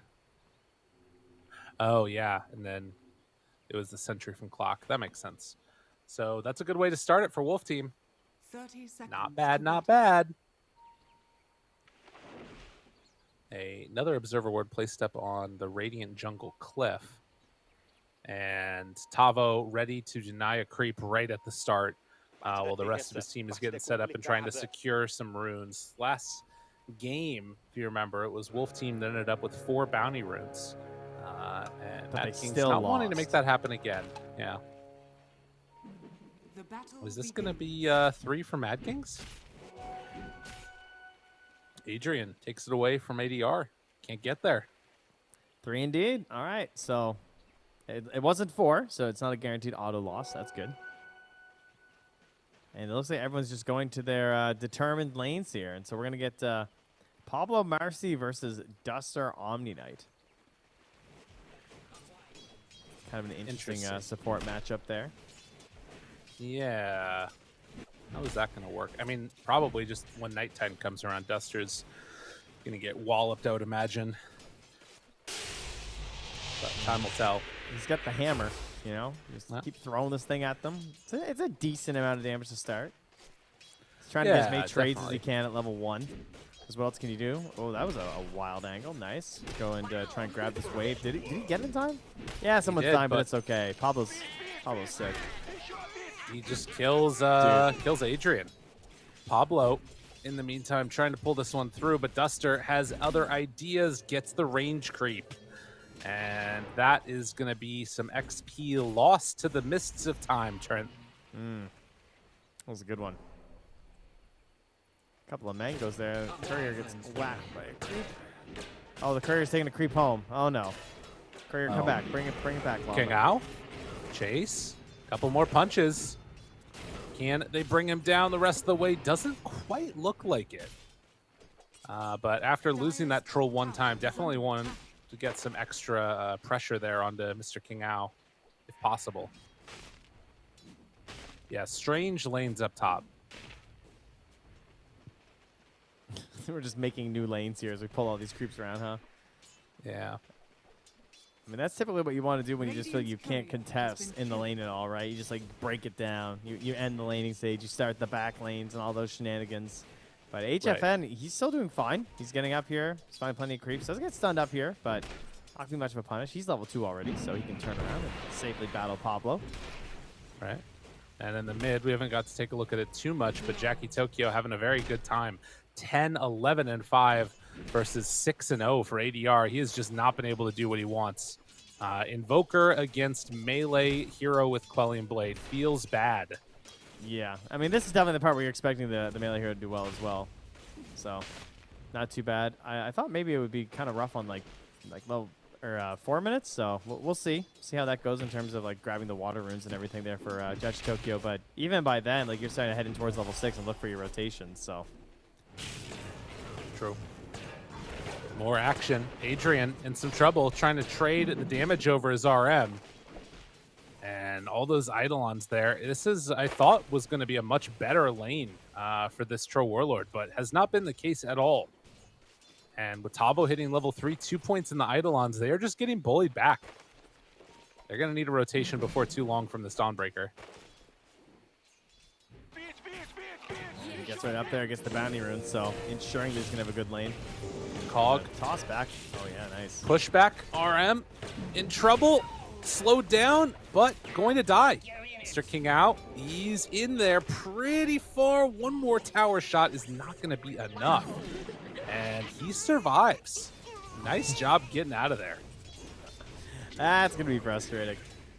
Barely escaping there with the TP. He had given up. He thought he was going to die. And just kind of letting him go. He just tangles to the side and gets out of there. Tavo will take quite a bit of damage though. His arm respawns with both spells cast. Tavo is actually dead. Yeah, and up top, they're also punishing onto Duster. Don't quite have enough for him, but the slowdown onto Tavo, is it going to be there? Hides off in the trees, tries to fog away, but it won't happen. Adrian still takes some punches from those Eidolons, but they got the kill that they were looking for.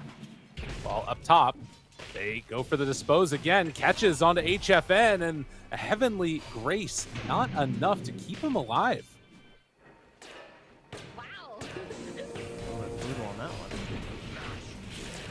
As Adrian gonna die again, just to Mr. King Ao. Yeah, they are not having a good time with this troll pick.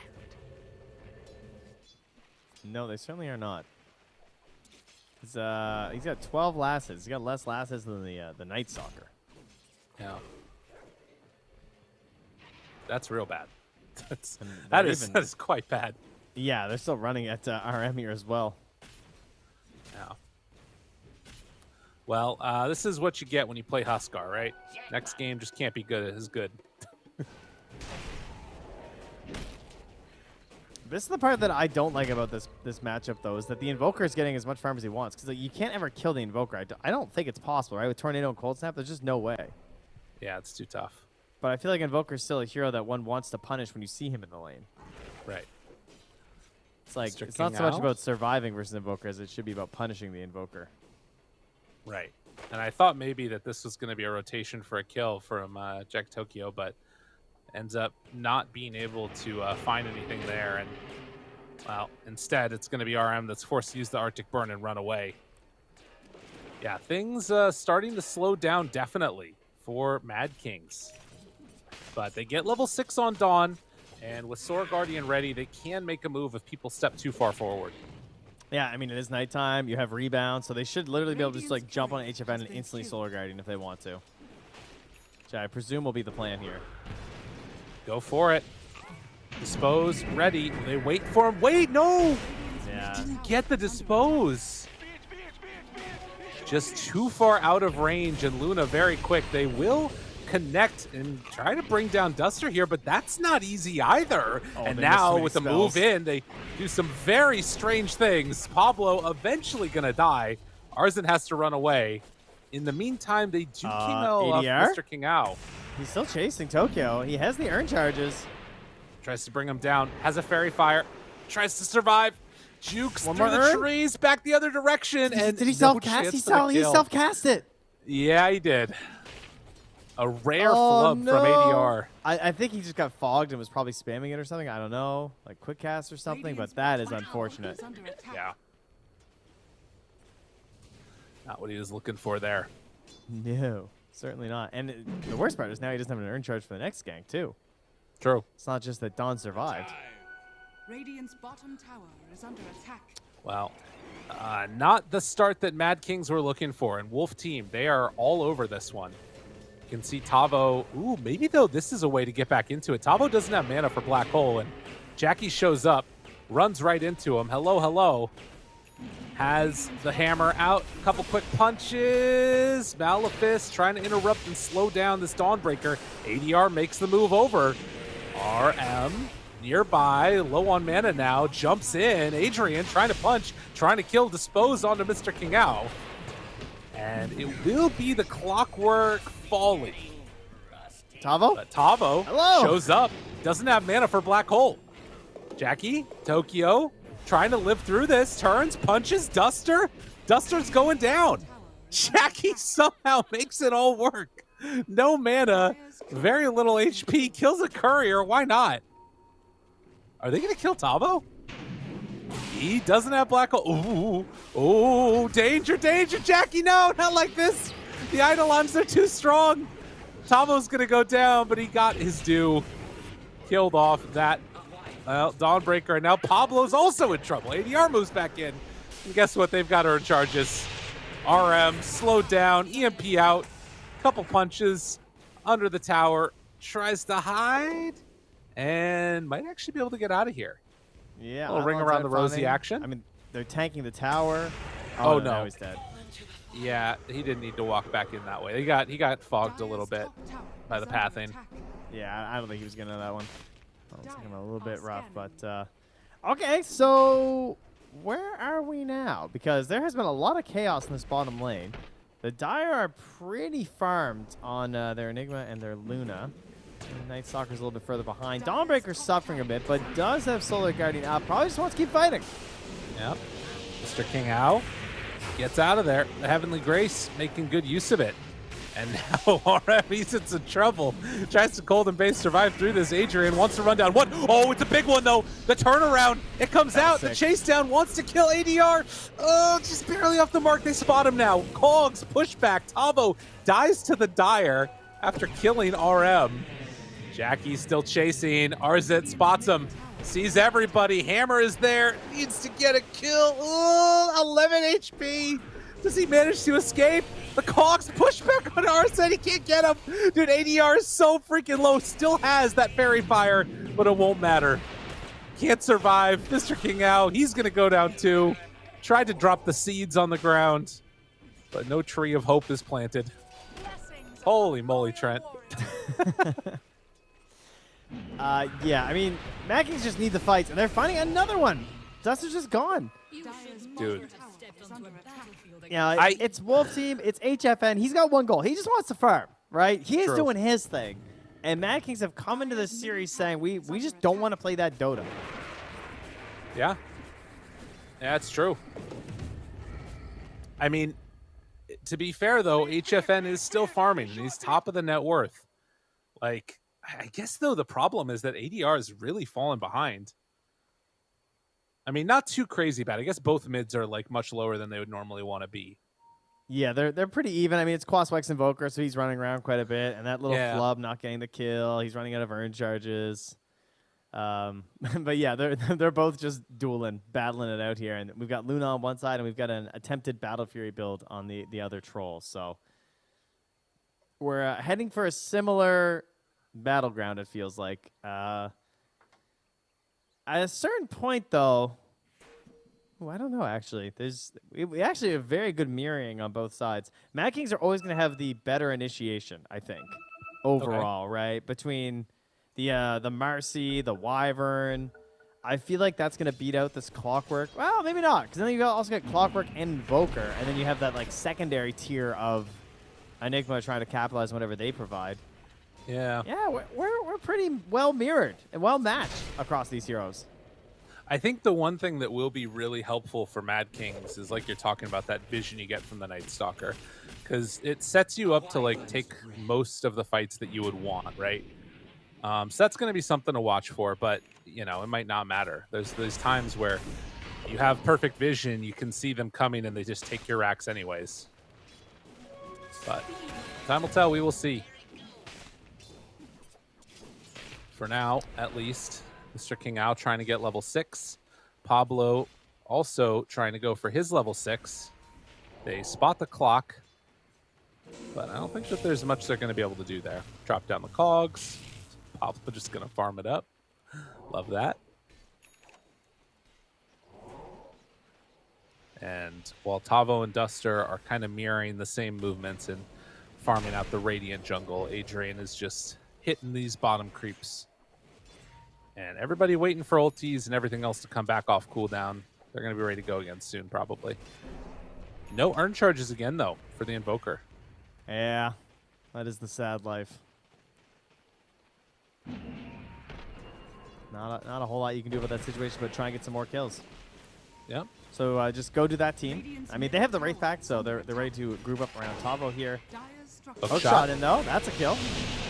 Decide to go for the pushback, and Jackie going to die. Yeah, very well done. Yeah, that's unfortunately you're not getting over those cogs. No. Yeah, the cold snap combo together with it makes it just really tough. Looking for another tornado lift up, but underneath the ward right now is this Invoker. Adrian farming, but will get caught here. Now has the ulti, immediately pops it, starts to beat away. Cogs bush back on Mr. King Ao. Now he's in fairly deep. Pablo jumps in, doesn't find anybody. They still have a Winter's Curse available if things get dicey. And in fact, Pablo, as he gets chased down, another round of abilities come out. They bring down that Marcy, and that gives the Spirit Vessel charges over to Invoker.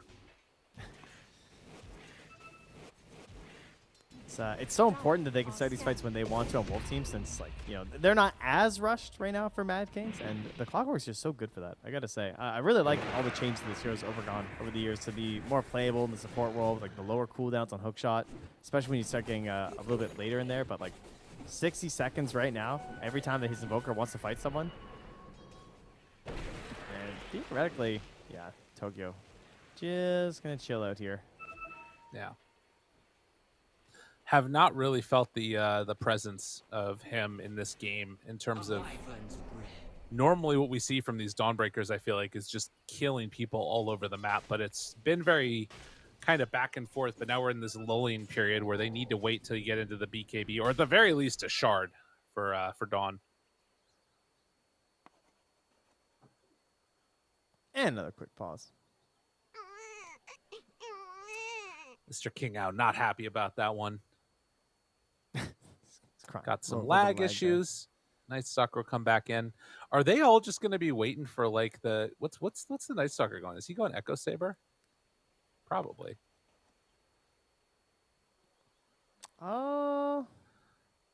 At this point, probably, yeah. I mean, there's definitely an argument to be made for just rushing up EKB because, like, you have Marcy, you have Dawnbreaker. I feel like you could take quite a few fights at this point. But you know, the Echo Saber is also really, really nice. So I can understand that notion there with the Dark Ascension. It's that flat bonus damage. Yeah. Well, some TikToks coming out. The one downside now is not being able to, for the Luna, disassemble that Dragonlance in for the BKB. That was always so nice. Yeah. Sad. That's fine. They're ready to go again. Here we go. Does have that Echo Saber queued up, and Arzent getting closer to it in just a little bit here. But for Wolf Team, it's kind of strange, right? Because they sort of, at this point, I think are happy with just holding on to the map. But at the same time, they don't have like that hero that pushes the objective super easily, right? Like HFN doesn't just want to like walk into the Roche pit and start taking it now. Sort of strange. Spot Duster. Oh yeah, the Echo Saber was actually already done for him on Arzent. Must have been on the courier at that point. Yeah. Where are they going? Mr. King Ao still has an Invis rune for a little bit. Will reveal himself in a second, but they're just heading up through the top side of the map and leaving their own jungle completely alone. And yeah, this is going to leave HFN free reign to just farm up these Ancients. Very nice. And Adrian also farming his. So triple stack for the Luna, but Troll is finally going to start to get online in terms of being able to start to try and keep up and farm at the very least.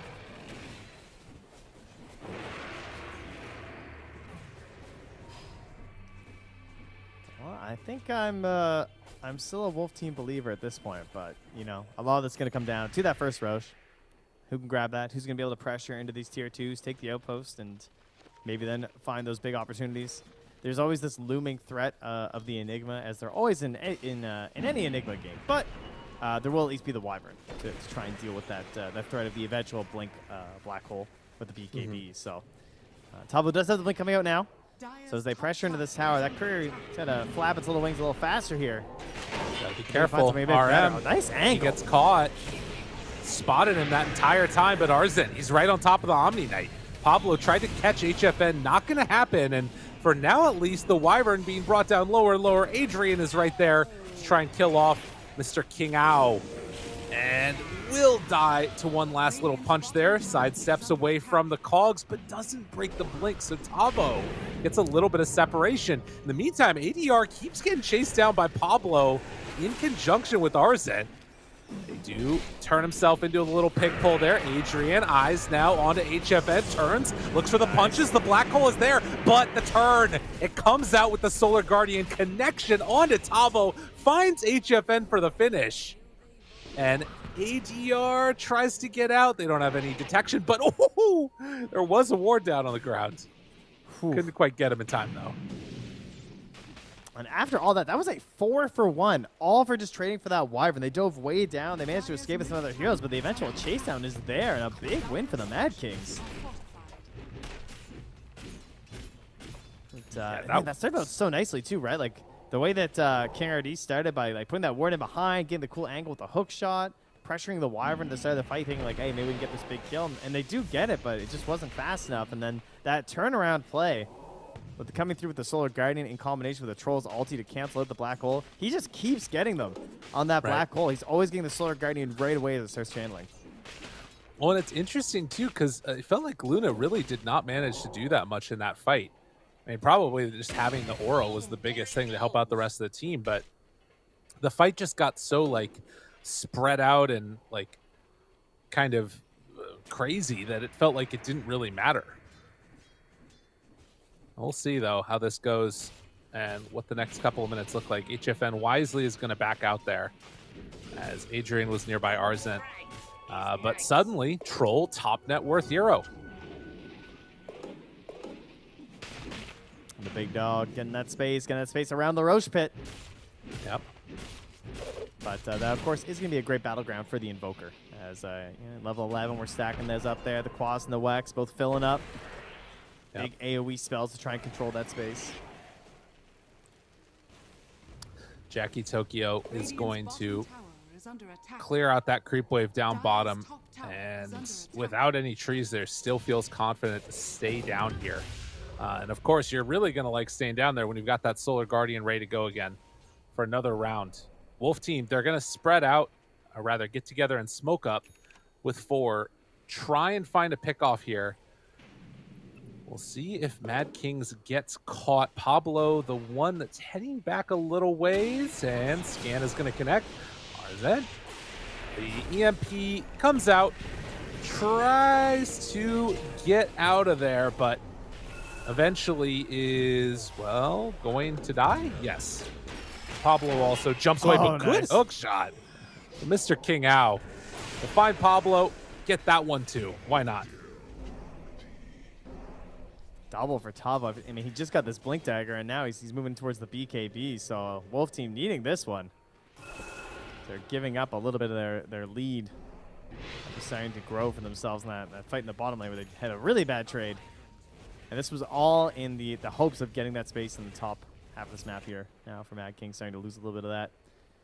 And it feels like Chachi is just kind of waiting for that moment, right? Like, has the BKB now. It's like, all right, guys, I need like 30 more seconds. But now we're good. Feeling a lot stronger. Have the BKB on Troll. So you can see why they didn't want to commit for any sort of a defense there.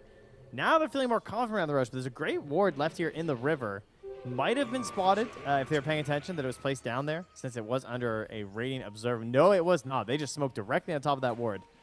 They ping it out, too. Yeah, they know. Will they get punished for this, though? Invoker running around with an Invis rune. Duster nearby. They're going to go for a counter smoke play here, maybe? This is dangerous. Blink Black Hole ready from Tavo. Scan immediately hits. Pablo, Arzent together. They showed RM on the wave. And they find the Wyvern again. And that is going to be most likely the death of the Wyvern into... Are they going to try and fight afterwards? They're kind of posturing around like they want to. This would be kind of crazy. They have great vision. Arzent spotting multiple people. Tavo already brings one down. They're all grouped together. Thinks about jumping. And they find the backline. HFN there, already dead as Pablo. Adrian pops the BKB, turns, looks to control him. Tavo just gets off the ulti. The turn with the Solar Guardian. They immediately try and bring him down. Adrian's still standing tall, but HFN plugs away, continues to fight. And Mad Kings, they just did not need to take that fight like that. Yeah, that was a full duration Wraith Pact going the whole time as well until it dissipated. They didn't have any way they could actually kill it. It was just like sitting outside of the cogs, and it just lived. It existed. It reduced a ton of the damage at the beginning of that engagement. And then even though they managed to cancel the Black Hole once again, it's always these response plays from Mad Kings, right? Like you said, there was an initiation made here from them, but it's not that one you're looking for. They can't find any good play with the Wyvern. There's no real punish coming out here onto this Luna, and now they're into that Roche pit, and they really needed to take this away from the Mad Kings. Yeah, this would have been everything for Mad Kings. And for Wolf Team, I mean, being able to claim this and now play with HFN sitting in front of everybody else with an Aegis, it's going to be very good. But I don't know. We'll see if they can sort of shut down the rest of the map now with this. Huge win for Wolf Team.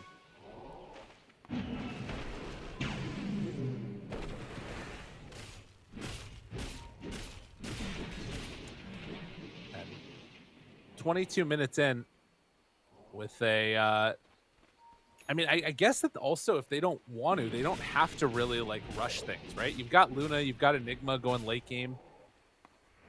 There is always the worry of like Troll kind of taking over and what a winner's curse can do if Luna's sitting next to somebody, but might not be the end of the world. We'll see. Yeah, I guess the question is, getting off that curse with only having the Aether Lens. Not many hopes of a Blink Dagger at this point. Something you might actually want to try and get for RM to maybe... They go for round 2.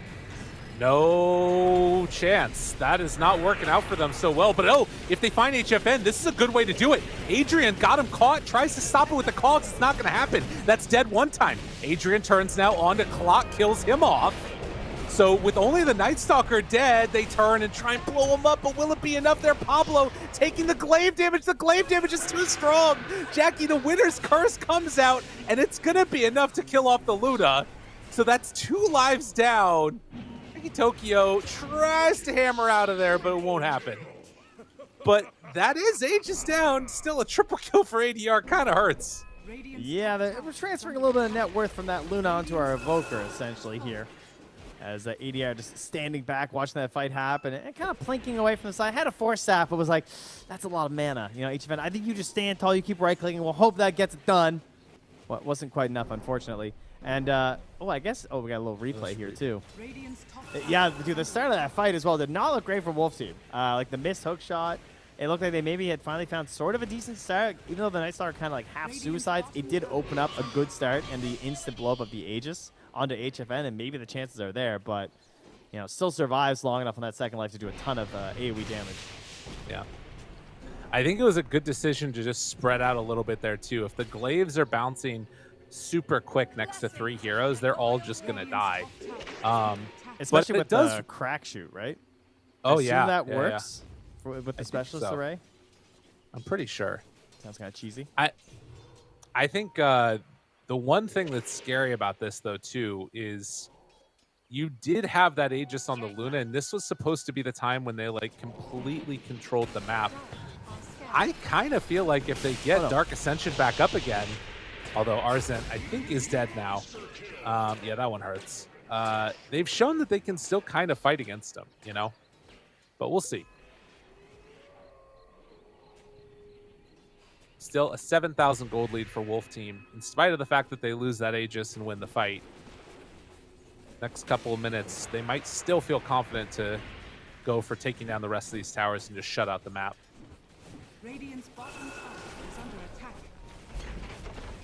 Radiant structures. All right, well, how to recover now is the question for the Mad Kings.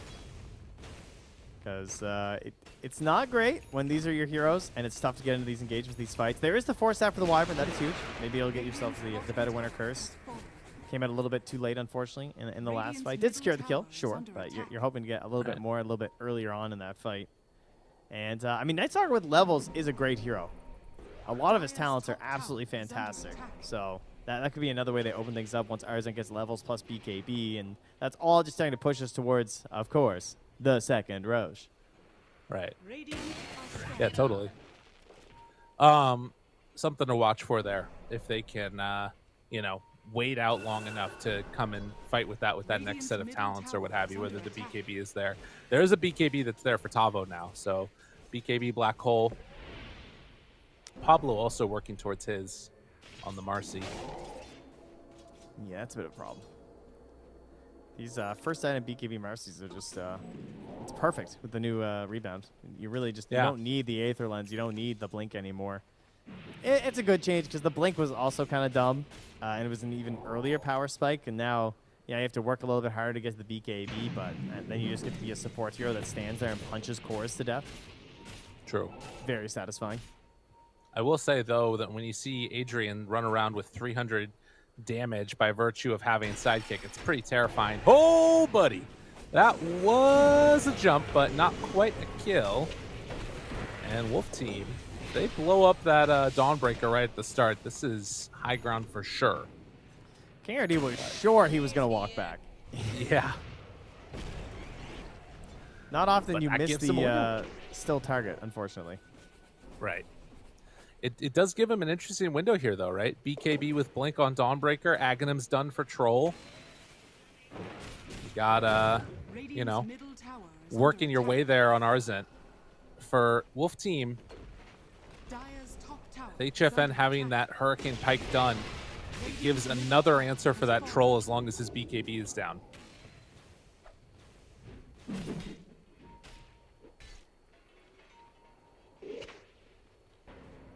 I'm just watching Arzent and Pablo like farming it up here, hoping someone like TP's back or something.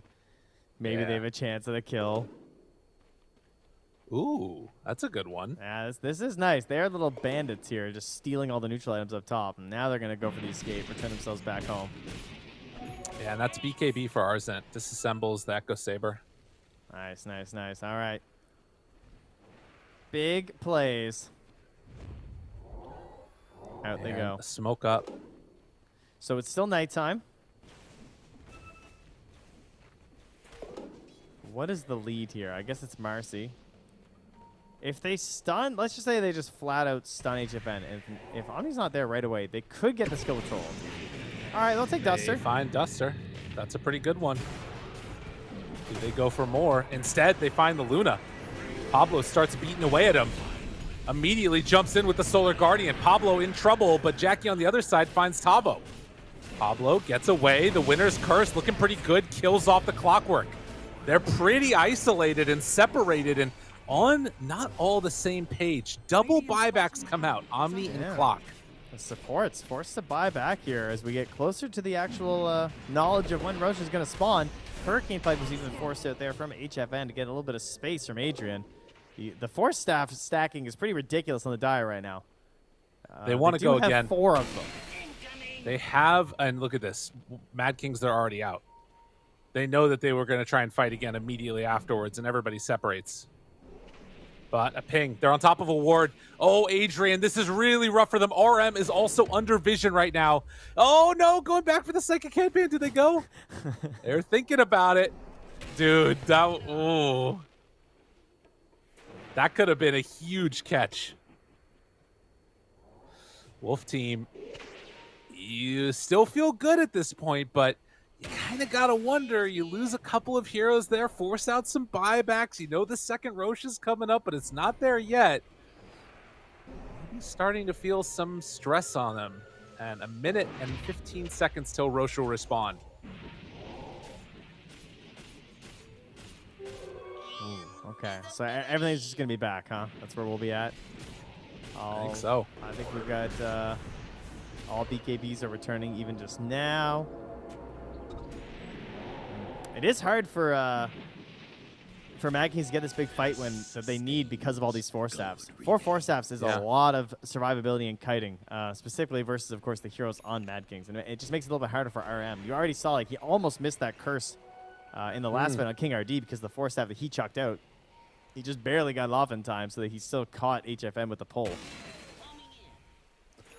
This Lincoln's could end up making a pretty big difference, too, having that on Invoker when you've got Disposed, but the bigger one is that Winner's Curse. Yeah, if he pops that onto Tavo, like, it's just free. Yeah. Radiant's top tower is under attack. Free to do whatever he wants. They did a good job in that last fight of breaking that capability. Radiant scan, it's in the pit, but they don't realize that it's not up. They might think that Roche is being taken right now. Arzent moves on forward. The smoke's not breaking when they get close to the pit. HFN separated, but they see that Roche is now up. Everybody ready to go. And Troll not wanting to reveal himself out of the smoke yet. Creep Wave is pushing. It feels like, all right, so they have the Basher on Troll. They need Troll and Night Stalker to just, like, buddy up. Because if anyone gets silenced by Night Stalker, that's going to force out the Force Staffs. If they get bashed by Troll, it's going to force it out. I feel they just need, like, the 2 of them either on top of the same person or, like, really far apart in the fight so that everyone can't just cover each other the whole time. We'll see if they can make it happen. Obviously, you start grouping together with any 2 core heroes, though, and you know that Tavo's going to be looking. Flare goes out. They see that Roche is up. Going to send the Forge Spirit in. This is always the moment where you can call for one of those smokes, maybe make a game-winning play. There are no smokes on the Dire, though. Meanwhile, Jachi's just, I mean, he's in the ward vision as well down bottom, just doing what Dawnbreaker does best, running down, pushing out the wave, just waiting. Adrian, you're far forward. Very far forward. Lucent Beam finds him. It's not where they need to go. Oh, Mr. King Owl, that is not where you wanted to be. And now, keeping vision, thinking about chasing, broken on Enigma. They break the Lincoln Sphere that was on him. Links out, tries to find that backline, gets it. Solar Guardian comes in, round 2. Tavo looking for a Blink Black Hole. He doesn't have another Blink, though. BKB is already out. Dawnbreaker, separated from the rest of her squad, has to pop her own BKB and tries to run away. But the Corks! Oh, that block off! Oh, that is good! Damn, Mr. King RD. He made up for the missed King Owl makes up for it. And now Adrian still has not popped BKB. Getting body blocked by the Eidolons. Jumps in, Pablo hits nothing. And they black hole to get him all the way down to dead. Dude. Yeah, King RD. Wolf team. Comes through with a hook. I mean, they even had the Lincolns already pre-popped on, or placed rather, on the Enigma anyway. So even if he gets in range there on the Wyvern, it's unlikely to get the big save off. And they are clutching it out here on Wolf team. Just know exactly what they need to carry this game all the way through for the W. And I can't help but think that, like, that Night Stalker going in so far after the missed hook shot, they felt like they could separate the team. And then once the Dawnbreaker ulted, that's it. They couldn't chase anymore. Damn. Well, Roche, it's going to be going to Wolf team. And can throw that shard onto whoever they want. Could be the Luna, probably. I mean, this one's still pretty good. True enough. Yeah, I'm just going to do just that. 5,000 gold ahead of the Troll right now. A bit further off the back of that shard. And then it's 2 more Dire Cores right after him as well, of course, as Tavo, ADR, they're feeling great. Almost into a BKB, in fact, for ADR. So be careful. Winner's Curse on to the Clockwork. Jumps on in, silence onto 2. Wants to bring down 1. Can they bring it? HFN, 4 staff away. So hard to stay on target. Impossibly hard to stay on the target. Omni's dead, though. That's a good one to get. Can they bring down any more? Adrian, he pops the ulti. Finds 1 kill. On the other side, they went after the illusions on the Troll, but they know ADR is in trouble here. Tavo, no Blink Black Hole. 50-second cooldown on it. They take down the Invoker. Just when you thought it was going to be going all good, it goes so wrong. Tavo gets the Lincoln Sphere delivered and still has that BKB. I don't think that they can kill him here. I got him. Maybe they can. He still has BKB, but no TP. HFN up on the high ground, turns it with the Eclipse, blows up Pablo, was there to help a friend. And Tavo blinks in aggressively. Maybe it'll work. 4 staff away. Adrian slowed down the Scotty, dismantling this Troll. And HFN still is going to hunt. He is brave. Not going to lie. I did not expect him to come back. Never leave one behind. The gem left on the ground that gets picked back up. And, I mean, in the end, I don't know if it's a huge win for Radiant, but get rid of that Aegis again. Like, it's about the best you could hope for. Yeah, I considering mean, the state they were in. There was 3 minutes for them to go high ground with that Aegis. That's pretty huge. You got 1,200 gold as well in the Night Stalker. I would say they're pretty damn happy about that situation right there. And, you know, they have to find that fight in that moment before the Black Holes back up as well, because they just have so much trouble dealing with it from Tavo. And you could see, too, the Night Stalker really coming in clutch there. Arzen keeping the silence onto ADR. He goes for the 4-staff play, and as he's turning to Tornado to get them off of him, he just gets silenced again. Yeah. Really well played. You have a BKB done on Marcy. I don't know how much this changes, but it does kind of have that feel that things could swing very quickly. They're smoked up and ready to go again. Night Stalker TP's back home. Tavo's all purple. He's got a pinkish hue about him. Troll steps forward. Tavo gets the stun. Hook shot, back lines. They break it. He's caught. He is killed. Dawnbreaker not able to keep him alive, but they buy back on the troll. Now want to run this down. Force Staff already used. Winter's Curse is going to kill off the Clockwork. Adrian right on top of HSN. Gets Force Staff. Duster right on top of him. The chase continues. The bash. Oh, he switched it over. Rage bash made it work. Adrian wants to chase, wants to kill. Do they have enough damage? Manta dodge, tries to survive. Look at the glaives. It's not enough. Dead for 90. Duster's chased down, wants to TP out. Force Staff over. Gets the stun. Duster dead. 4 gone. King RD buyback? Arzan? He's on him. I mean, that's another one. Does not have a TP to get out of here. Does go for the hook shot. The Force Staff on the other side. Ardzent wears out of the ulti. And King RD will manage to get away. And they But get that the is tier 1 mid. Dude, I don't know. They might be doing something crazy here. What a swing. What a, like, look at the graph. What's insane is that this is off a buyback on a troll. This was like their big hero. This was their guy. And now he dies first. A great hookshot initiation from King RD to stop any sort of a save coming out from the Wyvern. It looked like the picture-perfect initiation, but with that buyback and the chase down potential they have between the Night Stalker, the mobility of the Dawnbreaker with the blink and the hammer, they catch up to you and they punish you. And this solo chasing, like just finding this Invoker and hunting him down with the Night Stalker is so important with this gem. Oh, hook shot misses. Adrian gets through. Jump in, wants to find one. Pablo catches. Duster gets the Force Staff away. Tavo interrupts it. Black hole back up in 3. Tries to TP out. Doesn't get it in time. Had the black hole, but it wasn't quite quick enough. What? Pablo has the TP out, so they all get away? Who's out? Unbelievable. Even game. Even Stevens. Oh, I baby. can't believe what we've seen. Oh, baby. It was down to single digits. It was down to 9% win probability, and they brought it back. We're flipping the coin. Listen, if Mad Kings can make a comeback like this happen against a team like Wolf Team, we're talking a team that's ready to go to TI.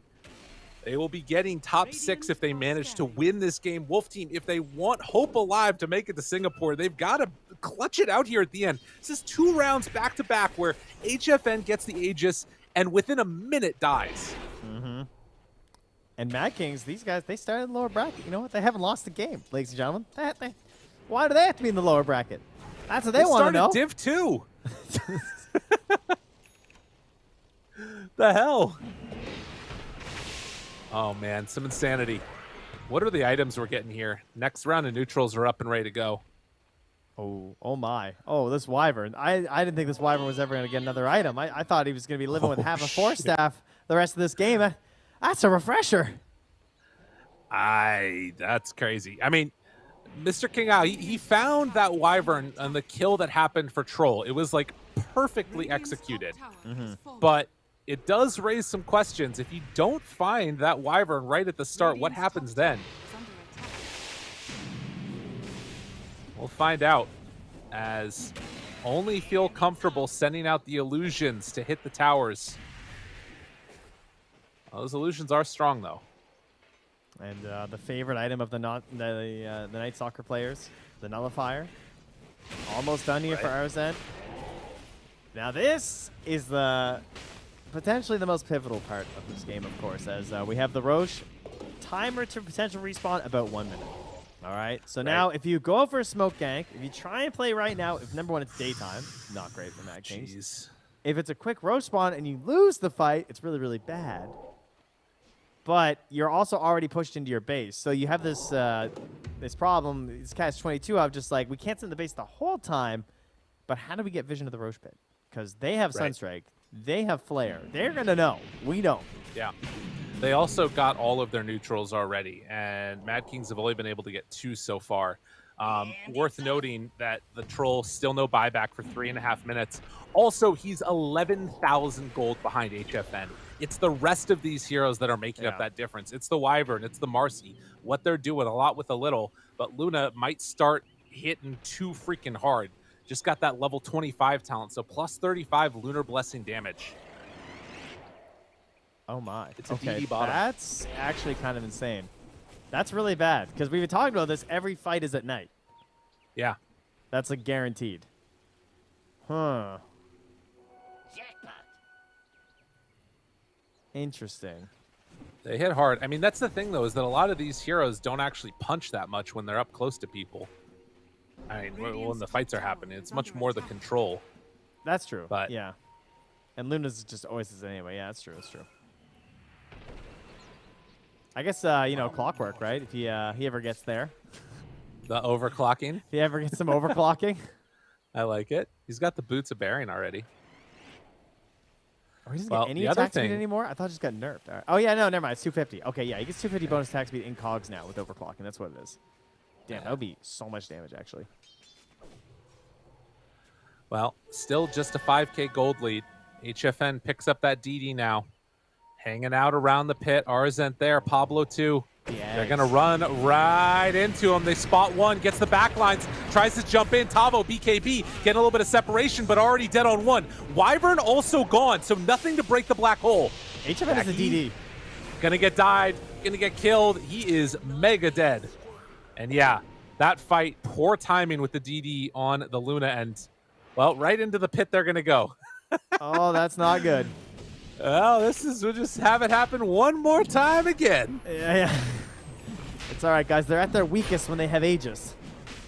They also are gonna get an Aghanim Scepter. Oh my god, Luna's gonna take it. Not Enigma, maybe?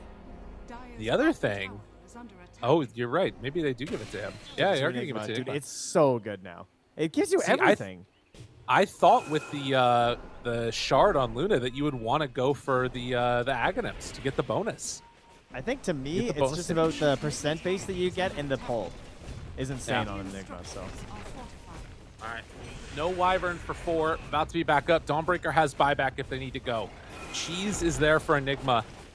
Has that Aghanims already eaten. HFN, as soon as the buildings are dead, they start to drop very quickly. all right, how much do they want to push? They're going for it.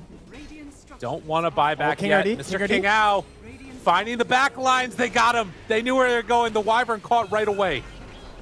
That one will not work for him. Wyvern needs some defensive item. The smoke is going to be the best defense she's got, but HFN has already taken everything. And with no Night Stalker nearby, he's just trying to get the rest of these items for people. Yeah, and his They buyback. got to give him up. He just farmed his buyback too. So understandably, he doesn't want to be there right now. Doesn't feel like this is their moment. They're gonna wait for that bottom lane fight. Oh, but they're not backing up on Wolf Team. Ooh, look at this. They knew they were coming this way, and they're trying to set up on him. Dude, these wards back behind. This is crazy. It's so bad. Dude, they got him. Got to run away. The hook shot almost connects. The separation. This is a little bit crazy, but that means HFN knows that he can just go. They're going to be a wall in front of him. This is going to be megas. They've got to respond to this, and they can't get back in time. RM's coming. Arzent tries to walk through. They get the vision, spot him right away. But Building's already in trouble. Black Hole finds one. Can they get any more? Jackie tries to stop it. Big bunch through, and Arzent actually lives. The buyback comes. Do they have enough damage? Curse. Pablo's there, but they're going to kill off that Omni Knight first. Adrian trying to Curse punch too. into him, doing almost nothing. Do they have it? The bash, the chase, but the 4 stabs there. The bring down, they need a little bit more. Adrian right on top of HSN, and Arzent keeping Tavo away. He's got cheese, can pass it over if they need to, but Adrian, he's already dead for 2 minutes with no buyback. And they're going to clean up the rest of them to boot. Triple kill for HFN. That's going to do it. We're going to game 3. Oh, the wards. The wards were indeed too much. That was excellent. What a play there from Wolf Team at the end to do that wraparound outside of the base. The Mad Kings finally, someone will commit a little bit of regicide here and cause them to lose a game. But they still haven't lost a series despite being in the lower bracket since they started I down know. here. So they're going to do their best now. And Wolf Team, It's true. man, after getting kind of cheesed in game 1 with the Huskar strat, very impressive stuff. Not to take anything away from the win. It was a really great strategy, but it felt like a big draft win. They managed to hold on after things getting a little bit shaky. True. They held out. I mean, like you said, definitely a little bit shaky. I'll say it felt like 2 draft wins. You know, that is Yeah. definitely the case that we got here. One was the Huskar, the other was off the back of, I think that Omni Knight pick was a big part of the reason why they did so well. All in all, very impressed. And obviously both teams played those drafts very excellently. I would be a little bit worried if I'm Wolf Team in this one going into game number 3, because I kind of feel like Mad Kings, when they were sort of behind in the draft, they definitely pushed Wolf Team further than I felt like Wolf Team pushed Mad Kings in game number 1. Yeah. But we'll see. We will indeed. And I mean, heroes that should and shouldn't be in that next one. I mean, I assume the Medusa stays banned. That's probably not happening.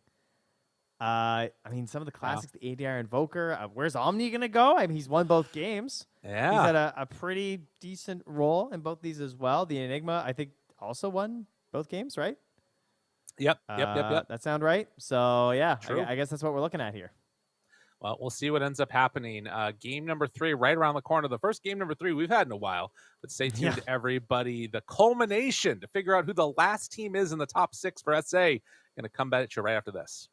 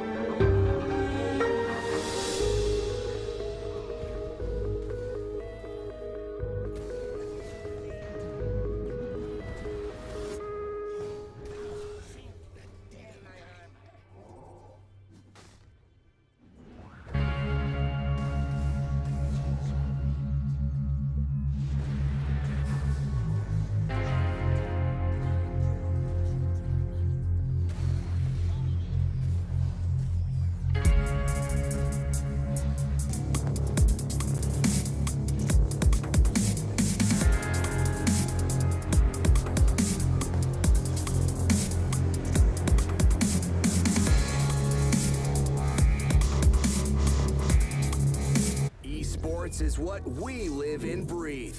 For us, it's more than a game. It's a reality where a group of letters can mean everything.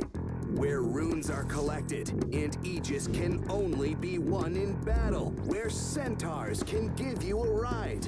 Where the true heroes are those in front of the screen. GG Bet. This is real.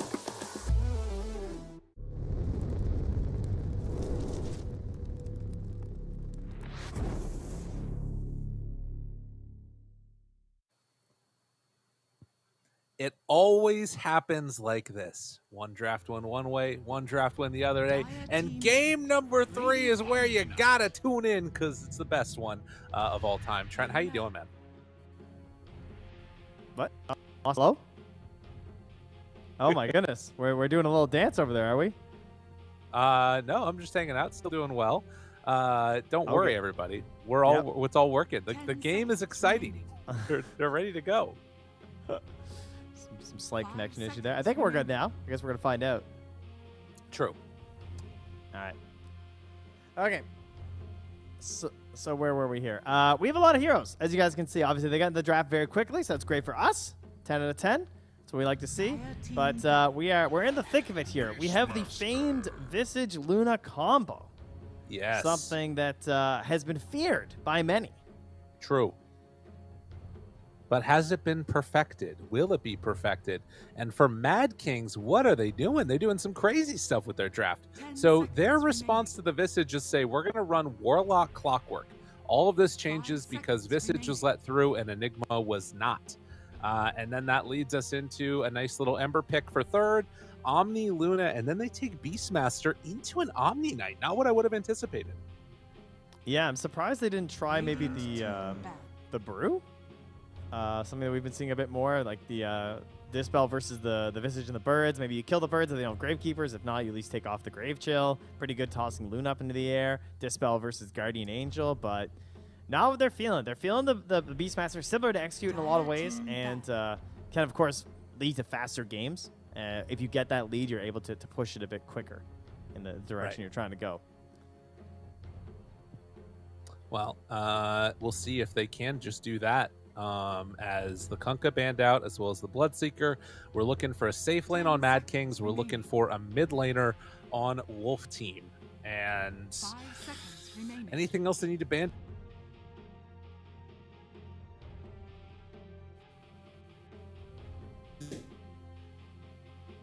Oh, hey. Sorry, I lost you for a second there, bud. Uh-oh. That's not good. We're having a slight issue there.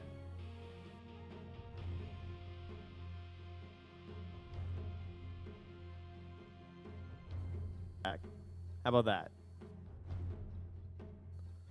Hello? I'll be right back. Okay, no problem. It's going to do a quick reconnect. We'll hear also if I'm still perfectly connected as well.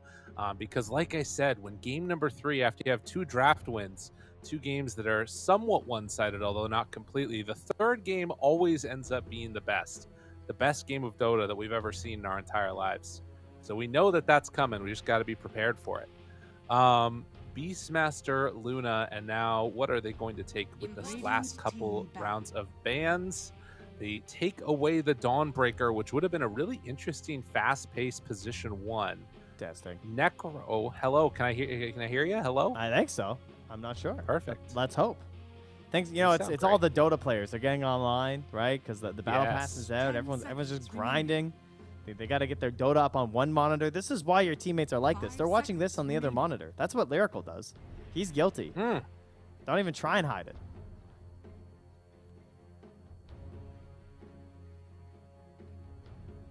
Hello? Hi, I'm back now. I'm not sure what the issue is here. It sounds I like don't know. it could This be is me very too. strange. Especially because it hasn't happened all the rest of the game. Okay. I'm going to try reconnecting real quick, Trent, so take it away. All right, you give that a try there, bud. Dire team pick. We're just we're gonna keep trying a few things here. See if we can make things work. Testing. I mean, I still see the lovely folks there in the draft. And let's see, we got a Storm Band at the end. And with their last pick here for Wolf Team, 10 ooh, they got a couple seconds remaining. choices. Could theoretically do an off lane, but more than likely it will be a mid here. They want something a little bit 5 stable. seconds remaining. They could Lena if they want to, but they need more of a frontline hero. They need someone who can actually initiate, because currently they do not have that other than the 4 tiny. So someone who's just going to get their face in. They could Void Spirit. That's a pretty safe option here. Gives them some jump mobility around the cogs. Radiant I feel like team that's the pick. default pick. They go for the DK, though. Even more default. The most default hero there is. Safe lane default Jug. Mid lane default Dragon Knight. So that's going to be the go-to here for them. Great armor versus the Beastmaster versus the Ember. Just maybe jump the back line, catch 10 that Warlock. seconds Eventual remaining. Shadow Blade to catch the back line if you're having a good enough game. 5 Just seconds very remaining. stable, I would say, if I had to describe one word to describe all of Wolf Team. And with their final pick, You may now select Mad Kings your will grab the heroes. Terror Blade as well. Terror- Oh, yes. The Hey, bud. Terror Blade. Yes. Amazing. Good versus the Luna in terms of like grabbing the aura, but the other ideas in terms of like general game plan, not what we've seen from Adrian so far. Adrian's been much more aggressive on the majority of his carries. We've had the Bloodseeker, we've had the Dawnbreaker. He's getting in there. He's in your face. Even with his troll, he was like in their face too. So Absolutely. yeah, we'll see if his Terror Blade is a little more laid back, or maybe he goes like Dagon Armlet. There's a possibility. I don't think a high one, but is a possibility. We will see as we get ready to go into this, and I think that hopefully our issues will be resolved. They should be. They definitely should be. Mr. Trenster, Yeah. the DK, is that just going to be like the answer for the mid lane? Try and mess with this Ember constantly? Do you like that pick? You know what they say? His coconut gun can fire in spurts, and if he shoots you, it's gonna hurt. That's what heard I that. know about DK. I've heard that Okay. several times. I don't know if that is the shard yet. I'm sure it's coming. Huh. Right. I do like it versus Terrorblade. If you get a good breathe fire off, that's kind of hype. You know, a lot of damage reduction going cool. on there. And he has one Yeah. job: initiate, blink, stun. He's got it. He's Dragon Knight. Simple. A big change from his Invoker last time in terms of the complexity of the hero. Sometimes you got to tone it down a little bit. You know. True. Bring it down to earth. Well, all you fine folks out there, we've got game number 3 underway. Again, winner of this top 6, it's top 3 to get to Singapore in some fashion or another. And one of these teams, one of the ones that I would probably, feel more comfortable betting on for the spot on it. But let's see as we get ready to head into this game at number 3. And I believe all 10 heroes already smoked out, heading across the map. See what happens here. It is time for the final match of the night. Here we go. Dun, dun, dun. It's a long one. We've made it here. These players, they want it bad. They don't want to go home. They don't want to be done yet. We still got a couple more days of Dota. They want to be here for it. True. And to start things off here, we got our classic scouting of the wards in the mid. Doesn't look like anything's been figured out quite yet. Just a high five, a good luck handshake here between Arzan and King RD. Love to see it. That's what you want to have happen. Yeah, I mean, I think that the other thing to think about more generally and how these teams are approaching this, in a way, it feels like for Wolf Team, they already had felt so bad about dropping down to the lower bracket, and it feels like they've kind of finally got their feet back underneath them here. I wonder if Mad Kings, there were moments where they could feel that victory coming and were like, hey, we might actually be able to do this. Get a little bit too far forward in a couple of these fights, end up pushing their advantage too much and get punished for it. For now, at least Pablo, though, is just going to run right in. Big old axes run through everybody. Tabo brought down somewhat low, but the Heavenly Grace, it won't end up mattering. And just a full-out brawl. Pablo, does he die? Oh, hide away, but there's nowhere left to go. And instead, it's Tabo that gets first blood. Did he Mr. fairy King fire? Al cleans this one up. He fairy fired and salved at the end there. Yeah. Oh my god, that's so expensive. That hurts. Yeah, that one hurts. Partida complicada. Man. So what is that then? Wolf Team get 1, and then Mad Kings get 3 bounty runes, but they also give up the first blood. Well, and we're just we're back at it again in this top lane, huh? Omni and Luna doing their thing, battling up versus this time a Beastmaster and a Clockwork. So last time the lane, a lot of lanes were just getting pulled apart. Pablo was just grabbing with the Marcy, pulling the waves off to the side, and now camps are blocked, so we're just going to see that again here as well. Both supports just running. Yeah, they know what they want to do. And it does look like Pablo's thinking about doubling up this wave here. This is interesting. Yeah, you can't draw aggro there, buddy. Okay. Not sure what's going to come out from that, but we'll see what the final setup looks like once the lanes meet each other. And in the meantime, in the mid, Jack Tokyo takes a couple of tower shots, a third there, actually. Wasn't able to draw off that aggro, but still playing up in the face of DK. 5 and 3 so far versus 2 and 3. Intimidation factor, you know, showing that the tower shots don't matter to him is the plan right now. Love to see that. Secures that? No. Can't quite get it. Duster gets the deny. 0-2 so far on this this Omni Knight. But you can see that across all the lanes, things going pretty freaking well, most especially for Adrian down bottom, who is going to have a good time here, right? Like, anytime you've got a Warlock in your lane, you're just going to spam out the heals. Very hard to deal with. Yeah, there's a chance that you could die at like maybe level 3 on the Tiny if they go for some sort of a Ava toss and Soul Assumption combos, but overall, I think it's going to be relatively all right. No. Right, and it's the type of dynamic where if you do manage to all in, you can maybe kill, but any of like the slow, steady burn is not going to be as effective. And if you miss out as well, of course, then you're going to have the meta turnaround potential as well with a 0 armor support, which can be kind of scary. True. And, you know, also extremely low armor core hero at this point before you have the Gravekeeper's Cloak.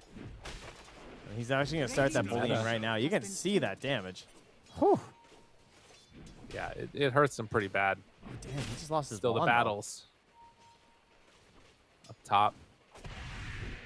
They try and turn a little bit onto Arzit. Catch there with the cogs. Double axes go back the other way, and as soon as the axe charges are on him, they get taken off again. Nice answer from Duster there with that Heavenly Grace on both of them. Oh, that's actually really cool because, like, I mean, the Dispel doesn't actually matter that much, I don't think, but getting the bonus strength and HP regen per debuff is pretty annoying. Like, you actually don't even want to hit them with the axes. Yeah, it ends up being pretty hard to deal with. Definitely. Oh, that's so annoying, Mid actually. lane. You can see Ember still standing pretty effectively in this lane and out CSing 40R. Will still need to eventually probably make some rotations to help out these other side lanes, you would imagine. The classic. Particularly if Luna. The enemy mid rotating versus Dragon Knight.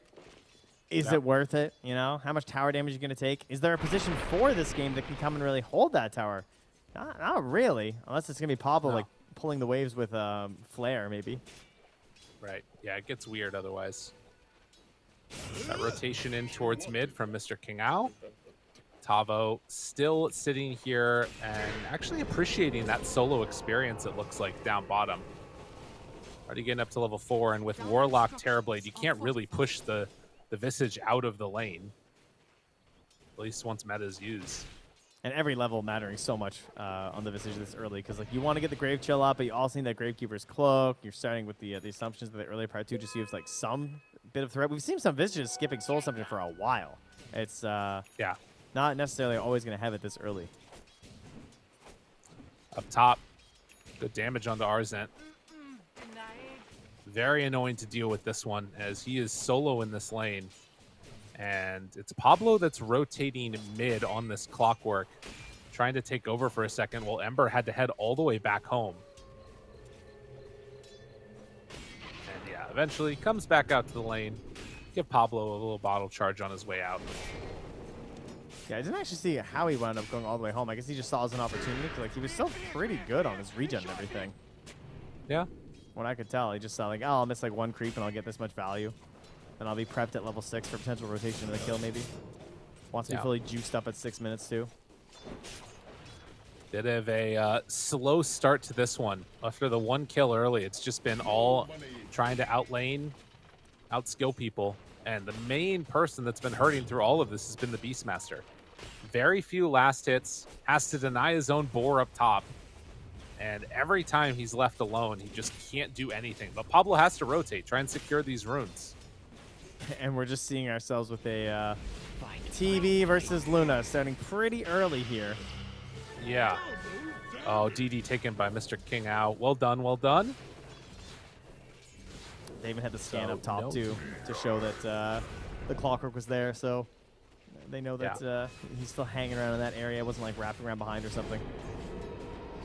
Well, Adrian going to try and get some good damage onto this tower since Tabo hasn't quite hit level 6 yet. As Metamorphosis wears off, he's going to leave that one to be. And to be honest, once 6 comes out, Adrian probably wants to leave this lane. We'll see if he decides to stick around longer or not. But it could get a little bit testy. Like, you hit 6 on Tavo, and particularly with a Tiny right here, they could make something happen. Yeah, that's what they're waiting for. That's why he's giving him all the XP. You can see it's not split the same. I'm mad. Yeah, and they move on in, find RM. He's dead. They might get more. Oh, they miss on the toss back, though. That's one of those things you got to be aware of for Mad Kings. Yeah, it's a lot of XP early for a Warlock. But, you know, TV always happy to head to the jungle, I guess. So it's, you know, not the worst deal compared to other carries in these situations. But they had to get that toss back. There actually was a chance of a kill with both drops still being available right now. And they're bringing the DK. They are taking this tower. They're saying, we want this thing down now. They're running in behind. They're making sure there's no TVs. He didn't even need to come down here. Now ADR is turning this into a bit of a gank at this point, hoping that he can actually find the TB because he smokes up. King already smokes him from behind. They're going to run through the illusions and run into Adrian now. I mean, I feel like this doesn't work. No, body blocks now are in too. Yeah. I mean, to me, that almost looked like it was just a moment of, okay, well, we're down here. We might as well. Oh, no, Adrian. Dude, he just walked right back into Mr. Kingao. I guess that without a DK nearby, they can't go for anything there. 8-minute rune. It's a regen. Oh, my God. And they'll sneak that one away. But, yep, Terrorblade down underneath the tier 2 tower. Has stick charges. Wants to live. And actually is going to be able to. In fact, it's Tavo. He's the one in trouble. Got the They XP. get the finish onto him. And the Sunder. Nice. How much damage did he just take from the tower? 819. Okay. I was going to say, I don't think they really hit him. No, they really did not. Interesting. Wow. Yeah, a little bit back and forth when it comes to some of these calls here. But you can see HFN, after Beastmaster is getting that level 6, decides to leave the lane as well. And this is going to be the Helm of the Dominator done. Ooh, and finding a troll right at the start. That is super nice. All right. I mean, Hawk's in behind on the tower. Gives you the knowledge that there's not really anything there to contest. Gets brought down very low. TP's back home, but wants to remnant in for round 2. Pablo still underneath and getting away. But it looks like they're going to be fine. Ooh, great ward in the mid lane as well there from Mad Kings. This gives you so much information. It's fine, like the couriers coming in, going back out, showing where people are in the fog because of that, who's still lurking around, showing the Omni Knight rotating back and forth through there. Well, stun is there for round 2. Avalanche tries to interrupt. Couple more punches. The Flame Guard. It's enough. ADR gets the kill. Guess the ward wasn't enough, huh? Best not. They bring him down. Very frustrating to deal with. But as we said, Arzent, with that troll creep, does manage to take down that tier 1 tower. Pablo. Who is this Luna? Mr. King Ao. He's actually dying to the tower. He's dead. HFN That was not here. the thing he thought it was going to work. And 3 points in upheaval means they're very slow, but they still kill Pablo, and he just walks right into him. The rotation. HFN finds a DD rune. And Remnant forward. Tries to catch him. No points in the bolas, so Searing Chains was not available. I'm still not. All right. I'm so surprised to see HFN and Adrian here. This is not the usual stuff, but I mean, the catapults here, they're trying to do Visage and Birds right now because they're in the mid lane. So like it was daytime. Like Luna's joining. That was kind of cool. But now she's back to the jungle. She had a DD. I wanted to actually join in. And I guess no one's getting a tower after we have like 10 heroes mid. Is that what I'm looking at here? I guess so. It's a little bit strange. Arzent might lose his creep if he's not careful. Creating all those skeletons, tries to punch into him, does some good damage. Isn't going to be enough. They've got Roar available, but Arzent, he's just going to die. And he loses his creep along the way. Maybe not. Okay, upheaval. Upheaval. I actually can't believe I just lived. What is happening, Trent? What's going on? Upheaval is apparently the greatest spell in the world. That's I mean, who didn't know that, frankly? True. Yeah, seeing it maxed out. Who needs Fatal Bonds? The other interesting thing so far this game, too, is Duster, he skipped points in the Hammer of Purity this time. I guess because he wasn't trading as much as compared to, like, versus Pablo's Mercy last time.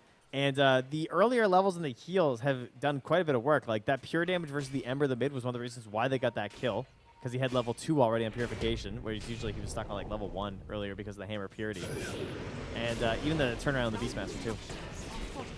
They thought about dropping the Golem, but instead just drop the Upheaval. You're not going anywhere, ADR. He is stuck in the bog. Everybody's going to be so slow. HFN showing up, TP's into this one, but the Golem is there. He waited on it for so long. Immediately kills him off. Tavo's got a run hook shot in. Pablo, he's caught them all. Oh, the pushback on the cogs. It all starts with the Upheaval. The greatest spell in Dota 2.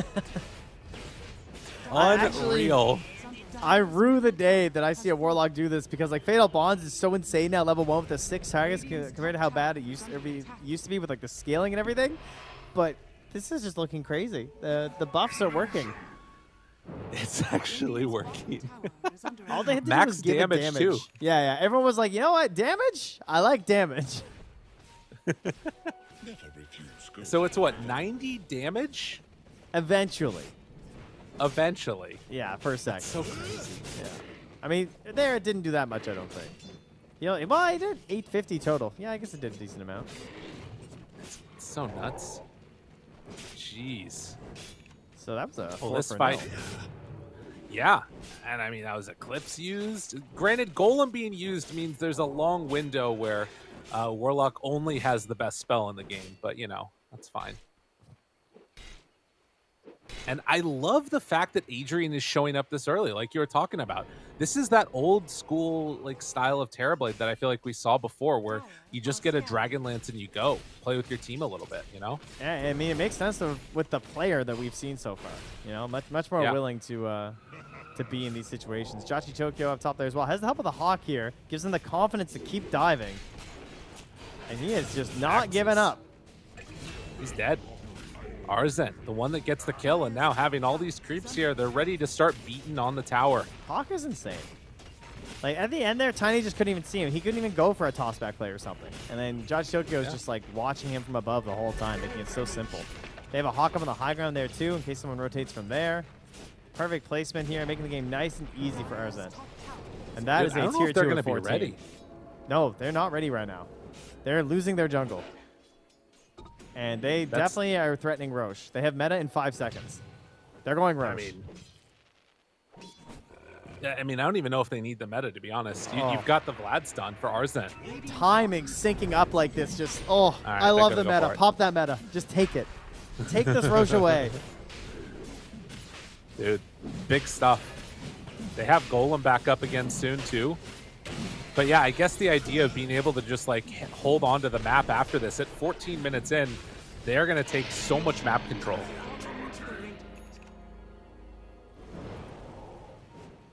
It's interesting, though, because if you look on the net worth graph and everything else, still heavily favored into Wolf teams' point of view. Oh, the win percentage? The game's a believer, Yeah. huh? It sees that Midas on the DK, and it's like, oh, yeah, that's paying off. I think also, yeah, the experience differential is the other big thing that's going on here, where you've seen a lot of 5-manning around the map by Mad Kings. Will that come back to haunt them later? It's a 3,000 gold lead, but XP going very much the other way.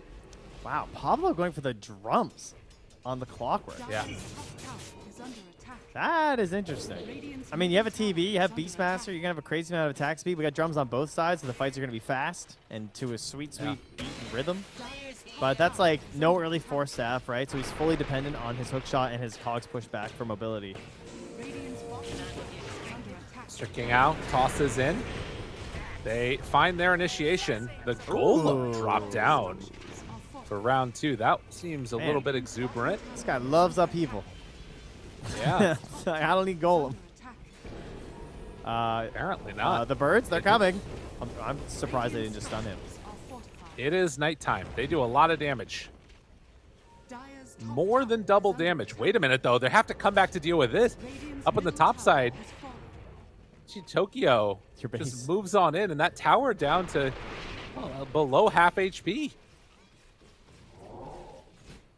But Tavo does get the mid-tier 1 tower. All right, so if I'm a Mad Kings right now, I'm thinking about my Helm of the Overlord, which is done, just finished up now, and I'm thinking about my Scotty for Adrian. That's going to be the other big one. I feel like Jachi's BKB, that will be coming eventually, but that's a pretty big jump from there, and he's kind of happy to play around. But I feel like the Scotty's a realistic, like, next big fight scenario. This is not going to be a high ground Aegis. That would be, I mean, maybe it is, I guess, if they win some crazy fight, but that would be probably a little bit too rushed at this point in the game, I'd say. Yeah. That's true. Could turn into something like that Huskar game that we had in game number 1 if they do get an opening here, though. We'll have to wait and see. But for now, stalling out, trying to farm up, take over where they can, and build into those BKBs, as well as the Scotty like you're talking about for Adrian, who does have his second component completed.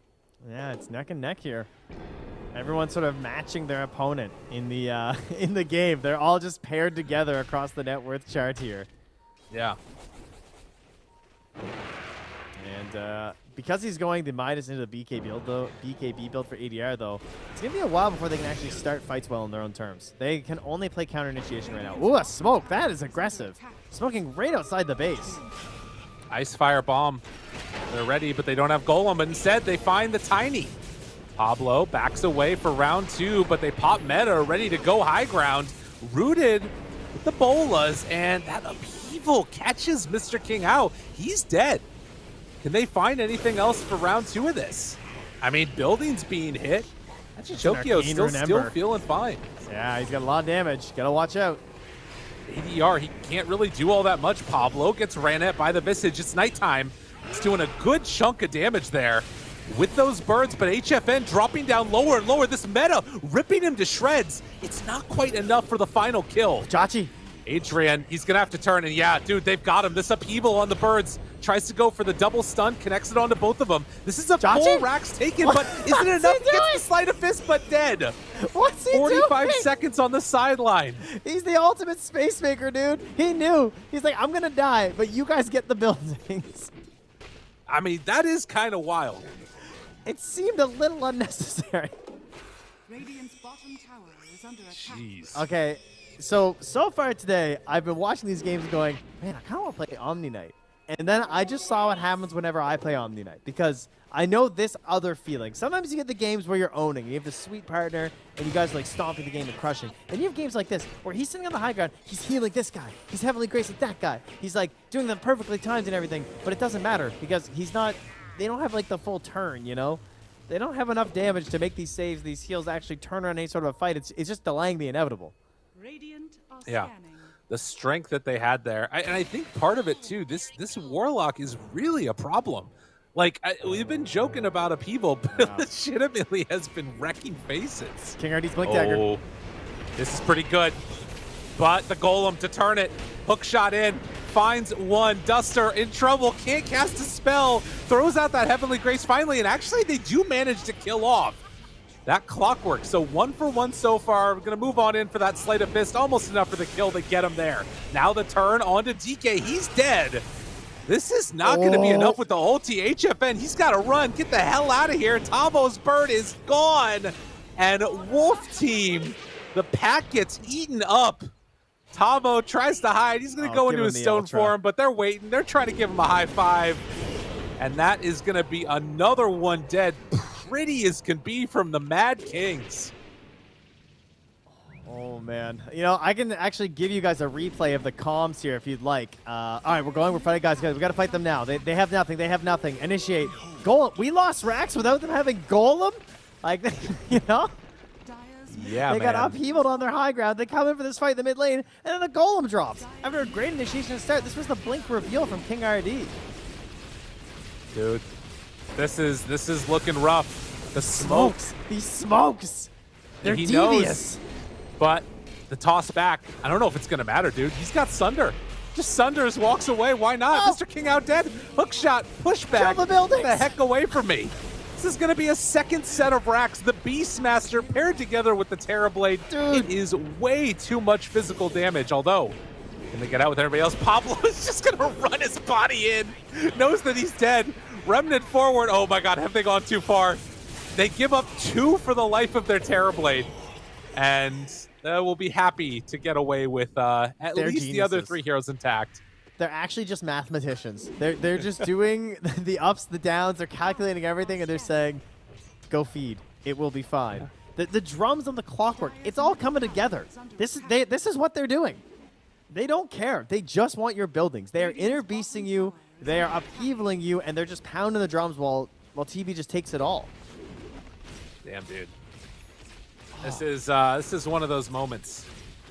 I mean, both teams just checked Roche right now. It's still 30 seconds before it's even capable of respawning. I just feel like it's been such a chaotic game. They're just... It's a fast one. I don't blame them. Yeah. It's only 22 minutes in, man. Well, just like that, Mad Kings on the verge of moving on. Only a couple of games separating them from going to TI out of the Division 2. Could it happen? Could it be possible? Are Wolf Team going to be able to outlast this onslaught that's been coming their direction? They need more time for their heroes. And now a smoke up. They don't want to give any time. They just want to win. 1 minute till the Roche. They're going in. It's a 9-second King BKB out. on Ember, and that's what they see first. Dude, they find him right away and immediately break that smoke. I mean, interesting things that are coming out soon, though, here, right? Like, for Wolf Team, this last hold that they're going to have is probably going to be the best version of a hold that they'll be able to do. Because they're going to have BKBs. They're going to be defending high ground. Yeah. Wraith packs there. All this stuff is going to come together. They did just see that BKB get delivered if they were looking on the Luna. I mean, she's also showing on the waves now anyways, so it doesn't matter. But she was farming Ancients when it got delivered, so they're going to know that's up there. She's running through it again. Previously, throwing some Mad flares. Kings, they got over exuberant. We'll see if it happens again. Toss back the Terrorblade. He's all alone. Is he going to be in trouble, though? It doesn't look like it for now. The Golem, it comes out in time. The Sunder, it's there. Might it be enough? Runs through Remnant onto everybody. Jackie Tokyo just trying to be a madman right on top of all of them. HFN Jump forward, swinging. but look at it. He's dead. Adrian takes him down. And 40R trying to get out of there, but there's nowhere left to go. The Scotty Sklo comes out. The Sleight of Fist, even the Hurricane. Get back, we're not done with ya. And HFN dead for 35 seconds Upheaval in as 8. they finally kill him off. Unreal. Dude, The there's pings Mad on tier Kings. 4s. I mean, I don't see why not. Okay, maybe I do. That sounds a little insane. Someone said the same Somebody thing. wanted it. Yeah, Somebody wanted someone it. else is like, no. Guys, come on. Whoever's ping that was, they might have just saved them from throwing this away. Because I think you run in there, you probably just lose the fight off of that. But they can go back and try and get Roche now. It's a great reward. It's our shard. I know. It is actually 24 minutes, guys, but pace this has been heading. And that could be a Demon Zeal here. Perhaps they'll reward Deer Red Monster with a shard. Ooh. The dream. Pablo. Scouts a couple of them. Pablo thinking about going. There are birds in the way, though. Nighttime. Tries to get it. Lots of damage out. Lots of aura. The glaives are bouncing, but look at the freaking damage coming out from the Ancient Black Dragon burning. with the upheaval. Dude, they're all stuck in the upheaval. Oh my god. The upheaval's doing so much. The roar on HFN. He's going to start to fall. He's gone. Everybody caught. Dude, this Warlock is insane. Ultra kill. Shut it down. Jackie Tokyo. Run it down, man. Stick a fork in them. They're done. He just, look at him walk. Look at his face. That's the face of a warrior. Real RM playing the herd, they're the Warlock, stampeding. and the elephant charge comes out. They know it's their time now. Nowhere left, and Wolf Team, they will be defeated here. They can glyph all they want, but this one's done. The mass tips onto King Ao, onto HFN. Mad Kings, Trent. Mad Kings. They're going to close this one out here. GG. GG from HFN. Throws it out there. Lots of love between the teams, of course. And the Mad Kings. You know, those teams in the upper bracket, they send them down. And then Mad Kings, they just take them out. They just say, you got every single team, they're sweeping them off the ledge. Next one down, keep it going. That's crazy. They're just going to keep this rolling, huh? Apparently. I mean, dude, what a freaking wild game. RM, my MVP, no doubt about it. Just the absolute balls to come in and go for just a max of people. That's the build that people like try out. They're like, is this good? That's a Slacks build. That's what that is. Oh no. What have you done? He did 4,300 damage with upheaval. What? That's a lot of damage. That's crazy. Very, very impressive stuff. Wow. So I think that there can't be enough said about like the story of this Division 2 team coming in and taking out everybody that they've run into. Have only dropped one game so far. One of them was against Wolf Team. But the changing of the guard, you know, the older, more well-known group of players get taken down by the new guns. Some new ideas, and it leaves us with 6: Infamous, Tempest, Hikori, No Runes, SG Esports, and now the last one's Mad Kings. They're all going to be playing for 3 spots. Let me just say that I'm not surprised that Adrian won his North America Division Battle Cup yesterday. Because, like his profile says, because this guy's a hell of a carry. I love the style. Yeah. We're just getting to know him a little bit here as we're coming in and watching him grow through these qualifiers right now. I didn't get to see too much of Division 2 SA, I'll be real. And I love it when you can see a player through the hero. And that usually takes a while to learn their habits and see it. But I feel like we're seeing that pretty quickly from Adrian and how the team wants to play around with him and actually joining these fights early. Because he's a TB. He's not HFN, right? We saw an HFN TB. That's not the same thing here. No, very different. Man, yeah, the showing up with just Dragonlance and like one component of a Yasha, and then they win that fight mid and it sets everything up. Yeah. Really, really impressive showing. So tomorrow, what do we have left? There's 2 more days of qualifiers for SA groups. Tomorrow in the morning, we've got Hikori versus No Runes, and then SG facing off against Mad Kings. And that's going to determine the top 4. Later on in the day, after those 2 matches, Infamous versus Tempest. And then it's going to be a lower bracket matchup again between the 2 teams that won earlier. So we will know all of the teams that go to Singapore tomorrow. We'll know the top 3, and then the only question that's going to be left is who is directly going to be invited and who is it that's going to have to go through in those last chance qualifiers. Trent, final thoughts? Well, I mean, that's we'll be there, I believe, for the start of things, right? So we'll see you fine folks there in what is it? I'll give you the hours. 12 hours and 54 minutes. We'll be there with Hikori and No Runes duking it out, I believe, there. And that'll be, of course, near the end of Eastern Europe, who's also happening there tomorrow. So there are 2 regions that are there. So if you're just waking up, you got 5 hours to wait until you get to see Bet Boom versus Namiga. But there's lots of amazing TI qualifiers happening right now, so make sure you're catching as many as you can. That's good enough for me. To all you fine folks out there, hope you enjoyed the broadcast, and we'll be back tomorrow with the penultimate day of the SA TA 11 qualifiers. See you then.